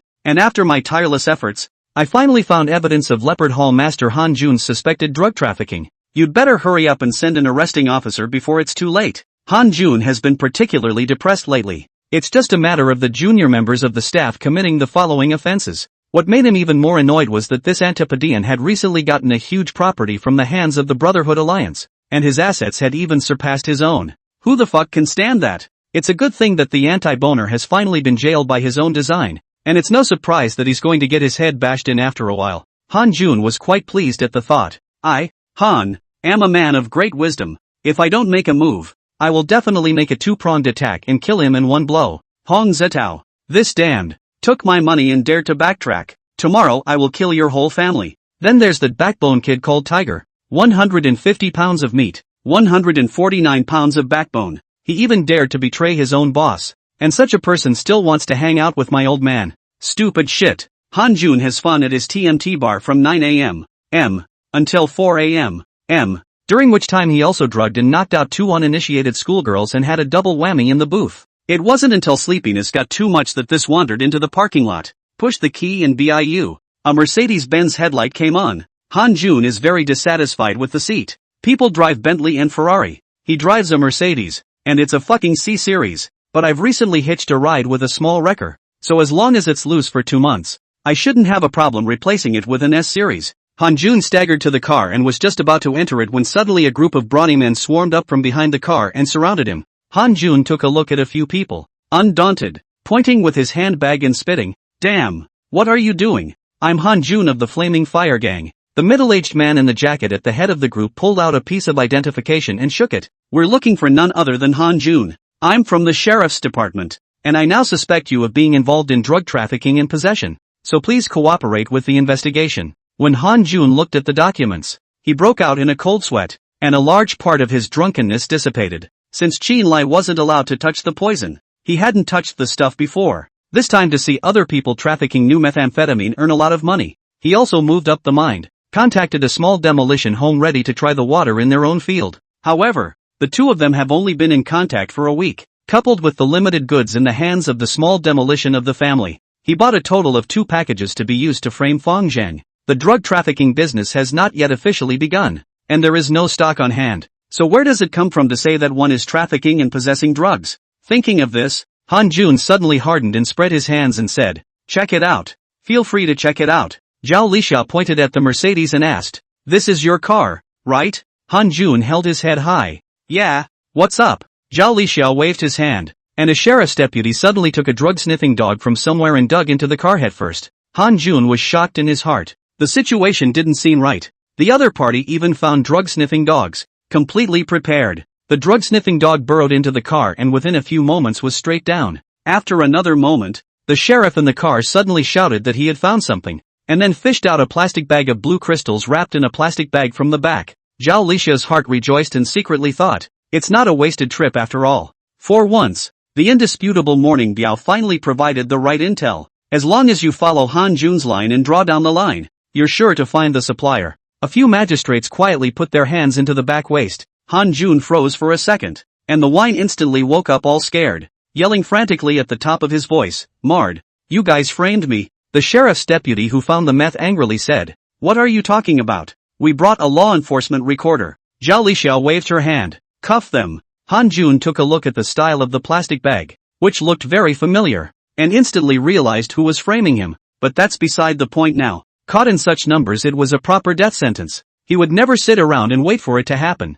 and immediately moved his hand silently towards his back waist as well. Freeze! Across the room, all 5 guns were pointed at him at the same time. "Take your hands away and hold them up." Han Jun hastily threw his hands up in the air and shouted, "It was Fang Zhang who set me up, and he was the one who put the drugs in my car." Zhao Lixia snorted. "Fang Zhang has been imprisoned. How did he frame you? If you want to mitigate your guilt, give up the housebreakers behind you and don't pull that useless crap. Cuff yourself and cut the crap." Han Jun thought for a while and decided to tie his hands. This matter may not be impossible to explain clearly, but the negative resistance will certainly die. Around the corner of the parking lot, a half-grown kid of 18 or 19 probed his head towards Han Jun's side, then put his head back and said to his even younger companion beside him, "5 men and 5 guns. Fuck it or not? Fuck. They're in the light. We're in the dark." The even smaller companion put on a sloppy hat and pulled a Qinghai Hualong-made rod out of his fanny pack. Menacingly, "As long as we save the boss today, from now on we'll be the boss's head horses. Absolute beloveds. I'll give up." The slightly larger one also pulled off a sloppy hat to cover his face. The one who meets on a narrow road is brave enough to win. Charge! Han Jun held out his hands and waited for the sheriff to handcuff himself. It was at this moment that 2 bruisers wearing sloppy hats and holding spray guns were suddenly killed from a diagonal. Han Jun was alarmed. The 2 men were wearing sloppy hats, and he didn't know who they were for a moment. Could it be saving yourself? Sure enough, the leader of the bruisers shouted, "Don't be afraid, boss, we're here to save you." Han Jun knew who it was by the sound of his voice, and it turned out to be the 2 ruffians he had taken in 3 months earlier. Han Jun's thoughts electrified. "Mard, stupid, I don't need you guys to save me. If it had been 2 M16s, it might have saved itself. But, these 2 earth cannons he knows. It is an antique that the 2 rash young men dug out from their homes. Old-fashioned stuff." The 5 magistrates who came to arrest Han Jun also froze. These drug dealers are really heartless. With a broken earth cannon, they dared to barge fire with the regular army. It was when Han Jun was about to open his mouth to stop it, when the sheriff was about to turn his gun on the 2 bruisers, the 2 rash men with the chemtrails suddenly opened fire at the same time. Hearing the sound of gunfire, Han Jun knew it was going to be bad, and decided to make a break for it. With a single step, he reached down and drew the .54 pistol in his rear waist holster in a flash of lightning. At that moment, 2 pops sounded at the same time. A stream of black smoke rose from the Walongzao in the hands of the 2 rash young men, and both guns blew up at the same time. 2 cries of pain came from the quiet parking lot in the early hours of the morning, and 2 earth cannons fell to the ground. The 2 toughs covered their bloody palms and howled in pain. Grimacing, the 5 sheriffs froze, and so did Han Jun, holding his gun up and wondering if he still had to shoot. Boom, boom, 2 shots rang out at the same time, and 2 sheriff's deputies fired on the spot. One shot to Han Jun's forehead and one to his heart. Human life is more important than evidence. The ordinance of the sheriff's department states clearly that a drug dealer who resists arrest with a gun must be shot decisively. Clay cannons are not much of a threat. 54 is no joke. At a distance of less than 5 meters, the 2 bullets hit Han Jun's brow and heart with precision. Han Jun collapsed to the ground askew, and before he died, he even forgot about Fong Zhang's hatred. There was only one thought in his head. Mud. I'll never recruit this kind of idiot again. Several sheriff's deputies swarmed over the 2 bruisers and lifted their face-covering hats, only to realize that they were 2 young men under the age of 20. Take it away. Zhao Lixiao waved his hand, his mood a little depressed. This new methamphetamine is a major case supervised by the General Administration of Public Security, although it is led by the Narcotics Division. But the criminal investigation can also be involved. No matter who it is, as long as the uncovering of the drug lord behind the scenes is bound to be a great achievement. Originally, he was also pointing to Han Jun to follow the melon and find the big fish behind. Who knows that in the end it is still a basket of water. 4 hours later, Morning Biao made a call to Zhao Lixia and couldn't wait to ask, Mr. Zhao, did you find the drugs and did you catch Han Jun? Aha. Zhao Lixia wasn't in too good a mood and casually answered. So I can turn? Morning Biao asked with anticipation. Not yet. You'll have to continue lurking for a while. Zhao Lixia balked, and after thinking about it, she pacified. I know you've been working very hard for a while. As long as I find the person behind this batch of meth, I'll definitely arrange for you to be transferred, and I'll also give you a big credit. Oh. Morning Biao hung up the phone with a disappointed look on his face. Sighing as he walked out of the alley near the Imperial Clubhouse, he suddenly came face to face with a sneaky person around the corner. After seeing the face, Morning Biao rubbed his eyes and thought he had seen a ghost, exclaiming, Boss, you escaped from prison? You your ass. Fong Zhang pointed at the empty alley and asked, Sneaky, what are you doing here? Morning Biao was shocked in his heart. He wouldn't have heard what I was talking about with Zhao. The thought turned sharply, and he quickly explained, I just had to pee, so I settled in there. The thought was, he's not going to check to see if I've peed, is he? With his personality it might be possible. If you get away with it this time, next time you come out on the phone you must pee first as a cover. However, Fong Zhan obviously had no intention to look deeper into the matter. He just shook his head and said contemptuously, Why do you people urinate and defecate anywhere? Not a bit of public morality. When the time comes, you have to trouble the sanitation workers to help you clean up. Morning Biao breathed a sigh of relief and let out an awkward laugh. Not next time. Come on, let's go to breakfast. The penalty is on you. Last night, Fong Zhang found a hotel to rest. He knew in his heart that if Han Jun found out that he had actually been released, he would definitely raise his guard. The bogeyman's plan will probably fail. So he endured until the morning to come to the Imperial Palace Club. Who knew that just came to bump into the funeral Biao this kid tipped off. After breakfast, Fong Zhang walked straight to the office and called Lei Ming, Morning Biao, Mangzi, Lao Lu, Chubo and the others together for a meeting. Through the tiger's betrayal, he had come to the realization that although he was in charge of everything, it was best to consult everyone. Tiger's betrayal was nothing more than an unbalanced feeling that he had been with him for 2 years but had not been given a position as deputy manager or above. So the balance has to be right. When the people arrived, other than Zhu Laolu, everyone else was pleasantly surprised. Chu Bo gave a thumbs up and sked and flirted. Brother Zhang, you've got your hands full. Drug trafficking can even be released. Fong Zhang glared. What are you thinking? Lousy was planted. Mangzi sniffed and slapped the table, cursing angrily. Boss, who planted the evidence against you? I'll chop him to death right here. Fong Zhang was secretly relieved. Although Mangzi was one-dimensional, his loyalty was unrivaled. It was Tiger who was instructed by Han Jun to frame me. When these words came out, the atmosphere suddenly fell silent, and the faces of a group of people were very ugly. Since one mole has appeared, it may not be impossible for a second one to appear. Mastodon was silent for a long time and said, Boss, I'm going to enforce the family law. I'll accompany Mangzi. Thunder pondered for a moment and also expressed his intention to participate. Fong Zhang shook his head. No need. The tiger has already been taken away by the sheriff's department. Since they want me to go to jail, I'll turn him over to the sheriff's department. Very fair. Well, let's not discuss that.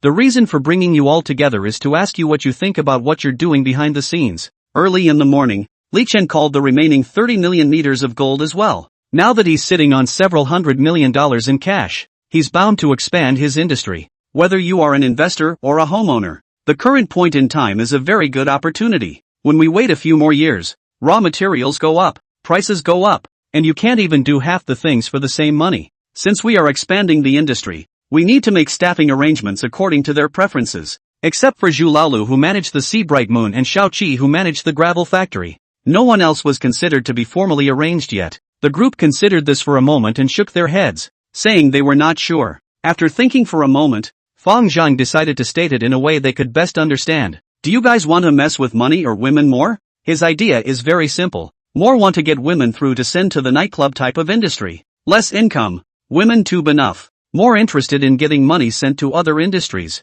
The bar downstairs at the Sea Moon was about to open and was short of manpower, so some stewards had to be chosen out of their midst. Fang Zhang began to call the roll. Chu Bo, you guys go first. After a moment's consideration, the three Quobos said, we've decided to mess with the money. Fang Zhang nodded and asked Hong Zetao, what about you? Without thinking, Yellow Hair said, screwing women. Young men are on fire. How about you, Mighty? All screwed.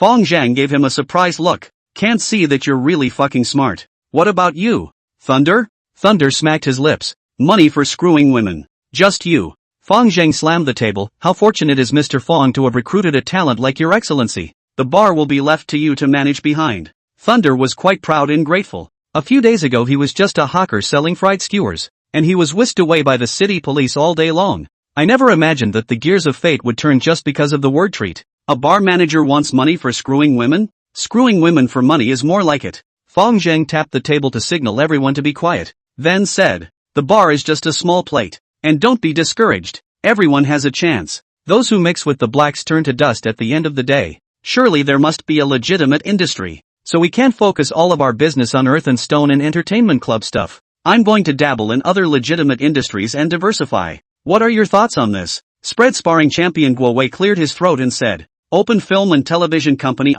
Fan Binbin, Li Binbin, Gao Yuan Annette. By the way, there is a freshly minted female star called Louis Fei. This bitch looks good, and pure and beautiful. Fang Zhang shook his head speechlessly. We'll talk about this later. What else? Zhu Laolu suggested. Open a real estate company. This is fast money. Chubo waved his hand and offered his opinion. Real estate is more complicated. The black side can't get it right and can't start. The white side doesn't have the strength and can't get the land. And this line of work requires a lot of money. It's not that simple. Fang Zhang pondered for a moment and said, real estate is exactly what I intended. Black and white connections and funds are not a problem. I'm not going to open my own though. I'm just going to annex a real estate company and don't want to spend a lot of money. What do you guys suggest? Zhu Lalio's eyes rolled and asked, Shicheng Real Estate? Fang Zhang said, you don't care what kind of company it is. What I want is advice. The crowd began to make thoughtful gestures, some looking up at the sky, some pulling at their beards. After a long time, Zhu Laolu suddenly revealed a ferocious expression. Kidnap all the shareholders and force them to transfer their shares at a low price. Fang Zhang rolled his eyes. Bad idea. There are rules in this society. If you guys do things like this, if you sign the shares today you will be in jail tomorrow. The group of people began to rack their brains again, but after scratching their ears for most of the day, none of them could come up with a suggestion that would satisfy Fang Zhang. Fang Zhang sighed. In fact, he had long known about how to take down Shicheng Real Estate. The one time the door was blocked with a dump truck it was already laid out. He had only asked to test his men, and the result could only be described as a great disappointment. They're all reckless. Letting them fight and kill in charge is fine. Not a single wise man. Talent. Old man needs talent. Fang Zhang waved his hand helplessly. Dismissed. Then he walked out of the clubhouse, dialing Sam Lee's number as he went. Hello, Mr. Fang. Li Chen sounded a bit excited. In his understanding, the fee to make this phone call, indicating in their own is not a hammer deal. There must be dealings behind. Gangmaster Li, I have a small matter I would like to trouble you with. As you command, Mr. Fang. I would like to register an offshore company. Do you know any organization that handles this kind of business? Yes, I'll arrange it right away. It wasn't long after hanging up that a call came in from Westwood. The other party claimed to be Westwood City Coastline Consulting Company, specializing in overseas company registration business. The founder was satisfied with his professionalism and quickly finalized the proposal. The company is registered in Cayman and Virgin Islands, and adopts the mode of complex shareholding condom, setting up confidential accounts to avoid shareholding inquiries of a general nature. Then invest in manipulating the domestic company through the offshore company, which will undoubtedly minimize the risk. At that time, Fang Zhang would be able to replace his triad identity as an investor. Zhengyang Street in late fall, the yellow and green on both sides of the road. The morning sun through the sycamore trees on the ground sprinkled with mottled morning passers-by were in a hurry as sanitation workers struggled to clear the road. Last night's rain and winds were sparse and gusty, and the gusts of wind swept up the fallen leaves and spread them over the streets, adding a great deal to their workload. As Fong Zhang walked casually, a sanitation worker Amma saw him and suddenly greeted him with a smile. "Boss, how are you?" Fong Zhang smiled. "You know me? Why don't I recognize you? You are a great benefactor, and you have even given me rice and salad oil, and collected at the same time next month." Fong Zhang waved his hand and said goodbye to Auntie, and continued to wander along Zhengyang Street. Walking around the corner, I saw a cleaner girl with a pillboxed head dumping garbage into a sanitation truck. Li Jiya looked up just in time to see Fong Zhang, froze for a moment, and weakly shouted, "Brother Zhang." Founder nodded and casually asked, "Didn't go to class?" "I'll go to class later, so I'll sweep up the leaves in this area." "How old are you and what's your major?" "Finance and law. Sophomore year." After a moment's pause, Li Jiyan added softly, "Brother Zhang, thank you for the things you sent last time." "You're welcome, it's not for your family." Fong Zhang thought for a moment and said, "If you truly thank me, answer me a question." Li Jiyan put down the broom, showing a puzzled expression, and when she saw his serious face, she immediately perked up her ears and made a listening gesture. "Here's a question for you. If you wanted to acquire an unlisted mid-sized real estate company and didn't want to spend too much money, what would be your tools, provided it's within the law?" Ji Yunli felt a bit puzzled, but she still thought about it seriously. 10 seconds later, she spoke. "If you don't want to spend too much money, you have to keep the share price down. Real estate is a high debt, high leverage, high running 3-high project. The lifeblood of the company is cash flow. As long as you cut off their cash flow, causing the company to run money tight, and then spread some rumors, some minority shareholders will panic and sell their shares at low prices." Founder pursued with interest. "And how do you cut off the cash flow?" Ji Yunli returned without thinking. "First, delaying the relocation project and creating artificial nail biters. For example, if a household's developer has negotiated a demolition compensation price of $1 million, the acquirer can offer $1.5 million or make them a nail biter through other means. This will slow down the demolition and drag the development company into the quagmire of the project, and over time, they will not be able to carry their bank interest. Secondly, by siphoning off loan funds, not many developers will be able to carry the load as long as several banks jointly disagree to renew their loans. But that's something that simply can't be done without a certain amount of power on the part of the acquirer. Also, pre-sales being carted, problems with building materials, failed inspections, accidents at construction sites, etc. all have an effect, though some are illegal I won't go into." Founder nodded. "Good, you're a talented person." Then pointing to the broom leaning against the wall, he said, "You're a filial child. But filial piety has to be done in a proper way. It's not just sweeping the floor for your mom that's called filial piety. If you're really filial, carry the burden of the family so your mom doesn't have to set her alarm clock to 4 in the morning." Ji Yunli lowered her head in silence. The other side is standing on their feet. They are just a student and have to take care of their mom. How can they make money? Even if you have the ability, you need a platform to utilize it. There's no way to change the situation at home at the moment, other than selling your sex. Founder then asked, "Have you got an accounting license?" Li Jiyun paused, roughly understanding what the other party meant, and returned, "Yes, your ability is good. Work for me as an accountant first, $4,000 a month, and then slowly raise it later." Li Jiyun heard confused. She thought that at most 700 or 800, but could not imagine that there is such a high salary. However, she is not at ease. Xingha per capita salary is only more than 1,000. She is a college student who has not graduated on the basis of what can get so much money. As if he could read her mind, Fong Zhang explained, "The security guards under me are also 4,000 a month. You know my number. Call me when you think about it." Fong Zhang left after saying that, leaving behind Li Jiyun who was messy in the wind. He does need an accountant and also a cashier. The previous accountant of the Imperial Clubhouse, Lu Accountant, was Han Jun's man, and Fong Zhang had kicked him out a few days ago. See, Bright Moon's accountant was Han Laosun's man temporarily, and it was impossible for Fong Zhang to give such an important position to someone else. The finance of the gravel factory is also the person of the previous owner, Hong San-jun, who is also ready to be replaced. The 3 industrial accounts are not much. Temporarily arranging a financial department is enough. Do not need too good talent, but must be the heart of the heart. Thinking of this, Fong Zhang took out his cell phone and called his little sister. Fong Wen and Li Jiyun were classmates and also in the finance department of Tsinghua University,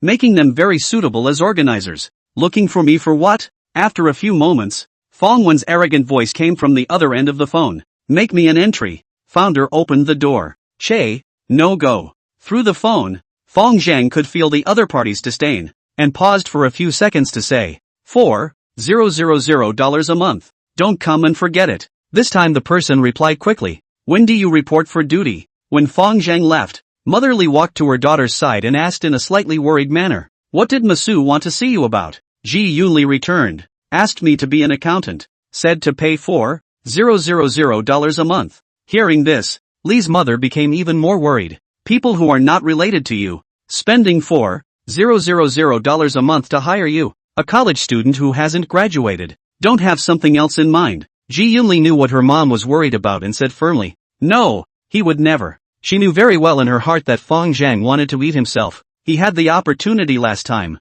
There was absolutely no need to seek far and near. Qinghua Municipal Hospital. The prodigal son, Zhang Xiaojie, wearing an Armani suit and a Hermes belt, pleaded with Chen Shunning, who was peeling oranges for him beside him. Mom, I'm not going to some bullshit mental hospital. You tell Dad I'm going home and I'm going to hang out at the bar. Learning that her son had to go to a mental hospital to hide the truth from the world, Chen Shunning also had a hard time in her heart and said with red eyes, son, your father is doing this for your own good. You're going to jail if you don't go to a mental institution. Don't worry son. Your father gave Director Chen 200,000. You go there for a month to make an appearance. When the public opinion is small by then, your father will definitely pick you up and bring you back. Why don't you change your clothes first? They're coming over to get you later. Zhang Xiaojie considered for a while without saying anything, and helplessly changed into his hospital gown. It didn't take long for 4 male nurses with tiger backs and white nurses' uniforms to push open the door to the ward end. The black-faced male nurse in the lead opened the door and said,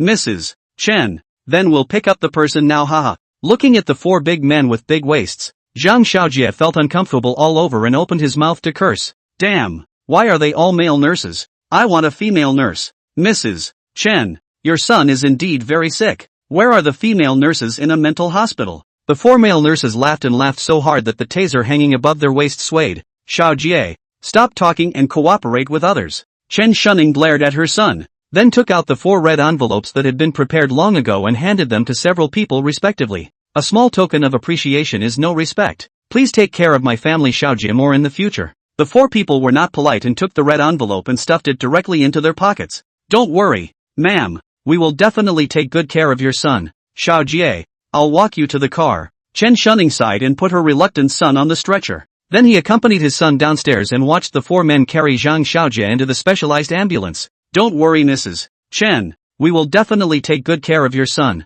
the black-faced nurse in the lead said with a kind face. Then I'll trouble you. Chen Shunning watched the car start. Her heart was hard and angry. If it weren't for the damned founder and Yang Riot, how could Xiaojie have suffered so much? If you can't fix Yang Riot, you'll have to fix that Fong Zhang. As the car started, the black-faced male nurse in the rear compartment pulled out a red envelope from his pocket and counted it, cursing, only $2,000. Much more stingy than Mr. Zhang, dressed in a blue and white striped hospital gown and tied to a stretcher. Zhang Xiaojie was confused. What Zhang Gongzi? Am I not Zhang Gongzi? He couldn't help but ask. What Mr. Zhang? What petty much? What are you guys talking about? A few people ignored him and counted their own money, and barred their mouths from time to time with a very disdainful expression. Zhang Xiaojie was furious and cursed. Marred. I asked you guys, are you mute? The black-faced male nurse exchanged glances with the swollen-eyed male nurse next to him. The swollen-eyed male nurse spoke up. Typical paranoid mania. Looking at the condition, it should be a level 1 symptom.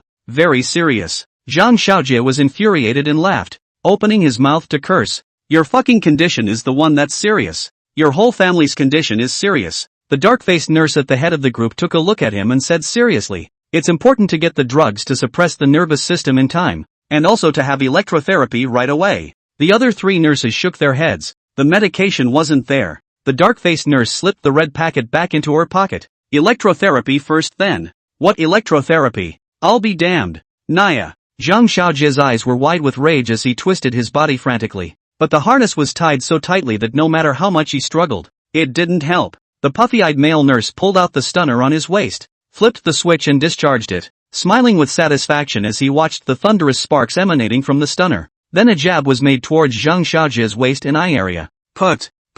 After a burst of sparks with lightning, Zhang Xiaojie foamed at the mouth and cursed breathlessly. Damn it. I must get dead. The dark-faced nurse frowned and spoke in a solemn voice. The patient is in very serious condition and may be predisposed to injuring and self-harming, and needs to be shocked more aggressively. Put.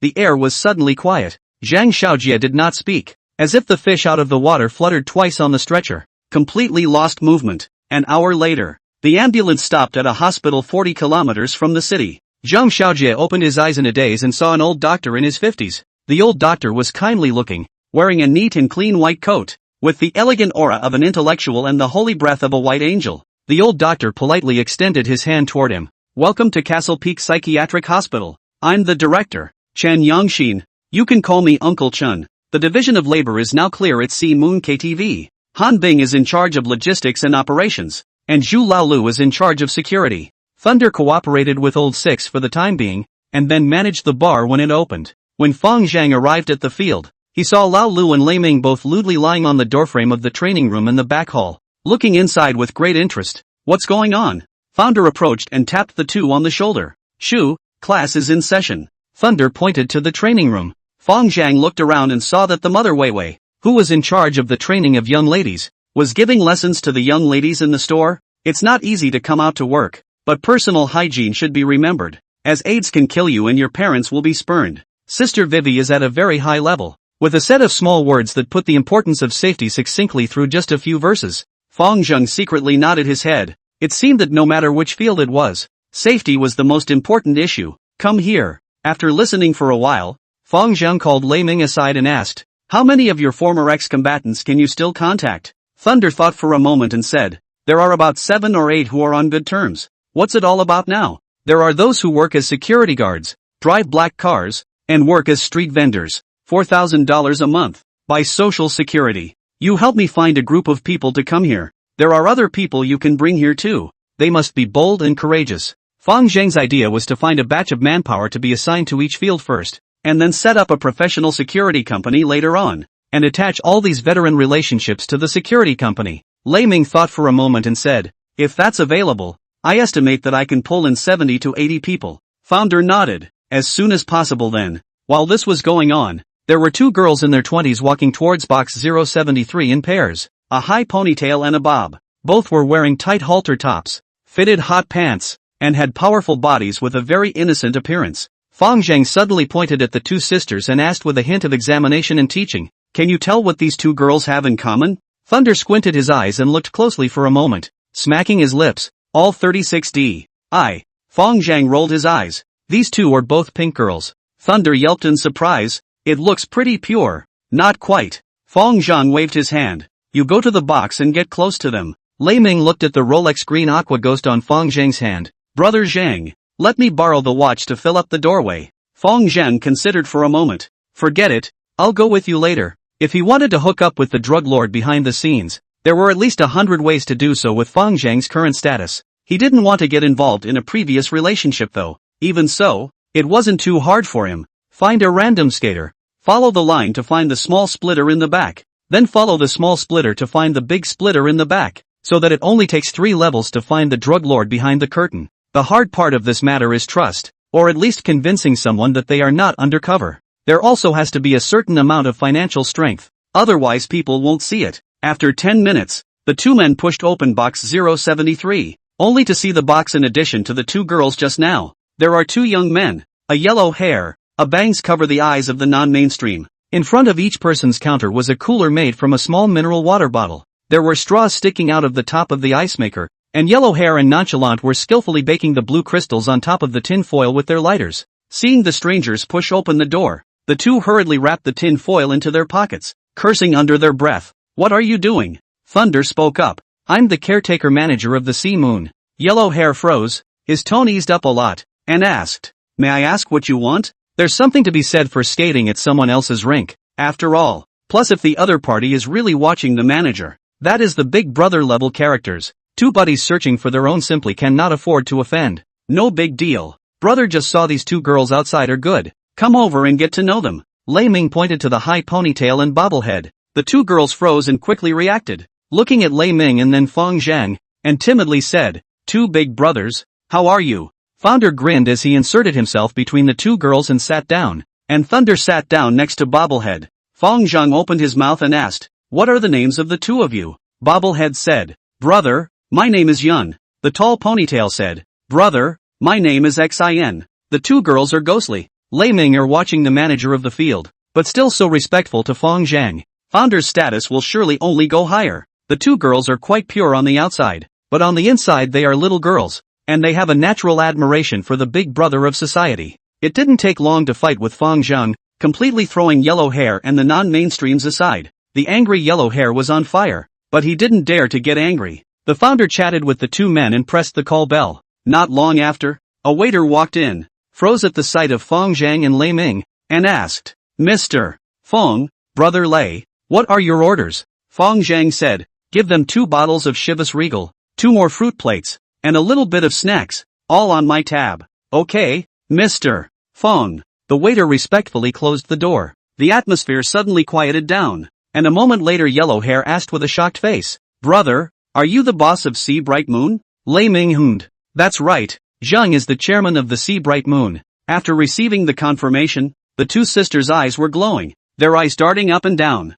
and they secretly had small thoughts. The high ponytail didn't move and rubbed herself into Founder's arms. Bobblehead poured a glass of foreign wine and brought it over with both hands, whispering, Brother Zhang, I toast you. She was a little nervous. Her hand shook, the amber wine and the glass accidentally dripped on Fong Zhang's crotch, immediately scared to death, and hastily pulled the napkin to help him wipe. The mouth kept apologizing. I'm sorry, but a hint of cunning flashed under his eyes. Fong Zhang was a bit annoyed by the rubbing and waved his hand. It's fine. It was at this time that Yellow Hair did not move and exited the box, pulling the waiter who had just been there and asked, Masa is your boss? The waitress sounded a little strange. Yeah, don't you know him? Yellow Hair snorted. Of course I know Mr. Fong, but he's a low-key person. You know. The waiter nodded in agreement. Well, Masa does keep a low profile. Yellow Hair re-entered the box, and after whispering something to the non-mainstream, the attitude of the two immediately became respectful, handing out cigarettes and pouring wine again.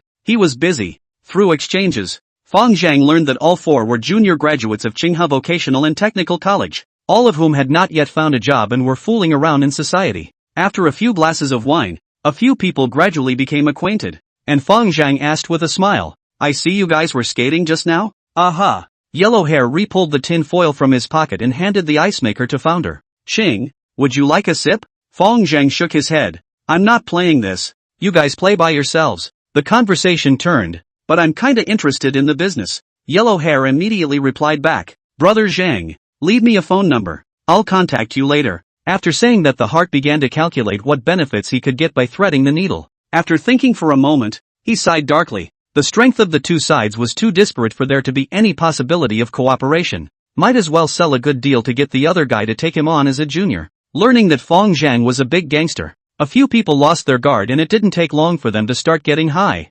Bobblehead got high on it and grew bolder, pouncing over and biting his ear. Ching, try it, it's very effective. I'll help you with the heat when it goes on. Fong Zhang withdrew his hand. You guys play by yourselves, I still have something to do. The two girls were full of loss, waving goodbye with a reluctant face, and Yellow Hair was gesturing in his ear to make a phone call. Masa, I'll contact you tomorrow. Good. Fong was about to leave. Firstly, because he resented the scene, and secondly, because Qin Lai had called him and asked him to go to the proceedings in the afternoon. Fong Zhang roughly guessed what he was looking for. With Han Jun dead, the position of Leopard Hall Master is vacant. Someone had to be found to top it, and according to the custom of the Flaming Fire Gang, it was usually the steward under the head of the hall. So the Leopard Hall Master must next come between Fong Zhang, Jiang Chuan, and Chen Fei, the 3 stewards under Han Jun. Each of the 3 managed a Flaming Fire Gang property. Fong Zhang's property was the Imperial Club, Chen Fei managed a disco, and Jiang Chuan managed a skating rink.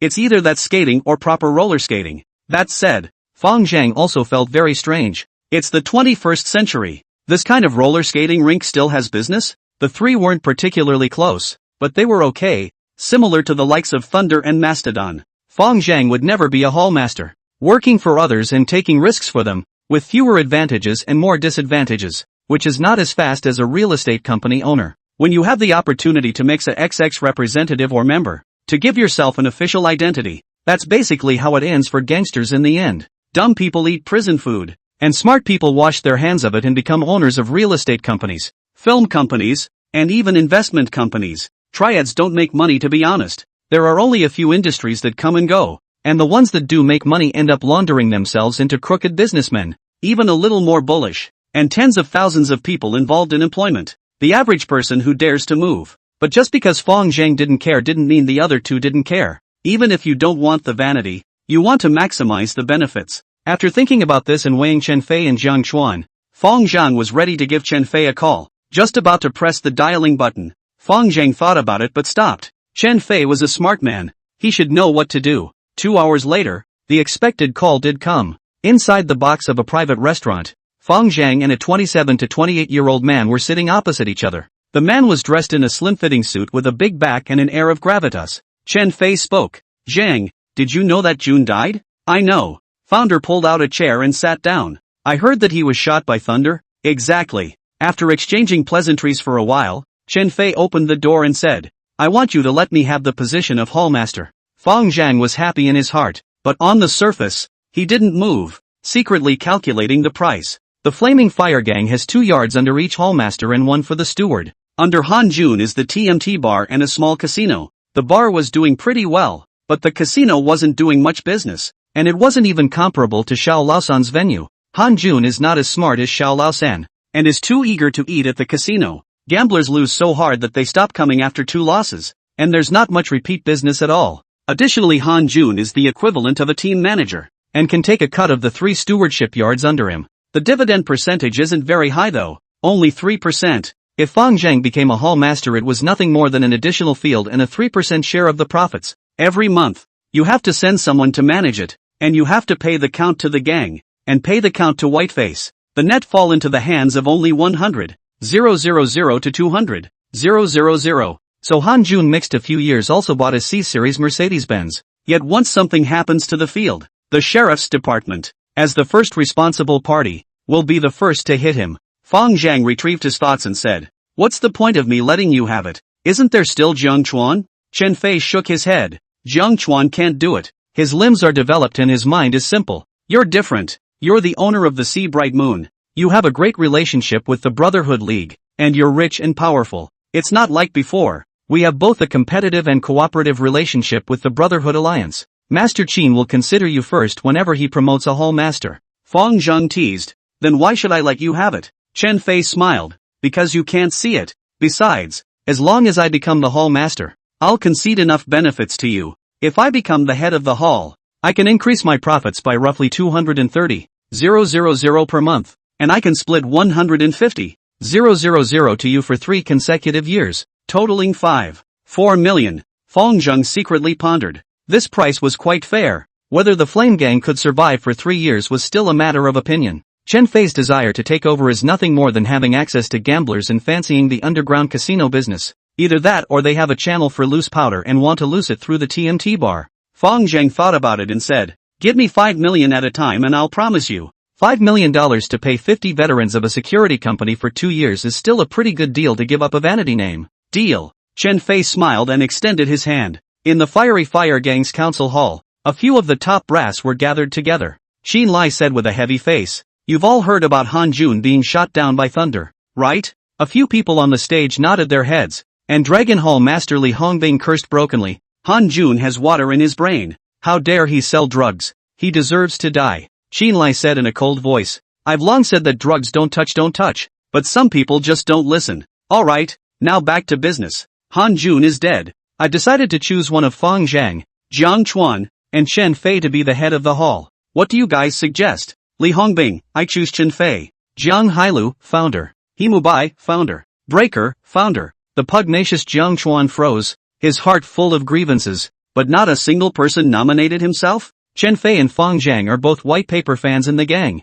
and he's a red stick. Do red sticks deserve to die so much? Seeing Xin Lai open his mouth and prepare to make a decision, Fong Zhang hurriedly waved his hand. If you let him get the words out, you would be doing him a disservice by refusing. It would be better to ask in advance. This bit of human feelings Fong Zhang still understands. Master Qin, all hall masters, thank you for your recognition, but I think it's still Chen Fei who's a bit more suitable than me, so I decided to withdraw from the competition for hall master. When this statement was made, a few of the higher-ups didn't seem to be surprised. Fong Zhang's industry is no longer a secret. The total assets are still far more than a few hall masters. It is normal to not see this position. Alright then, I respect your opinion. Xinlai nodded in agreement and exchanged glances with Broken Army. Rather helplessly. It seemed like trying to rely on a hallmaster position to pull in an expert like Fang Zhang was still too innocent. The next night, yellow-hair Sukai called Fang Zhang and said that the housebreaker behind him wanted to meet with Fang Zhang. The three of them made an appointment at a tea house.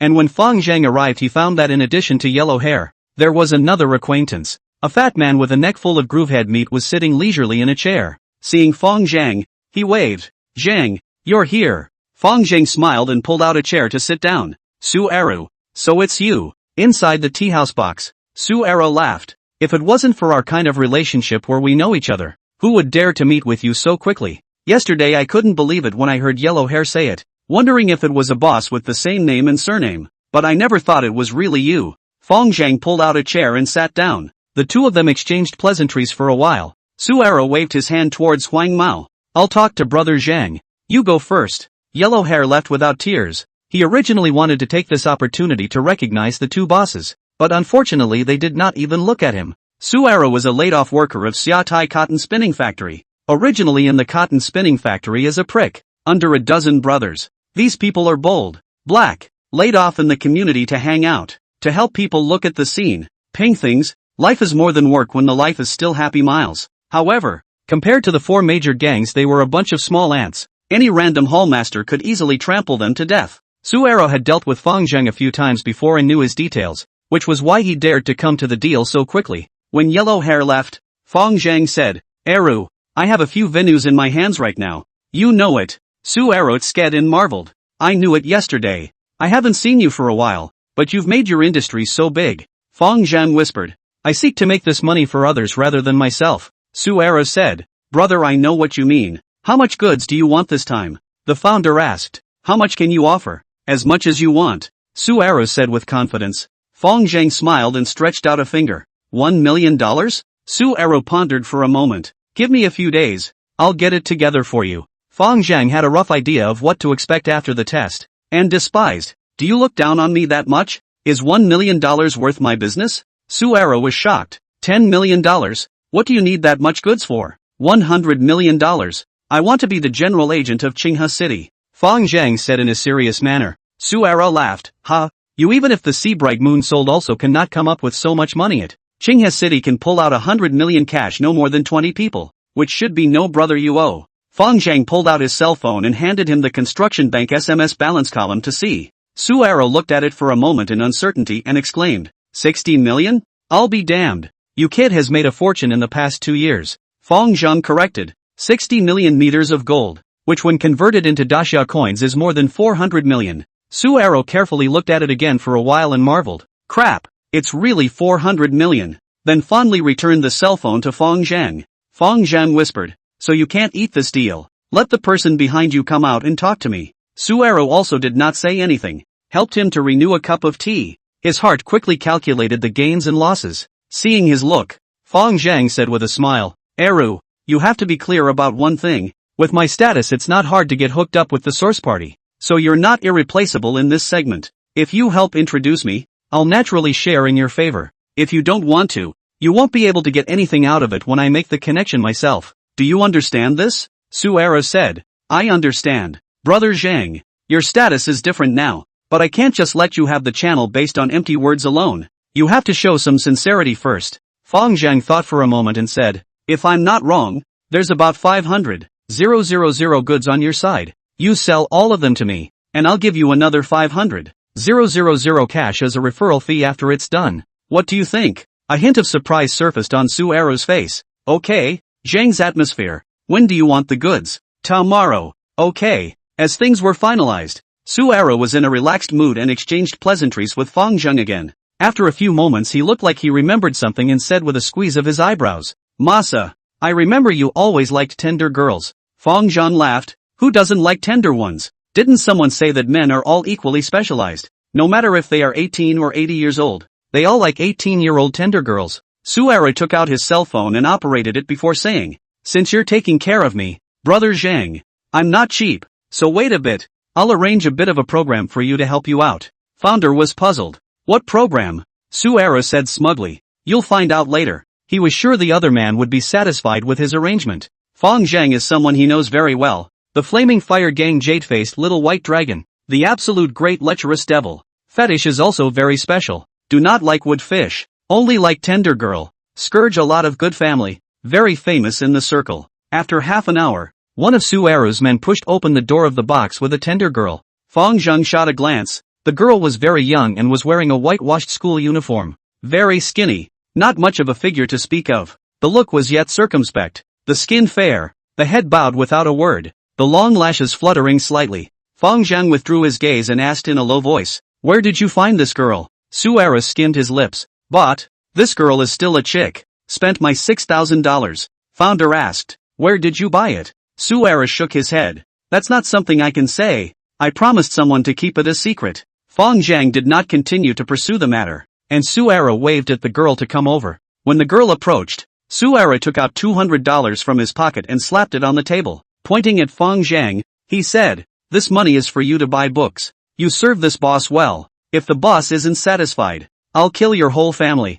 Got it?" Su Aru, originally long fierce god. A rage is even more ferocious. The girl scared to silence. Leg crutch non-stop trembling. Fong Zhang knocked on the table. "Aru, don't scare the little girl. It's still brother Zhang who knows how to love people." Su Aru smiled and turned around with his handbag. "Take your time playing, Ching. I won't get in your way." When Aru left, Fong Zhang pointed to the money on the table. "Take the money you were given." The girl hesitated for a moment to slip the $200 into the pocket of her wrinkled school uniform and said timidly, "Thank you, uncle." Fong Zhang asked, "Do you recognize the fat man just now?" The girl shook her head. Founder then asked, "Who sold you to him?" The girl shook her head desperately, a look of horror on her face. People have their own aspirations, and since the other party didn't cooperate, Fong Zhang didn't want to care anymore. There was so much filth in this world that all he could do was abide by the law. Fong Zhang picked up his handbag and pushed open the door of the box straight away. Footsteps followed behind him. Fong Zhang turned around and saw that the girl had followed. Fong Zhang waved his hand. "Go back. I'm not good at this." The girl said timidly, "Uncle, don't mind me. I'm clean. It's the first time today." Founder mused. "Were you threatened?" No. The girl waved her hands in horror. At this very moment, Fong Zhang pretended to look down and ask the girl, but out of the corner of his eye, he glanced at a woman in a white suit 30 meters away at the end of the corridor. In his hearing, which was dozens of times better than normal, he was able to sense very clearly that the woman appeared to be facing this way on the phone, yet there was no sound from the microphone. She was pretending to make a phone call. Fong Zhang did not move and walked straight down the tea house through the opposite direction of the woman. The little girl followed step by step, and Fong Zhang didn't care about her. Walking down the tea house and stopping at a nearby corner, the girl wondered what he was up to, and waited silently with her head down beside her. Tap tap tap. Not a moment later, a light footstep came from the other side of the corner. Fong Zhang listened to the sound and a moment later took a step and turned around. A woman stumbled in fear and almost collided with him. The woman was none other than the white sheath dress woman who had just spied on Fong Zhang, 25 or 26 years old, with a pretty face and a hint of Englishness in her spirited temperament. The woman was frightened by Fong Zhang and froze for a moment and started to make a preemptive strike.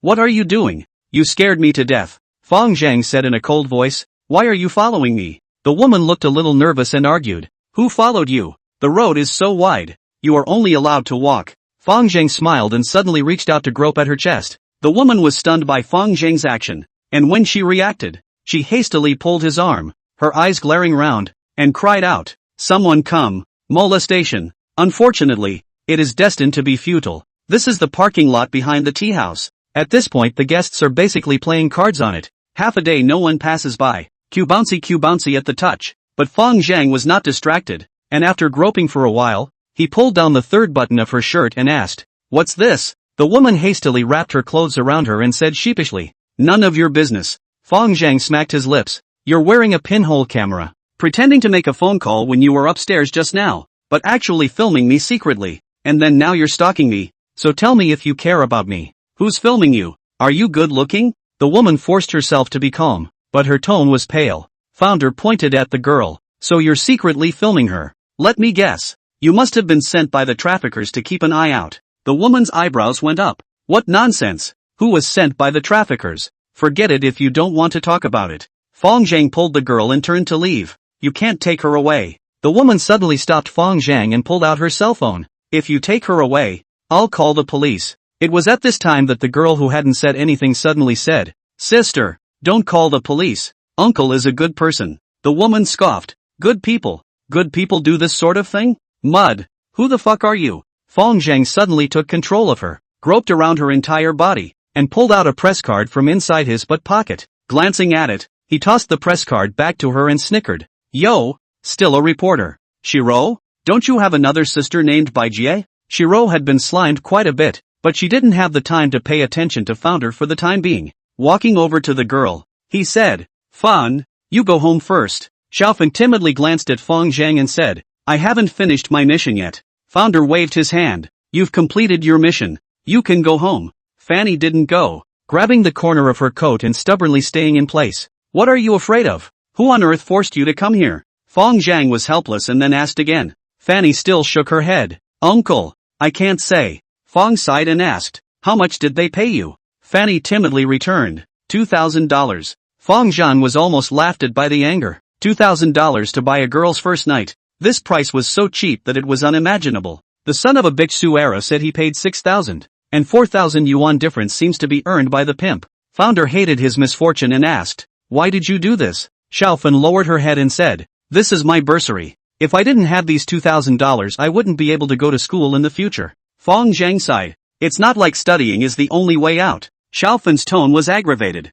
They took my picture, and if I didn't say yes, they would post my picture to the school, to the village council, and on the internet. Fong Zhang was silent for a while, pulled out all the cash from his wallet, weighed it, there were about $4,000 or $5,000, and handed it to the girl in a brain. Take it. Fun stood still and didn't answer. Follow me. Fong Zhang pulled Xiaofeng to the road, stopped a cab, and shoved her hard into the back seat. Then he threw the pocket money into the back seat along with a business card and said, on the card is my number. Call me if you need anything. Xiaofeng took the business card and looked at the name on it. The crystal and teardrops were like raindrops, snapping and dripping on the card. Witnessing the car leaving, Fong Zhang shook his head and turned back to see Bai Lu following him. I'm sorry, I misunderstood you, Shiro said as he walked up. What the fuck is going on here? Fong Zhang felt a bit blocked and cursed. Bai Lu shook her head. It's useless to tell you. It will only harm you. You can't afford to mess with them. Fong Zhang coldly said. I can't afford to mess with you, but how can you? A small reporter? Shiro nodded. It's true that I can't afford to mess with them. That's why I'm going to film the evidence of their crimes and bring them to justice. The founder asked. It's always them. Who the hell are they? Bai Lu raised her head and gazed at Fong Zhang. Can I trust you? It's none of my business if you like to say it or not. Fong Zhang pulled his leg and left. Wait a minute. Shiro tugged on his arm and spoke. This story goes back a month. On September 25th, a sophomore girl named Qin Xiaoyun jumped to her death at Ning'an Middle School in Ning'an Township, and the cause of death was determined to be suicide after investigation by the local sheriff's department. We are in the news hotspot. When we come across this kind of thing, we definitely have to investigate. But after our team's investigation we realized that this matter is not so simple. Qin Xiaoyun's mom told me that her daughter was raped and couldn't think of committing suicide. Founder asked. Who? Bai Lu said slowly. Shichang Real Estate Chairman Zhang Shicheng's father, Zhang Jiecai. According to our investigations, Zhang Jiecai has commissioned his men to search for outstanding-looking female students in various middle schools in Qinghe City through the name of student aid over the years, and then forced the girls to compromise through various means such as taking ill photos, intimidation and threats, and monetary inducements. Originally, all these girls were for Zhang Jiejie's enjoyment, but the people who did the specific operation did the work and made this into an industry chain. The prettiest batch of girls were given to Jie Zhang for his enjoyment only, while the rest were sold to some rich people, such as people like you. Founder asked, do you have any evidence for saying this? Bai Lu said, I found a list of female students who have been sponsored by Zhang Jiecai, high school, middle school, and college. By talking to these girls, I think there should be some of them who have already been persecuted by Jiecai Zhang, but none of the victims dared to come out and testify against Zhang Jiecai, except for Qin Xiaoyun. The only evidence is the suicide note left by Qin Xiaoyun. Bai Lu took out her cell phone and handed Fong Zhang the photo taken from Qin Xiaoyun's suicide note. This is the evidence.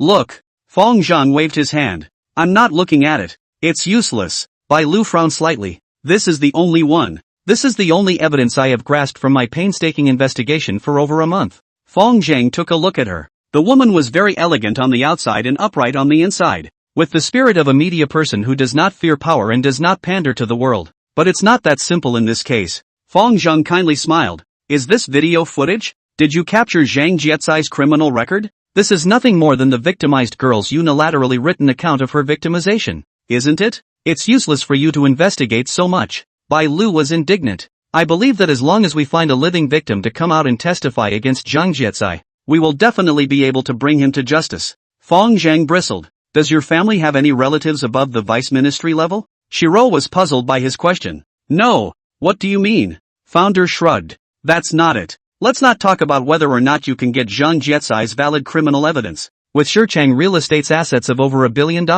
without evidence on the board, do you think you can handle him? Well, what's the point of sending him to jail? What can you do when he continues to come out and get away with it with a certificate of insanity? This family is bad. And what can you do if his children and grandchildren are out there doing evil? Shiro said helplessly. So what do you say? Fong Zhang grinned. You don't have to care. Just leave it to me. Shichang Real Estate's largest current relocation project is located in Wooly, a northern suburb of Qinghe City. Qinghe City is very densely populated, so there isn't a lot of new land, and developers are bound to demolish land if they want to acquire it, especially prime downtown locations. Wooly is the prime location of Qinghe City. Shichang Real Estate spent a lot of money to take this section of land. The goal is to make Wooly into the commercial CBD of Qinghe City. 5 Mile and is an old shantytown. The floor area ratio is not very high. 270 acres of land totaling 330,000 square feet of floor area. Shichang Real Estate and local residents to talk about the compensation standard of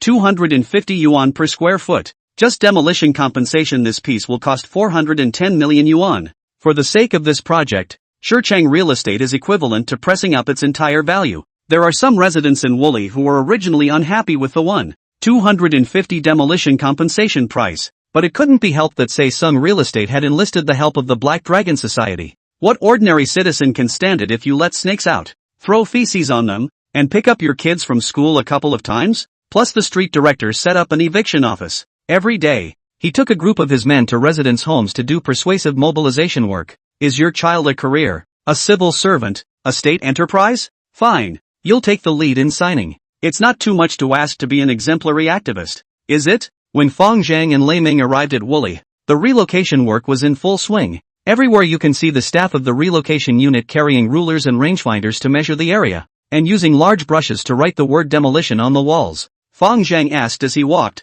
when will your comrades arrive? Tomorrow, Thunder excitedly said. People with people, a total of 63 people were found, and they were all willing to come when they heard the offer. Fong Zhang nodded, okay, all of them are hooked up to the security company. The unsuitable ones should be screened out. Try to maintain around 50 people, and the suitable ones stay to pay social security. Fong Zhang's intention was to currently set up a security establishment of 100 people first. In addition to Lei Ming also commissioned Chu Bo to find dozens of veterans. The fight is a balancing act. Just this one. A few people strolled around. Fong Zhang, with the information he knew before, stopped in front of a middlemost 3-story self-built house and knocked on the iron door. The location of this home is so good that Saesung Properties can't get around it if they want to build a commercial CBD. A woman in her 40s walked out when she heard the noise. Narrowing his eyes, he surveyed Fong Zhang several people and said after sensing the social aura of the several people, isn't it signing the day after tomorrow? Why did you come over today? Fong Zhang knew that this was the other party treating him as someone from the demolition company, and explained with a smile, big sister, we are not from the demolition company. We are here to buy a house. Buying a house? The woman froze for a moment, thinking, this man is not sick. I'm afraid, if he comes to buy a house at this hour, do you know how much we are compensated here for the price of a square foot? Fong Zhang smiled. I know, 1,250 chant. No other compensation. The woman nodded. The price is open and transparent. You can't hide it if you want to. And if the price is higher than the compensation price, you may not be unable to agree. After thinking about it, she asked curiously, and how much can you offer? Fong Zhang was quick to say, if it's done right away, I can offer 400 a square foot, cash on delivery. The woman's eyes lit up. Her house was 400 square feet and an extra 150 per square foot equaled an extra $60,000. $60K plus a little more could even buy another small home. I'm afraid these guys aren't ingrates. The woman, with the cunning and mercenary nature of a small businessman, did not fail to ask, who pays our taxes? Fong Zhang patted his chest and said, of course it's out of my pocket. You guys wait. When the woman received an affirmative answer, she ran indoors in a hurry and staggered. Dang dang, dang dang. There's a couple of idiots out there who are willing to pay an extra $60,000 for our house. The man in charge froze and slapped his thigh. Where is this kind of stupidity? Is it not a liar? If it's real, is it for sale? Of course we're selling. If we don't, we're not just as stupid as the idiots out there? This homeowner was quick to agree. The founder repeated the same trick and bought 4 more houses in 4 core locations in the southeast, northwest and north, spending a total of $2.9 million. The closing procedures were harmonized in the afternoon. The houses were each transferred to a 100% owned subsidiary of the overseas company, known as Qinghe City Earthstar Investment Limited Liability Company. A business search only reveals that the majority shareholder is an overseas offshore company called Earthstar. As for who is the actual controller behind it, that would be an overseas confidential account. And with Qinghe, these turds don't have the strength to investigate. Originally, the transaction procedures for this kind of house on the verge of demolition were not so good, but Fang Zheng found an acquaintance in the transaction center and completed the procedures in one afternoon. East, west, south, north and south. As long as there are these 5 houses, Shurchang Real Estate wants to demolish and build a CBD? Then we'll have to let the Black Dragon Society and the security team under Founder's command touch base and see who's stronger. After the matter was done, Lei Ming laughed. Brother Zhang, I think this move seems a bit lacking in virtue. Lack of virtue? Fang Zheng smiled and told him about the sins that Zhang Jijia had created. Lei Ming was enraged after hearing this and cursed. This kind of person should be killed and euthanized. The founder laughed. Killing is not the best solution. Some triads just kill them outright and that's it. For some hypocrites who deceive the world, if you kill him, he is still a good man who does good deeds and virtues in the hearts of the people. And there are some corrupt officials. If you kill him, you may be able to rate him as a martyr. So is it interesting to see the result? Murder is the result but not the truth. And we want both the result and the truth. Leaving Wooly, Fang Zhang received a call from Su Arrow, asking him to trade at night. The transaction with Su Arrow is very simple. The two naturally have a certain foundation of trust. Neither party can be an undercover agent, as long as the money and goods are clear. The exchange of 2 aluminum suitcases completes the transaction. As for the big splitter behind Su Arrow said that the other party will take the initiative to contact Fang Zhang after a while. Fang Zhang separated from Su Arrow and then brought his suitcase to the location where he had an appointment with Zhang Yi. As the two sat in the car,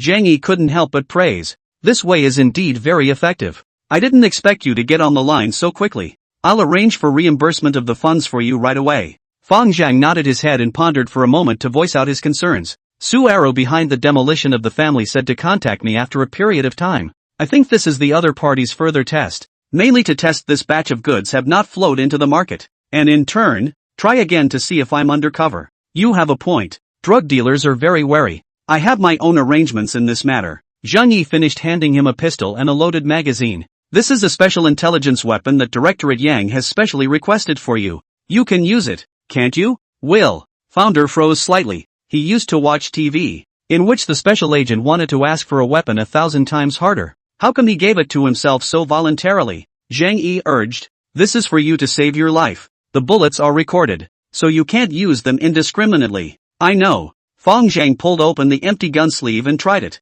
Very satisfied. Smiled and said, isn't this Glock 17? Special for Hong Kong Island CID. It's made in Austria, holds 17 rounds, and is much more reliable and portable than the domestic 54 and 92. Many police types on Hong Kong Island were equipped with these pistols, and I didn't realize that Qinghe's narcotics police were also equipped with them. Zhang Yi explained. This is a captured gun. Surely we can't give you our standardized weapons. That would be too eye-catching. He finished and then laughed to himself. But our guy stuff isn't bad either. We do narcotics with all kinds of cutting-edge weapons at our disposal. 2 guns for each of us. And we're a lot more intimidating than any other police force. But that's about as good as it gets. In fact, he had the latter half of the sentence unspoken. Their little life is also thrilling. At any time they have to fight with drug dealers. At any time they will face the crisis of life and death. The two communicated a few more sentences about the next step of the plan. And suddenly a voice came from Zhang Yi's air conduit headset. Zhang Yi spoke to the other party and hurriedly pushed open the car door.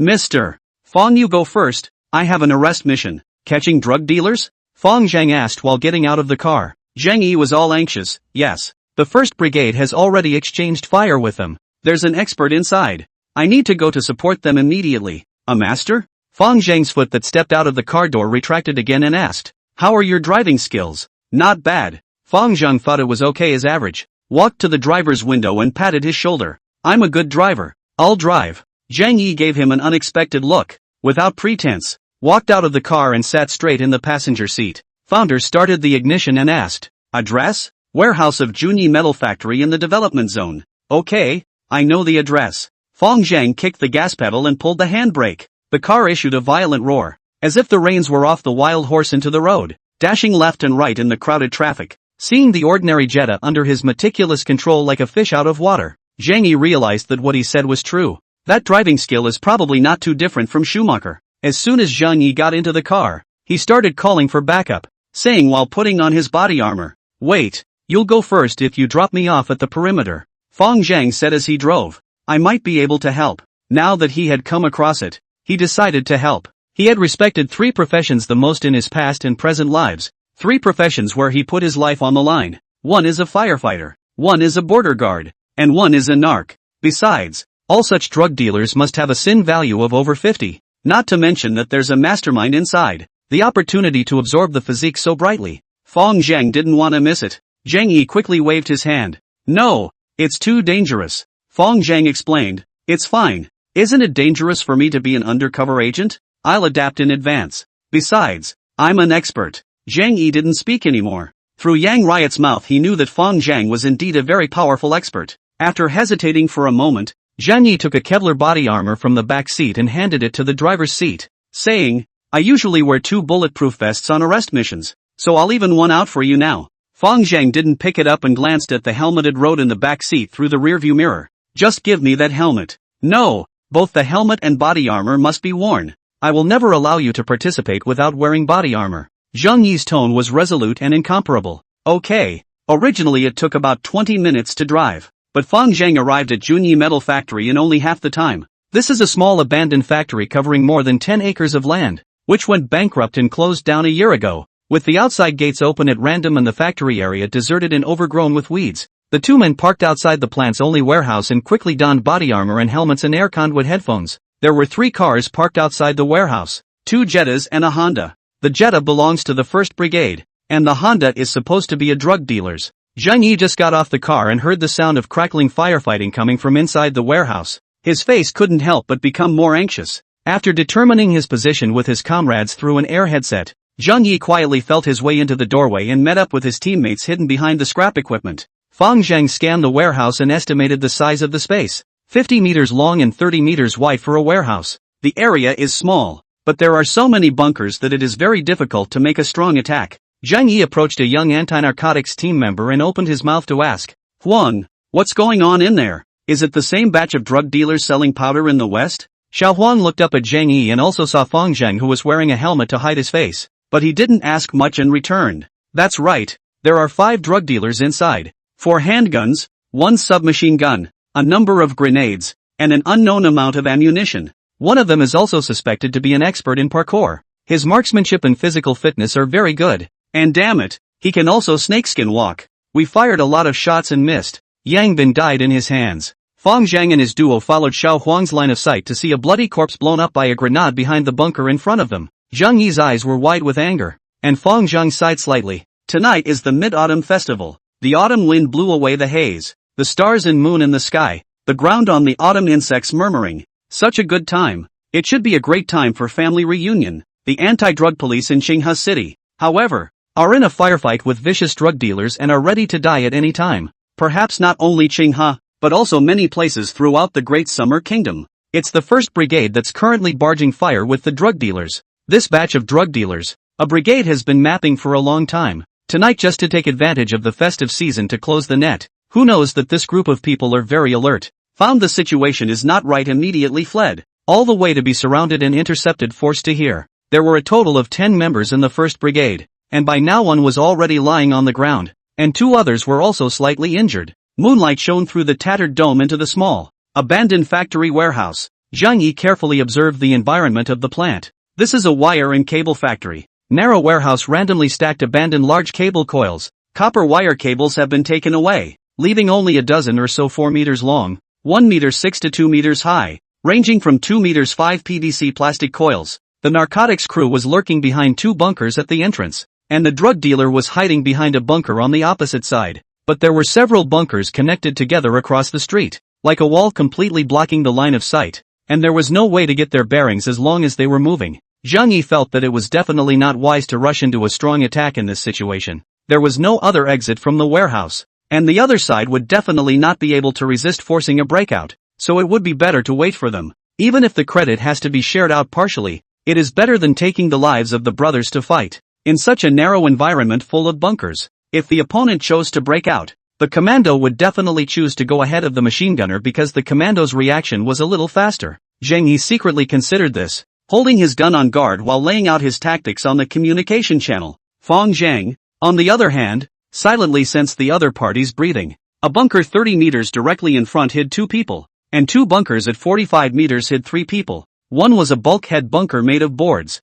the others were coil bunkers. Zhang Yi signaled, ready for his men to test the waters with concussion bombs. While this was going on, 2 hands suddenly reached out from above the bunker, 30 meters away. Both hands were holding 2 ovoid grenades, making a show of throwing them this way towards the 1st Brigade. Get out of the way, Zhang Yi shouted in a hurry. Boom, boom. In the midst of the electricity, 2 shots suddenly rang out. 2 arms extended across the bunker were instantly pierced by 2 9mm bullets. The 2 drug dealers' arms were in pain, and the grenades in their hands didn't even have time to be thrown out, so they fell to the ground. 2 miserable howls came from behind the bunker, and after another 3 seconds, 2 violent explosions came from behind the bunker, and 2 drug dealers were blown up in a bloody mess and thrown up in the air. Zhang Yi looked around and saw that Fang Zhang was standing in front of him in an unobstructed and conspicuous place with a gun. The Glock 17 in his hand was still smoking from the muzzle. Zhang Yi was stunned, and Xiao Huang and the other team members were also stunned with question marks on their faces.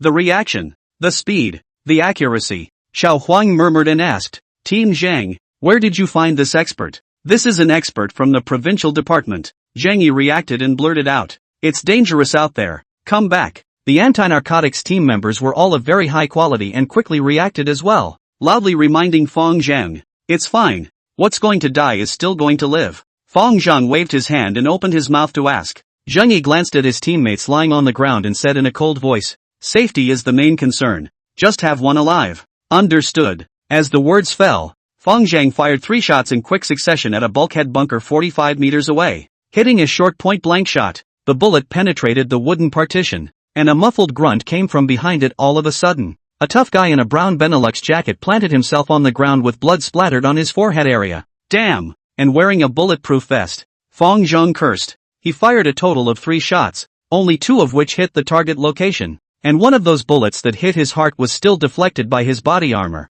with only the one in his forehead being truly fatal. It was the first time he had ever used the gun, and the first shot was definitely an ineffective shot to test the point of impact. Pistols are unbeatable in melee. However, as soon as you get over 20 meters many people can't hit them. Beyond 35 meters, even some elite shooters would be out of their depth. 50 meters is the theoretical maximum range for most handguns. Due to wind resistance, there is a gap between the point of impact and the target point, and for the average shooter, hitting the target at a distance of 45 meters is a fantasy. Yet this was not too much of a problem for Founder. In fact, as far as he was concerned, pistols were not as good as coins. Feeling the 3 hot streams coming from his body, Fang Zhang was quite satisfied. These drug dealers really do have a sin value of over 50. Keiko, you speak. A heartbreaking howl came from behind another coil bunker. In an instant, a man in a black tracksuit suddenly flashed from behind the cover. Pop raised his hand and fired 2 shots at Fang Zhang, who had no cover. The man moved with extreme athleticism,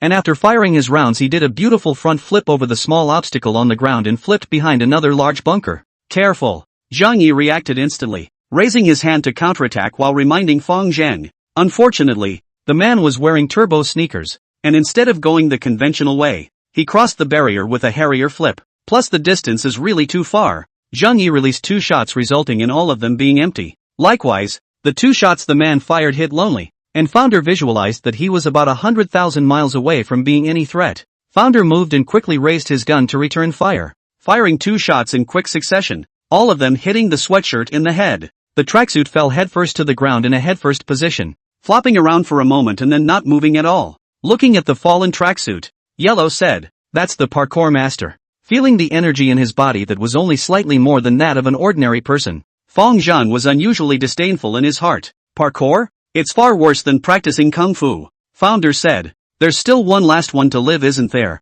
I'll go tackle him. The last drug dealer has an assault rifle. It's very dangerous. We'll go with you, Xiao Huang and a few narcotics members said. Aha! Fong Zhang walked ahead of him, with Zhang Yi and the members of the 1st Brigade assisting from the side. Several people were ready to search gradually, but they saw Fong Zhang walking directly towards a cover as if he knew the other party's location. Walking closer, he put up his middle finger to his lips in a silencing gesture. Zhang Yi stopped and made a stop sign, secretly curious in his heart. Compared to his marksmanship, Zhang Yi was more curious about how he found out the location of the drug dealer. It was so before and it is so now. Chang Kuan gripped the submachine gun. His palms seeped out some cold sweat, but his eyes were fierce. He knew that his brothers were all dead, and he knew that these thunderbolts were searching for him. These people wanted to interrogate himself. He would never surrender, and he would pull a few backs on his deathbed. He was catatonic behind cover, with a wall to his right and behind him, and a PVC coil about 2.5 meters high in the front. The only point of attack on the opposite side is in the left-hand direction.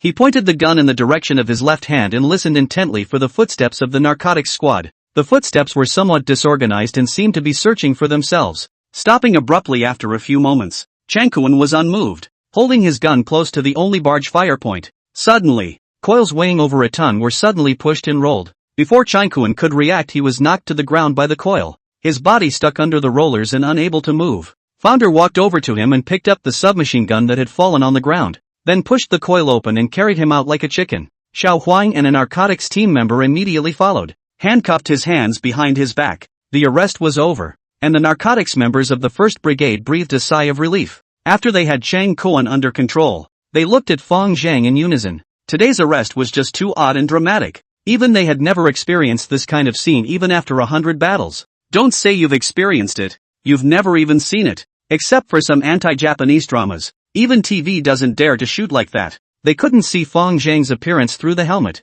but it didn't affect the respect in their hearts. The team saluted and then opened the satchels of several drug dealers in turn. What was inside was slightly shocking even to Fong Zhang. Submachine guns, grenades, pistols, a wide range of weapons, in addition to several bags of white flour, looking at the weight of at least more than 5 kilograms. A large group of people were ready to go back to the department for overnight interrogation, and Fong Zhang greeted them and was also ready to say goodbye. Zhang Yi followed and said, "I'll see you off." Founder asked as he walked, "Aren't you going to the interrogation with them?" "There's no rush. Let's hang the motherfucker out to dry for a while. I have a few more notes to go over with you." Zhang Yi was in a very sad and angry mood after the death of one of his teammates tonight, and at the same time, he was more worried about Fong Zhang's safety. Fong Zhang was working undercover for the narcotics squad. Even if he was strong, he couldn't possibly dodge the bullets, and the danger was no different than any other undercover agent. So he's been relentlessly barking out precautions. Although the founder was not amused, he took all the highlights to heart out of respect. When he was all finished, he asked curiously, "It looks to me as if these drug dealers are selling white flour?" "That's right. These drug dealers in Southern Cloud Province are in the white face business," Zhang Yi explained. "Currently, the market in Daxia is still dominated by plant-based drugs, but synthetic drugs have already had a tendency to come to the forefront, and it is estimated that in a few years' time, they will surpass the share of plant-based drugs." For questions that did not involve confidentiality, Zhang Yi answered all of them. Fong Zhang nodded and continued, "I see that they have pretty strong firepower as well. They're drug dealers from South Cloud Province's Evaluation Yuan Street." "What's the word?" Zhang Yi mused. "The drug trafficking business on Evaluation Yuan Street is exceptionally rampant, and it's been much better in the past few years, and in the 1990s, their weapons were no match for the regular army. Submachine guns and grenades are nothing, even RPGs and anti-tank mines. There's a kidnapper on Hong Kong Island who specializes in kidnapping the rich and powerful,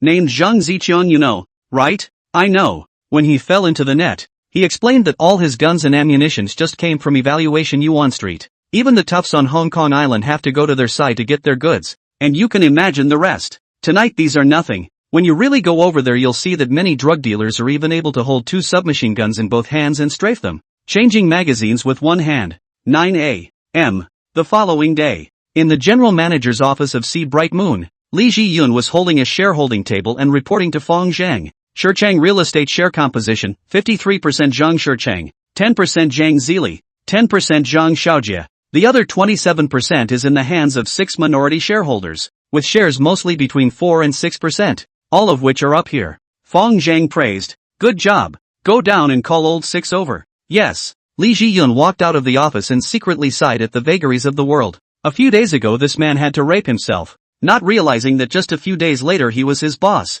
What shocked her even more was the fact that Feng Zhang, who was not showy, would have such a large asset, hidden so deep. Not a moment later, Zhu Laolu pushed open the door and reported the information he had poked around. Zhang Zili loves to gamble and play with women, and a few years ago there was a record of going out of the country to gamble on the Australian islands. He has tightened up a lot in the past few years, and occasionally goes to Xiaojinqi's casino to play, but he doesn't play very much. Zhang Xiaojie loves ketamine, drinking and playing with women. Feng Zhang's knuckles unconsciously tapped on the desktop. Through these two pieces of information, Earthstar's plan to forcefully seize Shichang real estate could basically be finalized. I know. Follow me to the security company and get all the others. The security company is registered in the Provincial Industry and Commerce under the name of Hanong Province Earthstar Security Company. The address is located in the southern suburbs of the city of Qinghe. Originally a food company. Then the food company relocated and the plant is vacant. Because of its poor location, founder bought it for $5 million.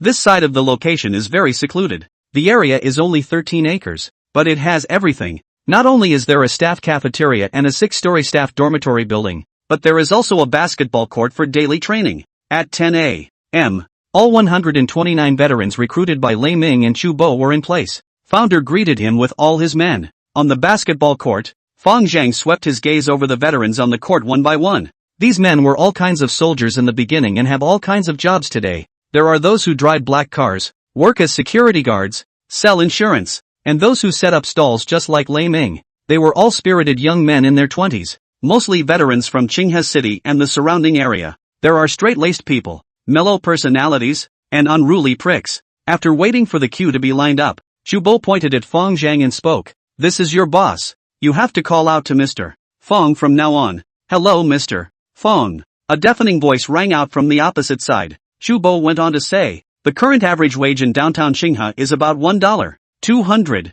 and many businesses still don't buy social security. And Mr. Feng is paying you $4,000 a month, as well as paying your social security. So do you know the gold content of this job? No. Chu Bo's words turned, but I'll put the ugly words in front of you. Mr. Feng here doesn't keep idlers, doesn't keep wastes, doesn't keep pricks, doesn't keep people who are greedy and afraid of death. Anyone who retreats from the battlefield and disobeys orders will be eliminated. If any of you can't take it now, you can leave and the founder will reimburse you for your travel expenses. There was silence at this statement, and after a while 6 people offered to leave. Zhu Laolu sent the road money to a few people, and when the people left Chu Bo continued, I also want to tell you guys, it's very risky to work here, and in the next 2 days we're going to be copping out and fighting with people, and every one of you is going to have to be on the field. If there are any that are afraid or don't want to participate, they can come forward now. As soon as that statement was made, 17 more people chose to leave. 23 of the 129 were gone in a flash,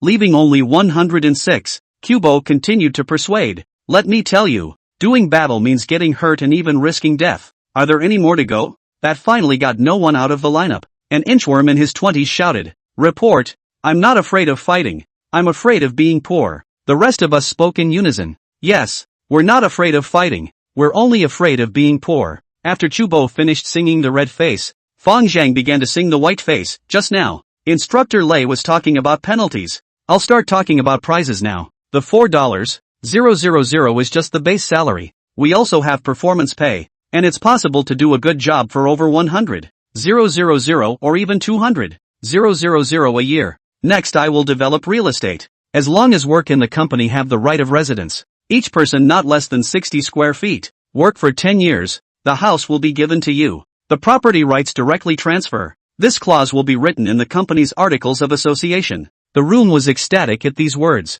The few people who had just left hadn't gone far when their footsteps stopped at the same time. MMP. This old six. Why didn't you say so just now? If I had known about this situation, I wouldn't have left even if I had beaten myself to death. The 20 or so people had ugly faces as they stood in place, wanting to plead with Feng Zhang but unable to save face. Finally a few people made up their minds, smiled sarcastically and walked over to Feng Zhang, asking, Mr. Feng, I would like to ask if it's too late for us to change our minds? The square face said expressionlessly, sorry, finding a job is a two-way street. I don't think you guys are a good fit for my company. A few people left resentfully, and Feng Zhang said towards Chubo, this security team will be under your management from now on. Chubo laughed and asked, Brother Zhang, do you want to make them killers or agents or professional bodyguards? Fong Zhang considered for a moment and said, "My goal is to make them the Blackwater of the great summer country." Chu Bo continued, "The Earthstar security promotion mechanism is very fair. The mediocre is down and the capable is up.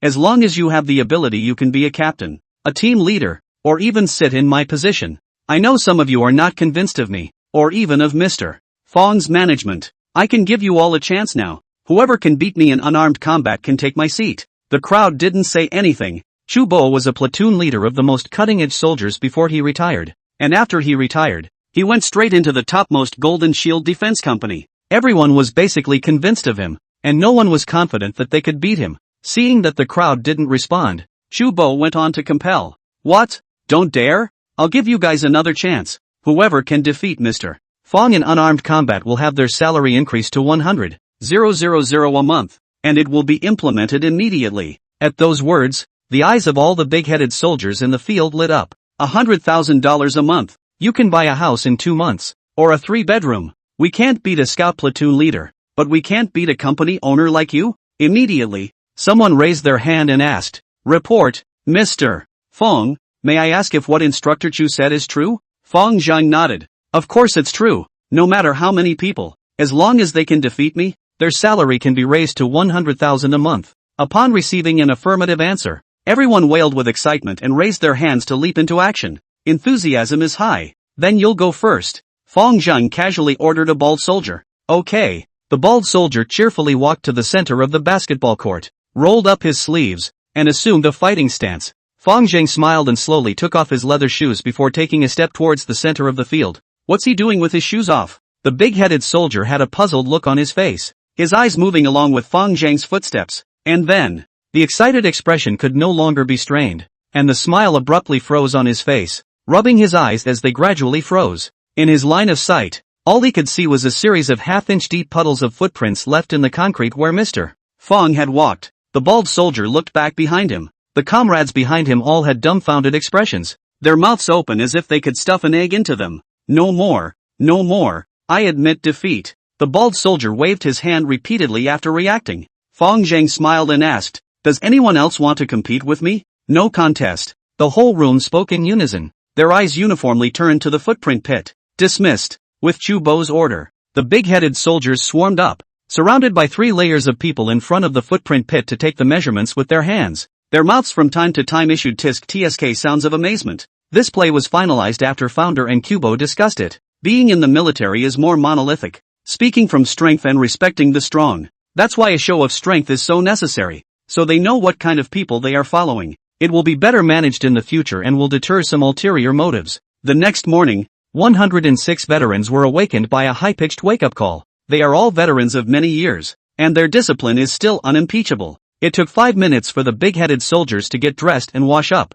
and then they arranged themselves neatly according to their height in the basketball court. Kubo handed out gear to everyone. The clothes were divided into 2 sets, an 06 desert camouflage suit and a black suit. There are also standard military boots, Kevlar helmets, cowhide arming belts, pepper spray, ASP swings, and more. As for the pistols, they definitely can't be issued at the moment, but it's okay to turn around and issue a batch of electric dogs for them to train first. Bibo Bay Riverview Villa is one of the top villa areas in Qinghe City. The innermost part was a 3-story villa decorated in Chinese style, and it was very luxuriously decorated. Furniture is all made of violet sandalwood mahogany. The walls are hung with frescoes of authentic masterpieces, and the poco shelves are full of porcelain glazes. Servants in blue uniforms walk in intervals. Zhang Shichang had been waiting on the first floor for half an hour, and from the sounds of struggle and the girls' pleas coming from upstairs, he knew his father was on business. From the sound of it, the girl upstairs should be no match for her father. Zhang Shichang feel very pleased. The old man is 68 years old this year, but the physical strength is very good. The general young people are not necessarily compared. He lost his mother when he was a child and relied on his father to bring him up, and the relationship between father and son is very deep. The old man liked to play with little girls, and Zhang Shichang had known it for a long time. But what's wrong with having a little hobby when your father has suffered all his life? The sons and daughters just do their filial piety. Not only can't you stop it, you have to cooperate fully. In order to help the old man search for the little girl, Zhang Shichang also sponsored a scholarship fund. Money did not spend much, but the effect is very good. These years the old man over the hand of the little girl did not 500 or 300. Live very comfortable. When people are happy, Their health is good. The old man's face has been looking better and better in the past 2 years, and he is estimated to live for another 30 years. Zhang Shicheng also followed the happy. As a son or daughter is not the pursuit of this point? After half an hour, a little girl of 16 or 17 came down the stairs in disheveled clothes, crying as she ran. Zhang Shicheng made a wink towards the nearby beloved, who knew in his heart and immediately followed. Zhang Shicheng has collected tales for his father dozens of times and is very familiar with the routine. These girls are basically from poor families, so if you give them a few $1,000s and a scare and a soft touch, they will basically behave. Powerful and powerful again beautiful, father and son will not mess with. In the social mixing so long, this point they still carry clear. It wasn't long before the hale and hearty Zhang Jie came downstairs with a red face and greeted. Shicheng, you're here. Zhang Shicheng respectfully asked. Dad, what are you looking for me for? Zhang Jietsai sighed. Hey, Wang masters to me batch life. Said my life in these 2 years there is a calamity. Must be in January to find a year of 5-6. Nona month. The life of the earth snake woman line of circumcision in order to dissolve. Zhang Shicheng hurriedly responded with a respectful voice. Father, I understand. Master Wang he knows, is a master in Xizang province, named Wang Lin. I heard that it is the reincarnation of a real person.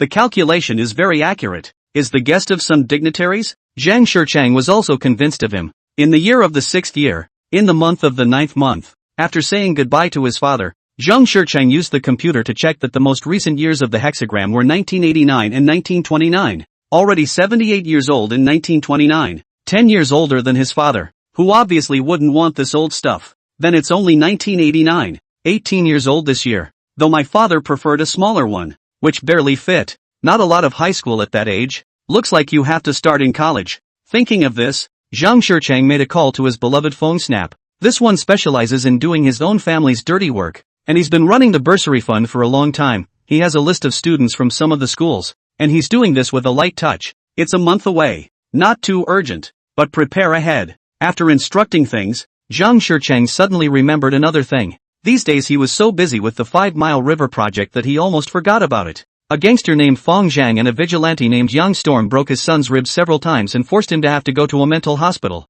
This revenge must be avenged. Yang Storm cannot be killed. Killed Xinghe may have to anti-terrorist maneuvers, but the founder is still okay with a punk. Thinking of this, Zhang Shicheng asked, do you recognize any assassins on the road? After all, it is not a real triad. Although Zhang Shicheng is rich, the mob power is still a little weak. He also didn't want to trouble Lu Qiqiang of the Black Dragon Society about this matter. This thing is a mine, and it takes a man as savvy as he is not to hold the handle in anyone else's hands. Fong Snap is the manager of the security department of Shicheng Company, and his personal ability is also very strong, and his relationship with the road is intricate, so it's definitely right to look for him. Fong Snap pondered for a moment and asked, Mr. Zhang, what grade of assassin are you looking for? Considering Fong Zhang's triad status, Zhang Shicheng opened his mouth. The best. Fong Snap thought for a moment and said, I know a 5-star assassin that is very powerful and never has any survivors under him, but the price is also very high. A 5-star assassin? Zhang Shicheng knew the virtues of this subordinate very well. The old man told him to run a bursary for his own enjoyment, but it turned out that the dog dazed directly into a trafficker. The good thing about this is that there's no harm in it. The bottom feeders pitched and even more they can't make any waves. Furthermore, with this industrial chain, it may be possible to accumulate a certain number of contacts. And anyway, the dirty things are all done by Fong Snapdragon. So what does it have to do with him? Zhang Shicheng. So Zhang Shicheng just let it happen. Zhang Shicheng considered for a while and urged, I'll give you $2 million. Make sure you get it done. Understood. Fong Snap hung up the phone and secretly calculated his network of contacts. He did know some people from the road, but those people interacted with him based on his status as the head of the security department of Shicheng Real Estate. The personnel were also mostly punks who only dared to collect protection money, and there weren't really many who dared to kill. After pondering for half a day without thinking of a suitable candidate, Fong Snap decided that he still had to call his friend Zhang Bin. He and Zhang Bin had known each other for a long time, and had heard Zhang Bin say that he had a brother named Old Knife, who killed pigs in the slaughterhouse and had always wanted to do a big deal. Don't look at this guy as just a butcher, but he's a tough guy. A handful of boning knives made a masterpiece, killing pigs without blinking, and killing people without blinking. You have to lick the blood of your enemy when it is splashed on your face, otherwise you can't even relieve your anger. Coupled with the fact that he had killed at least tens of thousands of pigs in the slaughterhouse over the years, the old knife's heart had long been as cold as the boning knife in his hand. The main thing about a killer is the psychological quality, and that's it for him. After making up his mind, Phone Snap called Zhang Bin and asked, I heard that you have a brother named Old Knife who kills without blinking an eye. Zhang Bin was puzzled. Yeah, what's wrong? Phone Snap opened the door. I want to ask him to help me assassinate someone. The opposite party knocked up a bamboo stick. Old Knife is a 5-star assassin, and it doesn't come cheap. Phone Snap thought about it and said, I will offer 80 million. Deal. The two sides hit it off immediately, and Zhang Bin immediately made a call to Old Knife. It was night, and it was already 2 in the morning when Fang Zhang left the Sea Moon Clubhouse. Just as he walked down the stairs, he noticed a grim look staring him in the face 50 meters away. Fang Zhang didn't move, turned around along the direction where there was no surveillance, and then dived into a dark alley. Moments later, a 40-year-old man with disheveled hair and sighing stubble walks into the alley holding a photograph. The man was wearing a blue overalls, and through the moonlight, Fang Zhang saw the marked Dongha Pig Slaughterhouse on the chest of his clothes. The man took the photo and carefully righted it,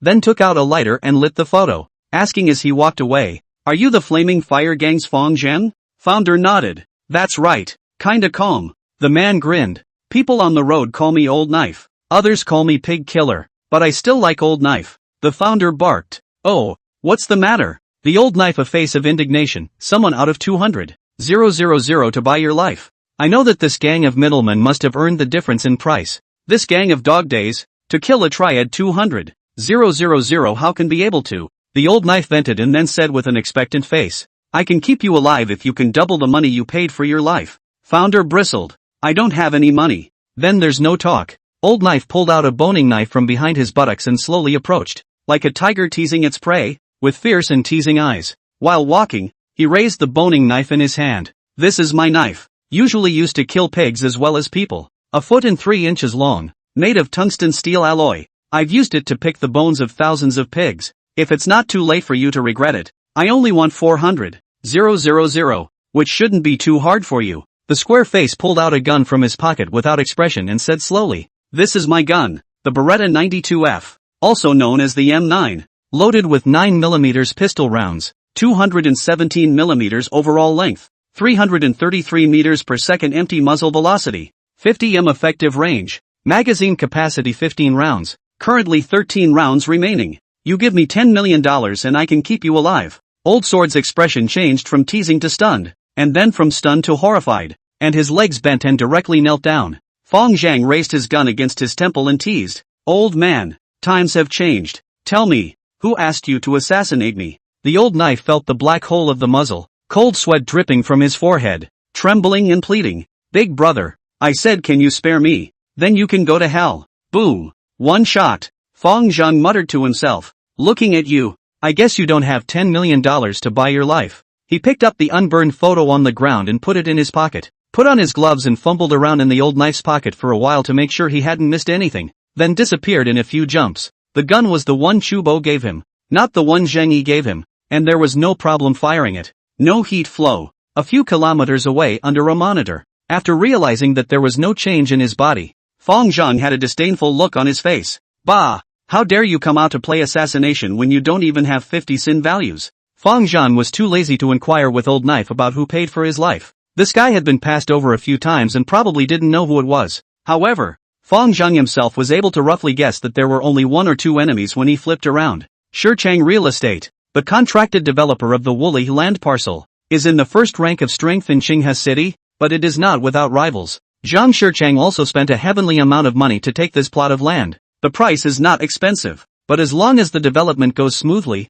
the development of Shurchang Real Estate will be on the fast track, and the future of the listing can be expected. Woolly Shantytown. The relocation office is located at the mouth of the alley in a private house. The walls are pasted with black and white relocation bulletin, the drop with the official seal of the city planning department. The relocation office consists of some staff members from the district demolition office and the street office, and the director is Hao Qinglian, the director of the Woolly Street office. The relocation office is mainly responsible for mobilizing residents and coordinating the work. And Shurchang Real Estate has also invited a special demolition company to take charge of the specific demolition and relocation work. The weather is getting colder and colder. Hao Qinglian ate a meal of salted vegetables rolled tofu at noon, ready to take the staff and Shurchang Real Estate staff door to door in the afternoon to sign the compensation agreement. In accordance with the relevant ordinance, all the pre-movement work has been put in place and the compensation price has been fully negotiated. Most of the people proved to be very kind. A small number of some pricks also in the demolition company 502 blue blocking the lock eye. Stool splash door. Home to put poisonous snakes. Cut off the water and electricity. Hit the boredom stick. For you to pick up the children after school. Your family hospitalized. Set fire to the house and so on, a series of soft tactics. All under the compromise. Demolition work is advancing very smoothly. Hao Qinglian's heart is also very comfortable. Chairman Zhang is rich and powerful. As long as you help him get things done, the benefits will be endless. Hao Qinglian and his men walked out of the door and saw the Unju demolition company next door. In front of the company, a group of big men with tattoos of dragons and tigers are gambling with cigarettes on bar stools. These people are the demolition trump cards of Shicheng Real Estate. Which ungrateful nail household shall not tremble with fear when they see this group of people? Hao Qinglian knew that these people were not employees of Shicheng Real Estate, and Shicheng seemed to have a cooperative relationship. The leader is an old gangster called Li Daba, who has been in jail twice before, and has gathered a group of men since he came out, specializing in debt collection for people, and also taking over the demolition work.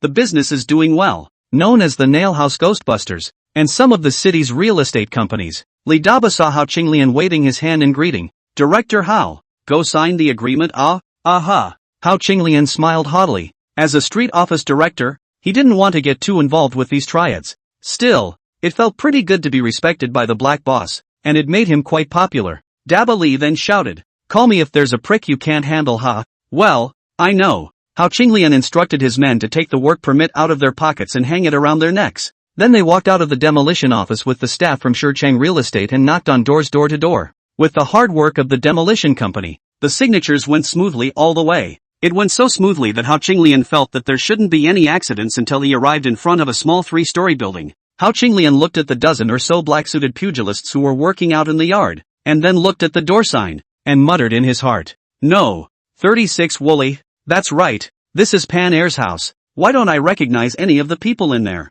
Hao Qinglian looked at the pugnacious men working out in the yard and decided to adopt a policy of being gentle, immediately knocking on the iron gate and politely asking, may I ask if this is Pan Jinya's home? No one paid any attention to him, and the yard continued to do push-ups on their own. A leader-looking slab of a man counted beside him. 488, 489, 490. Hao Qinglian huffed in his heart and had no choice but to ask again, may I ask if Mr. Pan Jinya is home? Still no one was talking to him. 493, 494. When the count reached 500, Slabber finally spoke up, saying in a jarring voice, what are you looking for him for? Hao Qinglian held back his anger and said, can you open the door? We are from the Woolly Street office in Shicheng Real Estate Company, and have come to find him to sign the demolition and relocation compensation agreement. Pan Jinya house has been sold, Pan Jinya said. Hao Qinglian's heart thumped and he quickly asked, do you know who it was sold to? Sold to us? Of course. Crap. Hao Qinglian mined electric thoughts. These people at this juncture to buy Pan Jinya's house, and then gathered such a group of big men. The purpose is self-evident. Extortion for high compensation. The street office is only to assist from the side. The specific negotiation work must also be Shicheng Real Estate to make the decision. Thinking about it, Hao Qinglian cast his eyes on Shicheng Real Estate in charge of the demolition of the Woolly River Lu Assistant. Lu Assistant is alone looks like Huluwa in the Snake Jing's Black Silk Beauty, wearing an OL uniform, the standard secretary or assistant dress up, the bridge of the nose on a pair of gold glasses, face as a stranger do not get close to the cold detachment. As a real estate company executives, Hao Qinglian understand things Lu Assistant of course also understand. These big men in front of him are obviously prepared, cannot be as good as those mud legs to pinch. After thinking for a moment, Assistant Lu squeezed out a smile and asked, can you guys open the door? Which one is the homeowner? I want to talk to him about demolition compensation. Slabhead opened the iron door. Just talk to me, but I have to say in advance that we won't move if the price isn't right. Lu's assistant walked into the courtyard and asked in a petulant voice, and how much compensation do you want? For this kind of hardcore, her mental expectation is that any price increase of no more than 50% is negotiable. The original reimbursement price for this house was $500, 000, and she can do whatever she wants as long as it doesn't exceed $750, 000. Compared to the big picture of the CBD in Qinghe City, this little bit of fluff is nothing at all. Slabhead smiled and laughed. Sharp, 100 million compensation and we'll sign. Assistant Lu froze in place, suspecting that he had heard it wrong, and looked back at the others, all of whom had the ugly expression of having eaten a fly, which made him realize that he hadn't heard it wrong. What the other side said was indeed $100 million. Lu assistant reacted with an angry petite body trembling. These people are not sincere at all, even if the lion's share of the money is not so outrageous. Strongly holding back his anger, he said, "Your price is really too outrageous. What kind of person shouts like that? We'll give you up to 50%. What about sending off the caller? Not a single point less for $100 million. Slabhead skimmed his lips and made a gesture of sending off. Assistant Lu's eyes reddened with anger and angrily rebuked. "You are extorting and committing a criminal act. Plate inch head eyes a stirrup, who extortion and blackmail. I didn't beg you to tear down. I own house how I want to shout the price on how to shout the price. Can't afford to tear down, don't tear down. Well, naturally someone will talk to you." Lu assistant put down a harsh words, turned his head on the go. Hao Qinglian immediately followed up. Together with the gas puffing back to live in peace and happiness demolition company. Li Daba put down the poker in his hand and took a look at assistant Lu, who had hurriedly arrived and was in a state of rage. Woman wrapped in the OL uniform under the delicate body at this time is angry straight trembling. White shirt in the great bank with the rapid gasping undulation. Heartbroken Li Daba wanted hands to grab a good appeasement. Li Daba's throat shrugged, swallowed, and asked, "Assistant Lu, Director Hao, who made you angry?" Assistant Lu said in a good-natured manner. He ran into a nail household, and opened his mouth to ask for $100 million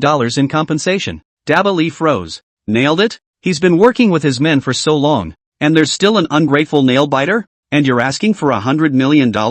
Good lord! I didn't dare to be this ruthless when I was a nail-biter. Li Daba's family had been demolished in the past, and as a prick, he of course asked for a lot of money, but in the end he only asked for a double compensation. It was because of his experience as a nailer that he was experienced in dealing with nailers, and he soon accomplished a magnificent transformation of his identity. What is the concept of $100 million?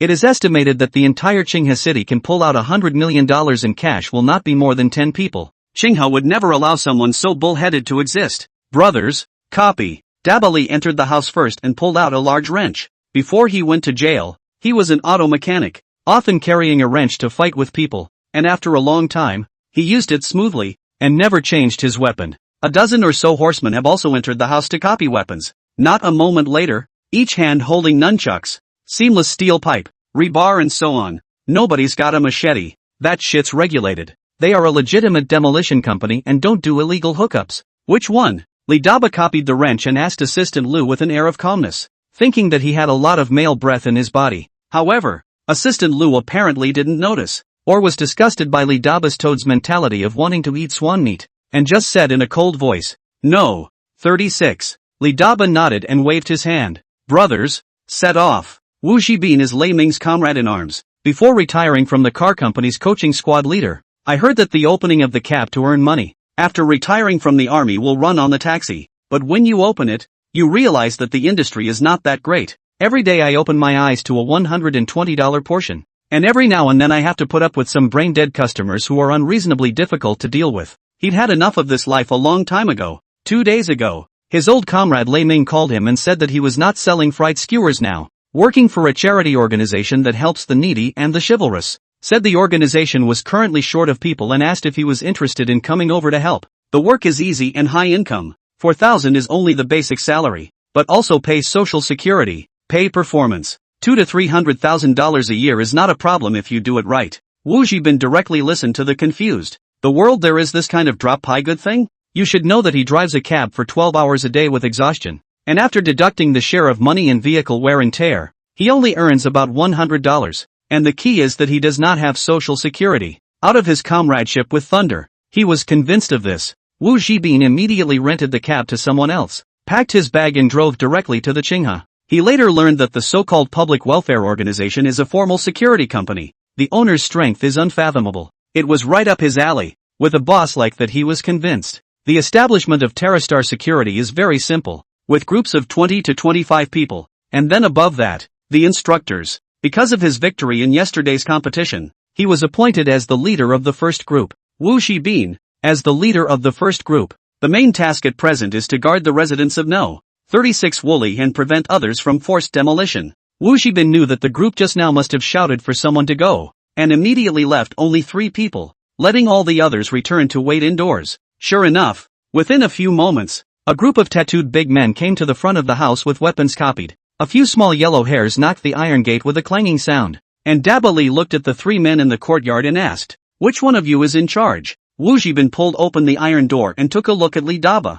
I am. What can I do for you? Li Daba listened to his neighboring city accent and revealed a bratty expression. Brother is not from Qingha Road. Right. I don't know if you've heard of my name Li Daba? Wu Zhibin said indistinctly. So it's Daba. Sorry, it's me who has eyes and doesn't recognize 250,000. Li Daba froze. He did not have much culture. But the person across the table was obviously flirting with himself. He still distinguished. Since the other party did not give face, Li Daba also decided to use force, and immediately bluffed. We are from the Unju Lei Company. We are now talking to you about demolition and relocation compensation. If you are sensible, you will sign for me obediently, or else don't blame me for not having a good eye on the guy things in my hand. The trio didn't say anything, just laughed contemptuously and lifted their clothes to reveal the ASP flingers inside, playing rough. Fuck them to death. Li Daba waved his hand, and the minions next to him immediately copied the seamless steel pipe in their hands and smashed it towards Wu Zhibin's shoulder. Why did you smash the shoulder? This is what Zhang Shichang explained. They're not street punks. They're legitimate demolition companies. It doesn't matter if you're injured or maimed, even if you're a vegetable, but try not to kill anyone. The other guy made a move. Let's go. The team member with the cameras set up in the room said. Wu Zhibin dodged a dodge to avoid the steel pipe that smashed into his shoulder, and pulled out a throwing stick from his waist, and with a shake of his arm, he smashed it towards the yellow hair's arm that attacked him. This stick is fast and fierce. Bang a moment, will be yellow hair humorous smashed bone crack. Little pussy brat still dares to resist. Li Daba was furious and laughed. All give me a copy of the weapon on. The ponies swarmed up, and at that moment, suddenly 10 or so pugnacious men sprang out of the house and surrounded the ponies from the periphery. Each man held a throwing stick in his hand, with a stern and ferocious air. Mud, there's an ambush. Li Daba was shocked, and just as he let out a cry of alarm, his opponent took the lead. The two parties soon mixed and fought. Both sides were equally outnumbered, but the security company's single combatant was clearly more than a step above. In less than 3 minutes, the horses under Li Daba's command were beaten half to death, all lying on the ground unable to get up. Daba Li was also beaten up. His nose was swollen, a few teeth were lost, and his eyebrow and nose bones were broken. On the contrary, the other party only had 2 people with a little light injury to their arms, and this was still due to the narrowness of the terrain, which was not good for casting. Get lost. Wu Zhibin waved his hand. Li Daba's group suffered a big loss and helped each other to go. Walking down the road, my little brother asked, Master Ba, what should we do? Blow the whistle and shake the man. Daba Li's teeth leaked and his face twisted in anger. These horsemen under his command were all hung up and no longer had the strength to fight, so he had to call out to the others to help him. The road mixed also divided into 3, 6, 9, like him to raise more than a dozen little brother. A demolition company, driving a Toyota Bidao Lord, belonging to the Qingha mixed social mid-range characters. Although it was not comparable to the 4 major gangs hall master level characters, it was not something that a few unknown outsiders could take. Li Daba angrily returned to the demolition company, saw Assistant Lu and Hao Qinglian, looked a little embarrassed. Na said, Martyr, ambushed. Assistant Lu was also furious when she saw his bearish appearance and snorted coldly. What are you going to do about it? Why don't we just report it to the police and arrest them all? Hao Qinglian persuaded from the side. As the director of the street office, he has always obeyed the law, and his own side is the righteous side, and he definitely has to defend his rights and interests through the law. Report it? Daba Li shook his head back and forth. He is at least a black boss. Dry war cannot do others, even if, but also to the police to ask for help. Set out is not going to be on the road. Of the brothers laughed to death. There's no need to report it. I'll settle this matter. Li Daba said with a gloomy face. Demolition of so many years. Difficult pricks he has encountered countless, but never took the initiative to report. He remembers that when he forced the demolition of the last project for Shichang Real Estate, there was a nail household with 4 sons, all of whom were young and strong in their 20s. One night, just as they were splashing paint, 4 brothers rushed out of the house with 4 kitchen knives to fight them. And what can you do? They were put down by a burst of sticks from their brothers and one died on the way to the hospital. As a result, Shichang Real Estate compensated 50,000 yuan. This matter is not settled. After all, the other side first knife it. This is a good thing. To make an example of the other households, the demolition of the other households will be smoother. There were a dozen people on the other side this time, and although it was a bit tricky, he, Li Daba, also had a few good brothers. There's loan sharks, there's a doorman and there's a small casino. All of them have raised a bunch of little brothers under them. As long as he, Daba Li, raised his arm, 70 or 80 people could still come together. Li Daba clenched his fists with a fierce face. This time he decided to play hardball, even if 1 or 2 people died. Lu assistant also does not agree with the report. If the report will certainly alarm the chairman Zhang Shicheng, Zhang Dong will definitely doubt his ability to do the job. She only hesitated for a second before instructing her men. Director Hao and I will go to the other homes to sign the agreements, and you go to the housing authority to find out who 36 was actually sold to. Meanwhile, Zhang Shicheng, who hadn't been disturbed by them, didn't know what was happening over here. After a busy afternoon, finally free, while the moonlight and the sequel Chen Shuang, eldest son Zhang Zili together to visit Zhang Xiaojie in Castle Peak Psychiatric Hospital. The car drove over 30 kilometers from the city and finally stopped in front of a hospital in the middle of nowhere. The three of them stepped out of the car, communicated with the doorman, pushed open the rusty big iron door, and stepped into this far-famed Castle Peak Mental Hospital. Under the moonlight, the overgrown and lush creepers spread across the walls of the hospital wing. In mid-air, several night lords let out mournful chirps and circled repeatedly at low altitudes. The eerie aura creeped out Chen Shuang's body. She was just about to snap when she saw a kindly old doctor in a white coat walking head-on. Dean Chen. Zhang Shicheng shook hands with the old doctor and said, "I came to visit Zhang Xiaojie." Chen Yangxi nodded. "Zhang Xiaojie is in Ward 306 of the inpatient department. You guys follow me." Several people walked into the hospitalization department along the tunnel, and Chen Shunning had just stepped onto the steps of the 3rd floor when she heard a miserable wailing sound. The voice sounded miserable and childish. Chen Shunning's heart was strange, walked through room 301, turned her head to look inside, and her face changed instantly. It's a ward, but it's not like a normal hospital room. The room was fitted with barbed wire and iron bars. Not like a ward but more like a cell. On the hospital bed, a little boy in a Snoopy Kid's costume has his hands and feet bound with a cowhide belt. Next to him, a tigerish male nurse was stabbing a taser towards the little boy's lower back eye. The little boy was electrocuted, twitching and begging, and within a moment he was foaming at the mouth and not uttering a word. Chen Shunning was horrified in her heart and asked, "President Chen, what is this situation?" Chen Yangxin glanced inside and said without thinking, "Oh, this is a kind of electric shock therapy I invented. In addition to being a psychiatric hospital, we have set up an internet addiction treatment center on our side, with the aim of rescuing some of the heavily internet-addicted teenagers between the ages of 6 and 20. These children were sent here by their parents specifically for electroshock therapy, which was also requested by the parents." Chen Yangxin didn't notice that Chen Shunning's face had become more and more ugly, and still said to himself, "I've recently been working on a paper called On the Positive Role of Electroshock Therapy in Character Remodeling for Internet Addiction, and I've found that electrotherapy is more effective than traditional medications in treating this psychiatric disorder of psychological addiction." When Chen Yangxin finished, he sighed again. "But some people didn't understand my good intentions and took me to be some kind of magnetic storm infantryman. Thunder shaman title." Zhang Shicheng agreed. "Jade is not cut into a tool, and people are not trained. President Chen has worked so hard for the education cause of the great summer country, and it's really chilling that these internet spammers still denigrate you like this." Zhang Shicheng's character is old-fashioned and traditional, and he has always believed in the idea that filial sons come out from under the stick. If not for his father Zhang Jiecai's strict teaching from childhood, he would certainly not be able to achieve such a huge career. If it were not for Chen Shunning's excessive coddling, Zhang Xiaojie would not have become the dude that people hate and dogs hate. Go! Chen Shunning didn't want to continue discussing this topic and pulled her husband's sleeve towards Ward 306. Ward 306 was not fitted with a window, only a palm-sized peephole next to the door. Seeing this scene, Chen Shunning's heart tightened. Does the son live in this environment? The male nurse inserted the key into the lock hole, and Chen Shunning couldn't wait to push open the door, only to see Zhang Xiaojie curled up helplessly on the hospital bed. What kind of eyes are those? Fearful, uncertain, dull, and haggard,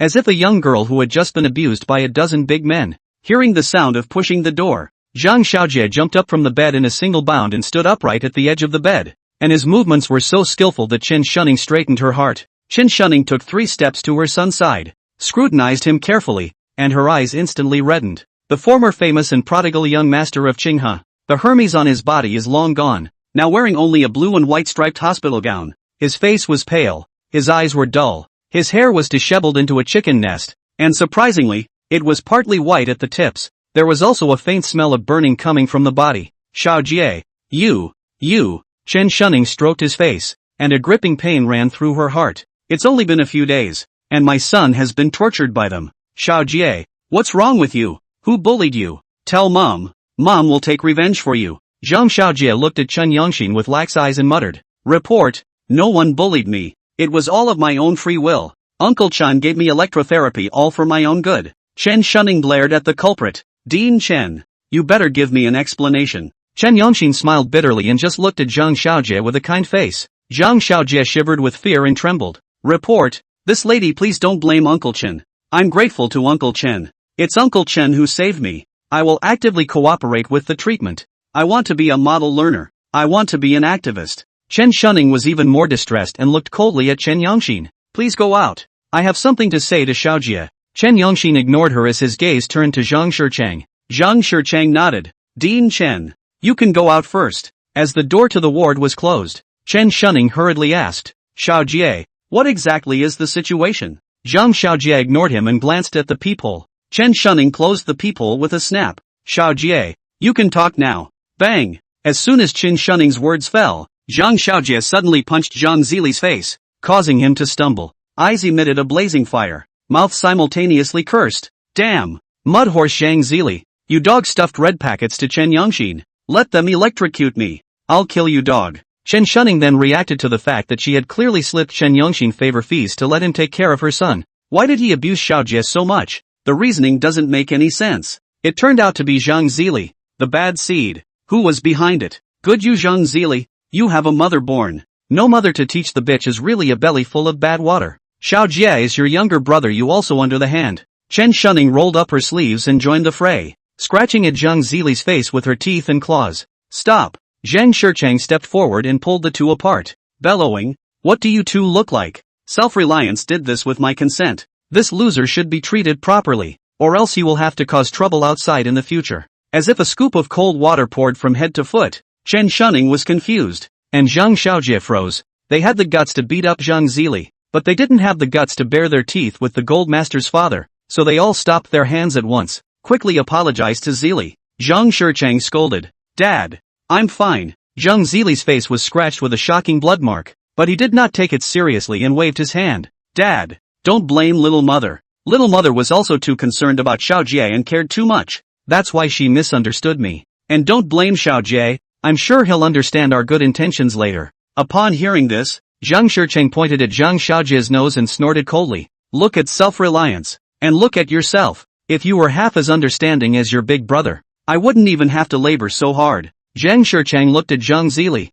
old and happy. His mind trance remembered his first wife Li Feng. It was his first love, and an indelible pain in his life. Li Feng knows the books and manners, virtuous and gentle. Is his career in the virtuous wife? Which like Chen Shunning this shrew, even if the length of the younger and more beautiful, temperament is not as good as Li Feng's 100%. Seeing his father's anger, Zhang Xiaojie didn't have the heart to tangle with his elder brother and pleaded, Dad, you take me away?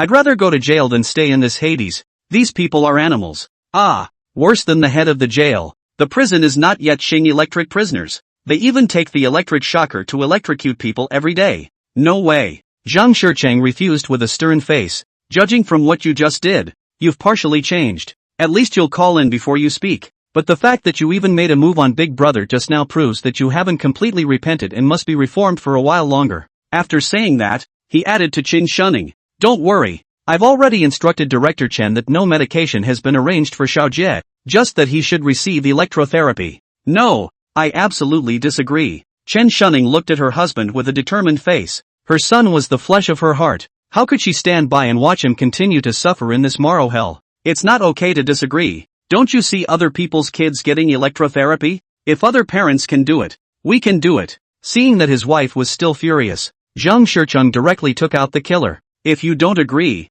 in the future, Xiaojie won't want a penny, and I'll give all the property to self-reliance. Chen Shunning wilted and stopped talking. She and Zhang Shicheng are married but have no name. How shrewd Zhang Shicheng is. How could he fight her marriage license and let her divide the property? That was why she was so attached to Zhang Shicheng and didn't dare to have any dissent. Chen Shunning made a decision after just a second of hesitation and said helplessly, Xiaojie, you have to listen to your father and actively cooperate with the treatment. Mom! Zhang Xiaojie's horse wail came from the ward. I don't want property. I don't want anything. Just let me out. I'll be good. What is the silly child saying? Chen Shunning stroked his hair. Be obedient. Mommy will come see you later. Chen Shunning took the lead and pushed the door open after she finished speaking, paying no attention to her son who was rolling on the floor and pleading. Walking out the door and glancing at the smiling Chen Yongxin, Chen Shunning hurriedly apologized. Dean Chen. I'm sorry, I misunderstood you. It's okay. Chen Yongxin said generously. The world slanders me evening me. I shall let him by him. Chen Shunning couldn't help but praise. The dean's virtue is worthy of the temple. Chen Yongxin smiled with a kind face. Mrs. Chen is flattering. I don't know your son? Chen Shunning bowed in a hurry. Please increase the treatment. Please. The three returned to the city and dispersed separately. Zhang Zili touched the scar on his face, and the corner of his mouth gradually hooked up a cold smile. A bitter trick was worth it in exchange for my father's further hatred of the loser. All this is also thanks to Founder, who was remotely directing behind the scenes. Fang Zhang's words were still ringing in his ears. Zhang Xiaojie was driven mad as an incapacitated person. Your brother's shares and your father's property are not all yours. Zhang Zili and Fang Zhang didn't have much friendship, and even had a little skirmish. But Fang Zhang wasn't targeting himself but dealing with Zhang Xiaojie. The two men were united in battle in this matter. He didn't know much about Fang Zhang, and after some investigation, he only knew that the other party was a member of the Flaming Fire Gang, and had raised a group of tough bandits under him, which was very powerful. Even Black Dragon Society's Lu Xiao was afraid of him. This man is clearly a gangster who can only be friended but not offended. Thinking of this, Zhang Zili saw that the time was still early and made a phone call to Fang Zhang with an unusually respectful tone. Hello, Masa. Hello, Mr. Zhang. Fang Zhang's humble voice came from the phone. Your method is very good. I visited Zhang Xiaojie in the hospital today, and I reckon he's not far from madness. Ha, I'm just doing the people a favor. Sheng is all righteousness. It's really awe-inspiring. Zhang Zili praised with his mouth, but in his heart, he was very disdainful. This person is obviously a triad, but he speaks in a tone similar to that of an official. One set of words. It must be that Zhang Xiaojie, the loser, has offended this lord, and it is estimated that he has also offended a lot. Otherwise, how could there be such a way to put people to death? The two of them blew each other off, and Zhang Zili opened his mouth to invite. I've got a date with a few girls from the art academy tonight. They're all pretty good looking. Are you interested in coming over to tutor and mentor them? Brother Zhang? The best means of pulling men together is the female color. This trick Zhang Zili repeatedly tried. He figured the other guy would take the bait. I don't think I can today. Some other time. Zhang Zili was slightly surprised and asked, Oh, Brother Zhang,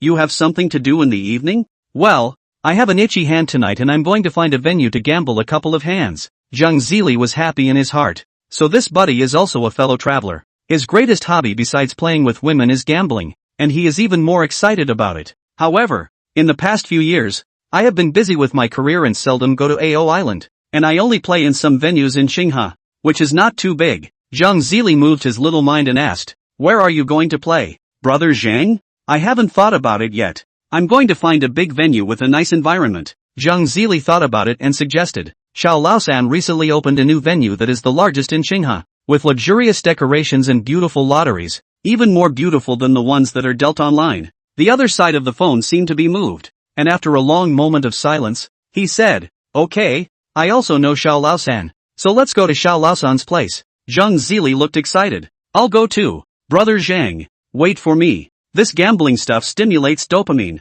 which is very high in itself, but even more so if you have a companion with you. Zhang Zili immediately felt his whole body itching, impatient to go to the casino. Even a few female college students at home feel unscented. Fang Zhan hung up the phone and smiled. All people have weaknesses, and those who gamble well and are horny undoubtedly have even greater weaknesses. He dumped a call to Xiao Laosan, repeated the previous notes, and drove to the new casino he was running. The new casino is a converted underground disco, with more space and more luxurious decorations than the negative floor of the Sea Moon. Xiao Zhenqi arranged for one of his men to greet him outside the door and led Fang Zhang straight into the office. Are things all arranged? Fang Zhang asked as he opened the door. It's all arranged. Xiao Zhenqi pulled out a colorless and odorless medicinal solution from a drawer and smiled. The ruthless goods bought from the United States, specializing in stimulating the cerebral cortex and increasing the level of central nervous system excitement. Even the strongest willed person can't control it. I'll arrange for a needle to be injected into his drink later. After that,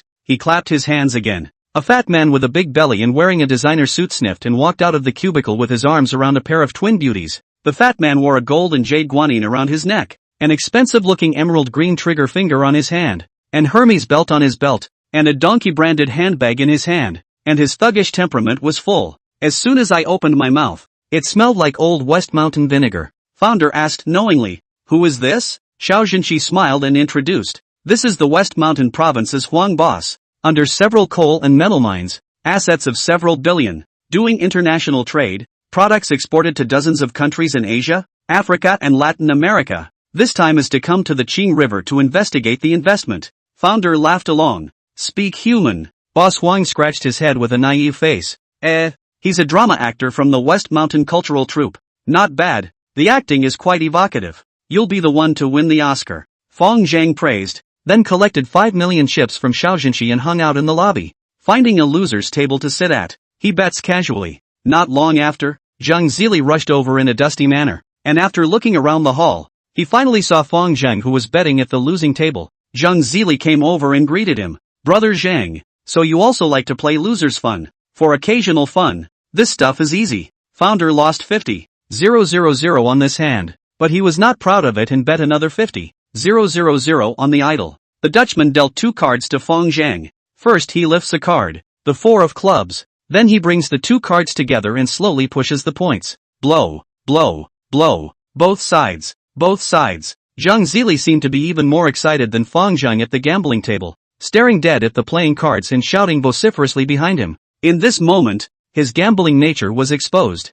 It's a 4 or a 5 on either side, and Founder has already caught a 4. It's either an 8 or a 9 on this hand. And while the loser's game 9 points is the largest, 8 points is not a small number. Founder pushed the card away and it was a 5 of hearts. 4 plus 5 is equal to 9 points. The dealer said, player 9, banker 6, player wins. It was at this moment that a voluptuous little sister came over holding 2 unopened bottles of drinks. Fong Zhang took the drink and distributed a bottle to Zhang Zili, then casually grabbed a handful of chips and stuffed them into the collar of his little sister's dress, also grabbing a few in passing. The little sister looked shy, wanting to refuse and letting it happen. Zhang Zili took the drink and opened it and took a sip, waiting for Fong Zhang to finish his flick. He waved his hand towards his little sister. Go, ask Mr. Xiao to prepare 5 million chips for me. The little sister froze. This man has a big mouth. Opening up for 5 million chips? Even if it's $5 million, it looks like it's on credit? Zhang Zili waved his hand. Go, I'm Zhang Zili from Shichang Real Estate. Just talk to Mr. Xiao and he'll know. After saying that, he smiled at Fong Zhang. Xiao always and I are old acquaintances. Usually come over to play directly to collect chips on the line. After gambling together to settle the bill. Fong Zhang was disdainful in his heart. So familiar. I won them $40 million. You don't even know who won it. However, on his lips, he still praised. Mr. Zhang is really great. Opening his mouth is a $5 million amount. What's this? Young Zhang is a VIP at our venue. Any amount up to $50 million can be paid in white notes. Lu Jiang, the venue manager, personally delivered the chips over and greeted Zhang Zili familiarly, with a smug look on his face. Zhang Zili took the chips and greeted. Brother Zhang, it's not quite appropriate for you to play in the lobby with your status. Would you like to go with me to the VIP hall to have some fun? Okay. The duo stepped into the VIP lounge upstairs, where the atmosphere was completely different from the outside. While the outside is decorated in gold, the VIP lounge is furnished in a solemn and elegant manner. By this time there were 3 people seated at the table. A beautiful young woman in her 30s and a middle-aged man in his early 50s. There is also a hugging 2 twin beauties. Very pretentious. At a glance let Zhang Zili upset Big Belly. Listening to Xiao Jinshi introduce several people to each other, Zhang Zili realized that this was a high-end bureau. The beautiful young woman is called Sister Wan, a wealthy businessman in international trade. The old man's name is Uncle Hung, and he's also a big boss in financial investment. The richest man in the field is Big Belly, whom Xiao Jinshi calls Boss Huang. Said he was a coal owner from Xishan province who came to visit Qinghe. Worth billions. He is the most arrogant in the field. With his arms around 2 national twins on the left and right, his mouth is full of dirty jokes, and he is full of thuggish temperament. Zhang Zili is actually considered the son of a thug, but as a highly educated man who has studied overseas, he hates this kind of low-quality thugs. Nothing but money. Since it's a high-end game, 3 people definitely won't be playing the downstairs lobby's fry and loser. There are only 2 types of gambling in VIP room poker. Stud and Texas Hold'em. 3 people playing exactly stud. A 5-card gamble. This type of bet requires a lot of skill and mindset. However, Zhang Zili is an old gambler and is lightly familiar with the game. The 3 of them had already played for a while just now, and Uncle Hong had won a little. So when he saw the newcomers coming he gave up his seat and said he had something to leave first. Only 4 gamblers, Sister Wan, Boss Huang, Fong Zhang, and Zhang Zili, remained in the arena. Boss Huang cast a sidelong glance at Fong Zhang and Zhang Zili, wrapping his arms around the twins with an arrogant face. Here come two more up the pole to give away money. It's not certain who will send money to whom. Fong Zhang immediately disliked him with a disdainful face. Zhang Zili glanced at Boss Huang. The fat man was wearing a Richard Mille high-end wristwatch on his wrist. He knows this one, which sells for over $7 million. On the contrary, I wear a Vacheron Constantine in the early $1 million range, which is a far cry from him. Thug, win you a $20 million later. Let's see if you're still arrogant. Zhang Zili sat down with half disdain and half jealousy. The four men took their seats in turn and the betting began. The rules of stud are that 2 cards are dealt in the first round, 1 light and 1 dark. The VIP room bet is 100,000 bottom per person. The dealer deals out the 4 cards in turn. Sister Nguyen got a king of spades on the first round. Boss Huang got a queen of hearts. Fong Zhang got an 8 of diamonds. And Zhang Zili got a jack of clubs. The Dutchman signaled Nguyen. The king of spades speaks. 200,000. Nguyen said as she looked at the bottom card. Place your bets counterclockwise and it's Boss Huang's turn next. Boss Huang looked at the undercard. Picked 2 100,000 chips and 2 of the largest 1 million chips and pushed them toward the pool, saying, call 200,000 and big you another 2 million. Fatty shocked Zhang Zili with his first hand. He had never seen such a raise except in the big gambling halls on the island of Australia. Even if unconvinced, Zhang Zili had to admit that the coal bosses are really rich and powerful. Zhang Zili carefully lifted the corner of the bottom card in his hand. Jack of hearts. Together with the open cards it was exactly a pair of jacks. The opponent's bright card was the queen of hearts. And since he dared to raise so much, there was a good chance that the dark card was also a queen. A pair of jacks meets a pair of queens. And the next 3 cards are still unknown. Zhang Zili decided to fold after a moment's consideration and lost 100,000 bottom dollar. Founder Nguyen looked at the bottom of the deck and chose to fold as well. Boss Huang laughed out loud and peeled the 500,000 chips he had won into his arms before revealing his bottom card and letting out a wild laugh. I can't believe a small 3 can win. Zhang Zili fixed his eyes to see. It turns out that the yellow boss's bottom card is just a 3 of spades, and the Q of hearts can neither form a straight nor a flush, belonging to a very small kind of combination. Marred. Stolen chicken by him. Zhang Zili's face turned blue with anger. Glancing at Fong Zhang and Sister Wan, he only saw that both of them were also depressed. Thinking that they had both fallen for Boss Huang's tricks, Zhang Zili was so angry that he picked up his drink and took a gulp.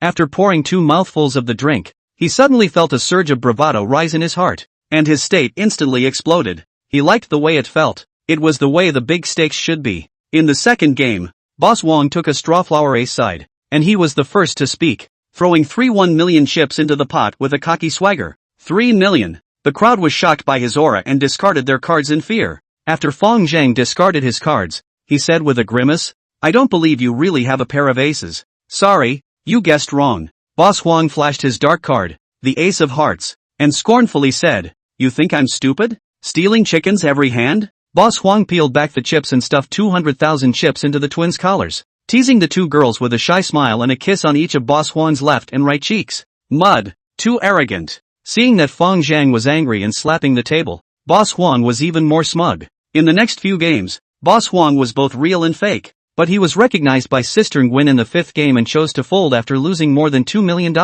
In Game 7, Zhang Zili's bright card was the ace of spades, which belonged to the largest face, and was the first to speak. He looked at his dark ace and scanned the others' decks. Boss Huang is a 9 of diamonds plain. Founder is a jack of hearts plain. And Nguyen is a 4 of spades plain. The cards are all smaller than yourself. Zhang Zili did not hesitate and threw 2 1 million chips into the betting pool, laughing lightly. Boss Huang is a dragon across the river, but we Qinghe people won't wimp out either. Don't you think so, brother Zhang? Fong Zhang looked at the bottom card and said with a terse neck, I'll call 2 million as well. Nguyen looked at the undercard and chose to give it up. It was Boss Huang's turn to speak next, and he bristled, trying to scare me with $2 million. I'll big you up for 6 million. After saying that, he pushed 8 million chips into the betting pool with a disdainful look on his face. This again? Zhang Zili froze, and he couldn't tell if the other party was real or fake. But looking at the cards so far, he himself is the biggest. He gulped down a mouthful of his drink, the feeling of extreme excitement stimulating his central nervous system, glanced at the 10 million chips on the table, and his whole body drifted up. Zhang Zili took a deep breath and said towards Xiao Jinshi, Mr. Xiao, get me 20 million chips. It's not that easy to scare me into folding with money. It's fine. Xiao Jinshi waved his hand at Lu Jiang. Mr. Xiao, get me 20 million chips as well. Fong Zhang also followed beside him. Take another 20 million. The two got their chips in and chose to call. The next third round was also a clear hand, and dealt to Zhang Zili was an ace of hearts. Yellow boss is a 9 of spades. The square is exactly a grass flower 4. The cards on the table are still Zhang Zili's biggest at the moment. He had a pair of aces in the open and an ace on the bottom, and was already holding 3 aces in his hand. Even if the next cards dealt are 2 miscellaneous cards, this deck is already very large. Only straights, flushes, huckleberries, fours, and straights can outscore him, but judging from the current table, Fong Zhang was at most 3 jacks, and Boss Huan was at most 3 nines, definitely smaller than his own 3 aces. Straight, flush, and straight flush decks are no longer possible. The Dutchman said, "Speak to the ace." It was still Zhang Zili who spoke, and at this point he still had over 16 million chips on the table. Without blinking, he threw 10 million into the pot. It was Fong Zhang's turn next, and he hesitated for a long time before he finally had no choice but to fold. Good. Another one forced out. Zhang Zili breathed a sigh of relief and looked at the tens of millions of chips in the betting pool, his heart on fire. Even if Shurchang Real Estate assets more than $1 billion, he only has more than 10 million cash on his card, and has never had so much cash beside him. 10 million. Boss Huan laughed with a mocking face. 10 million may be all you're worth to you.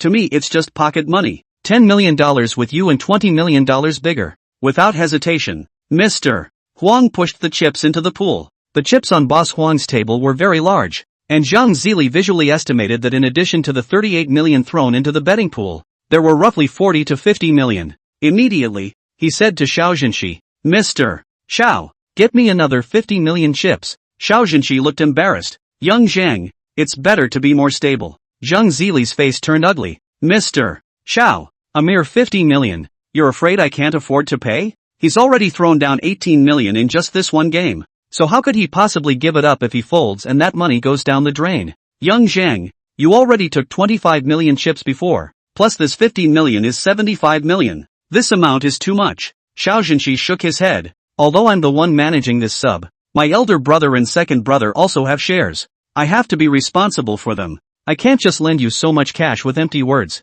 Under the public was under the face. Zhang Zili angry face a burst of green and white, but he knew that Xiao Zhenxi was indeed telling the truth. No one else would be so generous. Zhang Zili considered for a moment and said, "I'll give you an IOU, okay?" "No, it has to be secured." Xiao Zhenxi refused. "Mortgage?" Zhang Zili's mind that was swept away by greed suddenly calmed down. One's greatest reliance is nothing more than the identity of Shurchang Real Estate's eldest son, and one's greatest asset is Shurchang Real Estate's 10% share. The only thing that can be used to pledge $75 million is this share. But if this game is in the gutter and he gives this share away, his father will not be able to spare himself. Thinking of this, Zhang Zili suddenly felt a bit flustered and took another sip of his drink. With his drink down, he looked at the mountain of chips in the pool, and the subconscious scales in his mind tilted a fraction more in favor of the pokies. Your own winnings are at least over 90%, and you can win 70 or 80 million in cash just by pokies. But if you give up, the $18 million in front of you is down the drain. There's no hesitation about this at all. It's hard to lose on your own. There are only 2 possibilities to lose. One is that this Boss Huang is a master of the 1,000 tricks, so high that Xiao Zhenxi Casino Town field masters cannot see the extent. But Xiao Zhenxi obviously knew Boss Huang and knew his status as a coal boss, so this is unlikely. Or maybe Boss Huang has had unbelievable luck, so unbelievable that he can win the jackpot by buying a lottery ticket. The second possibility, Xiao Zhenxi is setting himself up, but Xiao Zhenxi didn't know he was coming and couldn't have prepared in advance, so this is even less likely. Zhang Zili is still considering. The opposite side of the Huang boss suddenly contemptuous. "You in the end with or not? If not with is the old man one." Finished with a sneer. Poor people still fucking learn how to gamble. Zhang Zili burst into a rage. He himself, the heir to $1 billion asset, was ridiculed as a pauper? "I'll make you cry later." Zhang Zili finally made up his mind and said to Xiao Zhenxi, "I'll pledge 10% of the shares of Shurchang Real Estate with you, okay?" Xiao Zhenxi pondered for a while and nodded. "Yes, but if you lose, you have to go to the notary and the Commerce and Industry Bureau to complete the formalities at first light." Zhang Zili took another sip of his drink to hide his nervousness, but felt even more exhilarated and said, "No problem." After both sides negotiated, Xiao Zhenxi instructed his staff to print the pledge contract and then sealed the 2 men's cards. Zhang Zili picked up the contract and carefully browsed through it, not finding anything fishy. The only thing that makes him strange is that the column of pledge right holder is not Xiao Zhenxi, but a company called Qingha Di Xing Investment Company. But he didn't think much of it, and just assumed it was the company that Xiao Zhenxi laundered money for the casino. Immediately, he signed and pressed his handprints and resumed his seat at the card table. He made up the 20 million difference, then looked at the remaining chips and said, Boss Huang, since it's come to this, no matter what card comes next, both of us are bound to not fold. I've got 31 million more here. All pokies, what do you say? Ouch. Boss Huang had a bold look on his face. I still have 46 million here. I'll pokers all of it too. If you want to see the cards, make up another 15 million. Zhang Zili was furious and instantly understood Boss Huang's intentions. The other side should not have a big hand, but just bullied himself into not having as much money as him, and pressured him with money. It's a tactic in the casino, like Zakima, where one can't open a pair of small twos on the other side even if he or she holds 3 aces and doesn't have enough money. Zhang Zili opened his cell phone and looked at the balance. There was still 13 million. Mud, 2 million short. He turned his gaze to Xiaozhenshi. Mr. Xiao, I still have 13 million here. I owe you 2 million. Can you get me 15 million chips? Okay. Xiaozhenshi pointed to the chips on Fang Zhang's table and said, Mr. Fang, why don't you take 13 million for him and I'll make up the rest? No need. I'll pay all of it. 2 million will be returned to me when you win. Fang Zhang said to Zhang Zili. At this time, Fang Zhang still has more than 17 million chips on the table and counted 15 million denomination chips and handed them to Zhang Zili. Thanks Masa. The cards were resealed, and Zhang Zili immediately transferred $13 million to Fang Zhang through the casino computer. He's a bank super VIP and has no problem transferring up to $100 million. Zhang Zili finished transferring the account and was a little touched in his heart. He is not very friendly with Fang Zhang, and he even took him into the VIP hall and lost $8 million. But the other party lent himself $2 million without hesitation. This man is a gangster, but he's still quite righteous. After Zhang Zili borrowed the chips, he pushed all of them into the betting pool and said with a grimace, all pokies. The atmosphere in the arena suddenly froze. This bet is likely to be the biggest bet ever made in Qinghe City. The betting between the two sides has exceeded $100 million. Everyone in the room was waiting with bated breath for the next 2 cards. The dealer begins to deal the cards. Seeing that the 4th card was the 6 of diamonds, Zhang Zili couldn't help but clench his fists. How great would it have been to switch to an ace? Switching to an ace would have been 4 aces itself, and the round would have been an early lock. But what reassured him was that Boss Wang's 4th round was a minimum square 3. Next it's on to the final round. Zhang Zili breathed a sigh of relief. His current hand was 3 aces, and the opposite side's biggest possibility was 3 nines. Judging from the 4th round, his chances of winning were at least more than 95%. The Dutchman sent the last card to Zhang Zili. He lifted it up and couldn't help but sigh with relief. It wasn't an ace or a 6, just a 10 of spades. Neither 4s nor huckleberries, just 3 aces with 10s and CXS on the deck. When it was Boss Huang's turn, he finally stopped being calm, and with a grave expression on his face, he slowly lifted the last card. Heck, it was a 3 of hearts. Zhang Zili was shocked and abruptly tensed up, and a heart was instantly in his throat. The opponent's 4 open cards are 2 pairs of 9s and 3s. As long as the dark card at the beginning is a 9 or a 3, it's a gourd. It's more likely that it's a 9. Otherwise he shouldn't have the nerve to pogo with himself. Is he or she going to lose today? Zhang Zili violently lifted the bottom ace. A grimace on his face. 3 aces. I don't believe you're a gourd. Boss Huang smiled and lifted the bottom card. Sorry, it's really a huckleberry. It just happened to kill you with 3 aces. Zhang Zili eyes staring round. Unbelievably staring at the yellow boss in the hands of the grassflower 9. Head momentarily blank. For a moment it feels as if the sky has collapsed. A few moments later, he slumped in his chair with a disheveled, disoriented face, beads of sweat seeping from his forehead. Lost? I can't believe I lost. And pledged the shares. What should I tell my father when I turn around? Take young Zhang down to rest and take good care of him, Xiao Laosan and Lu Jiang commanded. And a few brawny men immediately rushed into the box and set him up to leave quickly. Several people in the scene looked at each other with a knowing smile.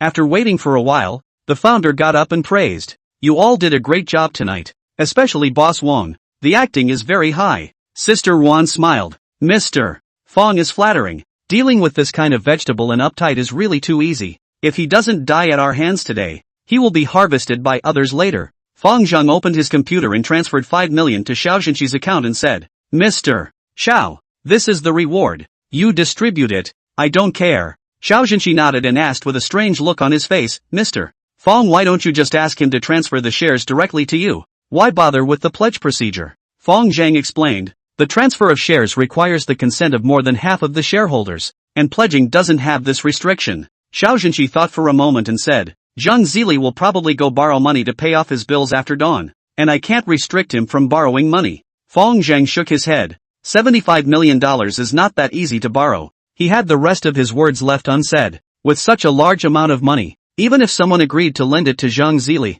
they would surely investigate his financial situation carefully. In other words, Zhang Zili did have the possibility to borrow this money. But who dares to lend money to a developer who was being held up by 5 nail households? Not to mention that the pledge repayment period is only 2 days. In 2 days, Zhang Zili could not raise such a large sum of money except to confess with his father. Even if he confesses to his dad, Zhang Shichang may not have that much cash. Zhang Zili's 10% shares were already in hand, and Zhang Shichang's 53% shares were next. Shichang Real Estate is not a listed company and share transactions are not that complicated. As long as we get Zhang Shichang's shares in our hands, and then by delaying the progress of the demolition and creating news of panic, we will be able to acquire the shares in the hands of other minority shareholders at a low price. He or she would be in full control of a real estate company with a land bank of over 4,000 acres and a market capitalization of over $1.2 billion. When land prices soar in value next year and the year after, this one asset will become $5 billion or even $10 billion.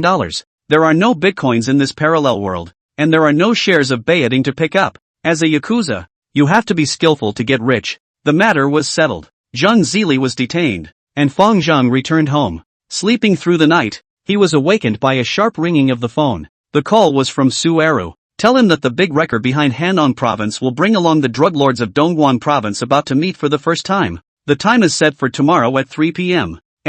At the Listening to the Rain building. At the same time, hundreds of kilometers away, the provincial capital of Shilin City, Zhao Lixia, Deputy Director of the Criminal Investigation Division of the Hanong Provincial Public Security Bureau, also received a call. Department Zhao, tomorrow Silver Ring Snake will accompany the Dongguan drug lords to Qinghe to meet the agents. Zhao Lixia immediately perked up and asked, "Is the news reliable?" "Reliable. Great. What's the joint time and address?" "I don't know." At those words, Zhao Lixia was like being doused with a dipper of cool water, and instantly he felt a penetrating cold, and his breath trembled cold. There's only one piece of intel, no specific time or place, and that intel is grossly useless. After a 2-second pause, Zhao Lixia couldn't help but reprimand. "I asked you to implant the listening device into Silver Ring Snake's cell phone before. Why haven't you done it by now?" An aggravated voice came from the other end of the line. "Silver Ring Snake's cell phone doesn't leave his body. I've never been able to find it." After a few moments of silence,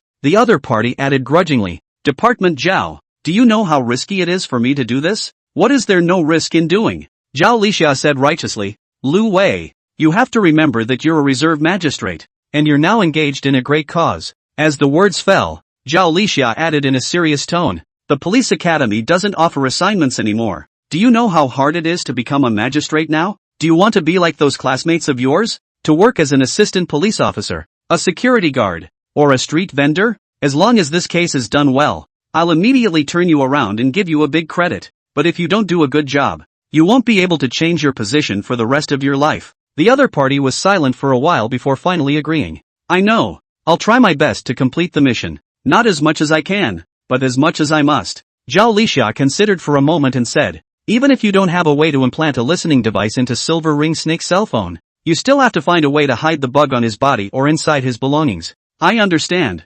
Department Zhao." Cadet Lu Wei gritted his teeth and promised. Zhao Lixia hung up the phone. Her face was unpleasant. Most of the year ago, he picked 2 cadets from the Provincial Police Academy to lurk undercover in 2 gangs. As a result, one is greedy for life and the other is as stupid as a pig. None of it is mind-numbing. Lu Wei is not expected to be able to count on it, and will have to be involved in the task force himself. Zhao Lixia hung up the phone and immediately walked down the parking lot and drove to his father-in-law's house to report on his work. A family compound in Westwood. Whether it is the solemn atmosphere in the compound, or the armed police on duty outside the door with guns, all indicate that the identity of the residents here is by no means ordinary. In a certain 2-story villa within the compound, Zhao Lixia was respectfully standing beside an old man with half-white hair reporting on his work. "Dad, I want to participate in the Qinghe City fox hunt." Zhao Lixia was pressed for time and opened the door as soon as he entered his father-in-law's house. The older man looked up at him. Drug enforcement does tend to get results. The nature of the case in Qinghe this time is extraordinary. It's a mega case supervised by the General Administration of Public Security and Interpol. If you can solve this case, it will be very favorable to the career path. "Exactly." Zhao Lixia sighed. "But the level of the informants I planted in the Viper Gang is too low. and there's no way to listen in on their course of action. That's why I have to go to Qinghe myself and get involved inside the task force. The old man nodded and asked, how far has the case gotten? Someone from the Viper gang will be introducing the Dongguan drug lords to meet with the Qinghe agent tomorrow, but I don't know who the Qinghe agent is or when or where the meeting will take place. Zhao Lixia asked with slight concern. The time is too short. I don't know if it's too late to arrange it now? The old man thought for a moment and said, the first meeting will definitely not result in a substantial deal. The focus is on the layout later. I'll communicate with Chi Hall later, and arrange for you to sit in command of the task force as soon as possible. Thanks, Dad. Zhao Lixia breathed a sigh of relief. His father-in-law is in a high position of power. As long as he intervenes, the fox hunting task force is not a task force of the Qinghe City Department, but a joint task force of the Handong Provincial Department and the Qinghe City Department, and the head of the task force, when it comes down to it, will be himself. He knew that this incident would definitely cause resentment in the Qinghe City Department, and there would even be people who would denigrate themselves for picking peaches. Let's just discredit it. What's a little gossip compared to a career? At 8:30 a.m. When the public unit had just gone to work, Xiao Laosan's men set Zhang Zili on his way to the Qinghe City notary office. After completing the notarization procedure, he took the notarized document to the Qinghe City Sheriff's office for the equity pledge procedure, a set of due down, and forced in Zhang Zili's account to go 75 million of running water, and then through a few downstream material suppliers will 75 million around the circle, and ultimately back to Xiao Laosan's account. The material supplier has made a fake delivery procedure with the goods, and this one thing is considered to be a perfect closure of the loop. Any investigation by the sheriff's department will assume that Zhang Zili could not afford to pay the suppliers for the goods, and that is why he pledged his equity. Reasonable and lawful business dealings, drip by drip. With everything done, Zhang Zili was finally released. After reacting, even if Zhang Zili is stupid, he knows that he was set up by Xiao Laosan. Unfortunately, knowing that he was being set up, he didn't have the courage to retaliate against Xiao Laosan. The Brotherhood Alliance was the leader of the mob on par with the Black Dragon Society, and with his power it was not yet enough to resist. This matter definitely could not be told to Zhang Shicheng. Zhang Zili considered for a while and made a call to Lu Ziqian, the youngest Lu of the Black Dragon Society. Lu Ziqian received the call and asked in shock, $75 million? How do you need so much money? There was a small incident. Zhang Zili was reluctant to mention that he had been set up. I don't have that much myself. Lu Ziqian considered for a moment and said, but I can introduce you to a moneylender. How much is the interest? Zhang Zili asked with anticipation. 8 cents a month. Thank you, Xiao Lu. I'll think about it first. Zhang Zili hung up the phone and was furious. Damn Lu Ziqian. It's a waste of time for me to arrange so many beautiful women for you to enjoy. If you don't want to help out in a situation, you're still trying to rip off my head. 75 million at 8 cents interest. That's $6 million a month. It's even tougher than the loan sharks on the market in Qinghe, who only pay 5 cents interest. And Zhang Zili can be sure that behind the scenes lending is not someone else. Absolutely is Lu Ziqian himself. This money cannot be borrowed at all, not even if you don't want the shares. After Zhang Zili hung up the phone, he made another call to Fong Zhang and said with embarrassment, Brother Zhang, I'm in a tight spot these days. That $2 million I guess I can't pay you back until sometime later. It's fine. I'm not short of money for now. Fong Zhang agreed readily. Zhang Zili was touched inwardly by his words and said with an alas, my shares were taken by Xiao Laosan, so I guess I won't be able to come back for a while. That's not easy. Just take your brother's shares over. He's just a mentally ill, incapacitated person anyway. Zhang Zili's heart moved and begged, Brother Zhang, can you help me in this matter? Yes. I can't stand Zhang Xiaojie either. I will help you. Fong Zhang agreed in one bite. Receiving the promise, Zhang Zili breathed a sigh of relief and his eyes reddened slightly. A true love in times of trouble. Fong Zhang's character is just so much better than Lu Ziqian's. I was so blind to recognize people in the past. Instead of thinking of befriending such a chivalrous person, he follows scum like Lu Ziqian every day to hold his feet. I'm so stupid. 5 Mile Creek Shantytown 36. Wu Zhibin, the leader of the first group of Earthstar Security Company, was leading his group members to train together when a yellow hair with a blue nose suddenly knocked on the iron door. What are you knocking for,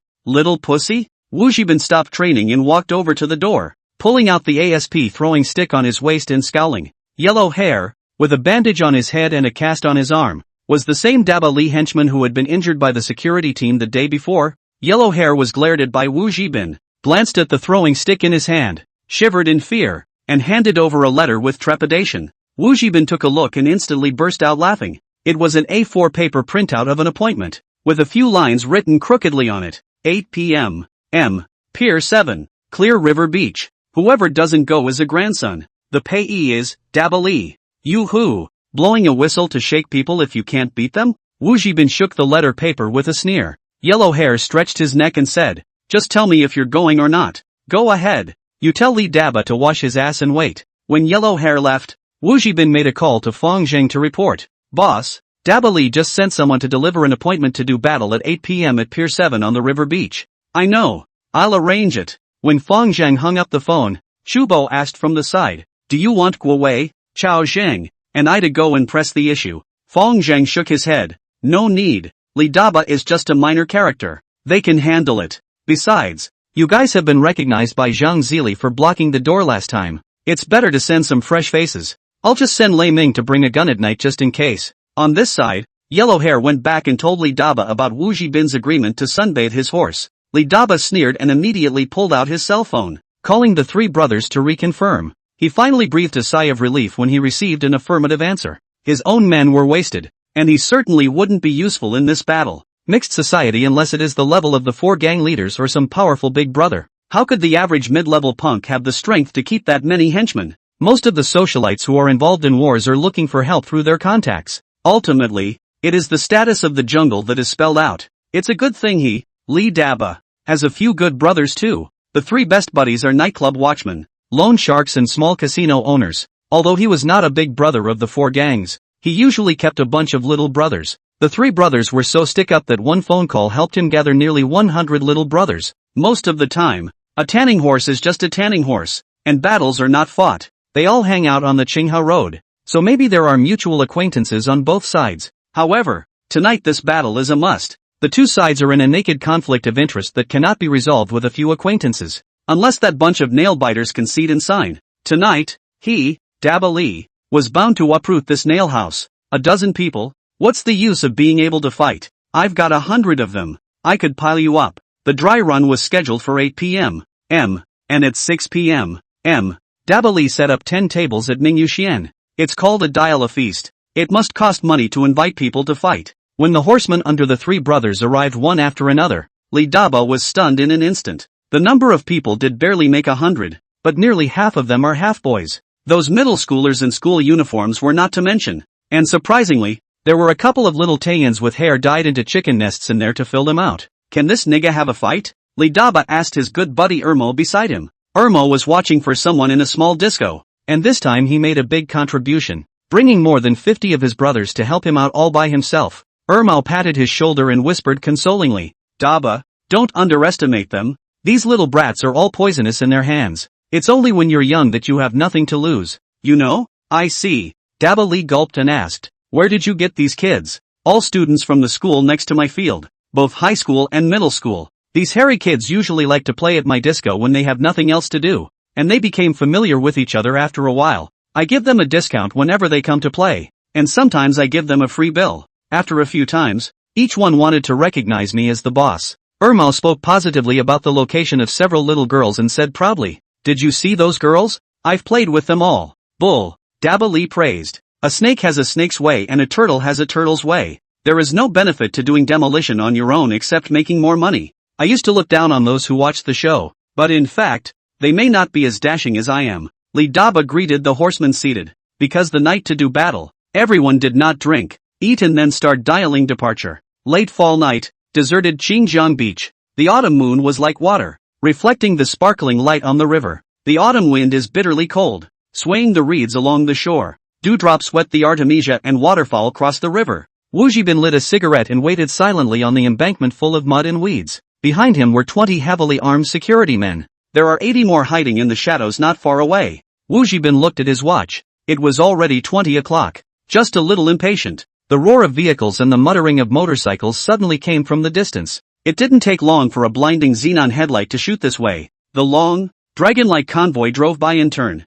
headed by 4 mid-range sedans. Honda, BJ Cross Country, Touareg, and most expensive of all a Jeep Wrangler. Behind them were dozens of Zhongshan and Jialing motorcycles. Dozens of big men or half-grown boys roared madly as they drove their motorcycles into the cold wind. Some motorcycles carry pugilists on the back. Some carry high school students in school uniforms, and some carry little Taiyans with colorful hair. The convoy drove up to 20 meters from Wu Jibin and began to stop and dismount. Daba Li stepped out of the lead Hananda, looked through the headlights at the sparse group of 20 big men across the street, and smiled contemptuously. Then turn off the lights, open the trunk and start firing weapons. The 3 cars behind them followed suit and opened their trunks at the same time. Handfuls of water hoses, small axes, machetes, and hollow steel pipes were handed out. After the weapons were handed out, Daba Li waved his hand, and 100 horsemen came this way with weapons in their hands. Daba Li walked 5 meters in front of Wu Jibin, pulled out a cigarette, and looked at him askance. The yellow hair next to him,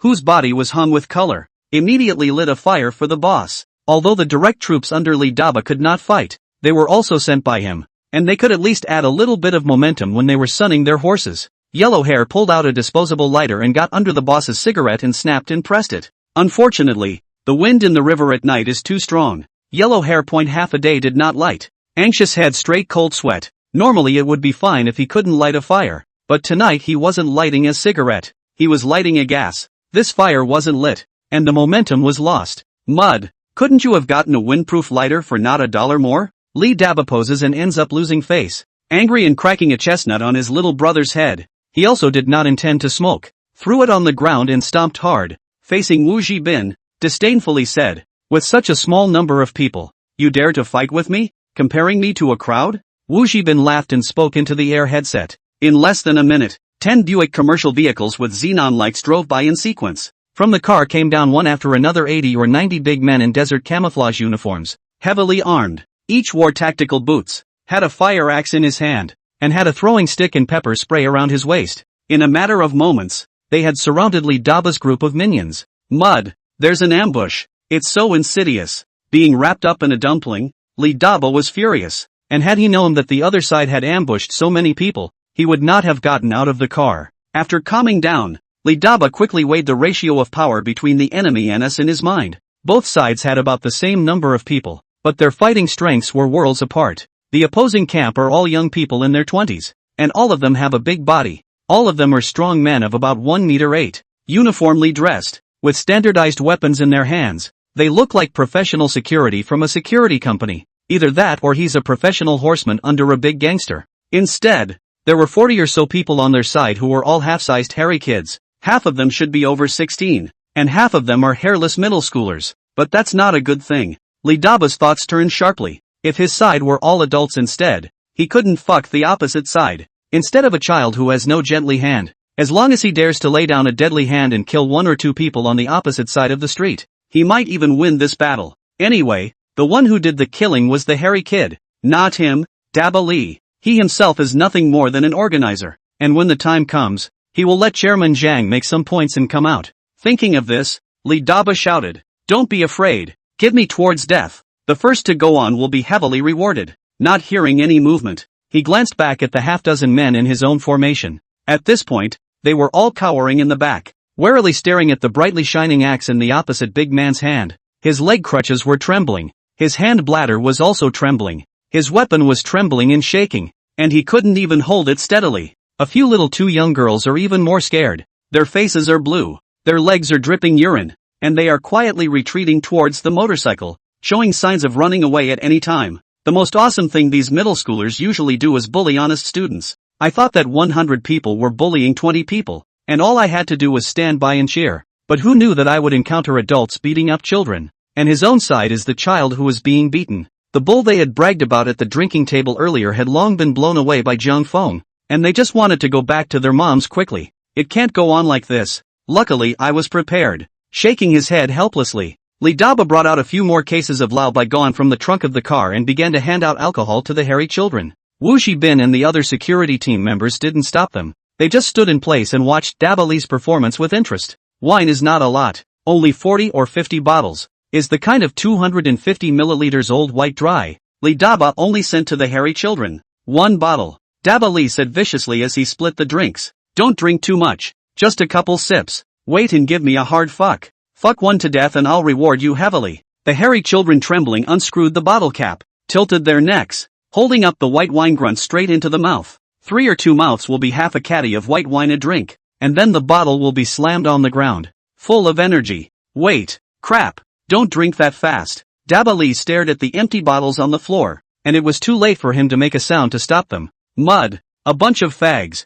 I told you not to drink too much. Don't drink too much. This wine is to give them the courage to kill people. How can they drink like this? So drink and then can't even stand. How can they take the knife to cut people? Half a caddy of 53-degree old white dry in one gulp. Even some wine monks may not be able to stand it. Not to mention these middle school students who are just developing. Sure enough, the aftereffects of drinking fast came out right away. The hairy children on the field were all red in the face. Their eyes blank. Their legs fluttering. Their tongues tied up in speech. A pothead junior high school student in bell bottoms saw this scene, shook the empty bottle in his hand, and said to his companion with a smug smile, "Ah Ming, I told you a long time ago that I'm a huge quantity. You believe it now. I killed half a caddy in one sip, and nothing happened to me. Isn't that awesome?" He finished by pointing to his other companions. "Look at these idiots. They have to pretend to be so bad at drinking." Ah Ming snorted and whispered with his ear attached, "Would I tell you that I have 3 pounds of alcohol? You're the fool yourself. I'll pour first. Hurry up and pretend to be drunk if you don't want to die." As the words fell out, Amin collapsed on all fours on the riverbank with a tilt of his head, and within a few moments he was snoring. Ming is a junior high school student in Qinghano. 4. Usually do not like to study. In school and a few pals ganging up to bully other students. The most awesome thing I've ever done is to collect protection money from honest students, and I can probably collect $40 or $50 a week. A few buddies who had scraped together a month's worth of money would go to Wermau's disco and order the cheapest card seat, order a few bottles of the cheapest beer and watch the big sisters dance. After a while, he became familiar with Wermau, shouting one mouthful of lauda. When I heard that there was a group fight today between the many and the few, I rolled up my sleeves and came over to help without saying a word. Who knew that it would be a snub to do battle with uniformed troops with axe-throwing clubs? It's not a child's playground. I'm just young. I'm not stupid. Previously, because he owed Wermau a favor, and because he had eaten a meal at night with Li Daba, he couldn't refuse because of his face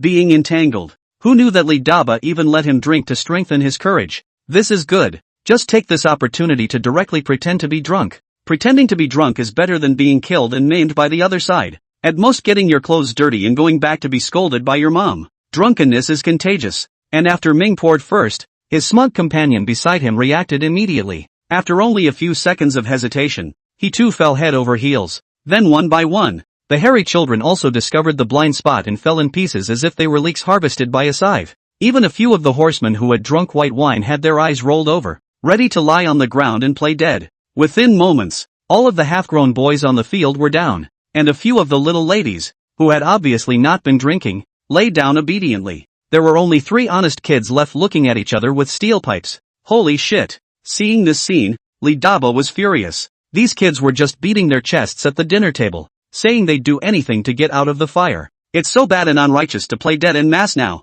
Wu Zhibin laughed and said, "Those who know what's good for them are good at what they do. These boys have a future." A big wave of the hand followed. "Give it to me and try not to hurt the baby." The battle begins. The security team members quickly slid their axes back into their belts and pulled out their throwing sticks to meet the enemy. Originally, they had formulated a set of formations for this group fight, but as things stood now, there was no need to deal with this rabble. Straight up reckless and it's over. At this point, there were only 50 to 60 horsemen left on Li Daba's side. The sight of a swarm of security members in Kevlar helmets, camouflage suits, and throwing clubs in their hands made their feet go weak with fear. The security team member's hand swings up the swinging stick whirring, V-shaped assault over. See, the person is a swinging stick. According to the wrist thighs to beat, a stick went down, and the wrist was cracked and broken, and the weapons in the hands of the punks couldn't hold them, so they fell directly to the ground. Some of the resourceful punks had already begun a tactical retreat, burrowing toward the underside of the car's wheels. After a burst of chicken and dog jumping,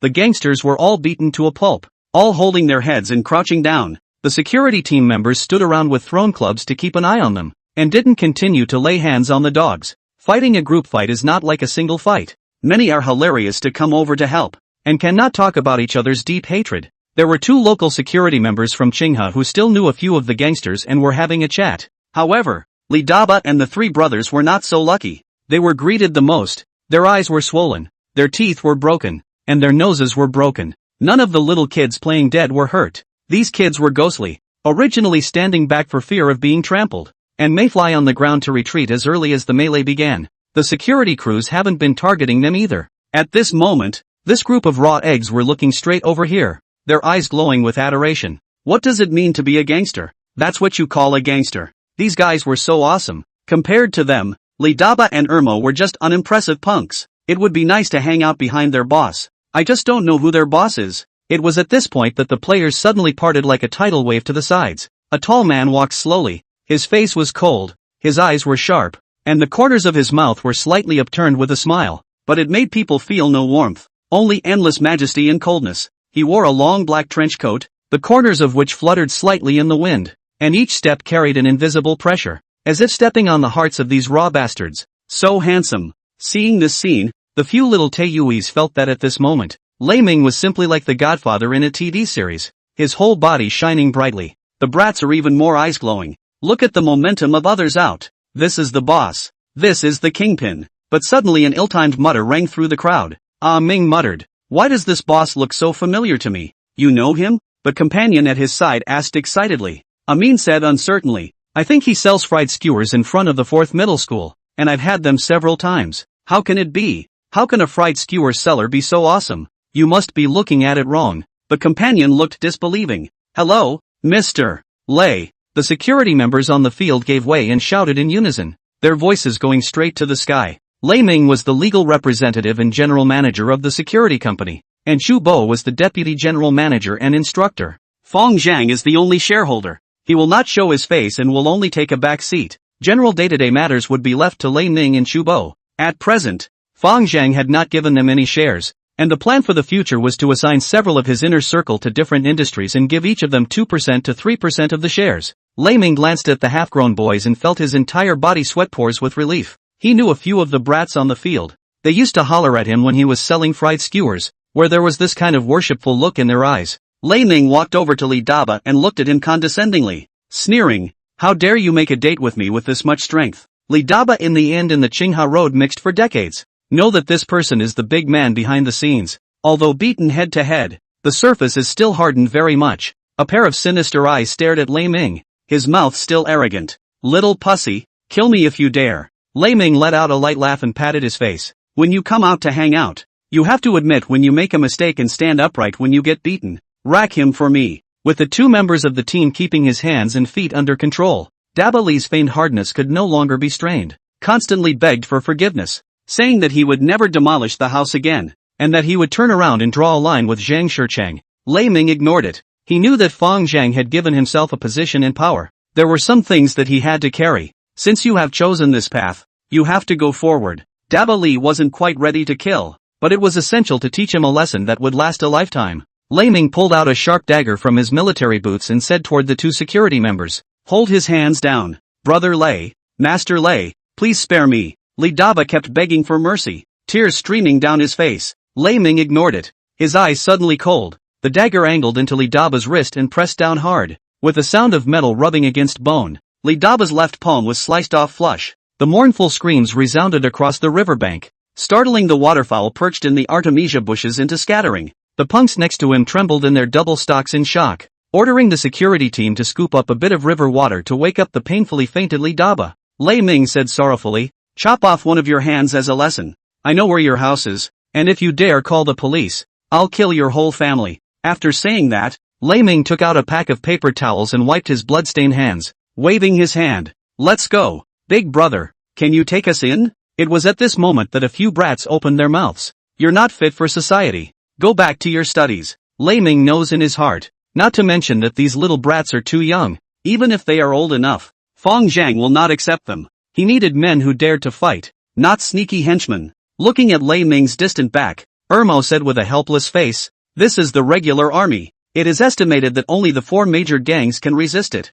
Go save Daba. I don't know if the hand is still attached. The following day, the battle at Qingtan River spread throughout the Qingha city underworld. Anyone who hangs out on the road knows that an unknown force has suddenly sprung up in the city. Those involved said they look like a security company made up of veterans by the looks of them. Others say they are just triads who like to chop up people. And Assistant Lu's side got 2 pieces of news. Number 1. There is not one nail in the coffin of the 5-mile run project, but 5. One in each of the southeast, northwest, and central. If these 5 nail households can't get it done, there's no way the project can get off the ground. The second one is that the information found on the side of the Trade and Industry Department is that the heads of the several nail households are all enterprises called Earthstar Investment Company. The shareholding structure of Earthstar Investments is very simple. being 100% owned by an overseas offshore company. As for who invested in the offshore company, that won't check out. The news quickly came back to Zhang Shicheng's father and son's side. Zhang Shicheng was originally having a headache over Fang Zhang,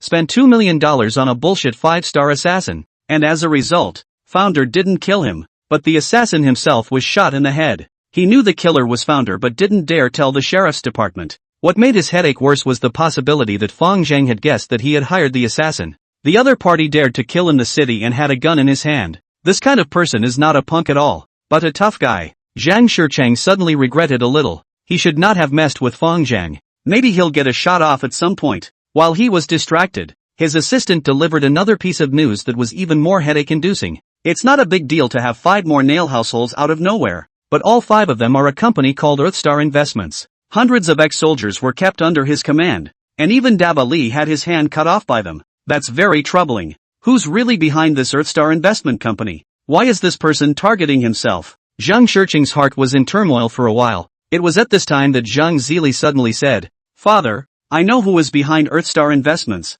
"Oh, who is it?" Zhang Shicheng asked in a hurry. "The League of Brothers, the 3 Shaw brothers." Zhang Shicheng's heart flinched. If it was the Brotherhood Alliance, it would be a big trouble. He relied on the Black Dragon Society and was not very friendly with the 3 Shao brothers. "Gotta find someone to go scout with them first before I can do that." Fang Zhang told Zhang Yi early in the morning about the drug lord's appointment to meet at the Listening to the Rain building. Zhang Yi immediately arranged for a few plainclothesmen to set up controls in the vicinity of Listening to the Rain building. It's just an arming, not an arrest. Zhang Yi is clear in his heart. The first meeting between the two sides certainly will not have substantive transactions. The other side is just to feel the bottom. As a big brother of the Triad Society, Fang Zhang went out to talk about things and definitely had to bring a few minions to fill the scene. However, this matter was rather secretive, so he only brought Zhu Laolu and Chu Bo with him. When Fang Zhang walked downstairs, the duo was already waiting by the Bentley. Fang Zhang bought a few Buick commercial vehicles for the security company. Originally he himself wanted to replace it with a Knight 15,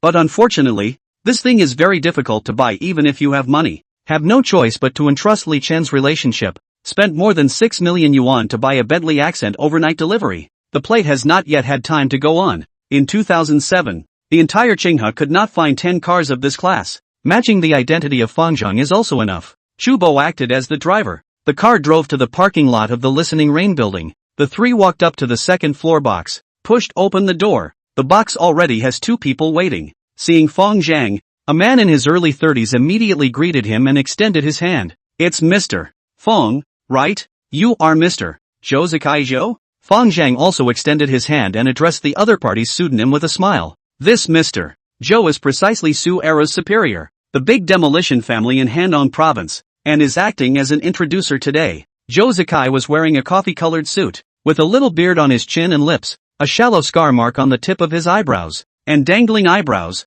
but his eyes were very sharp. The other man sitting in the chair would be the drug lord from East Canton. He was about 35 or 36 years old, looking svelte, wearing an Armani business casual men's suit, black suit pants, and holding a crocodile clutch bag in his hand. The two shook hands warmly, and Zhou Zikai brought Fang Zhang to the table to introduce him to another man. "Mr. Fang, let me introduce you. This is Boss Hu from Dongwon." Boss Hu got up and shook Fang Zhang's hand, then swept a glance at Zhu Laolu and Chu Bo and greeted. "These two are Mr. Fang's brothers, aren't they? Come, have a seat." Chu Bo and Zhu Laolu shook their heads. "We'll just stand." Boss Hu didn't force himself to do so, and took a look at the waist of the two men. Bulging, they should be carrying guns. As the 3 of them took their seats in turn, Boss Hu looked out the window and opened his mouth to praise. "Listen to the Rain Garden. What an elegant name. Your Qinghe city is really a place of great talent in bells and whistles. He. It still can't be compared to Dongwon. You Dongwang are the ones who are at the forefront of the development of the times,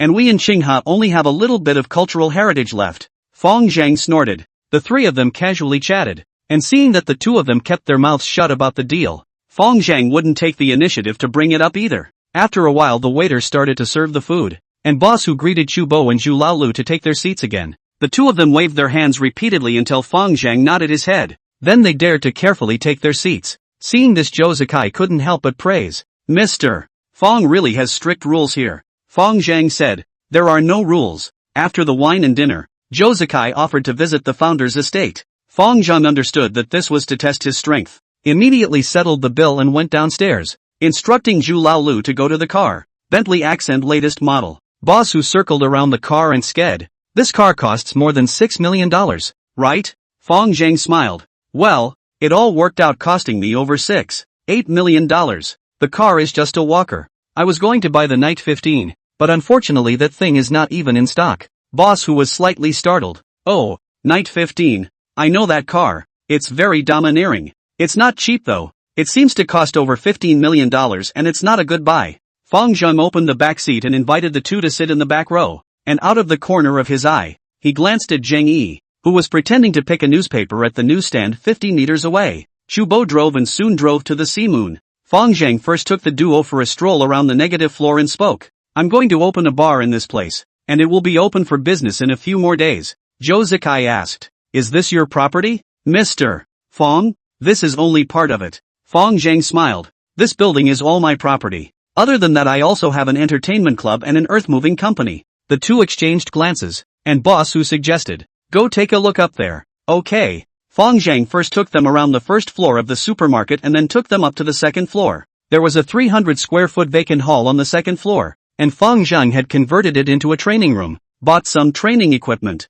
and at that moment there were more than 40 big men in training clothes training. Each one of them had a robust body and stern eyes, and when they saw Fong Zhang, they immediately stopped their training and shouted in unison, good day, Mr. Fong. Fong Zhang nodded. You guys keep practicing. I'll accompany my guest to take a look. Seeing this scene, the two exchanged another look. Fong Zhang did not move and led the two around the entire building, finally bringing them to the Sea Bright Moon and arranging for one of the most luxurious private rooms. Mr. Fong is really strong, not to mention Xinghe. Even Dongguan doesn't have many bosses that can compare to Mr. Fong. The two men sat on the sofa and exchanged praises. Don't have the strength to dare to be the general agent? Fong Zhang laughed. He was about to ask Han Bing to call a few girls over to keep him company when Boss Hu suddenly stopped him. Let's talk business first. Fong Zhang had this intention, and immediately held back his left and right, waiting for the two to speak first. Mr. Fong, I can give you the agency of Qinghe City. I wonder what price you can offer. Boss Hu was the supplier's representative, and he was definitely the one to negotiate the price. The founder considered for a moment and held out 5 fingers. 50 a gram definitely won't do. Boss Hu shook his head in a hurry. Our shipping price is all 70. I'm the general agent. Surely you give me wholesale prices. Do you give me retail prices? 70 is the wholesale price. Retail is going to be 400. Fong Zhang lightly laughed and shook his head. Wholesale prices have to be divided into grades. Right. I'm the general agent. Boss Hu thought for a moment and asked, so how much are you going to take? Let's start with a little less the first time and take a 200 kilograms first. There's this amount I can give you 65. 55. The two haggled a bit and finally agreed on a price of 60 whole. Business is done and both parties are happy. Fong Zhang wanted to invite the two to play for a while, but they said that they were in a hurry and it wouldn't be too late to wait for another time. After the two left, Fong Zhang reported the situation of today's meeting with Yang Storm. Over here, Boss Hu was also combing through today's meeting with Jozakai. Silver Ring Snake, do you think there's a possibility that this Fong Zhang is an undercover agent of the cops? Boss Hu opened his mouth and asked. Jozakai shook his head. Undercover is not so bad, but this Fong Zhang should just be a horseman. There must be someone else behind him. Boss Hu was puzzled. Oh, what do you mean by that? Jozakai explained. Bright Moon at Sea is the property of the Brothers Alliance's Shao family brothers, and Fong Zhang should just be the spokesperson they push to the surface. The Shao brothers have a large family. Certainly will not personally drug trafficking. Push a spokesman out. Something goes wrong or have a scapegoat. In addition, Fong Zhang is someone from the Flaming Fire Gang. Through this incident we can see that the Brotherhood Alliance and the Flaming Fire Gang have joined forces and should be preparing to unite against the Black Dragon Society and the Great Sword Sect. Josakai's expression was bland, but in his heart, he had long been furious. He knew about the matter of the Viper Gang's night attack on Fong Zhang a few nights ago, and as a result, the White Vipers died, and the brothers in the periphery lost dozens of them. But he didn't think that this matter was done by Fong Zhang because the other party didn't have the strength. He had been puzzled by this matter for several days, thinking of the Flaming Fire Gang as the perpetrator, and also of other possibilities. It finally dawned on me today when I met the founder. It turned out that Fong Zhang had the Brotherhood Alliance backing him up, and it must have been the Brotherhood Alliance that killed his own brother. So everything was explained. Boss Hu had little interest in the gangster disputes in Xinghe and opened his mouth. I don't care who's behind them. I'm just a businessman. And businessmen put business first. so as long as the other party isn't an undercover agent and has money in their hands, this business is fine. Zhao Lixia spent 2 days finally through his father-in-law's relationship to complete the formalities. Personnel relations transferred to the Provincial Department of Narcotics. As soon as the formalities were completed, they rushed to Qinghe City without stopping. Conference room, Clear River Sheriff's Department. 2 days had passed since Fang Zhang and the drug lords joined, and at the moment, Yang Storm was organizing a meeting for the Fox Hunt Task Force personnel. Attendees included Zheng Yi, chief of the Municipal Narcotics Detachment, Huang Wenjie, head of the 1st Brigade of the Anti-Narcotics Detachment, the captain of the Serious Crimes Team of the City South Branch, Fang Ping, who had been seconded to the task force to help out at Fang Zhang's behest, as well as several other members of the narcotics teams group, engaged in anti-narcotics work, often the whole day and night without rest. Many members of the team have to rely only on cigarettes and Red Bull to refresh. So many anti-narcotics team members are big smokers. A couple of big bongs came together and smoked the small conference room. Yang Riot shook his head and opened the window. I'm opening this meeting today. I want to announce 2 things to everyone. The first thing, the drug dealers from Dongguang have already connected with our special intelligence. The communication is very effective, and they will be trading in Qinghe in the near future. Our net closing is not far away. Nice job. Zheng Yi's face was revitalized. He knew that Fang Zhang had at least taken a large portion of the credit for this matter being able to go so smoothly. The young department is really discerning. I do not know where to find a special situation. The surface of the black but the heart of the bright. The individuals are strong and have money and status that suits them perfectly. This kind of suitable candidate is estimated that the whole of the great summer country also cannot find a few. Surprisingly, Yang Storm picked up a big leak. The other people in the arena were also excited, but no one except Yang Storm and Zhang Yi even knew who the special situation was. Even Fang Ping didn't know that his second brother was working on special intelligence. There is another thing, Yang Storm said rather helplessly. From today I will step down as head of the task force. The provincial department will arrange for a comrade to take over my job. The rest of the staff will remain unchanged. Zhang Yi is still the deputy head of the task force. The room clamored at this statement, and the group members were all filled with righteous indignation. Special intelligence is Yang Storm to find. The preliminary work is also Yang Storm deployment. See special intelligence and drug traffickers on the line. We'll soon close the net. What's the point of replacing the task force leader at this point? Mud. What's the point of switching at this point? It's clearly picking peaches. Zheng Yi got up and slapped the table to launch his temper. As his name suggests, he was very righteous and never got involved in things that were fly-by-night. So even though Liang Qingyuan ran the Qinghe City Security Department as if it were an iron barrel, Zheng Yi didn't fall to him. The nature of the job also dictates that he doesn't have to fall back on anyone. Since Yang Storm came to the city department and was in charge of drug enforcement, Zheng Yi learned about Yang Storm's experience in drug enforcement and his character. But instead, he and Yang Storm had more conversation and a closer relationship. Now that he has learned that Yang Storm is stepping down as the leader of the group, he is the one in the room who can't accept it the most. Yang Storm was also helpless in his heart. His own family lineage was not inferior to Zhao Lixia, but the Zhao family's influence in the public security department system was much greater. So he lost this round. He waved his hand and said, Team Zhang, calm down first. The growing proliferation of methamphetamine in Qinghe City, in huge quantities, is likely to be a transit point for the Jiangnan region, and this case has attracted the great attention of Interpol and the General Administration of Public Security. The provincial department assigned Deputy Director Zhao Lixia of the Narcotics Control Division to head the task force in order to do a better job. So don't bring your personal emotions with you. Zhao Lixia? After hearing the name, Zheng Yi was even more disdainful. Zhao Lixia, in addition to writing papers, what else? He has not done criminal investigation, not to mention anti-narcotics. There is no frontline combat experience. Will only talk on paper? The task force to let him lead will be completely wasted. Someone interjected, Zhao Lixia criminal investigation work or dry, really did not do before. In March this year from the political office to the criminal investigation department, a total of 7 or 8 months. When these words came out, the crowd was even angrier. Seeing everyone talking, Yang Storm slapped the table and drank. That's an order. You're all sheriffs and it's your duty to follow orders. After everyone calmed down, Yang Storm continued, Director Zhao is unfamiliar with anti-narcotics work. You have to fully cooperate with him to get the specific work under control. Dismissed. Fang Ping didn't say anything. There were just too many things that had happened in the past few days. He hadn't reacted for a while. First, Xian Gang inexplicably disappeared,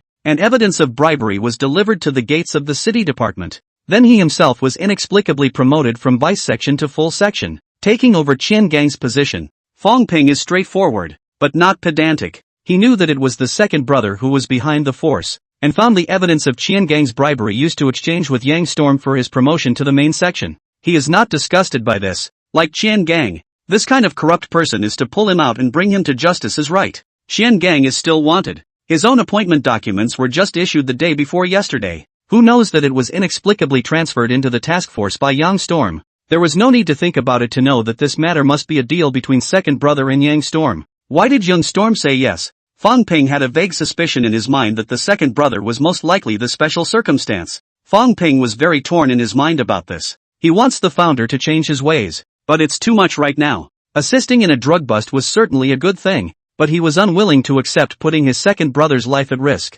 Thinking of this, Fang Ping suddenly felt his nose a little sour, looked up at the sky and murmured in his heart, "Dad, did you see this in heaven?" Xiaozhang has finally changed his ways. Yang Storm went to another office after the meeting, and Zhao Lixia was waiting over here. "Director Zhao, I've made it clear to the group that they will cooperate fully with you in your work."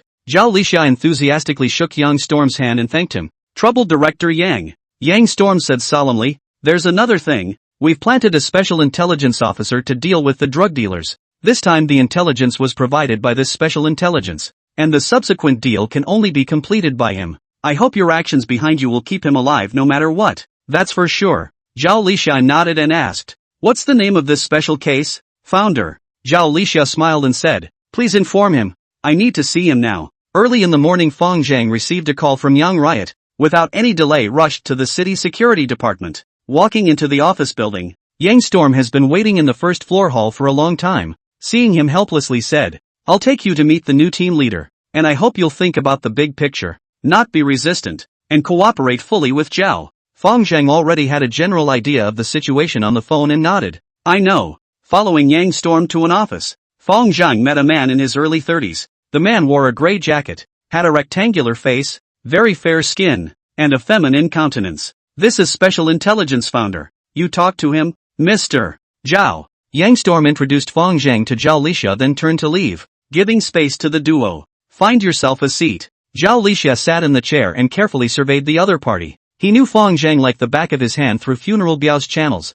but this was the first time he had seen him in person. The first feeling is that this person is insidiously arrogant but hiding the front to restraining. The temperament is very calm and steady, and there is also an inexplicable superior temperament on the body. Seeing himself, the task force leader also behaved in an unassuming manner, as if he had something to rely on. But how much can a gangster rely on? It's just Yang Riot and Qin Lai, which is ridiculous. The party pulled out a chair and sat down without expression, waiting for the other party to take the lead. Zhao Lixia took a sip of tea and said, "Introduce yourself." "My name is Zhao Lixia, from the Anti-Drug Division of the Provincial Department, and from now on, I'll be the head of the Fox Hunt Task Force, and I'll be fully responsible for this case." Seeing that Fang Zhang did not say anything, Zhao Lixia glanced at him and continued, "In the future, I am your immediate superior, and your work must be reported to me first. Do you hear me?" This time the founder finally responded, faintly saying, "I hear you." "You continue."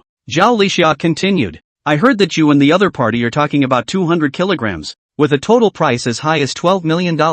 Let me tell you clearly that we don't have that much cash to offer you." "And then what?" "You can be given real money on the surface, but only fake money underneath." Fang Zhang nodded. "I know. What else is going on?" "You can say it together." Zhao Lixia stretched out her hand. "You hand over your cell phone now. I'm going to do data collection, and then I'll install a listening software for you." Fang Zhang shook his head. "I'm sorry, I can cooperate with you on the rest. I can tell you in detail after the joint, but I'm sorry for the rest." This cell phone was his only private cell phone. In order not to arouse the suspicion of the drug dealers, he had been using his private number to contact them. There were many secrets in it. How could he let Zhao Lixia check it? "You want to disobey orders?" Zhao Lixia stood up and stared condescendingly at Fang Zhang, his tone unusually hard. The founder laughed. "I'm not a sheriff, so what's the point of disobeying orders? You'd better get one thing straight first. I'm willing to cooperate with Young Storm because of my personal relationship with him. As for you, I don't know you at all. You don't know me,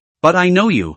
Zhao Lixia said coldly. "Blazing Fire Gang Fang Zhang, a remorseless punk has transformed into Yang Storm's special affair. It's really funny. Fang Ping from the task force is your older brother, right? And based on his special relationship with you, I don't think it's appropriate for him to remain on the task force." Fang Zhang spread his hands with a disinterested expression. "As you wish." You can let him go home now. Founder, I'm warning you. Zhao Lixia was enraged by his attitude and violently slammed the table. A few years in jail for what you've done before is not too much to ask for. If you're willing to cooperate with me, I can let bygones be bygones for what happened in the past. And if you're not willing to do so, I'll arrest you now. Be my guest. Wait until you find the evidence. Fong Zhang knew the history of the original body by heart. Minor sins are constant. Major sins are not. The biggest crime is also the kidnapping of Li Ji-yun. But later on, he released her himself, which is a suspended crime. Zhao Lixia coldly said, as long as I want to do you, I can find evidence. Go find it then.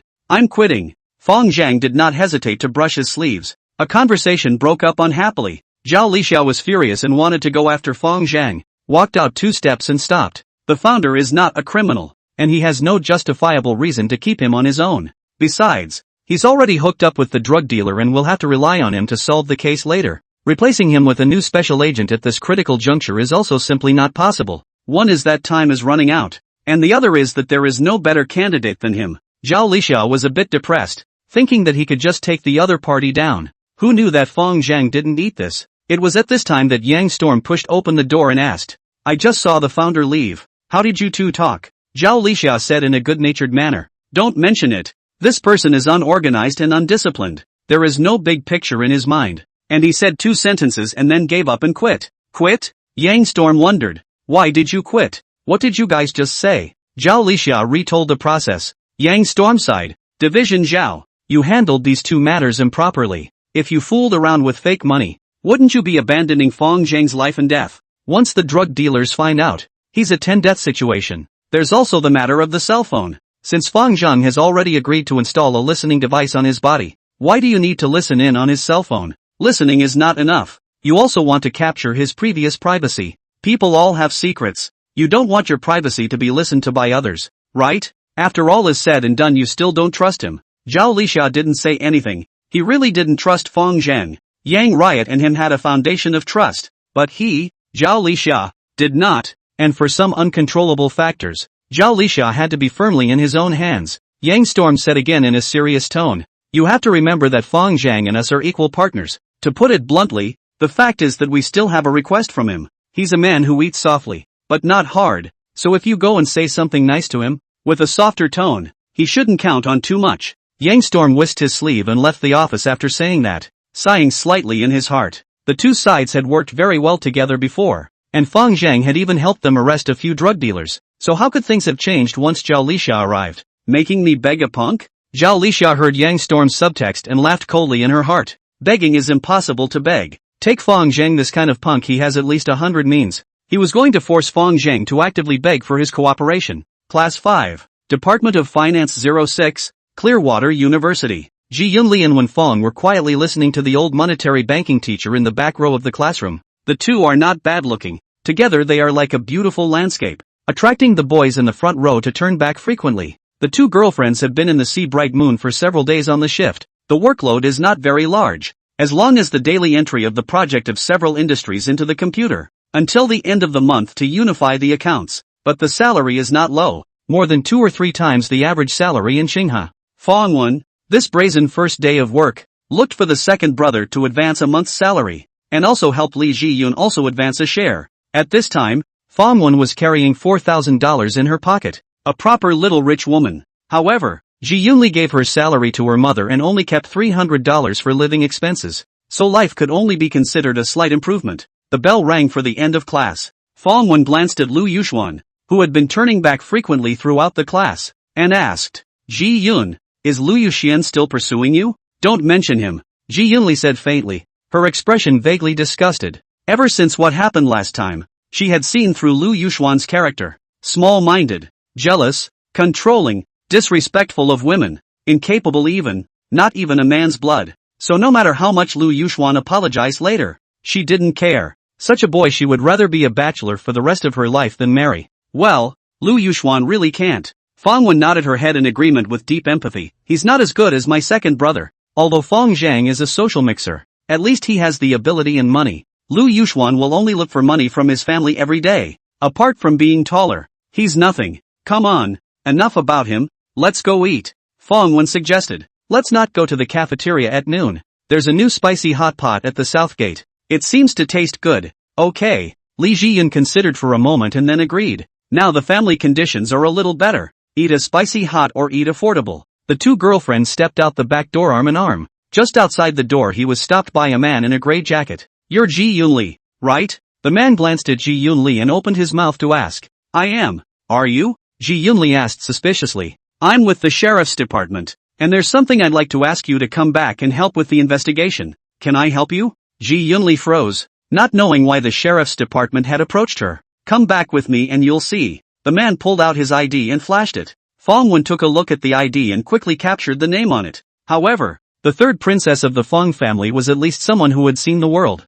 and immediately memorized the name in her heart, and said without moving, since you have something to do, Ji-Yun, I won't wait for you to eat with me at noon. Aha! Li Jiyun nodded her head, sensing the astonished gazes of the surrounding students. Feeling uncomfortable all over, she immediately said, okay, I'll go with you. Seeing Li Jiyun being taken away by the magistrate, Lu Yuxian's lips curled into a cold smile. This bitch must have been implicated because of what happened to Founder and deserved it. It's better to arrest and jail the whole pair of dogs. Fong Wen walked to a secluded place and hurriedly took out her cell phone from her pocket to make a call to Fong Ping. Big brother, Ji-Yun was taken away by a magistrate named Zhou Lixia, Clear River City Sheriff's Department. Zhou Lixia brought Li Ji-Yun to the office that the city department had specially arranged for him, took out a notebook and spread it on the table, and opened his mouth. There's no need to be nervous. I asked you to come over today to get a little information from you. Go ahead. Ji-Yun Lee sounded a bit nervous. Although he had never done anything illegal, he was more or less apprehensive inside when he came to such a place. On the 11th of this month, at 8 p.m., where are you? Zhao Lixia opened his mouth and asked with a very serious look. Li Jiyun's heart thumped. She clearly remembered that Fang Zhang had kidnapped herself on the night of the 11th. It turned out that this person was here to investigate Founder. Should I tell him? He should know the situation since he found me. Surely he can't hide it. Ji Yunli hesitated for a few seconds and said softly, at the half-season hotel. With whom? Zhou Lixia asked next. Fang Zhang. What did he do to you? Zhao Lixia looked up at Li Jiyun, her gaze cold and stern, her tone growing more authoritative. Li Jiyun shook her head. Didn't do anything, we just chatted for a while. Just chatting? Zhao Lixia froze, put down the recording pen in his hand and opened his mouth. Don't be afraid. Since I'm looking for you to come over to assist in the investigation is that I have evidence of Fang Zhang's crime. You just need to tell the truth about what happened that day. Li Jiyun pursed her lips and said, it's true that it's just chatting, nothing else. Zhao Lixia's face didn't look too good. Her eyes burned as she stared at Li Jiyun. I'm warning you, harboring is a serious crime. You're a college student. You should know the consequences of the crime of harboring. I advise you to recollect your memories again and think it over before you tell me. Indeed no. He didn't bully me, Li Jiyun said helplessly. He didn't know why these people had to force themselves to falsely accuse Fang Zhang. Lu Yuxuan did. And so did this magistrate named Zhao Lixia. But facts are facts. Not to mention that Fang Zhang introduced her to a job. Even if there was no introduction, she couldn't in good conscience falsely accuse someone else. Bang! Zhao Lixia suddenly slammed the table and drank. Did you not understand what I just said? I have the rooming records for both of you here. I know everything about your day. Li Jiyun aggressively lowered her head, reddened her eyes, and shook her head repeatedly. It wasn't there in the first place. How do you want me to admit it? Zhao Lixia stood up and with a strong sense of oppression, said in a single word, there are only two possibilities.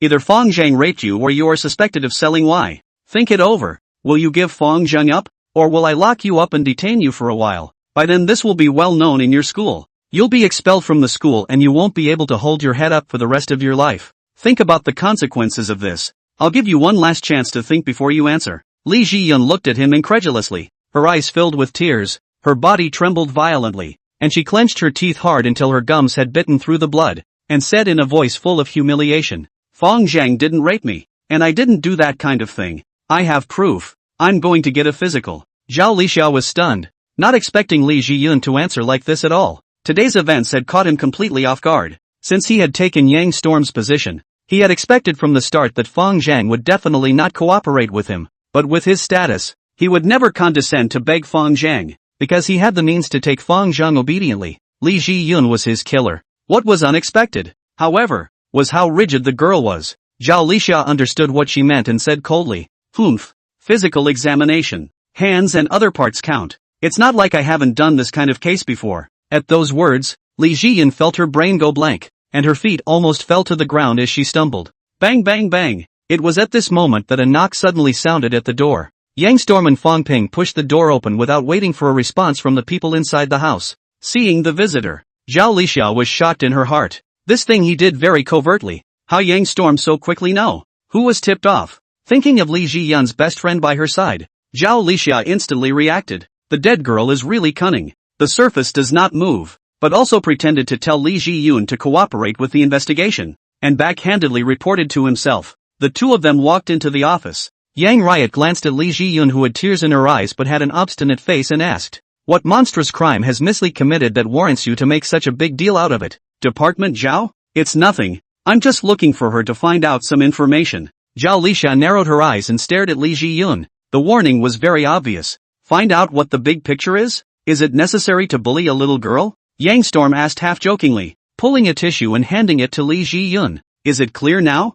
Fong Ping protected Li Zhiyun behind him and stared at Zhao Lixia with a displeased expression. Li Zhiyun rented a house in his mother's house for 3 years, and Fong Ping knows her character very well. This child is pure in nature, filial and well-behaved, and is unlikely to do anything illegal or criminal. Zhao Lixia summoned her for no other reason than to coerce her second brother into submission through her. Even if he coerced his second brother, he even bullied the little girl like this. So bottomless and disgraceful. Understood part of it. Zhao Lixia looked condescendingly at Fong Ping, his eyes indifferent and disdainful, as if he was looking at an ant bouncing up and down. Fong Ping followed and asked, "Then can I take her away now?" Zhao Lixia ignored Fong Ping and rushed Li Zhiyun. "You can leave now. I will ask you to assist in the investigation later if needed. I hope you can cooperate." Ji Yunli didn't answer and turned around. He hated the man in front of him. Zhao Lixia's vicious behavior today had even changed her inherent image of the sheriff. It's worse than the old founder. It is true that the goodness or badness of a person has nothing to do with occupation.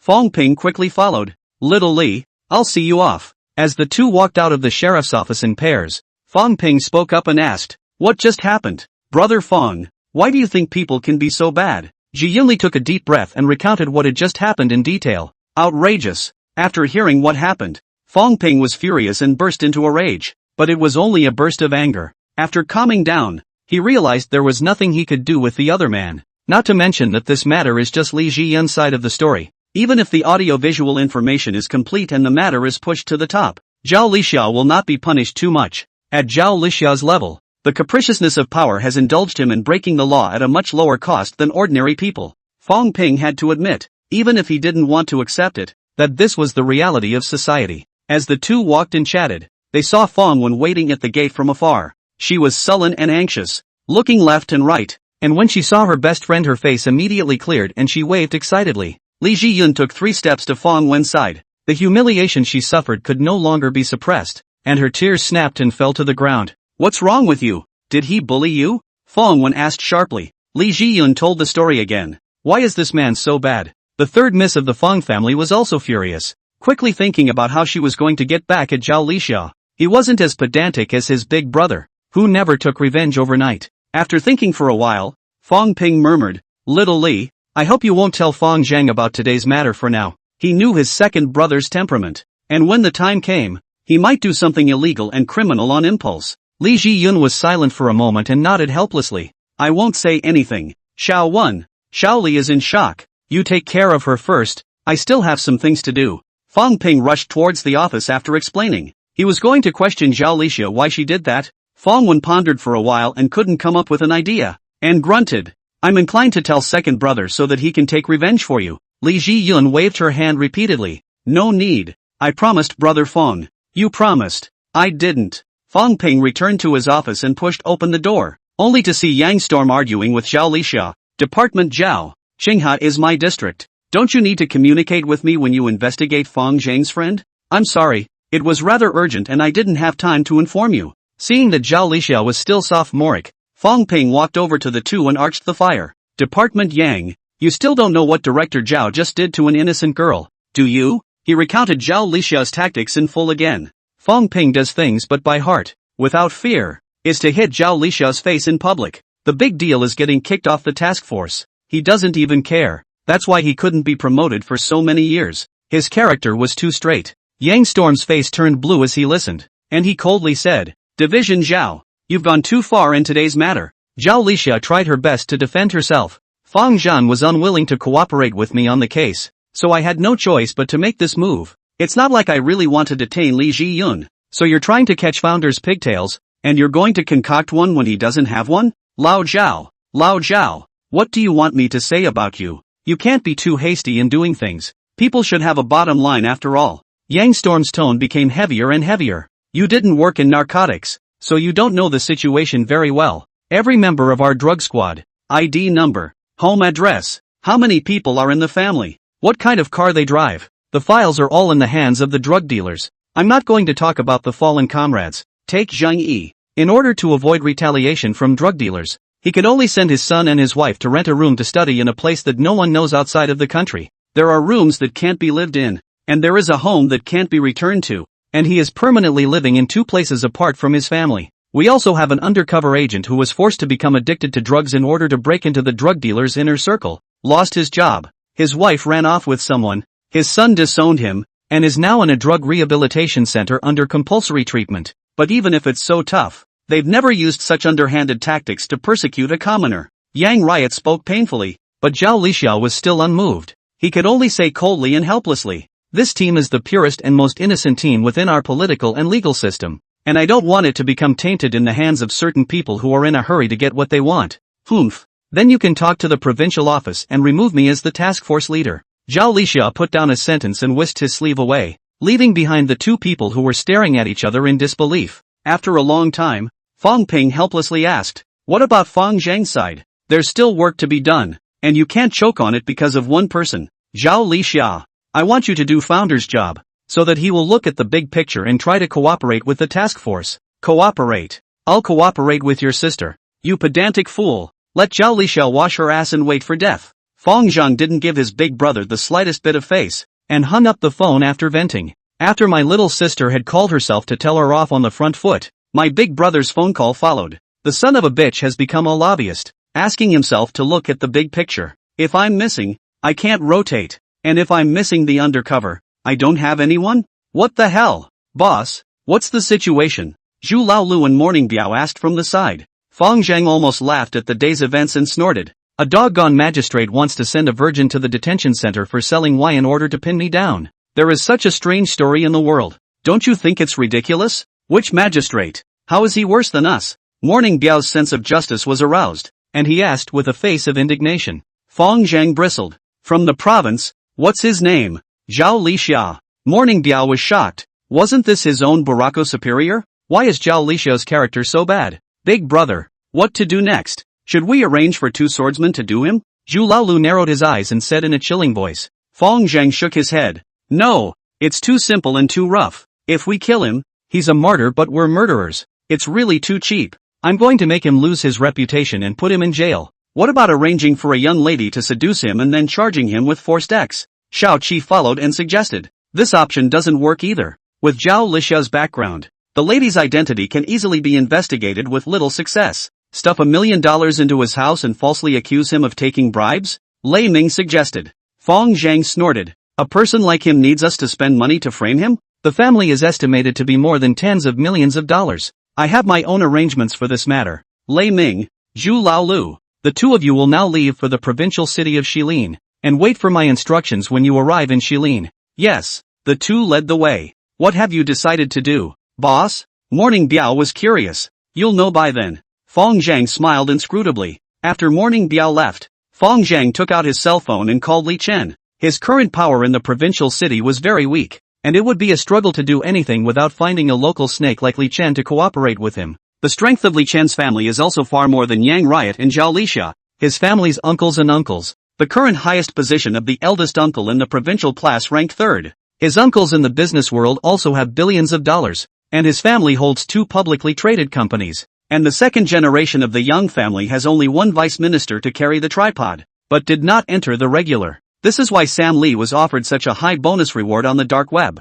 Sam, do you recognize Zhao Lixia? Fang Zhang asked as he opened the door. Recognize, but don't have much of a friendship. Li Chen heard Fang Zhang's tone of voice and hurriedly brushed aside his relationship with Zhao Lixia. What's going on in this man's family? He himself is just a grassroots Phoenix man, but his father-in-law is a bit of strength. Deputy Secretary of the Provincial Political and Legal Committee. In the position, Li Chen said with deliberation, "Brother Zhang, if you want to do him, I can help a little." He originally had no need to make an enemy of Zhao Lixia, but since this great god had found himself, he definitely had to be on the great god's side. A big favor is not necessary. You just need to provide me with an Audi S6 with a specific license plate, and then help me investigate Zhao Lixia's wife's track of action, and preferably find out Zhao Lixia's second wife's situation. Li Chen let out a sigh of relief. Just these 3 requirements were too simple for him. The Audi S6 and the track of Zhao Lixia's wife's movements don't count at all. Slightly more troublesome was Zhao Lixia's second wife's information,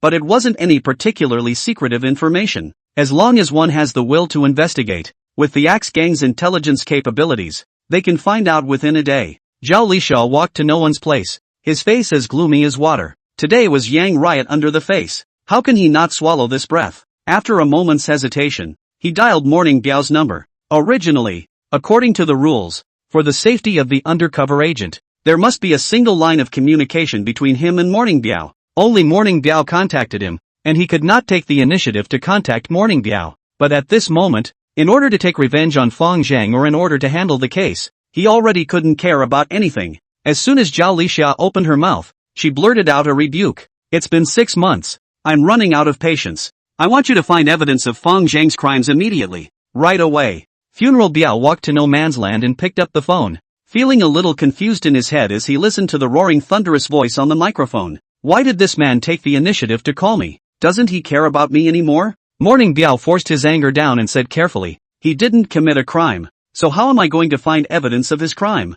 Zhao Lixia urged, "Where's the previous evidence? Give it all to me, right away." Morning Biao weakly said, "The previous me also did not after I came, only followed him to let go of the set of loans, but he will interest are exempted Those female college students are still grateful to him. By the way, didn't I report to you about Ji Yunli? Not mentioning Li Jiyun is okay. Mentioning Zhao Lixia is even more angry. Not giving him a chance to explain. I don't care that much. I only give you 1 week. If you can't find evidence of Founder's crime you won't be able to turn around. Just follow behind him and be a gangster for the rest of your life." Morning Biao was scolded by Zhao Lixia for half a year, and had long been dissatisfied with him, and would not have bothered to serve him if it were not for the sake of the transfer. After hearing about Zhao Lixia's evil behavior today, coupled with the anger that had accumulated for a long time, he finally couldn't help himself at this moment and snorted, "Spin it or don't spin it. I don't care." He hung up the phone with a bang. Zhao Lixia listened to the beeping busy tone in the microphone,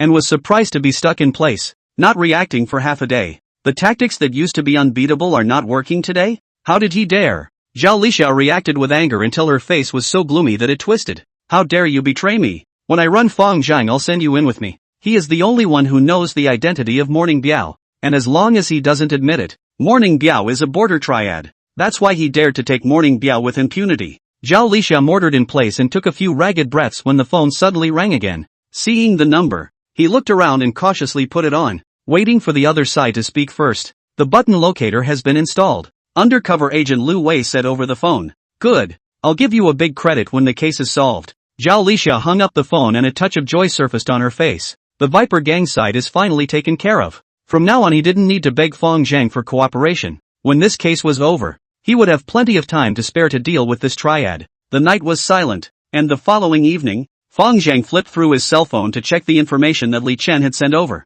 Zhao Lixia, born in 1970, and his wife Wang Manli, born in 1965. Wang Manli is the only daughter of Wang Huashan, the deputy secretary of the Political and Legal Committee of Handong Province. The family lives in room 505, building 9, Huianjuan subdivision, Shilin City. Currently, he holds the position of deputy director of the Economic Construction Division in the Finance Department of Handong Province. Li Xiao's lover profile is listed below. No. 1. Shang Tongxian, Handong University, first year of study, lives in room 1002, Suihu Mansion, Shilin City. No. 2. No. 3. Xiao Qi came over his head and asked, "Keeping a lover is just a matter of style, without evidence of their two in-laws' corruption and bribery. Is this thing useful?" Fang Zhang closed his cell phone and smiled. "Of course it's useful. With this I can make the couple turn against each other, make Zhao Lixia voluntarily surrender, and maybe even make Wang Manli buy a murderer to kill her husband,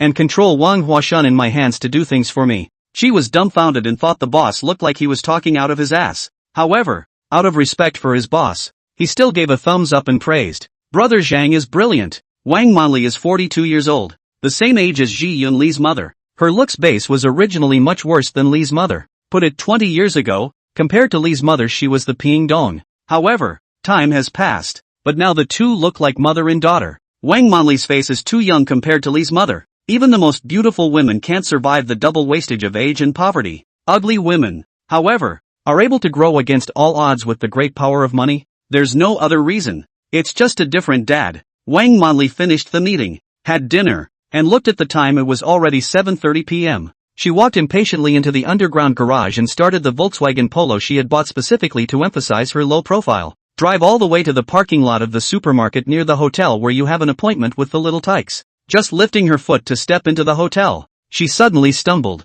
thinking that she had forgotten an important prop. She quickly returned to a nearby supermarket and bought an unopened wire ball. Tucking the steel wire ball into her satchel, Wang Manli couldn't help but curl the corners of her mouth into a light smile of anticipation and curiosity. The young handsome man he was meeting at night was called Xiao Chu, a sports student at the Hand-On Sports College. Not bad looking, and very good body. Male dog waist, six-pack abs, much better than that deadbeat Zhao Lixia. It is no longer a decade or so ago when college students were no longer assigned jobs upon graduation. Xiao Chu has a heart to serve the people but suffers from the lack of a platform to do so, while Wang Manli is able to provide him with this opportunity. The two quickly hit it off, each taking what they needed. The contemporary college students in the country of Daxia are not only smarter than their fathers, but also more dedicated than their fathers. This is evident from the vision of employment. The preferred goal is always two words: institutions. In order to achieve their goals, these ordinary people can be called the 80 mortals. There are struggling people who work and take exams at the same time and sleep only 4 or 5 hours a day. There are also parents facing the soil back to the sky, their own air conditioning full-time preparation for the examination of the nibbler. What's more, any province that has an exam goes to sign up for the exam, and exams all over the country of Daxia's inspection team. For these ordinary people, Wang Manli, a passerby, can only say that they are still too young and too simple. Wang Manli wearing large sunglasses, sun hat, will face cover up a bit, gently knocking on the door of the hotel suite, and then a slightly boyish-looking boy timidly opened the door. Seeing the boys, Wang Manli's mind conjured up Zhao Lixia's face when she was young. More than 10 years ago, Zhao Lixia was also so young and motivated, but everything has changed over time. Zhao Lixia keep lover she knows. At first the two also argued about it. Wang Manli also specialize in private detective investigation. However, Zhao Lixia is always repeating his behavior, and Wang Manli can't watch him 24 hours a day. Later, Wang Manli gradually figured out that women can hold up half the sky. Everyone plays his own game. Do not interfere with each other. The man can keep a mistress. She can also. Over here, Zhao Lixia was staying at the guest house that the Qinghe security department had arranged for him, pondering over his next plan. He wasn't going to get into trouble with Ji Yunli for the time being. Yang Storm had already made it clear that he wanted to protect Li Ji Yun. He didn't want to cause any more trouble before the case was closed. After watching TV for a while, it was already 10:30 p.m., and Zhao Lixia decided to go wash up. Unlike frontline sheriffs, he had been working a civilian job and had to be in bed by 11 o'clock on the dot. Not going to bed at 11 o'clock will affect liver detoxification and lower immunity. Zhao Lixia is very concerned about healthcare and pays close attention to these details of life. He stomped off his slippers and got into bed, a little tired from the 2 days of business. The benefits of the regularity of the biological clock soon manifested themselves, and Zhao Lixia snored and entered sweet dreams before long. A moment later, a figure stepped out of the gloom and walked over to Zhao Lixia's cell phone. On this side, Wang Manli had already finished the battle, lit a lady's cigarette, pinched the male student's pathetic green face after being ravaged by the storm, and said, "Sister will come back tomorrow to hurt you." She walked downstairs and drove with a refreshed and glowing face, and had just returned to the front door of her house when her cell phone suddenly received a text message from her husband. "Zhao Lixia, discipline, help me." Wang Manli's figure stalled, her hand shook, and the key fell directly to the ground. Oh no! The husband was taken away by the disciplinary committee. Even though Wang Manli knew that this was an inconvenient time to get in touch, but after hesitating for a second, she couldn't help but make a call. Listening to the shutdown prompt on the phone, Wang Manli's face became more and more ugly. The husband was really taken away by the disciplinary committee. She knows the process very well. Now it's questioning. Next it's double-checking. Then it's monitoring and reviewing for referral to the judiciary. After all these years, the couple guessed that this day would probably come, but they didn't expect it to come so soon. As for Zhao Lixia asking herself to save him, Wang Manli knew in her heart that she was asking herself to find her father to save him. But those who are taken away by the disciplinary committee are not so easy to save, and they may even implicate their father. But it's even worse if you don't save it. The couple isn't too close, but they have a lot of secrets in common. And if you don't save it, you might be implicated yourself. Wang Manli looked at the time. It was already close to midnight, and this was not the right time of day to either disturb her father or to let him pry into the news. She decided it would be better to wait until tomorrow to poke around. It was at this time that Wang Manli suddenly thought of another important thing. Overseas secret accounts. She quickly opened the door and ran into the living room, eager to turn on her computer. Being so anxious, I even forgot to close the gate. Open the computer. Enter a hidden web page. After jumping twice, Wang Manli entered the password. Looking at the series of 0 on the account, the heart finally settled down a lot. This money is the couple's joint assets for so many years of business. The son's study costs in the Eagle Kingdom. The future costs of overseas properties all rely on this asset. With Zhao Lixia's arrest, this account is no longer safe and must be transferred as soon as possible. Manny Wang just tried to maneuver. Bang bang bang. It was at this moment that a sharp rap suddenly sounded outside the door. Wang Manli looked back. The gate was open and several men in uniform were standing outside. Transfer has been too late. Wang Manli hastily shut down the computer. But I do not know indoor several hidden cameras just now has been her account password all round clear record down. Who is it at this late hour? Wondering, Manny Wang went to the door and saw 3 men standing outside, wearing black suits with bright red ties and flag pins on their collars. Wang Manli was all too familiar with the uniform. The discipline inspection committee that made the system so scary. The disciplinary commission double-crossed her husband on one foot and found herself on the other. It seems that the problem is really big. She took a good look at the 3, not recognizing any of them, and was secretly a little suspicious. But on second thought, there were some people in this mysterious department that she didn't have access to on a daily basis. She only knew a small portion of the people in the Provincial Commission for Discipline Inspection, and it was normal that she didn't recognize these 3 people, coupled with the fact that her husband had just been taken away by the Discipline Inspection Commission for investigation. It was only normal for the commission to approach her at this time. The middle-aged man at the head of the group, who was not angry or authoritative, glanced at Wang Manli and spoke. Wang Manli, please come with us. At the word, Wang Manli's hands shook with fear, and her legs trembled, but her father's words of wisdom in her head were still ringing in her ears. The first rule of institutional survival: don't confront the disciplinary commission. Comrade, may I ask what can I do for you? Looking at the brightly shining documents, Wang Manli's body trembled in fear. What do you think we can do by coming to you? The young man behind the middle-aged man asked coldly in return. Do you still want me to invite you 3 times and 4 times? The middle-aged man said impatiently, his tone growing colder.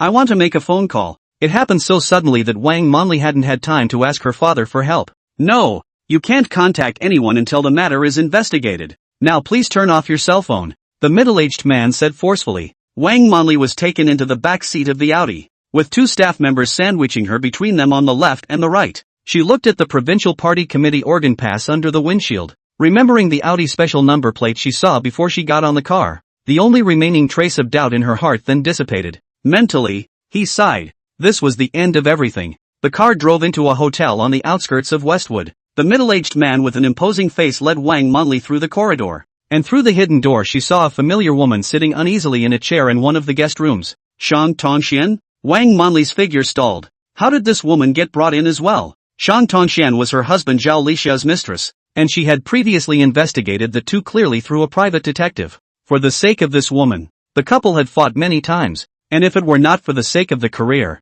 it would have almost come to the point of divorce. Even if she turns into ashes, Wang Manli knows her. What? You know her? The middle-aged man asked with intent. Don't recognize it. Wang Manli shook her head back and forth. The middle-aged man took Wang Manli to the next room and took away her cell phone and other belongings. Then he handed her a wad of white paper and a pen, his eyes burning. Wang Manli, we already know all about you and Zhao Lixia's violations of the law and discipline, so now we're giving you a chance to take the initiative to give up all of your couple's offenses and crimes over the years. You can confess or not, but you only have an hour. Zhao Lixia has been taken away by my colleagues for investigation. If you don't confess, we can also pry open Zhao Lixia's mouth. You're a smart person. You should understand the reasoning of confessing to leniency and resisting to severity, right? I see, Wang Manli said with a shudder. The middle-aged man came to the next room and immediately changed his expression, nodding his head at a 27 or 28-year-old young man. Master Lei, my performance was okay, right? Not bad.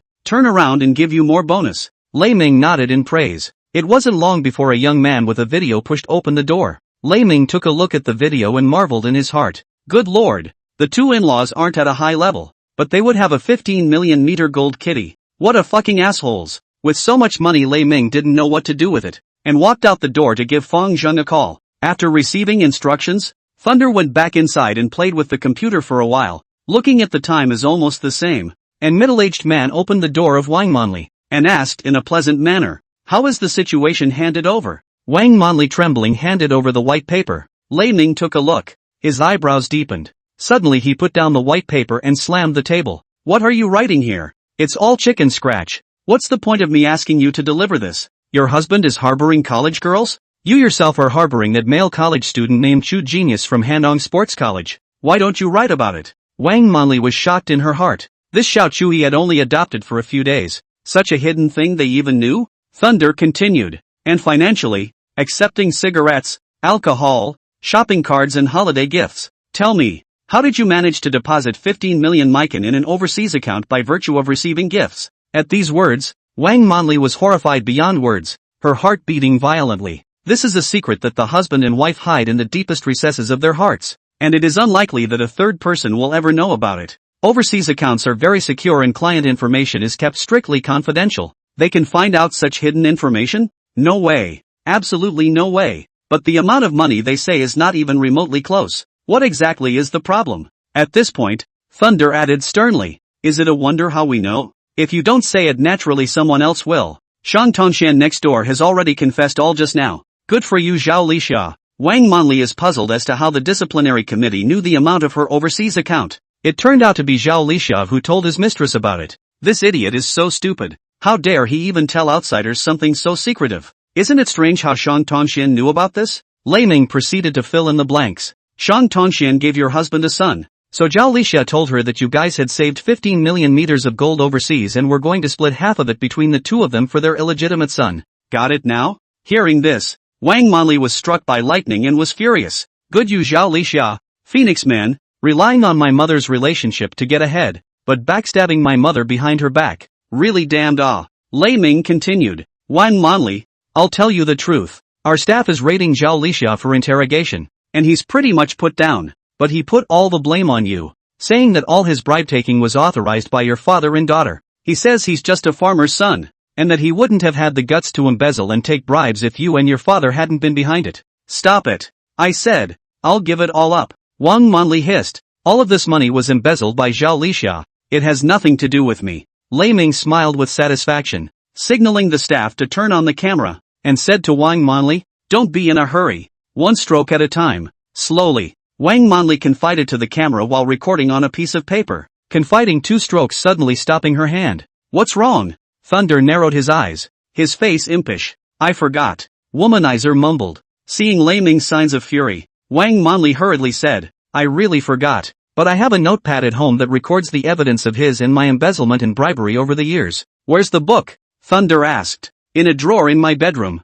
It's a black leather-covered book. Lei Ming walked out the door and came to the next box and whispered a few words to Zhu Laolu. Zhu Laolu smiled. It's normal that you don't remember. These corrupt officials, there are too many people who have given them money, and those who have given them money they really don't always remember. That's why they have to write it down in a book. But the ones that didn't send money he must remember clearly. Half an hour later, Zhu Laolu went and returned with the black leather book. Lei Ming flipped it over, and it was full of symbols, confusing words, and a string of Arabic numerals after each item. This stuff outsiders can't understand at all. Only Wang Manli couple can clear the meaning. Sure enough, the bookkeeping that is like a book of days to outsiders is no big deal to Wang Manli. She was thinking very clearly as she flipped through her notepad and confided in the camera. Half an hour later, Wang Manli delivered an A4 paper registered full. Lei Ming picked it up and looked at it, his brows slightly frowning. Amount of 7.4 million meters of gold. How is it that you have all of Zhao Lixia's criminal records,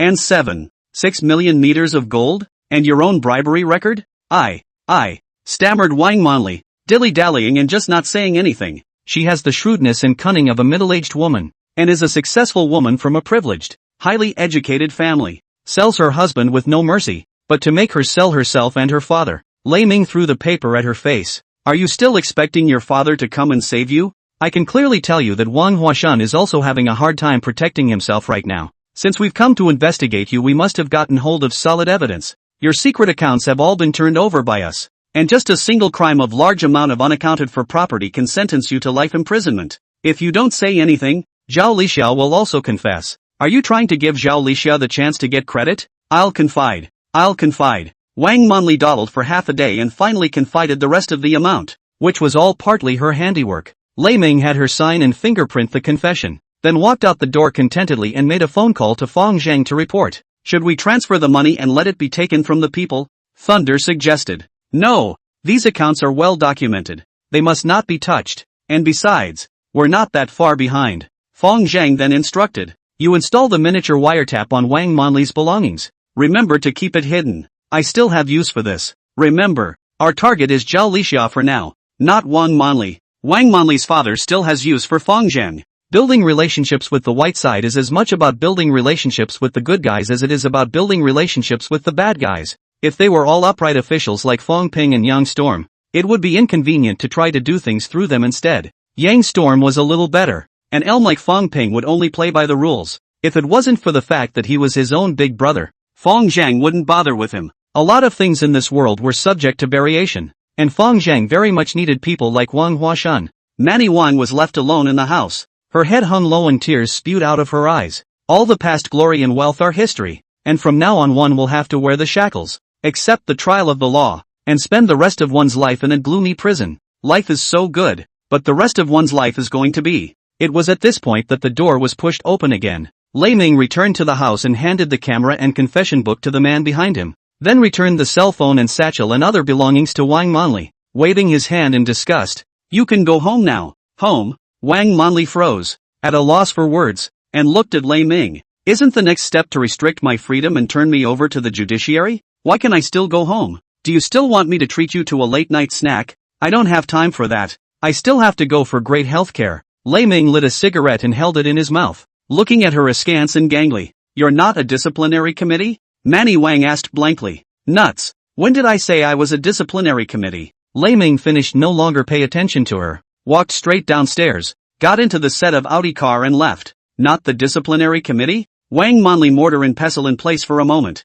his brain a muddle, probing out the door, pushing open the next package room. At this time, the guest room next door was empty, and Shang Tongxian was no longer there. Manny Wang thought back carefully on the night's experience. This group of people had a very tough attitude, and at the beginning they said that they wanted themselves to come with them, and then they pulled out their papers and waved them around, and then they put them away without even looking at them themselves. Then they took themselves to a hotel and forced them to give up their problems. But they really didn't say they were from the disciplinary commission from start to finish. It's just that he was so weak-minded that he wimped out when he saw the law enforcement officers and had a preconceived notion that they were a disciplinary committee. Thinking of this, Wang Manli was relieved and breathed a fierce sigh of relief. Luckily, these people were all pretenders. She finally didn't have to squat in jail. Countless xiaochu were still waiting for her to be blessed, and countless brand name bags and brand name clothes were still waiting for their owners. These few bastards are really abominable. How dare they pretend to be state employees to solicit? See if I do not straighten you out.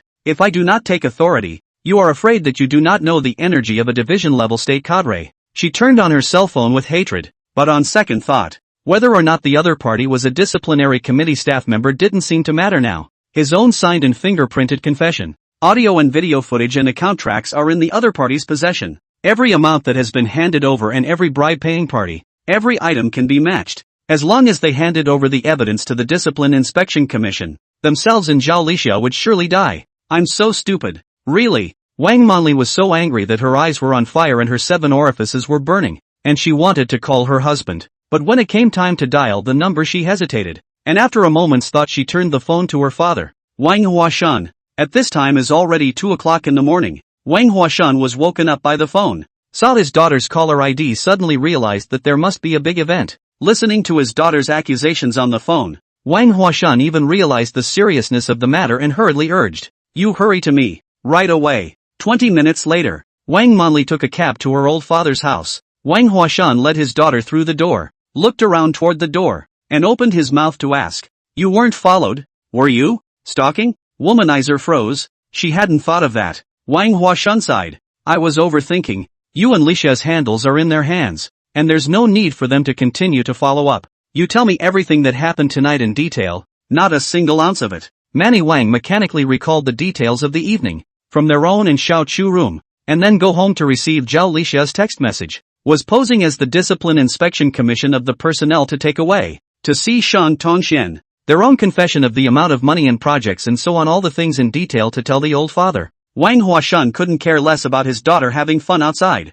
and rubbed his brow after hearing this, saying, "It's a trap against Zhao Lixia. You call Zhao Lixia now to probe the situation. Don't say anything else." Manny Wang nodded and pulled out her cell phone to call her husband. This time the cell phone finally connected, and Zhao Lixia's confused, slightly complaining voice came from the phone. "What are you calling me for at 3 o'clock in the middle of the night?" "Nothing much. No one's looking for you at night, are they?" Wang Manli fainted and asked. "No one's looking for me." Zhao Lixia's voice suddenly sobered up a lot and her tone was full of caution. "Did something happen on your side?" "It's okay. I'm just intentionally making a phone call to check up on you, to see if there's a vixen drilling your bed at night." Wang Manli casually snubbed. "What are you thinking about? I came to Qinghe to work on a case, not to have fun." Zhao Lixia relaxed his guard and yawned. "No, that would be best." Wang Manli hung up the phone and looked grave. "Dad, what next?" "The next step is to see if the other side will poke the evidence up, and if they do then there's nothing that can be done. Not even I can save you." Wang Huashan pondered for a moment and murmured, "But this possibility should be unlikely." The reason why this group of people want to admit that they are not Discipline Inspection Commission staff, the meaning is very clear, is to tell you explicitly that you have already grasped your handle, want us to do things for them, or want to borrow our hands to bring down Zhao Lixia. "What about Lixia's side?" Wang Manli asked. Wang Huashan narrowed his eyes and said, "Strong man, Zhao Lixia can no longer be kept." Wang Manli's heart thumped, listening to his father's meaning as if he wanted to kill and kill. She was corrupt and bribe-taking, but she had never done anything like killing or setting fire to anyone, let alone the fact that this man was her husband. Is there no other way? Although Wang Manli did not have deep feelings for her husband, she was after all a couple who had shared the same bed for more than 10 years. Wang Huashan exhaled a mouthful of cloudy air, replaced it with a bearer cell phone card, dialed a phone number, and said, "You take 2 people and move to Qinghe right now. Keep an eye on Zhao Lixia for me, but report back to me in a timely manner whenever there's anything out of the ordinary with him." After hanging up the phone, Wang Huashan sighed. "Manli, this matter can only be seen as we go along, waiting for the other party to negotiate with us, but Zhao Lixia is always an uncontrollable factor. If it really comes to that moment, you have to be mentally prepared." Wang Huashan this year has been 63 years old. There are 2 years to retire. Career he has no idea. All the mind is placed on the only daughter. He would sacrifice everything for his daughter. "You shouldn't go home tonight. Rest here at Dad's first." Wang Huashan waved his hand in exhaustion, seeming to have aged a lot in an instant. At dawn, Zhao Lixia opened her eyes in a daze, feeling a little dizzy. The yellow-faced woman didn't know what kind of nerve she had, but she called in the middle of the night to disturb his dreams, causing him to have no rest for the night. He lifted the quilt and subconsciously glanced at it, and suddenly his whole body bounced up from the bed as if he were a cat with fried fur. There was a flash drive on the nightstand at some point. He distinctly remembered it not being on the nightstand. Someone must have let it in the middle of the night. Who put it there? What was in it? Zhao Lixia paused for a few seconds and hurriedly inserted the USB flash drive into the computer. The frown deepened as he looked inside. Inside is an audio-visual material. His wife Wang Manli is confessing to the camera one by one his record of bribery over the years. Every single stroke says the exact same thing. But inside the video there was only his Zhao Lixia's criminal record, but not any record of Wang Manli. The video ends with the wife signing the top of the plea. Zhao Lixia watched the video with his eyes wide open, and his entire body slumped in his chair as if he had been jerked around. And in an instant, he seemed to have aged dozens of years. No wonder Wang Manli called in the middle of the night last night. No wonder she stammered on the phone and asked if she was okay. But she kept her mouth shut about checking in the middle of the night. It turns out that the dead bitch has been taken hold of. And this is about sacrificing herself to save their father and daughter. That amount is a death sentence at the very least. And even the death penalty is possible. He shakily pulled out his cell phone and tried to dial Wang Manli's number. When the phone was connected, Zhao Lixia asked furiously, "Why didn't you tell me last night after such a big thing happened?" "What happened?" the other asked knowingly. "Humph. If you want me to be the scapegoat, you father and daughter won't have a good time either." Zhao Lixia angrily hung up the phone. He hated it so much, he could not wait to die with this father and daughter. But thinking of his old father at home, he hesitated, knowing Wang Huashuan's methods. Moments later, an anonymous cell phone number called. Zhao Lixia burst into a rage. clenching her fists in death, her nails piercing deep into her palms. This is like a thief to prevent themselves. This is still the same bed so many years of husband and wife? Zhao Lixia answered the phone, and on the other end was the voice of an unfamiliar man. The other party opened the door and said, "You can no longer stay in Daxia. You must leave the country immediately." Zhao Lixia pondered for a moment and said, "I want 5 million meters of gold, and I'm not going to Southeast Asia. I'm going to Europe." The other person hung up and called back a few moments later. "Okay, Pier 7. See you in an hour." Zhao Lixia hung up the phone and gradually calmed down. It was really the best thing for him to go abroad at the moment, just to take a break and spend time with his son in the Eagle Kingdom. While there was still time, Zhao Lixia opened her computer and sent an email to one of her closest confidants. In the mail is Wang Manli's in his own bribery record. As long as he is in trouble, Wang Manli does not want to get well. Shutting down his computer, Zhao Lixia lit a cigarette and walked down to the hotel. The past gradually came to the forefront. Once upon a time, he graduated from a prestigious school, and after graduation he entered the system without any problems. How hot-blooded and innocent he was at that time. An ambition to serve the country and the people. But when he really went to work, he realized that it was so difficult for a child from a peasant family to realize his ideal ambition. After hitting the wall at every turn and being hammered by reality, he finally gave in. He abandoned his longtime girlfriend and fell under the pomegranate skirt of Wang Manli, simply because she had a father who could provide a boost to her career. Later on, I don't know when, under the influence of Wang's father and daughter, maybe it started with a meal, a shopping card. He also fell step by step, rushed to success, good for nothing, and corruption. The dragon-slaying boy became an evil dragon after all. Zhao Lixia started the car and drove towards the riverbank pier. Everything should be kept in hand, although Wan Huashan promised to send himself abroad, but it may not be a delaying tactic, or it may not be out of the realm of possibility that he's already plotting to kill someone. But Lao Zi isn't that easy to mess with. Zhao Lixia touched the pistol on his back waist, which was loaded with 15 bullets, and secretly sighed with relief. The car was getting closer and closer to the river beach, which is a two-way street in the suburbs with no dividing fences and not a lot of pedestrian traffic. Zhao Lixia drove on without a hitch,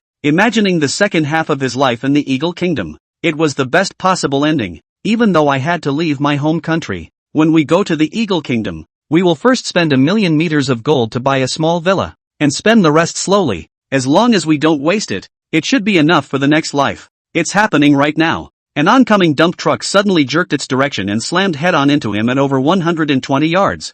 Zhao Lixia is dead. When traffic controllers arrived at the scene, the Volkswagen sedan driven by Zhao Lixia had been hit and severely deformed, with broken parts scattered all over the place. Zhao Lixia herself was even torn apart. Her body couldn't even be put together. It is estimated that no mortician without more than 20 years of service would dare to take this job. After an on-site investigation, the traffic controller determined that this was not a traffic accident, but an intentional murder. The driver of the dump truck at the scene freely admitted as much. He did not flee after the accident, and when the traffic controller inquired, he was smoking a cigarette in the car in a good mood, with a cold and indifferent expression. Liang Qingyuan, the director of the Qinghe City Public Security Bureau, was pained when he got the news. At the first opportunity, he gave instructions. Be sure to pry open the suspect's mouth at the first opportunity to give Secretary Wang an explanation. After giving instructions, Liang Qingyuan leaned on the parlor sofa and closed his eyes to think about what consequences this matter will bring to himself. The head of the task force assigned by the provincial department was murdered in his own precinct,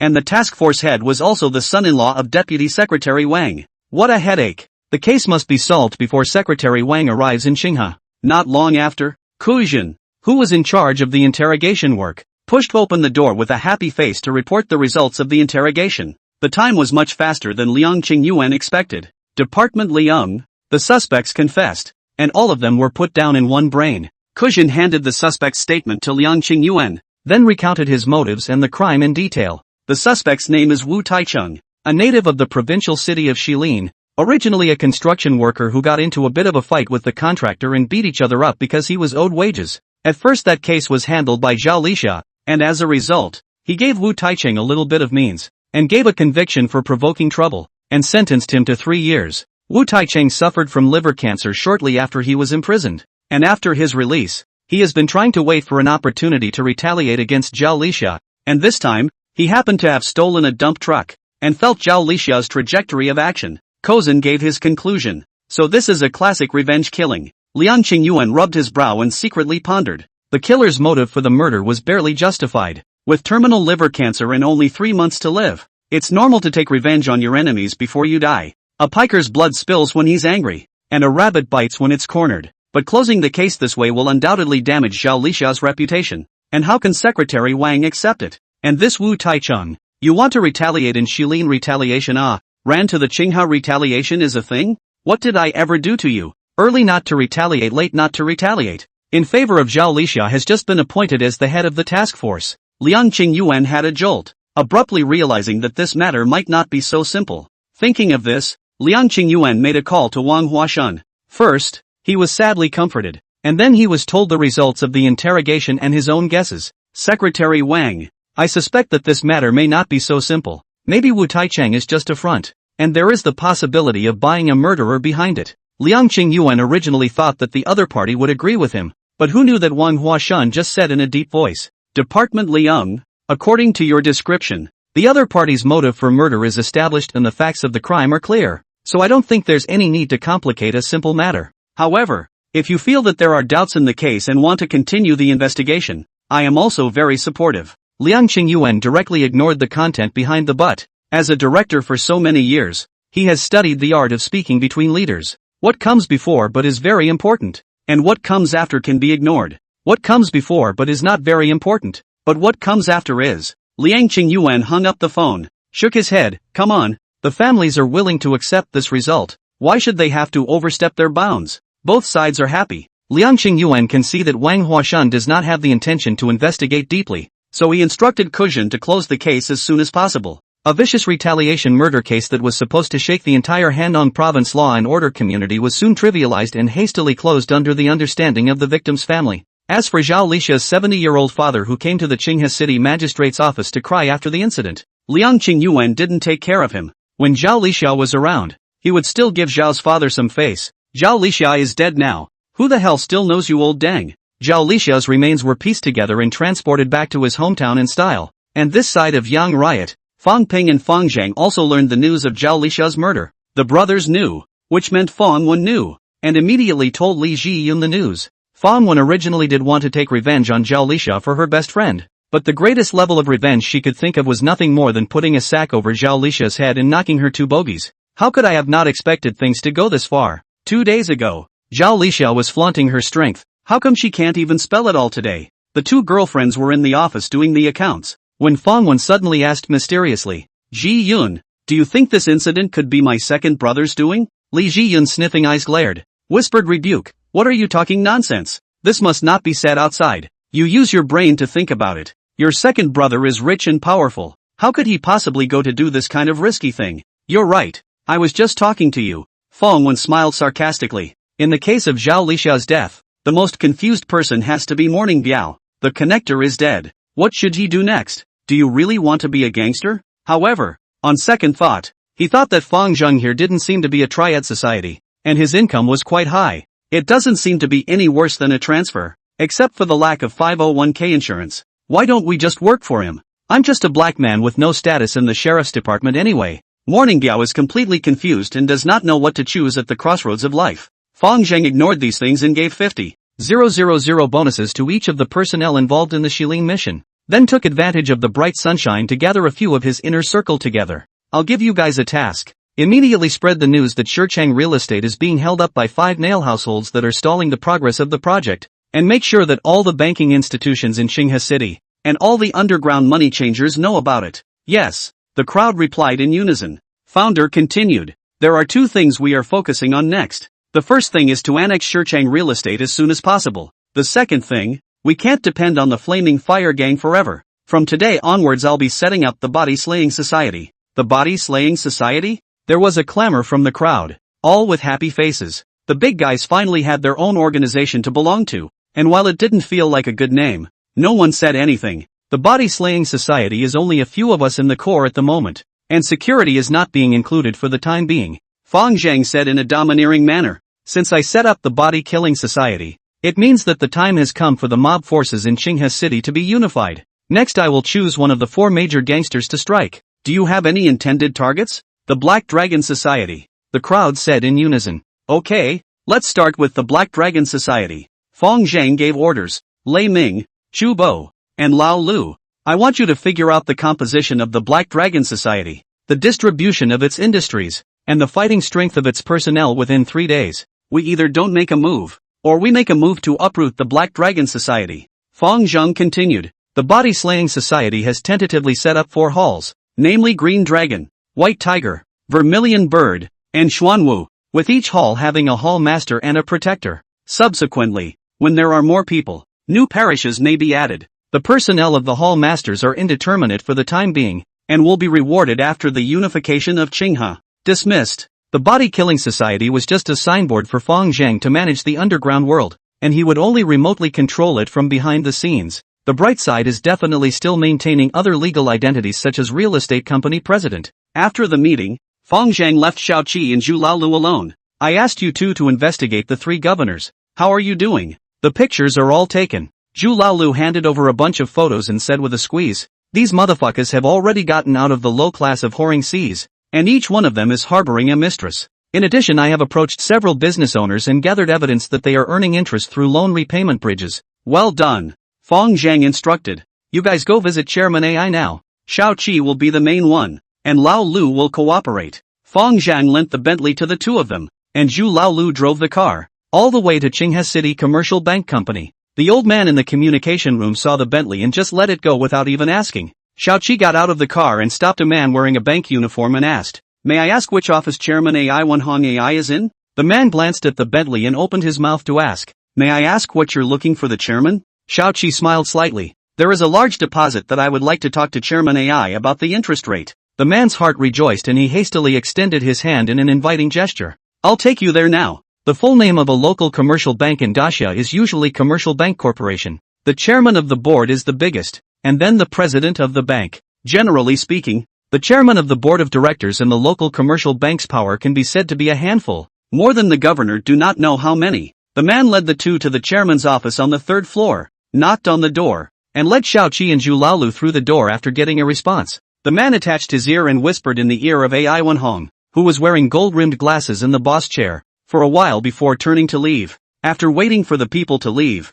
AI Wenhong invited Xiaoqi and the 2 of them to sit down, personally brewed 2 cups of tea, and greeted them. May I ask what the 2 honored guests call themselves? My last name is Qi, and this is my assistant, surnamed Zhu. AI Wenhong smiled and said, Hello Mr. Qi, I just heard Xiaomei say that you have a deposit that you want to deposit in our bank. I don't know what the amount is. The larger the amount, the more favorable our interest rate will be. She held out a finger. 100 million. AI Wenhong's heart is happy. It is really a big man who drives a Bentley, and the shot is extraordinary. 100 million deposits is not a small amount. AI Wenhong drink 10 games of wine. Drink spit blood are not necessarily able to recruit. She continued, but I have one condition. Evan Han reached out in greeting. Go ahead. Xiaoqi said slowly. As far as I know, Shicheng Real Estate Company will have a loan of $87 million due in a week. According to the regulations governing the banking industry in Daxia, working capital loans must be paid back in before the bank can renew the loan.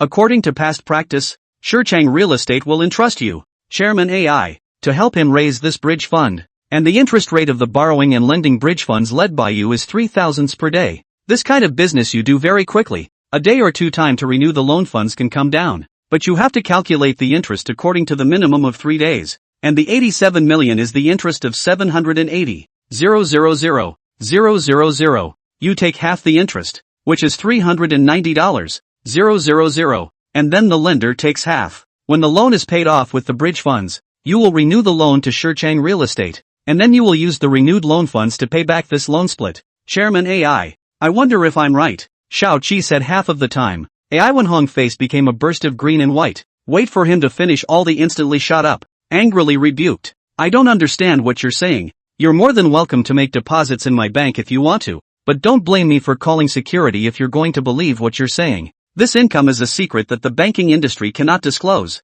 Every financial practitioner knows what's going on inside, but can't put it on the table. A snake has a snake's way and a turtle has a turtle's way. Every industry that holds resources has its means of enrichment, and the bank president's ability to generate income is no worse than that of the director of public security, if not more so. After all, it's the god of wealth who deals directly with money. Compared to direct bribery through loan programs, this approach is less risky and makes a lot of money. AI Wenhong is precisely by this means to accumulate tens of millions of dollars. Shao Qi coldly smiled. Not only do I know about this, I also know that you are keeping several mistresses outside. He signaled Zhu Laolu to show the photo to AI Wenhong. AI Wenhong took a look at the photo, looking slightly alarmed, and said in a deep voice, "What are your demands?" Shao Qi spoke up. "I have two requests. First, the lender of this loan funds from Shicheng Real Estate must be given to us. Secondly, you can't renew the loan to Shicheng Real Estate after the funds have been paid back in. You can only renew the loan when you've been notified by me." AI Wenhong secretly relieved.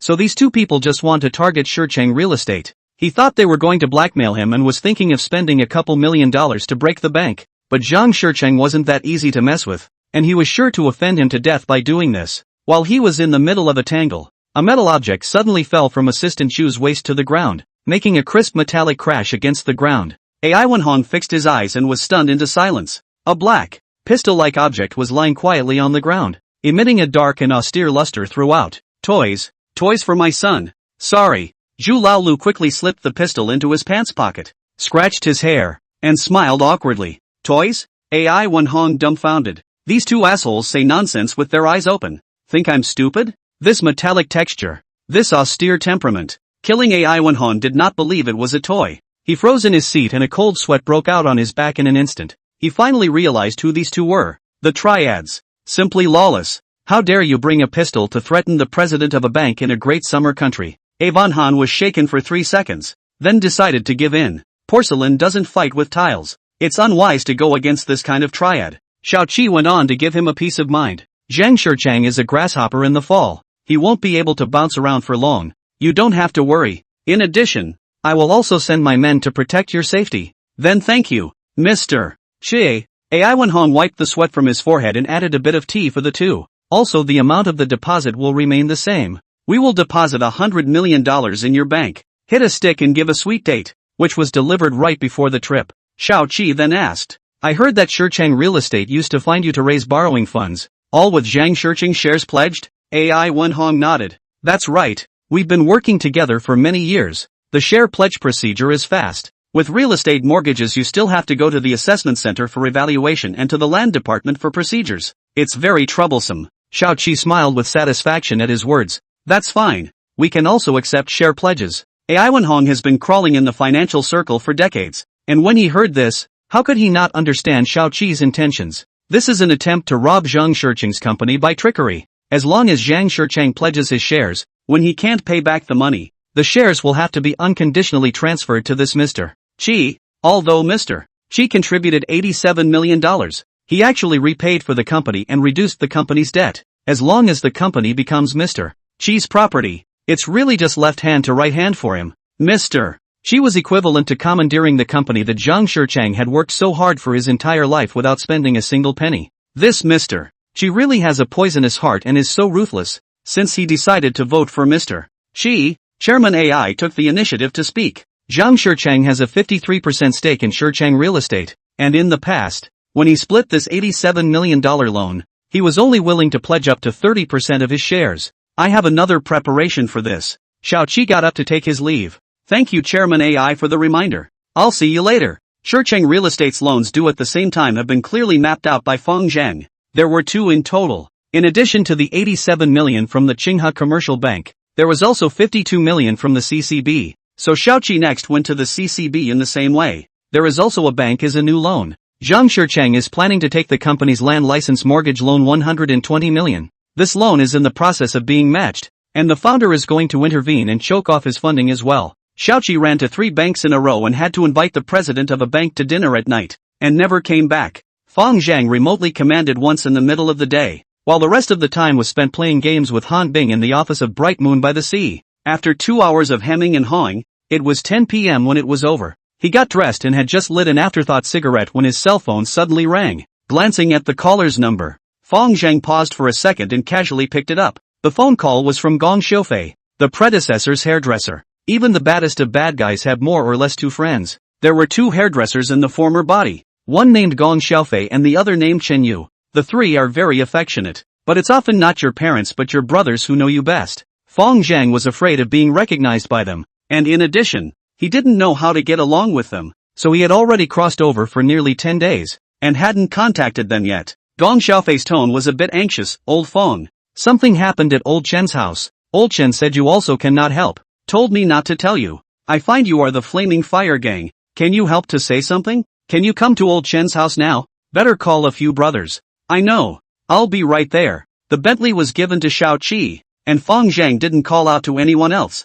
and drove straight to Chen Yu's villa in the BMW 520. Gong Xiaofei, Chen Yu and Feng Zhang were in the same class from middle school to high school. All three are restless lord. High school did not finish the companion in the community to hang out. The former body is flexible. Relying on good looks will hook up with young girls by Hanjun appreciation. Into the Blazing Fire Gang. Gong Xiaofei is not so lucky. The family is not very good. After graduation, learned 2 years of chef. Currently opened a small restaurant, barely make ends meet. This relationship predecessor is not good to let Gong Xiaofei do things under their own. Only to go to his restaurant from time to support the scene. Among the three, Chen Yu's family is in the best condition. Father opened a small clothing factory. Millions of family property on his only son. Every day not to do the right thing. In the outside world to spend the day drinking. Feng Zhang reminisced along the way and soon drove to Chen Yu's family villa. He pulled up outside the door and just stepped out of the car, his brow furrowing momentarily. The gate to the villa's courtyard was open. Potted plants and flowers in the courtyard were smashed to pieces.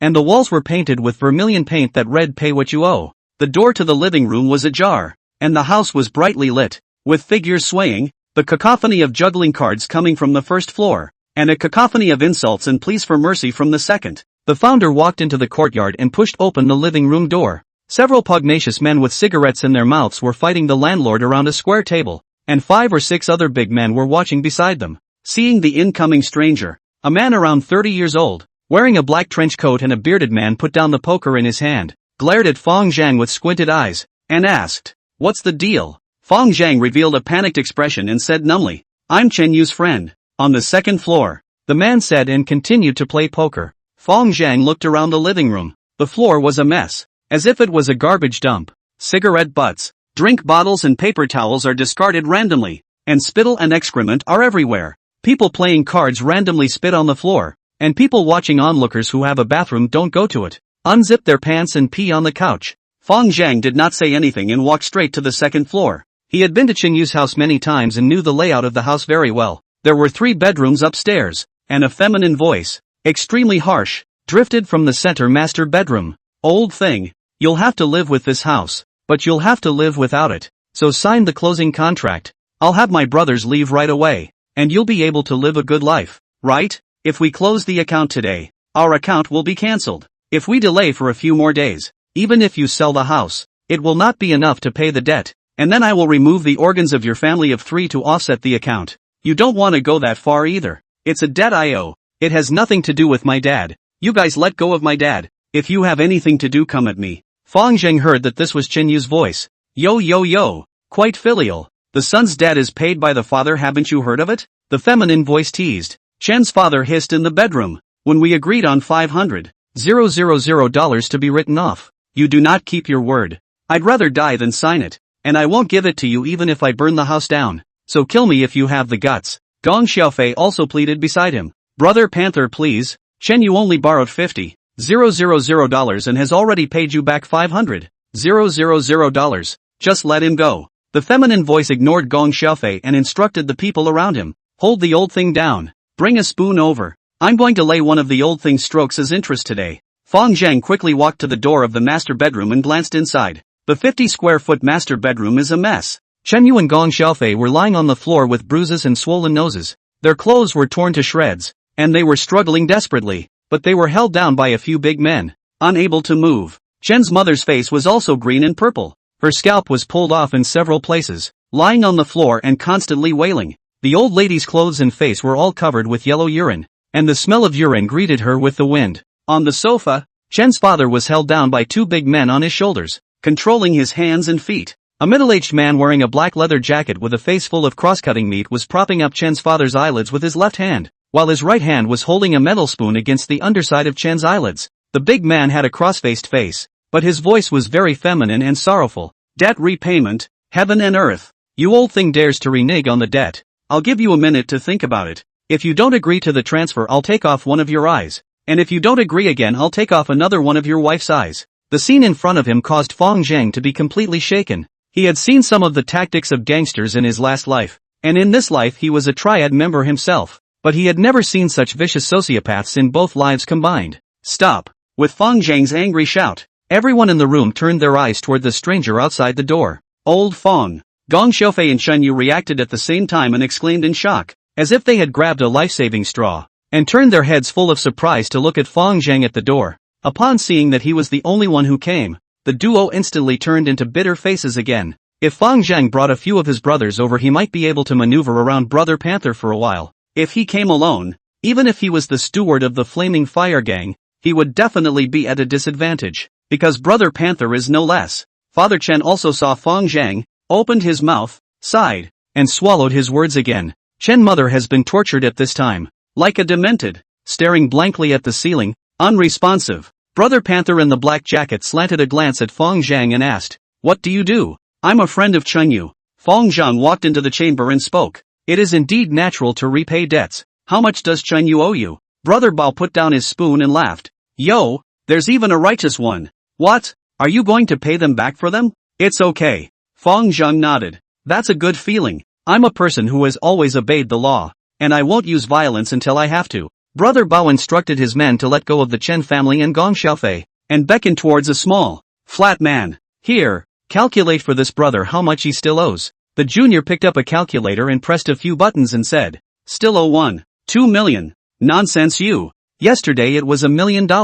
Today how come it's $200,000 more?" Chen Yu hissed, "Old Fong, you don't care about me. They will never be able to pay back this money." "It's fine. 1.2 million is it? A small amount." Fong Zhang took out his cell phone and sent a text message to Chubo, closed the phone and said, "The money will be sent over later." "Yo, brother is really righteous." Brother Panther took out a laccoon and handed it to Fong Zhang, greeting him with a smile. "My humble self, Huang Panther. People on the road call me Brother Panther." "Which road is brother on?" "I don't hang out anywhere. I just do a little business," Fong Zhang casually explained, and without picking up the cigarette, he opened his mouth and asked Chen Yu, "Old Chen, tell me what the situation is." Chen Yu told the story with an indignant face. He asked Yellow Bao to borrow $50,000 a week ago. At first it was agreed to borrow for a month at an interest rate of 5 cents a month, or 2,500. Originally, this interest rate was not too high in the community, but Huang Bao tampered with the contract and changed the months to days through a yin and yang contract.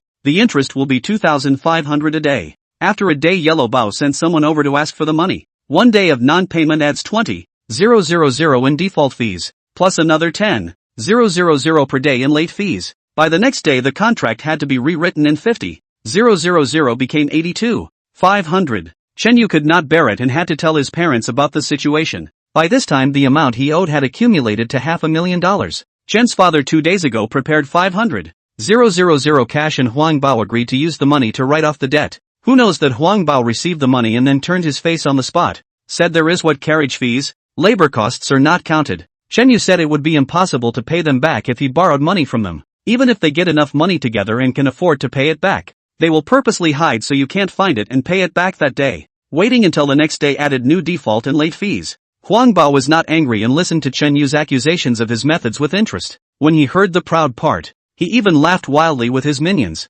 and was quite wild. Fong Zhang instantly sorted out the purpose of Huang Bao's group. Their thoughts were similar to their own. This was staring at Chen Yu's family's industry, and they wouldn't stop until they had taken over all of his family's industry. However, Fong Zhang dealt with Shicheng real estate to take the gray route. The means then they are a lot more advanced. The loan repayment bridge pledge procedure is entirely reasonable and legal. And naturally, without further ado, even in the casino Zhang Ziliset swallowed his 10% shares. The back has gone through the fake water. Even if Zhang Shicheng stabbed the matter to the public security department, he couldn't hold Fong Zhang's hand. At best, he is considered to be a trickster. But Huang Bao is a hard robber. Proper gang-related behavior. As soon as the story is blown out, he'll be the one to end up in jail. The fact that nothing has happened after all this time can only mean that there must be someone above the Yellow Panther. After a while, Chubo carried a large suitcase and pushed open the bedroom door with a smile on his face. Fong Zhang took the box and opened it, counting out 12 piles of 100,000 bundles of cash from it,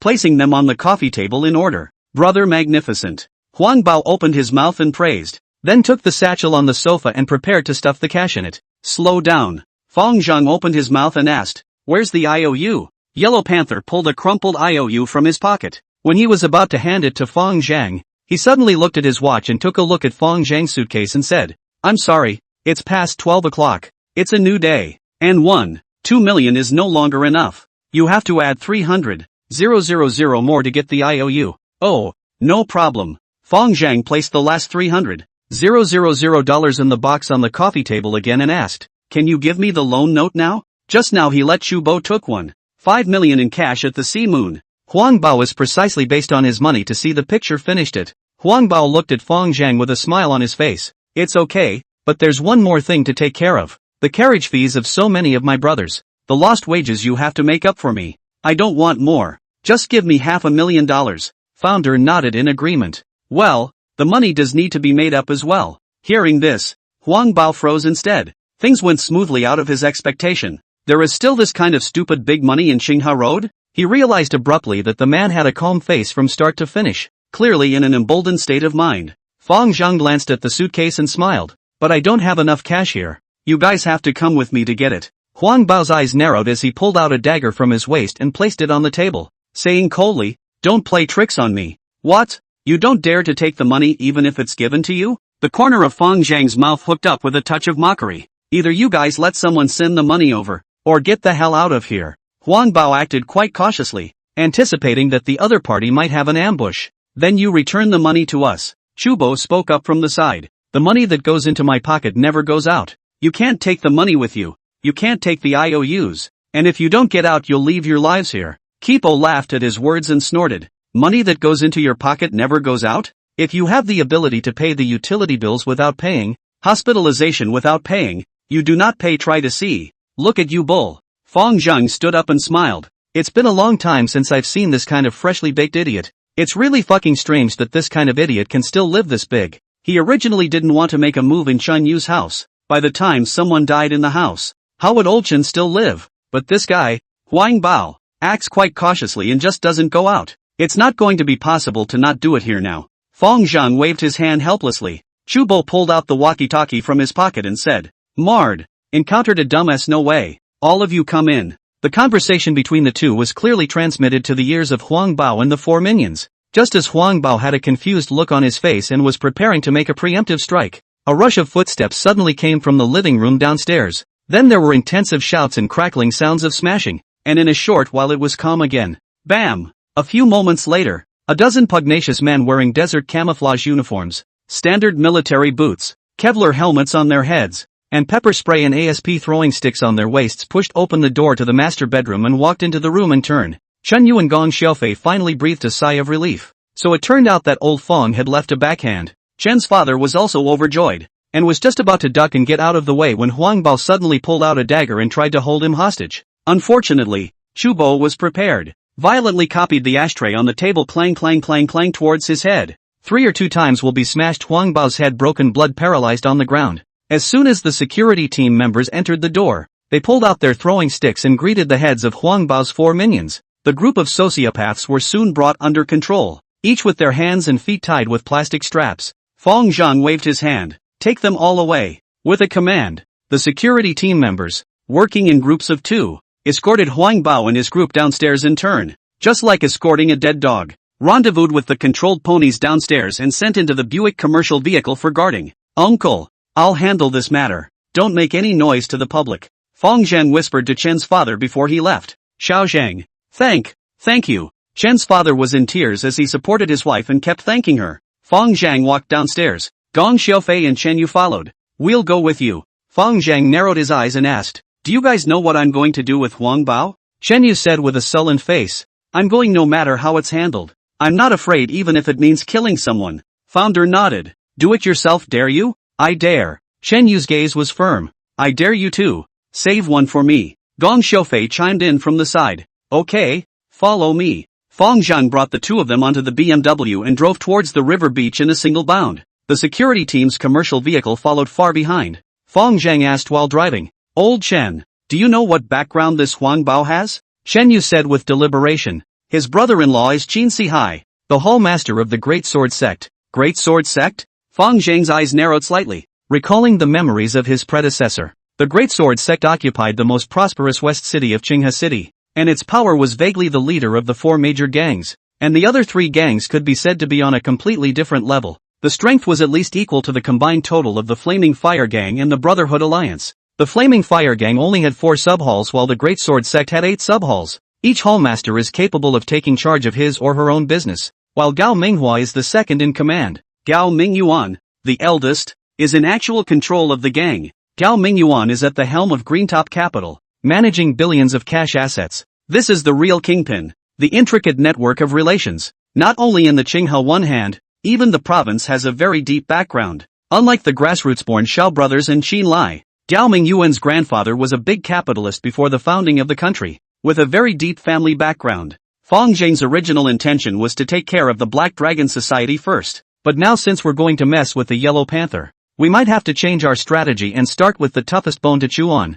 It just so happened that, by taking advantage of Chun Yu's matter to lash out, it was also considered to be a masterpiece. Fang Zhang retrieved his thoughts and asked, "Tell me what happened from beginning to end without leaving anything out." Chun Yu sighed and said, "A month ago, I met a girl from a flower store called Jiangyinan. She's beautiful and sexy, and it was kind of love at first sight with her. A while ago her mother was hospitalized and asked me to borrow $50,000. You know, after I graduated, my father controls me very strictly. Usually not much pocket money is given. Where do I have $50,000? Fang Zhang snickered at that. "So you borrowed from loan sharks to give her mother medical treatment, and then Brother Panther was still introduced to you by her, wasn't it?" Chen Yu sighed. "Yes, I realized later that it was an elaborate trap. Huang Bao and his brother-in-law Qin Sihai specialize in targeting some of the small bosses in Qinghe City to set up a trap. As long as they are stuck with them, it's all about the end of the family." Fang Zhang hated the iron and said, "You are pure and simple dog-licking behavior. Jiangyinan, have you ever been on it?"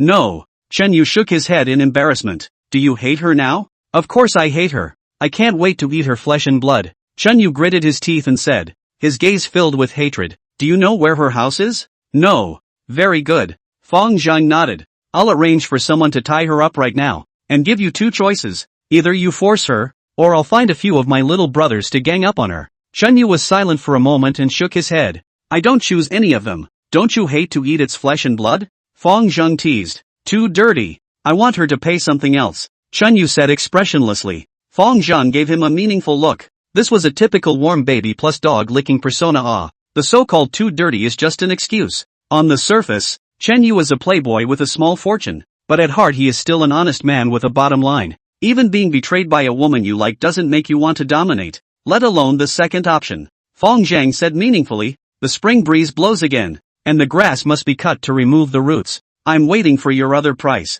Brother Zhang." "I know what to do," Chen Yu said resolutely after thinking for a moment. "Okay, I'll walk you there." Fang Zhang chose to make a U-turn and came to a certain residential area based on the address Chen Yu had dictated. Surveillance is not yet widespread in Daxia at the moment, and there is no surveillance in residential areas like this one. Chen Yu and Gong Xiaofei went up to do their business while he waited downstairs. He leveled the playing field on behalf of Chen Yu based on the predecessor's feelings for Chen Yu, but the other party definitely had to hand in a pitch. Huang Bao he will kill, but not tonight, so this pitch can only come out on Jiang Yinan's head. 10 minutes later, Chen Yu and Gong Xiaofei sneakily carried a young woman with an enchanting body that looked pure and lustful down the stairs. Fang Zhang opened the system to take a glance at Jiang Yinan, and a pitch-black line of numbers appeared on his head. Sin value, 63. The 2 men pulled open the back door and shoved the unconscious woman into the back seat with a swift motion. Sensing Chen Yu's violent heartbeat and Gong Xiaofei's calm exhale, Fang Zhang smiled and started the car towards the river beach.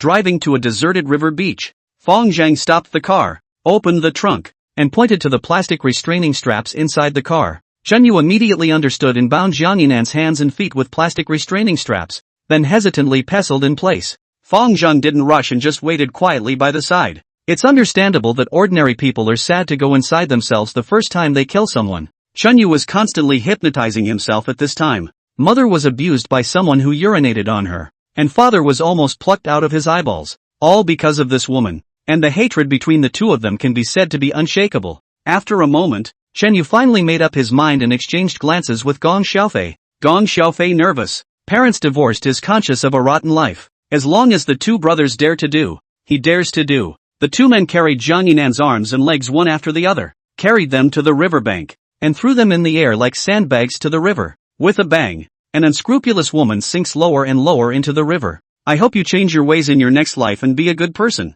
Chun Yu muttered as he stood by the river. By the time he turned around again, he was in tears. A few moments later, a few imperceptible heat flow came from Fong Zhang's body. The base is so large that a grown woman's physique is better than nothing in relation to it. He knew in his heart that Chen Yu had intended not to kill Jiang Yinan. It was because of his own intervention that Jiang Yinan died. So the system would count getting rid of Jiang Yinan on his head.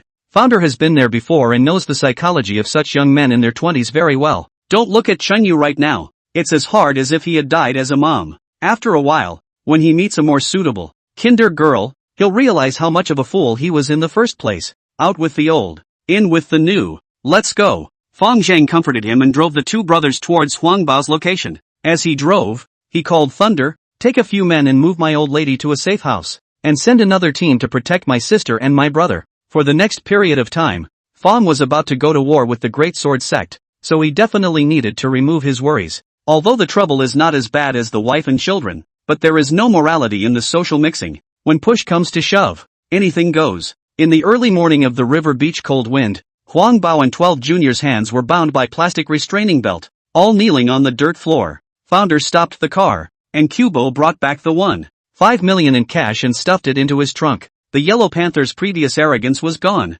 Kneeling on the ground and grunting in pain, his eyes were beaten down to slits, and his forehead bulged with two large bags, one to the left and one to the right, the same as the headlights on the front of a car. Seeing Fong Zhang, Huang Bao finally guessed his identity and asked in a nebulous voice, "You are Brother Zhang of the Flaming Fire Gang, right? In a business like his, you definitely have to probe the background of the other party when choosing the intended fat sheep. Family and friends count." So before he laid his hands on the Chen family, he had investigated Chen Yu's connections and knew that the other party had a hairdresser named Fong Zhang who was a steward of the Flaming Fire Gang. But he didn't care. He may still be afraid of the Fire Gang master. Steward counts a bird. At most a dozen under the body of a small brother just. He is the brother-in-law of Qin Si Hai, the head of the Wind Hall of the Great Sword sect. That's right. I'm Fong Zhang. Fong Zhang pulled out a cigarette and had his own junior brother help him light it. He exhaled a smoke ring and said slowly, "My brother was set up by you and his family was bullied like this. What do you think should be done about this?"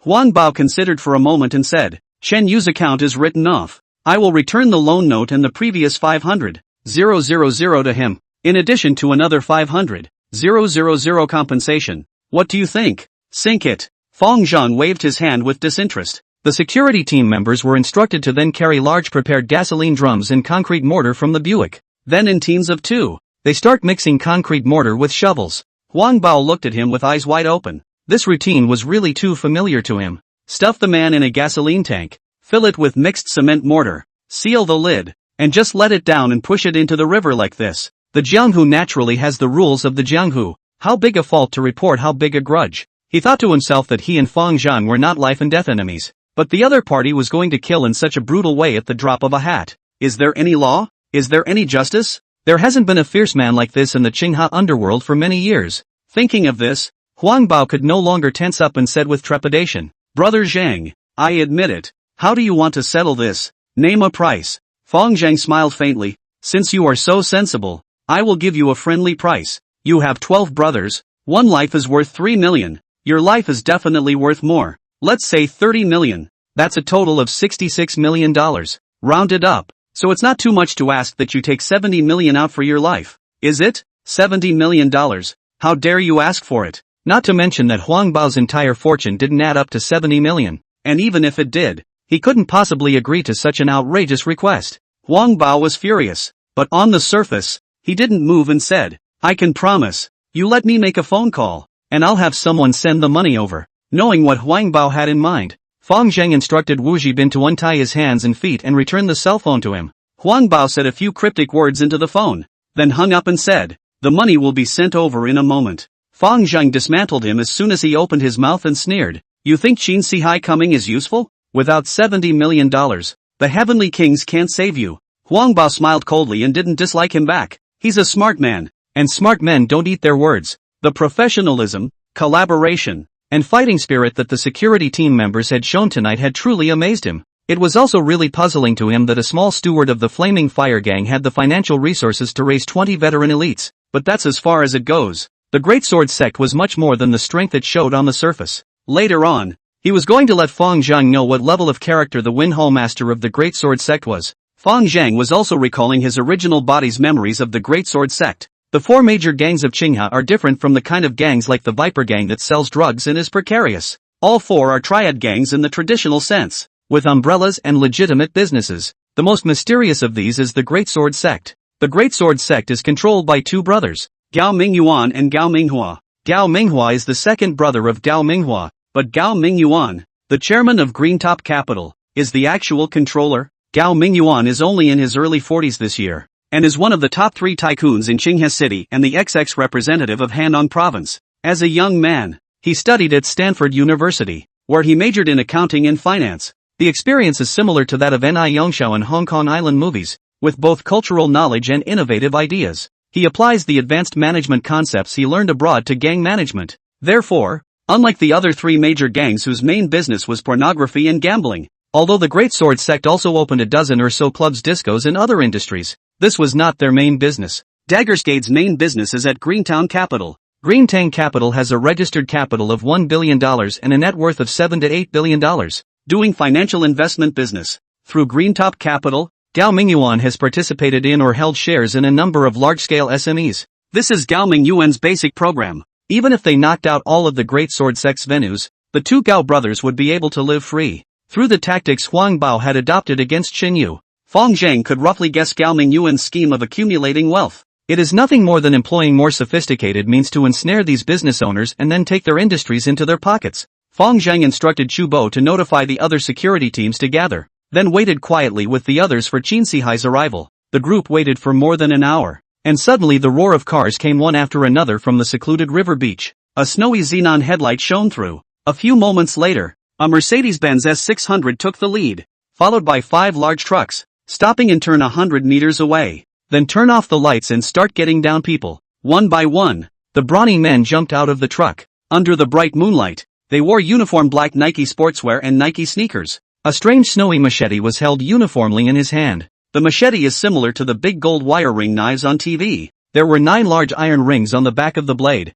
a blood groove in the blade, and numerous jagged serrated teeth. The proverbial slash and stab describes how slashing with a machete is certainly not as lethal as stabbing with a dagger. But Fang Zhang had no doubt about the killing power of these machetes. With one slash, the blood trough would empty half a tube of blood. The iron ring on the back of the blade is even capable of making noise and disturbing the opponent. The Great Sword Sect. So that's what it means. It dawned on Fang Zhang that this was how the Great Sword Sect got its name. I can't imagine that Gao Mingyuan still enjoys watching the White Eyebrows Warrior TV series. In a few moments, 5 large trucks finished disembarking. Founder visually estimated that there were more than 20 people in each truck. More than 100 machete-wielding dudes led by a leading black suit quickly assembled into a square formation and waited for the people in the Mercedes to get out of the car. After the team was assembled, a junior immediately trotted over to the Mercedes and carefully pulled open the door. The car door opened and a large foot in Iron Lion Tony leather shoes reached out from the back seat onto the dirt floor. Then a big, tall guy, 6 feet 9 inches, got out of the car. Qin Sihai wore a big back haircut, a brown handmade Italian suit and a Versace white silk shirt. He ostentatiously opened his collar, revealing his firm muscles, hanging a piece of imperial green 8-faced Buddha pendant on his neck, wearing an emerald green trigger finger on his hand. The whole person looked evil. "Good day, Paul Master." The minions bowed in unison to greet Qin Sihai, their voices so loud that the water birds lurking in the artemisia bushes fled in fear. Qin Sihai ignored his little brother and looked at the car. With his gaze, a stout, muscular Tibetan Mastiff followed Qin Sihai as he jumped from the car to the ground. The Tibetan Mastiff's white head was covered with copper bell eyes glittering with bloodlust. Thick lips rose slightly, revealing sharp, thick fangs, limbs as thick as pillars, and long, thick hair on his body as deep as ink, hanging down like a cloak. Look at the mane and body shape is definitely the Tibetan area to get the pure blood Mastiff, powerful and fierce. Quite a big score. Seeing this scene, Chu Bo couldn't help but sneer. He was outwardly relaxed, but inwardly he brought up a point of caution and tightened the throwing stick in his hand. Today's gang is not at all in the same league as the previous Lee Dabbler. Dabba Lee's gang were just punks paid to fill the doorway, and half of them were hairy kids. But today, they are coming in with well-trained uniformed troops. Looking at their Nike suits, the tattoos of dragons and tigers on their bodies, their gnarled muscular physiques, the uniform gold silk large ring swords on their hands, and the untamed Jianghu flavor, it was clear that today was bound to be a tough battle. Of course, for the boss who can catch bullets with his bare hands, this is just child's play. but the boss has just said that tonight is mainly for practicing, and he won't go out personally unless it's necessary. Fang Zhang also felt strange about Qin Sihai's formation. Was the difference between a hall master and a hall leader that big? Han Jun. That kid's men are only 20 or so little brothers, usually driving a C-series Mercedes just. Compared to Qin Sihai, both financial resources and manpower were not in the same class at all. Seeing Qin Sihai, Huang Bao was like seeing a life-saving straw, waving his hand repeatedly and shouting, "Brother-in-law, brother-in-law, I'm here, shout your mom, it's noisy." Behind him, Wu Zhibin struck Huang Bao on the head with a fling, and Huang Bao instantly said nothing. Over here, Qin Sihai also saw his brother-in-law getting beaten up. He waved his hand in disbelief before taking the lead and walking towards Fang Zhang's side. The boss led the way, and the Tibetan Mastiff bared its bloodthirsty fangs and followed closely behind. More than 100 machete-wielding minions in Qi combat formation, majestically following the Tibetan Mastiff. The battle was imminent. Fang Zhang originally had no grudge against Qin Sihai, and fucked him just for the sake of profit, but now there was another reason. This man is so arrogant. Arrogant people deserve to be punched. In the early morning of late fall on the river bank, the river wind is cold, cold dew condensation, dry grass hanging frost, water birds low singing. Pier 7 is far from the highway, the terrain is vast and flat, and there are few pedestrians, much less sheriff's deputies, to disturb it. It's the perfect place for mob firefights in Qinghe City. Sink the river directly after putting it together, and save a fortune in transportation costs. A perfect feng shui spot for the feng shui and meteorology savvy angler who will never Air Force. Hundreds of big men armed with big golden ring swords must have crushed the 20 security members on the opposite side in terms of momentum. However, before the start of the work is bound to talk about the number. Test the background. This is the rules of the Jianghu is also the way of survival. Who are you people and who is the leader? Qin Sihai spoke, narrowing his eyes to scrutinize the people on the opposite side. He was basically familiar with all the mixed blacks in Qinghe City, yet he had never seen this kind of strict formation and killing style of the standardized troops. The full body equipment is also armed to the teeth. Kevlar riot helmet, desert camouflage suit, and should be wearing a stab-proof suit inside. Chu Bo stepped forward and said, "Body Slaying Society, I'm the leader." He was the commander-in-chief of the battle, the plenipotentiary of the Body Slaying Society. Qin Sihai frowned in thought, and after thinking for half a day, he couldn't recall where he had heard this name before. Since he hadn't heard of it, it must be a new force that had recently sprung up. The horsemen of the Great Sword sect laughed and began to let out their mouths. Killing Society? It's so damn hard to hear. Isn't there another Killing Society? Turtle, you don't even understand the meaning of killing yourself. Morning Biao muttered in a low voice next to Fang Zhang. As an undergraduate elementary school bully, he had a sense of superiority over these triads that he fully crushed intellectually. Fang Zhang nodded. That's right, killing other people's bodies to become our benevolence. This is the purpose of our body-killing society. The words funeral Biao listened to the heart pounding. When the establishment of the gang Fang Zhang said the words are still lingering in the ears. There are shadows behind the tall buildings and blood and tears under the neon lights. There are corners of the law and the sheriff. Even if they try hard enough, that can't be taken care of. It is said that law-abiding people are worried all the time. Strong beings are singing all the time. People riding horses and mules at the expense of others. And upright and fair people are starving. Some bad people are good at exploiting the loopholes of the law. And they can get away with doing nothing wrong. Are you willing to do that, Bill? The purpose of our body-slaying society is to administer justice. Sweep away these bad guys, and take care of the corners that the law can't take care of. Are you willing to join, Bill? I do. Having lost his connector and become black, the schoolteacher, who at first listened with fervor and tears, made his choice without hesitation. The reason why he was willing to take the risk and be willing to be Zhao Lisha's undercover agent. One is for the 5 insurance policies, and the other is to uphold the justice of the heart. Now it's nothing more than white to gray. A different identity, yet the goal is the same as always. The big deal is that you pay for your own insurance. Over here, Chubo stopped talking nonsense and asked, "Did you bring the money?" Qin Sihai was slightly surprised that the other party was clearly at a disadvantage. Yet he remained calm and collected, and dared to ask for a lion's share of the money. There must be something to rely on. Yet the disparity in numbers is hard to bridge. Qin Sihai straightened his collar and said with a leathery smile, "Every few years a batch of ruthless people come out of the Qinghe Road. In my opinion these people are all rash. How arrogant they were in the beginning. How miserable they are when they die. Every now and then I remind young people of the saying, don't touch the women that don't belong to you, and don't think about the money that doesn't belong to you." Suddenly, the Tibetan Mastiff beside Qin Sihai suddenly arched his spine. His muscles tightened. His eyes flashed with a ferocious light, and a dull low growl came from his throat as he set himself up for an attack. Qin Shihai's gaze crossed over Chu Bo's shoulder and looked back again, his eyes gradually becoming grave, only to see a group of big men with the same attire as the opposite side coming from both the right hand and the back. There's no one on the left-hand side because that's where the Qinghai River is. They held a shield in their left hand and a sharp iron javelin in their right, each one 1 meter 8 long, the head of the javelin polished by a grinding wheel to a cold, murderous shine. A line of people lined up in a long snake formation to encircle over, and when they came close they quickly switched to a hedgehog formation, surrounding the great sword sect horsemen. Chu Bo narrowed his eyes at Qin Shihai and asked, "I'll ask again, did you bring the money?" Qin Shihai didn't say anything and quickly weighed the comparison of the enemies and our battle power in his mind. There were hundreds of people on your side, and 20 on each side of the other side, east, west, and north, for a total of 60 people. There is a difference in numbers, but the other side's equipment is more suitable for group fighting, and the winner will have to fight to know, since both sides were evenly matched. Qin Shihai's tone softened a bit and said in a cold voice, 70 million? This price is very difficult for me to handle. Hard to do. Then don't do it. At Chu Bo's command, the security team members clutched their javelins and made preparations to attack. Since there was no agreement, Qin Shihai issued a combat order on the spot. Prepare for battle and fuck them up for me. Security members are organized in teams, each with a commander, with a command from the commander. Stab. Dozens of members of the team uniformly raised their javelins and stabbed at the thighs of the punks in front of them.